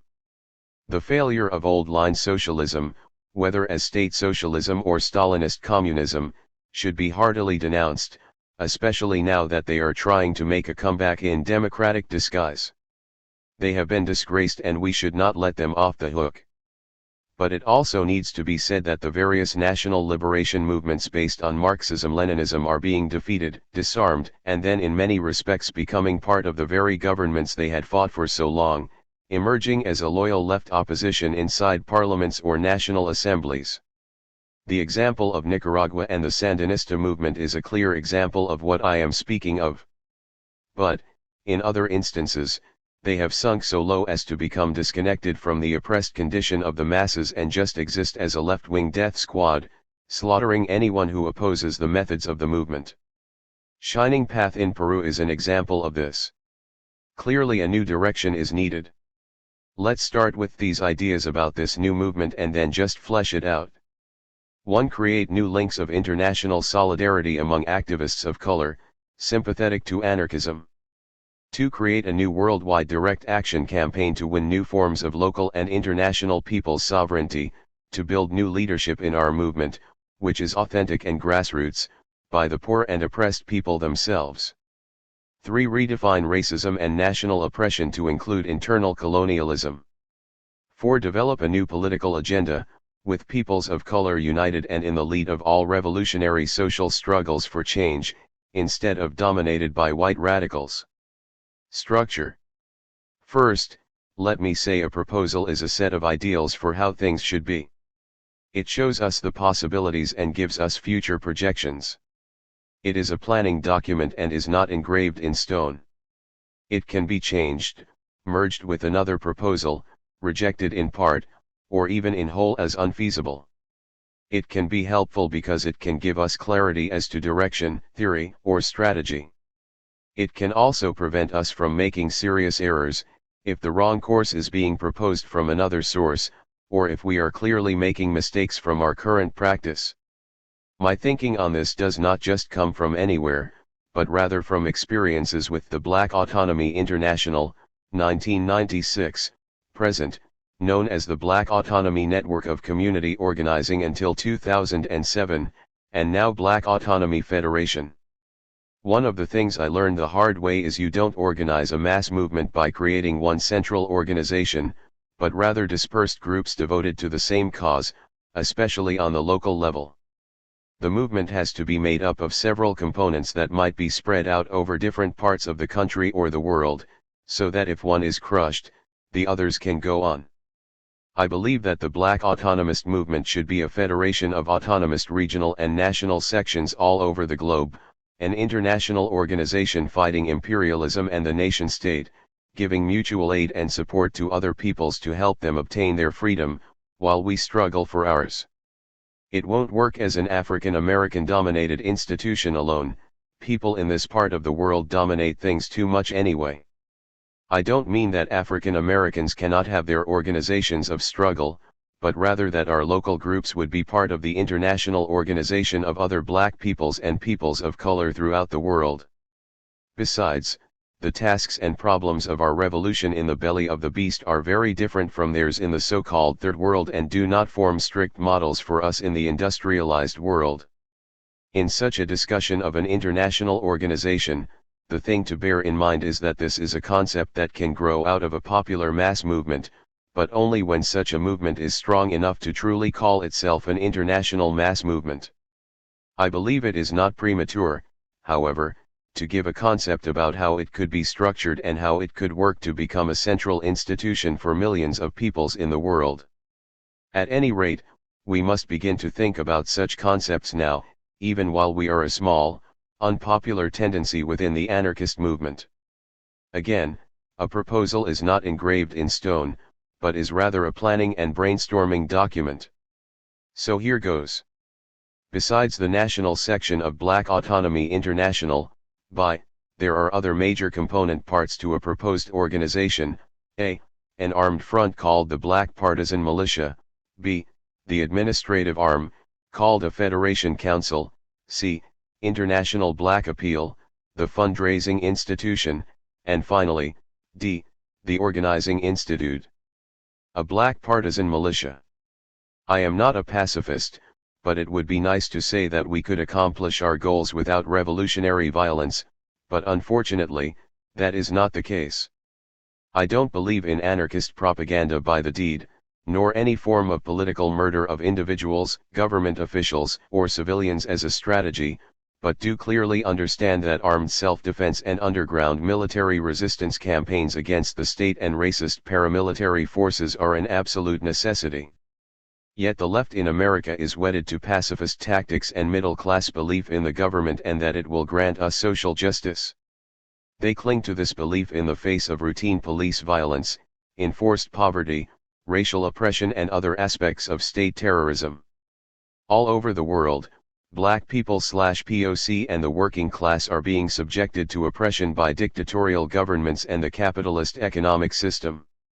This is the case whether we are talking about a military dictatorship in Africa or a racist government in the United States. These governments will not go away of their own accord, but will rather have to be defeated and restructured as political communes. It is also equally clear there must be international solidarity and coordination of our resistance to the largest degree possible.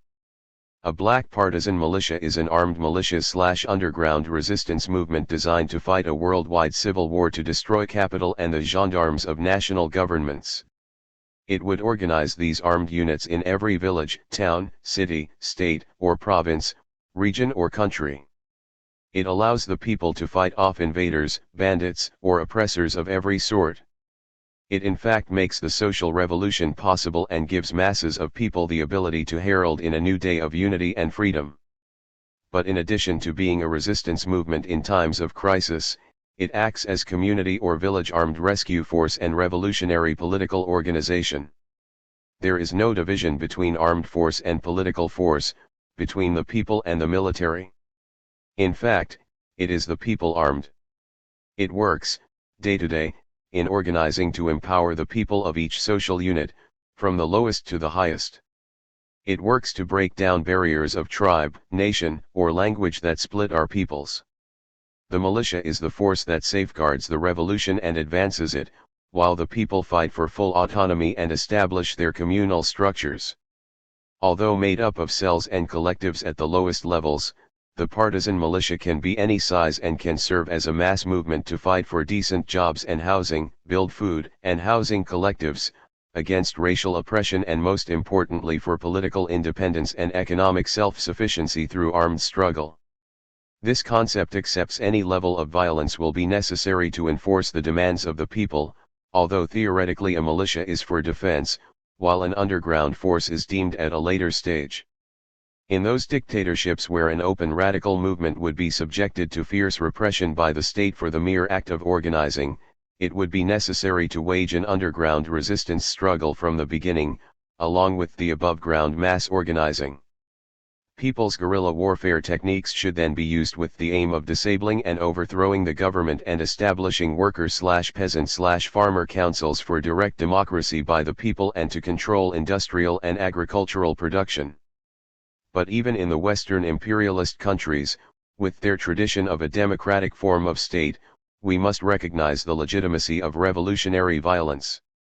When such forms of revolutionary action are required, however, a clear difference should be seen between simple terrorism without popular support or coherent political goals and guerrilla warfare arising out of the collectively felt frustrations and oppression of the common people and workers, which is why we adopt militias on a community basis, rather than purely as an underground movement.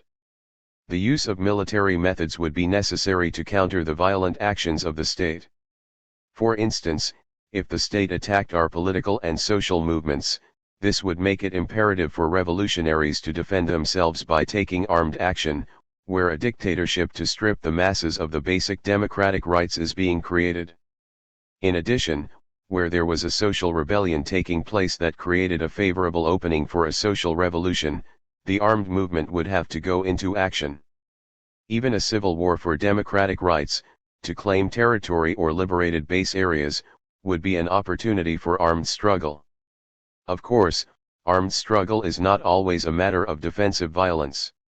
It is in itself a major way to mobilize the masses of people in a general offensive, and in many instances, it is also a matter of survival since we know that the state will try to violently crush any effective black or revolutionary movement with both subversion, the FBI's COINTELPRO used during the 1960s, as well as murderous repression by the police or army.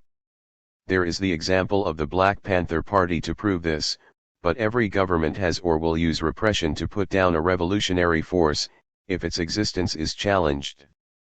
So it is a question of the masses being armed in support of the movement because they are the movement, rather than the movement being armed in the name of the masses as some sort of vanguard paramilitary which liquidates the role of the masses of our people as a revolutionary force in their own right and makes them into cheerleaders for a group of revolutionary heroes. Building territorial communes in a country or a liberated area is just a step to social revolution. It is a dual power institution, and it is not the final phase of social revolution. We must be clear about this.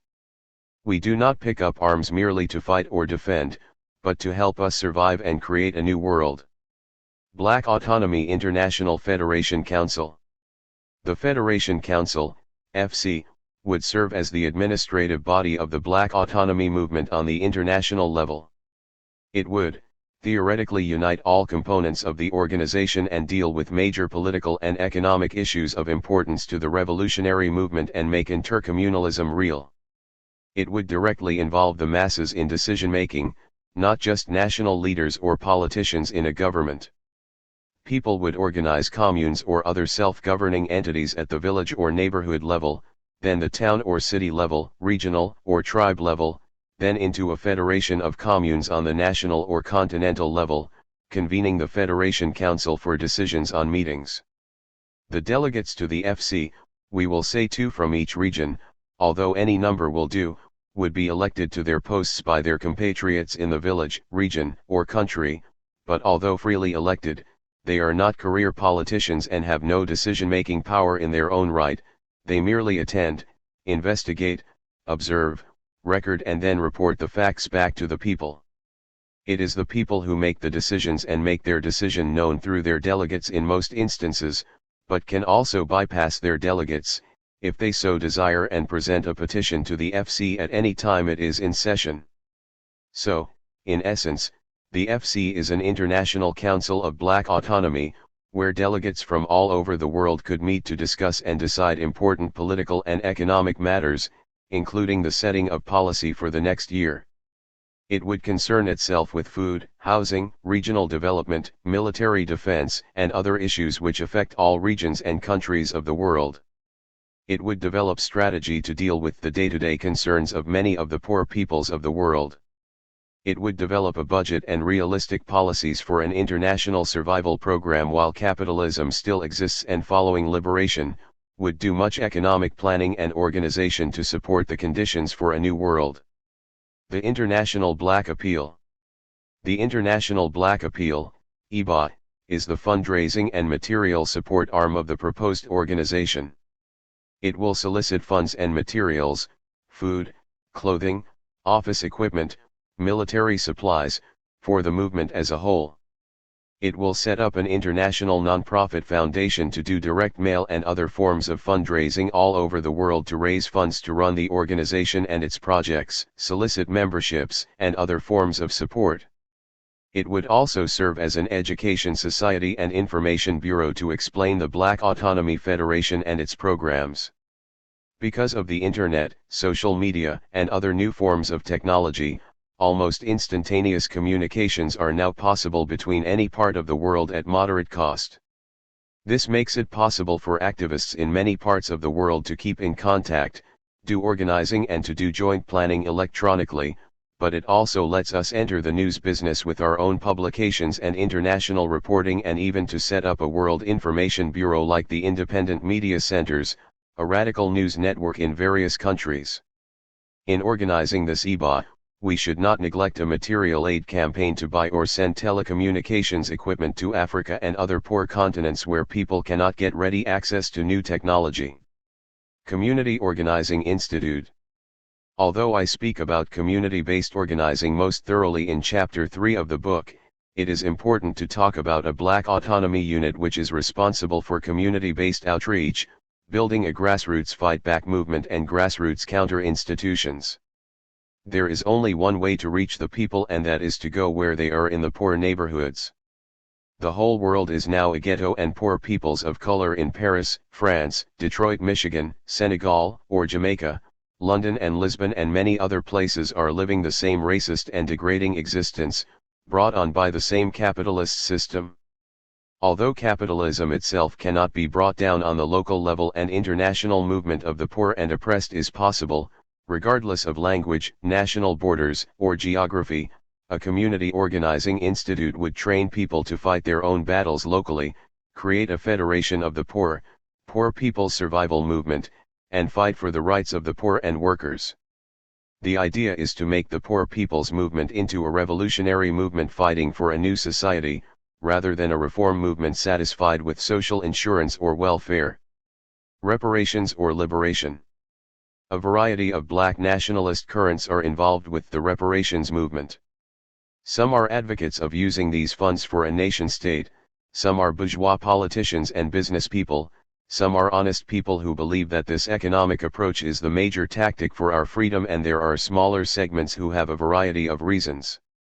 There are also several black activists who have mistakenly elevated the struggle around reparations demands as the primary contradiction between black people and the American government. They call for an apology and the payment of financial resources, which would allow the government to wash their hands of the matter finally. In addition, some Marxist black radical groups know better, but they opportunistically join in with this approach because they feel it's the best way to create a mass campaign that will attract people to their movement. Of course, some white people and even some black conservatives oppose any idea of reparations, claiming there is no way to discern the guilt of the ancestors of slave masters, or that they and their family came to America after slavery, or even that black people are not qualified for reparations, which are specious arguments. These whites and all of white America have benefited from centuries of black oppression, regardless of when they came. Their standard of living is based on a parasitical and exploitative relationship with the condition of black people. Like Dracula, they have also sucked our blood. Regardless of what such white critics say, I believe we are clearly entitled to such payments. After the transatlantic slave trade, centuries of poverty and oppression, there is no doubt we are due. This should not fool us. But we don't have many white allies in this struggle. Even the great majority of white radicals apologize for this theft by their white colonial slave masters in the West. Some white radicals try to explain it as the result of the higher production standards of workers in the West, that is, they work harder and have more technology and thus more social product. This is fundamentally untrue and misstates the colonial situation and a history of genocide and slavery. Again, look at the United States of America as our example. The country was created by the stolen labor of the African slaves, the genocide of native peoples, the theft of lands of the Mexicans, and the forced labor of Chinese serfs in the West, which provided the resources to create a white republic, even though some doctrinaire white radicals like to push European immigrant factory workers as the economic pedestal for the emergence of capitalism. They claim that the manual labor of slaves and serfs never amounted to much, primitive accumulation they call it, and only when the white working man came to America from Europe, can we talk about producing capital resources upon which a capitalist economic system could possibly be constructed. So not only should we not be compensated, but that our labor never amounted to anything anyway. This pseudo-economic analysis is worse than hardcore conservative racism. In other words, the Industrial Revolution of the 18th and 19th centuries is all we should concern ourselves with in any radical class analysis. But then America, as we know it, would not even exist without slave labor and the capital reserves from the forced agrarian method of production. This treacherous argument only advances white supremacist interests and in fact objectifies and minimizes the importance of laborers of color and their years of suffering and enslavement under the system. It is obscurantism, the hiding of historical realities. If the white Western world was literally created by the enslavement, exploitation, and colonization of the peoples of color in Africa, Asia, Latin America and Oceania, then this would be the reason why the white world is currently so rich and developed and the rest of world is currently so poor. It is purely and simply because of the theft of resources and labor of the peoples of color around the world. In fact, one of the things pushing forward the present-day reparations movement by peoples of color all over the world is this knowledge of the stolen labor and wealth by the white world. So they are now demanding financial reparations from both the governments and corporations of the European countries and the United States. But the reality is that the capitalists will not voluntarily give up their stolen booty just because it is the right thing to do, nor have they become more enlightened since those days. As I have said before, I believe the demand for financial reparations has to be subordinated to the overall struggle for liberation. We want freedom, not just cash money. We have to destroy the system responsible for our enslavement and the continued oppression of the peoples of the world. We must be firm about that. Speaking to black people involved with this movement, I believe that it is not enough to call for apologies or hush money. We have to expropriate these suckers of every stolen dime they have. We need to lead street campaigns that disrupt all of America's cities. We need to force them to give up all capital resources, the land, and the remaining industrial means of production. In the final analysis, it will take a mass movement, in other words, worldwide protests, and a revolutionary struggle of workers, the poor and oppressed people of color, and probably an international civil war to dislodge them of these resources. It won't be done through Congress, public opinion, or lawsuits. We will have to shed blood and dispossess the rich, the same as in any revolution. Financial reparations can only be part of a liberation agenda, rather than some payoff for social peace. Financial reparations alone will not free us as an oppressed people. Almost 1 billion people are now starving in the world, most in Africa, Asia, and Latin America. We cannot be oblivious to this, so the truth is that the purpose of such reparations payments by the United States and Europe has to be to redistribute the wealth of the world to the poor and workers of the Third World and oppressed peoples of color in the West, not create a new class of black capitalists or a bourgeoisie of color. The truth is, these capitalist bloodsuckers will be happy to give out a few billions and a land grant to a group of black nationalist petty bourgeois agents, who are nothing but aspiring capitalists themselves. They will finance the petty bourgeoisie to control the black urban poor and working class, even with a neocolonial government. They, in fact, see the creation of a comprador collaborationist negrocy as a good thing, if it allows them to stay in power, and will quiet the natives and the poor with the illusion of sudden wealth. Some of these black nationalist groups are corrupt enough to go for this. Like Malcolm X said, these Negroes ain't trying to build no nation, they're trying to climb back on the plantation. Ungovernable, an interview with Lorenzo Kom'boa. Ervin 1. William C. Anderson, WCA. What do you think about the current uprisings happening throughout the country in response to police violence? Lorenzo Kom'boa. Ervin, Lake. I think the uprisings are good, but we're seeing that they have limitations as a revolutionary uprising. These limitations allow the state to subvert the nature of uprisings as well as the issues as mere reforms. The state and the liberal politicians and others are able to utilize that against the movement. This kind of co-optation has been happening for a while. I've watched 60 years of protests and so-called riots and rebellions and uprisings in major cities and small towns like Ferguson, Missouri. I've watched 60 years of them going back to 1964 with the Harlem Rebellion in Harlem, New York. It was always something to do with the police. One form or another, they kill somebody, beat somebody, or just come into the community and did some kind of atrocity. And the people responded with a fight back, in the form of a rebellion. Then the politicians and the others claim to be using their issues or their drive to then turn around and propose some liberal reforms, which aren't liberal at all, actually. What we see is that each time the police terror or racism becomes worse or it just becomes prolonged.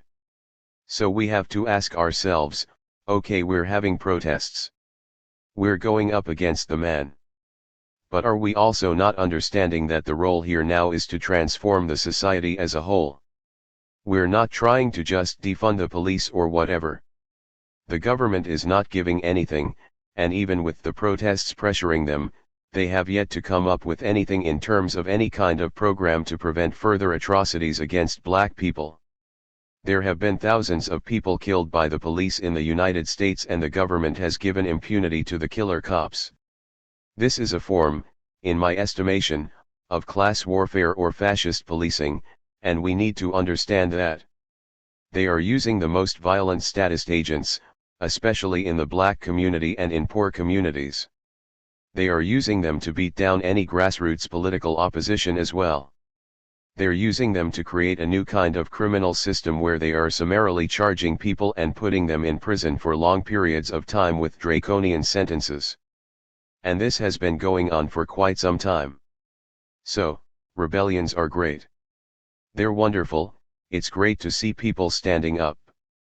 The only thing is, you know my standpoint as an old long-term activist and everything, I try to look at the actual essence of a struggle, not just the fact that it's happening. The orientation of the struggle today is very similar to what I saw in the final stages of the civil rights movement. You see them win reforms, but not transform the system itself. That's the difference between revolutionaries and reformers. We want to smash the state entirely. WCA, what sort of advice would you have for young radicals then who want to transform this society? What advice do you have for those who are politicized and looking for some direction on how to go about doing the things you think need to be done? We as activists, as organizers, have to make ourselves and our communities ungovernable. I know you've heard that term before. That means what it says. We have to make it so that we create a new kind of political system of our own, whether it's dual power or revolutionary direct democracy, whatever we want to call it in this period. We need to create that kind of movement, a mass anti-fascist movement on one hand. And on the other hand, we need to have the capacity on a mass scale to build a community-based mass economic survival tendency, based on cooperatives in the ghetto for housing the poor, rebuilding the cities, and taking care of the material needs of the poor. We need to be able to build that. I'm not opposed to some of these groups that are coming about because although not now radical, potentially they could turn into something else. But what needs to happen is that we need to be reaching the masses of urban poor people with these programs. We're not fighting just to have a cult or a group, or some leaders. We're fighting to put power in the hands of the people in a new society. Presumably, revolutionaries know some things in some areas of organizing that people don't know. So we need to be training them, we need to be equipping them to be independent of this political structure. I also think the Black Panther Party was right, we need to have survival programs and we need to be going beyond just what they had. We should be trying to build the survival economy in this period right now. We should go from this period where there are some people who understand or are practicing mutual aid, but the masses do not.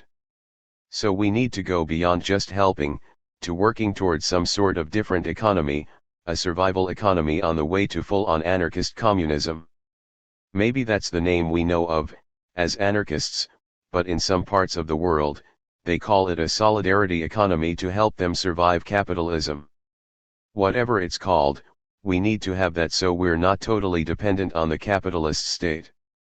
I don't claim to know it all, but I do know some things, and I know one thing that's not going to work is when you allow the same corrupt, racist cops to claim that they're reformed now, or you got the same politicians claiming, well, this is not the same system, we've never found a way to defund the police, but we're reorganizing it, so be patient.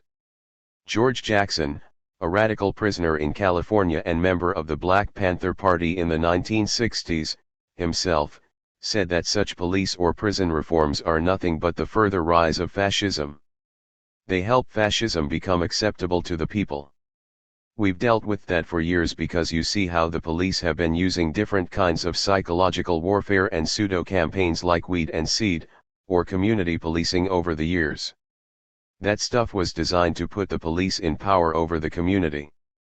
They were intentional racial profiling and control measures, and we need to understand what's been happening up to this point. This stuff with Trump is just the culmination or the end stage of their building of fascism. They built the prison system, which is the biggest in the world. They built that back years ago. They started using paramilitary policing years ago, especially in the black community. All these things that we see, these forms of what would constitute a fascist state in another country, they don't have to build it. They've already got segments of it built in America.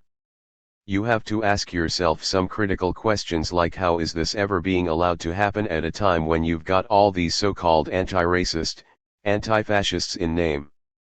But they don't even do anything to deal with this kind of fascist struggle against capitalism itself. They go and get in the street and fight some drunk Nazi, some low-grade kind of organizing campaign. We need more than that in this period, now coming up especially. We need the ability to have a mass base, not just youth but communities, a broad segment of the people. We need that mass base added to a new kind of politics where the people are being put in control, rather than the politicians or preachers or whomever all these people they've chosen. Tell the youth to build movements from the grassroots up. Build resistance movements and build a large enough movement that cannot be controlled by the state so that, as I said before, it's ungovernable. And ungovernable means a number of things to people in the movement right now. It means the kind of tactics you engage in the street, it means how the community is organized that they don't have to depend on these politicians, it means a mass boycott of capitalist corporations, a new transitional economy, and many others things as part of a resistance. One thing I'll be most anxious to say to people is we can't organize the way we organized back in the 60s, we can't organize the way we organized even 30 years ago, 20 years ago. We've got to break new political ground and have new political theory and new political tactics. These don't come from one person or group alone, it must be decided by the people themselves. WCA, can you talk a little bit about why you started Black Autonomy, what it is? Black autonomy was something I started to try to deal with the fact that inside the anarchist movement, there were very few black people. Black autonomy was designed also to be a pressure group against institutionalized racism within the anarchist movement. At that time, white anarchists in the USA were not really relating their political direction to the black community or interested in black organizers. Truthfully, it was not an anti-racist movement in that period. And I eventually reached the stage where I said what we will have to do is create an African American/black tendency within the anarchist movement that is strong enough to stand on its own. And that can challenge the white radical nature of the anarchist movement. That was the same reason I started writing Anarchism and the Black Revolution, which was a book that raised the contradictions around race and colonialism and oppression, and called for anarchists to raise their consciousness. They had never looked at it as a problem or issue before, they never thought about Africans or blacks in America at all unless they were merely trying to recruit black people into their tendencies, but even that was not happening when I came along in the early 1970s.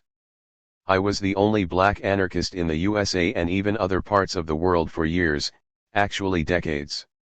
In the United States, black people's labor and living conditions have always been different from the white population, going all the way back to slavery. Something that Marx himself has said is the pedestal for the creation of capitalism in the USA was black slavery. I tried to get anarchists to understand and think more critically about it, but they would become very angry and defensive at me for saying this. So we created our own ideological construct and organization that wasn't perfect, and it was created under some really tough conditions, but we created it. It was in the face of fear, guilt, and hostility by white anarchists. They gave black autonomy no real support, began to call us narrow nationalists and this and that. We created what was essentially a black anarchist collective first in Atlanta in 1994.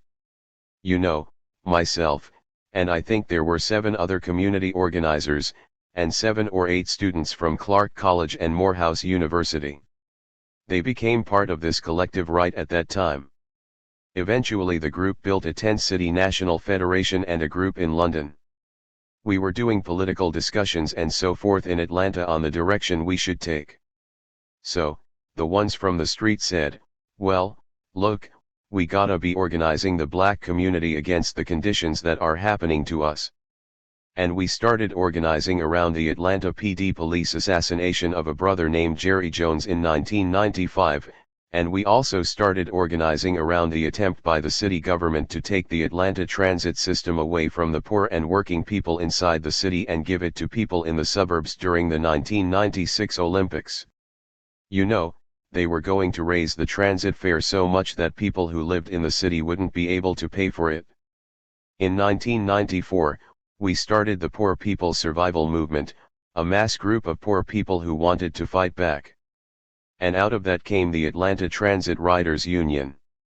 We were fighting against the city authorities that ran the transit system, and we began raising contradictions around race, class, and poverty that had existed for years by city authorities.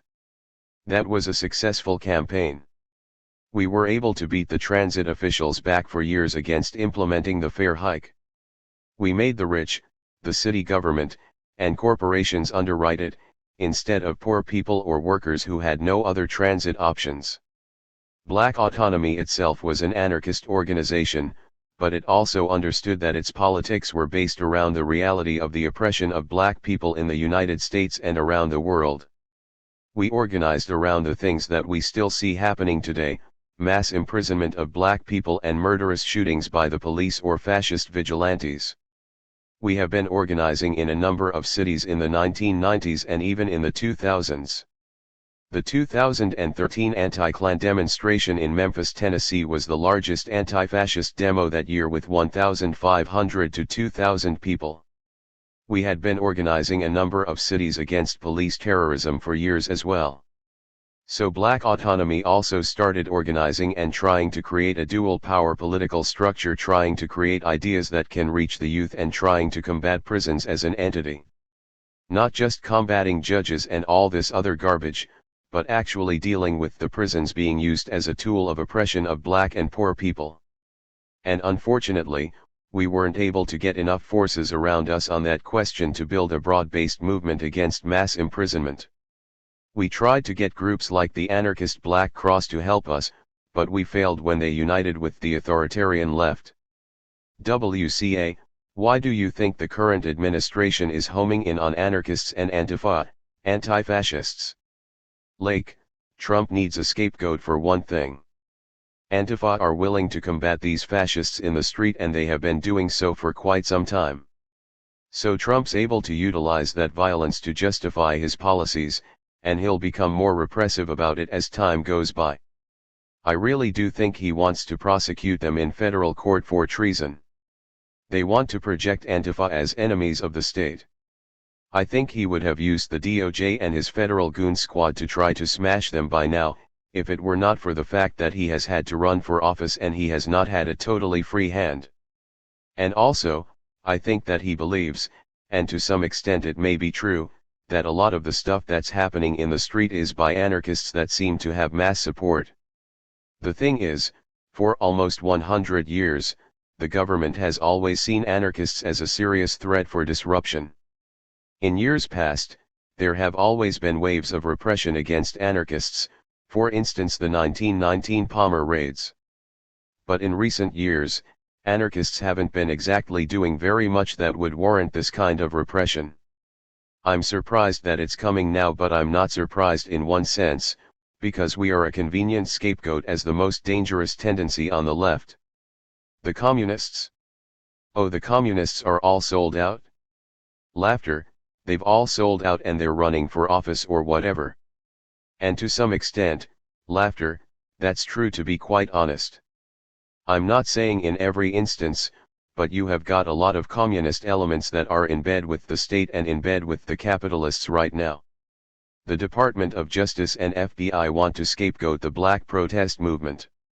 They haven't been able to do it with the Black Lives Matter movement yet, although, you know, they came up with this so-called state security program some time back where they were going to go after black activists, you know, extremists. WCA, Black Identity Extremists. Lake, that's exactly what they called it, and they tried to use it for intimidation, but for whatever reason they weren't able to get the public support to that extent. He wants to do it with Black Lives Matter. But I think a lot of people have been convinced now that Black Lives Matter is just using nonviolent tactics. So the American people are not so much in favor of the idea of the state or the government coming after them like that.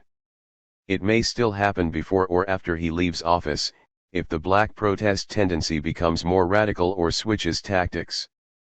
WCA, I wanted to ask you about the increasing popularity of black anarchism. There are a lot of black people who are becoming more interested in anarchism. A lot of these black people are getting interested in your work. Can you speak about this and why you think it's happening? And can you also kind of speak to what you will hope that they get out of your work and black anarchism? First, it was a surprise to me to even find out that there were new anarchist tendencies, black anarchist tendencies, on the scene. And I only found that out in the last year, this year actually. But on the one hand that speaks to the work we did with black autonomy. Whatever mistakes we made and our failure to build a mass tendency years ago, it speaks to that effort.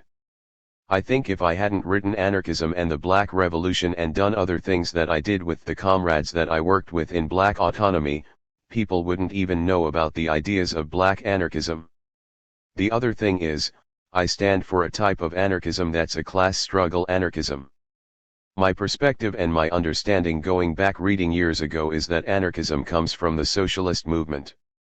It is in fact self-governing socialism or libertarian socialism. The ideas of self-governing socialism and all this came from Bakunin, and the anarchist movement was part of the first international communist movement. So my thing is, if people are going to want to get an anarchist perspective or black anarchist politic, they have to understand that we have to build a movement that's about struggling for power to the people. That's not just a term of art, but means we are fighting not to just have a party or cult or some authoritarian leadership.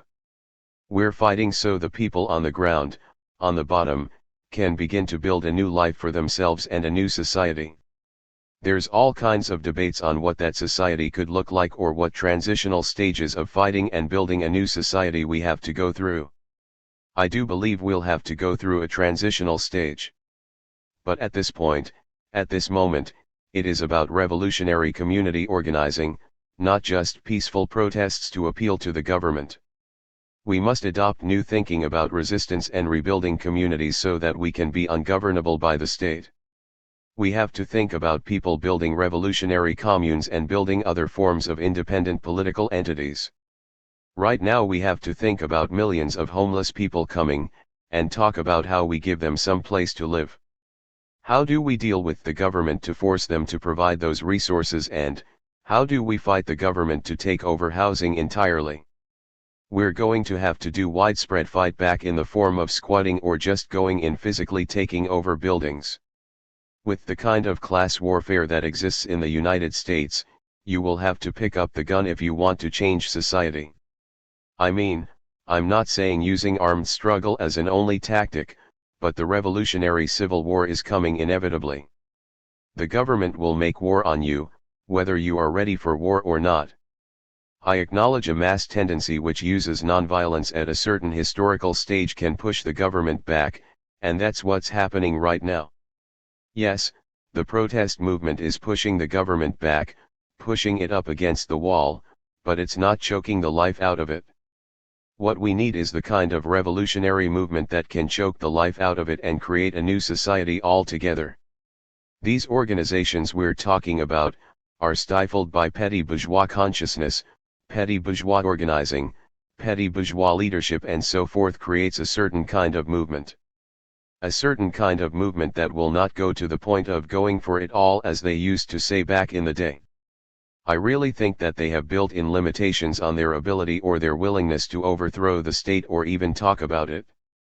The funny thing is, we have to continue to think about things just like that, overthrowing the state, not getting some reforms. I'm not gonna tell you that you never should get reforms if you can in the immediate sense. But at this stage, we've gone too far now to just settle for this reformism over and over again, especially in this moment. This moment is a revolutionary moment and other things have happened to make it that way, not just the protests. The system itself is tottering because of the COVID virus and everything that's happening with Wall Street. All these things are happening and it puts the state on the weakest point it ever has been. Even Trump or whomever taking over the state and trying to create a fascist state is not doing it from a position of strength. They're not trying to impose dictatorship from a position of strength.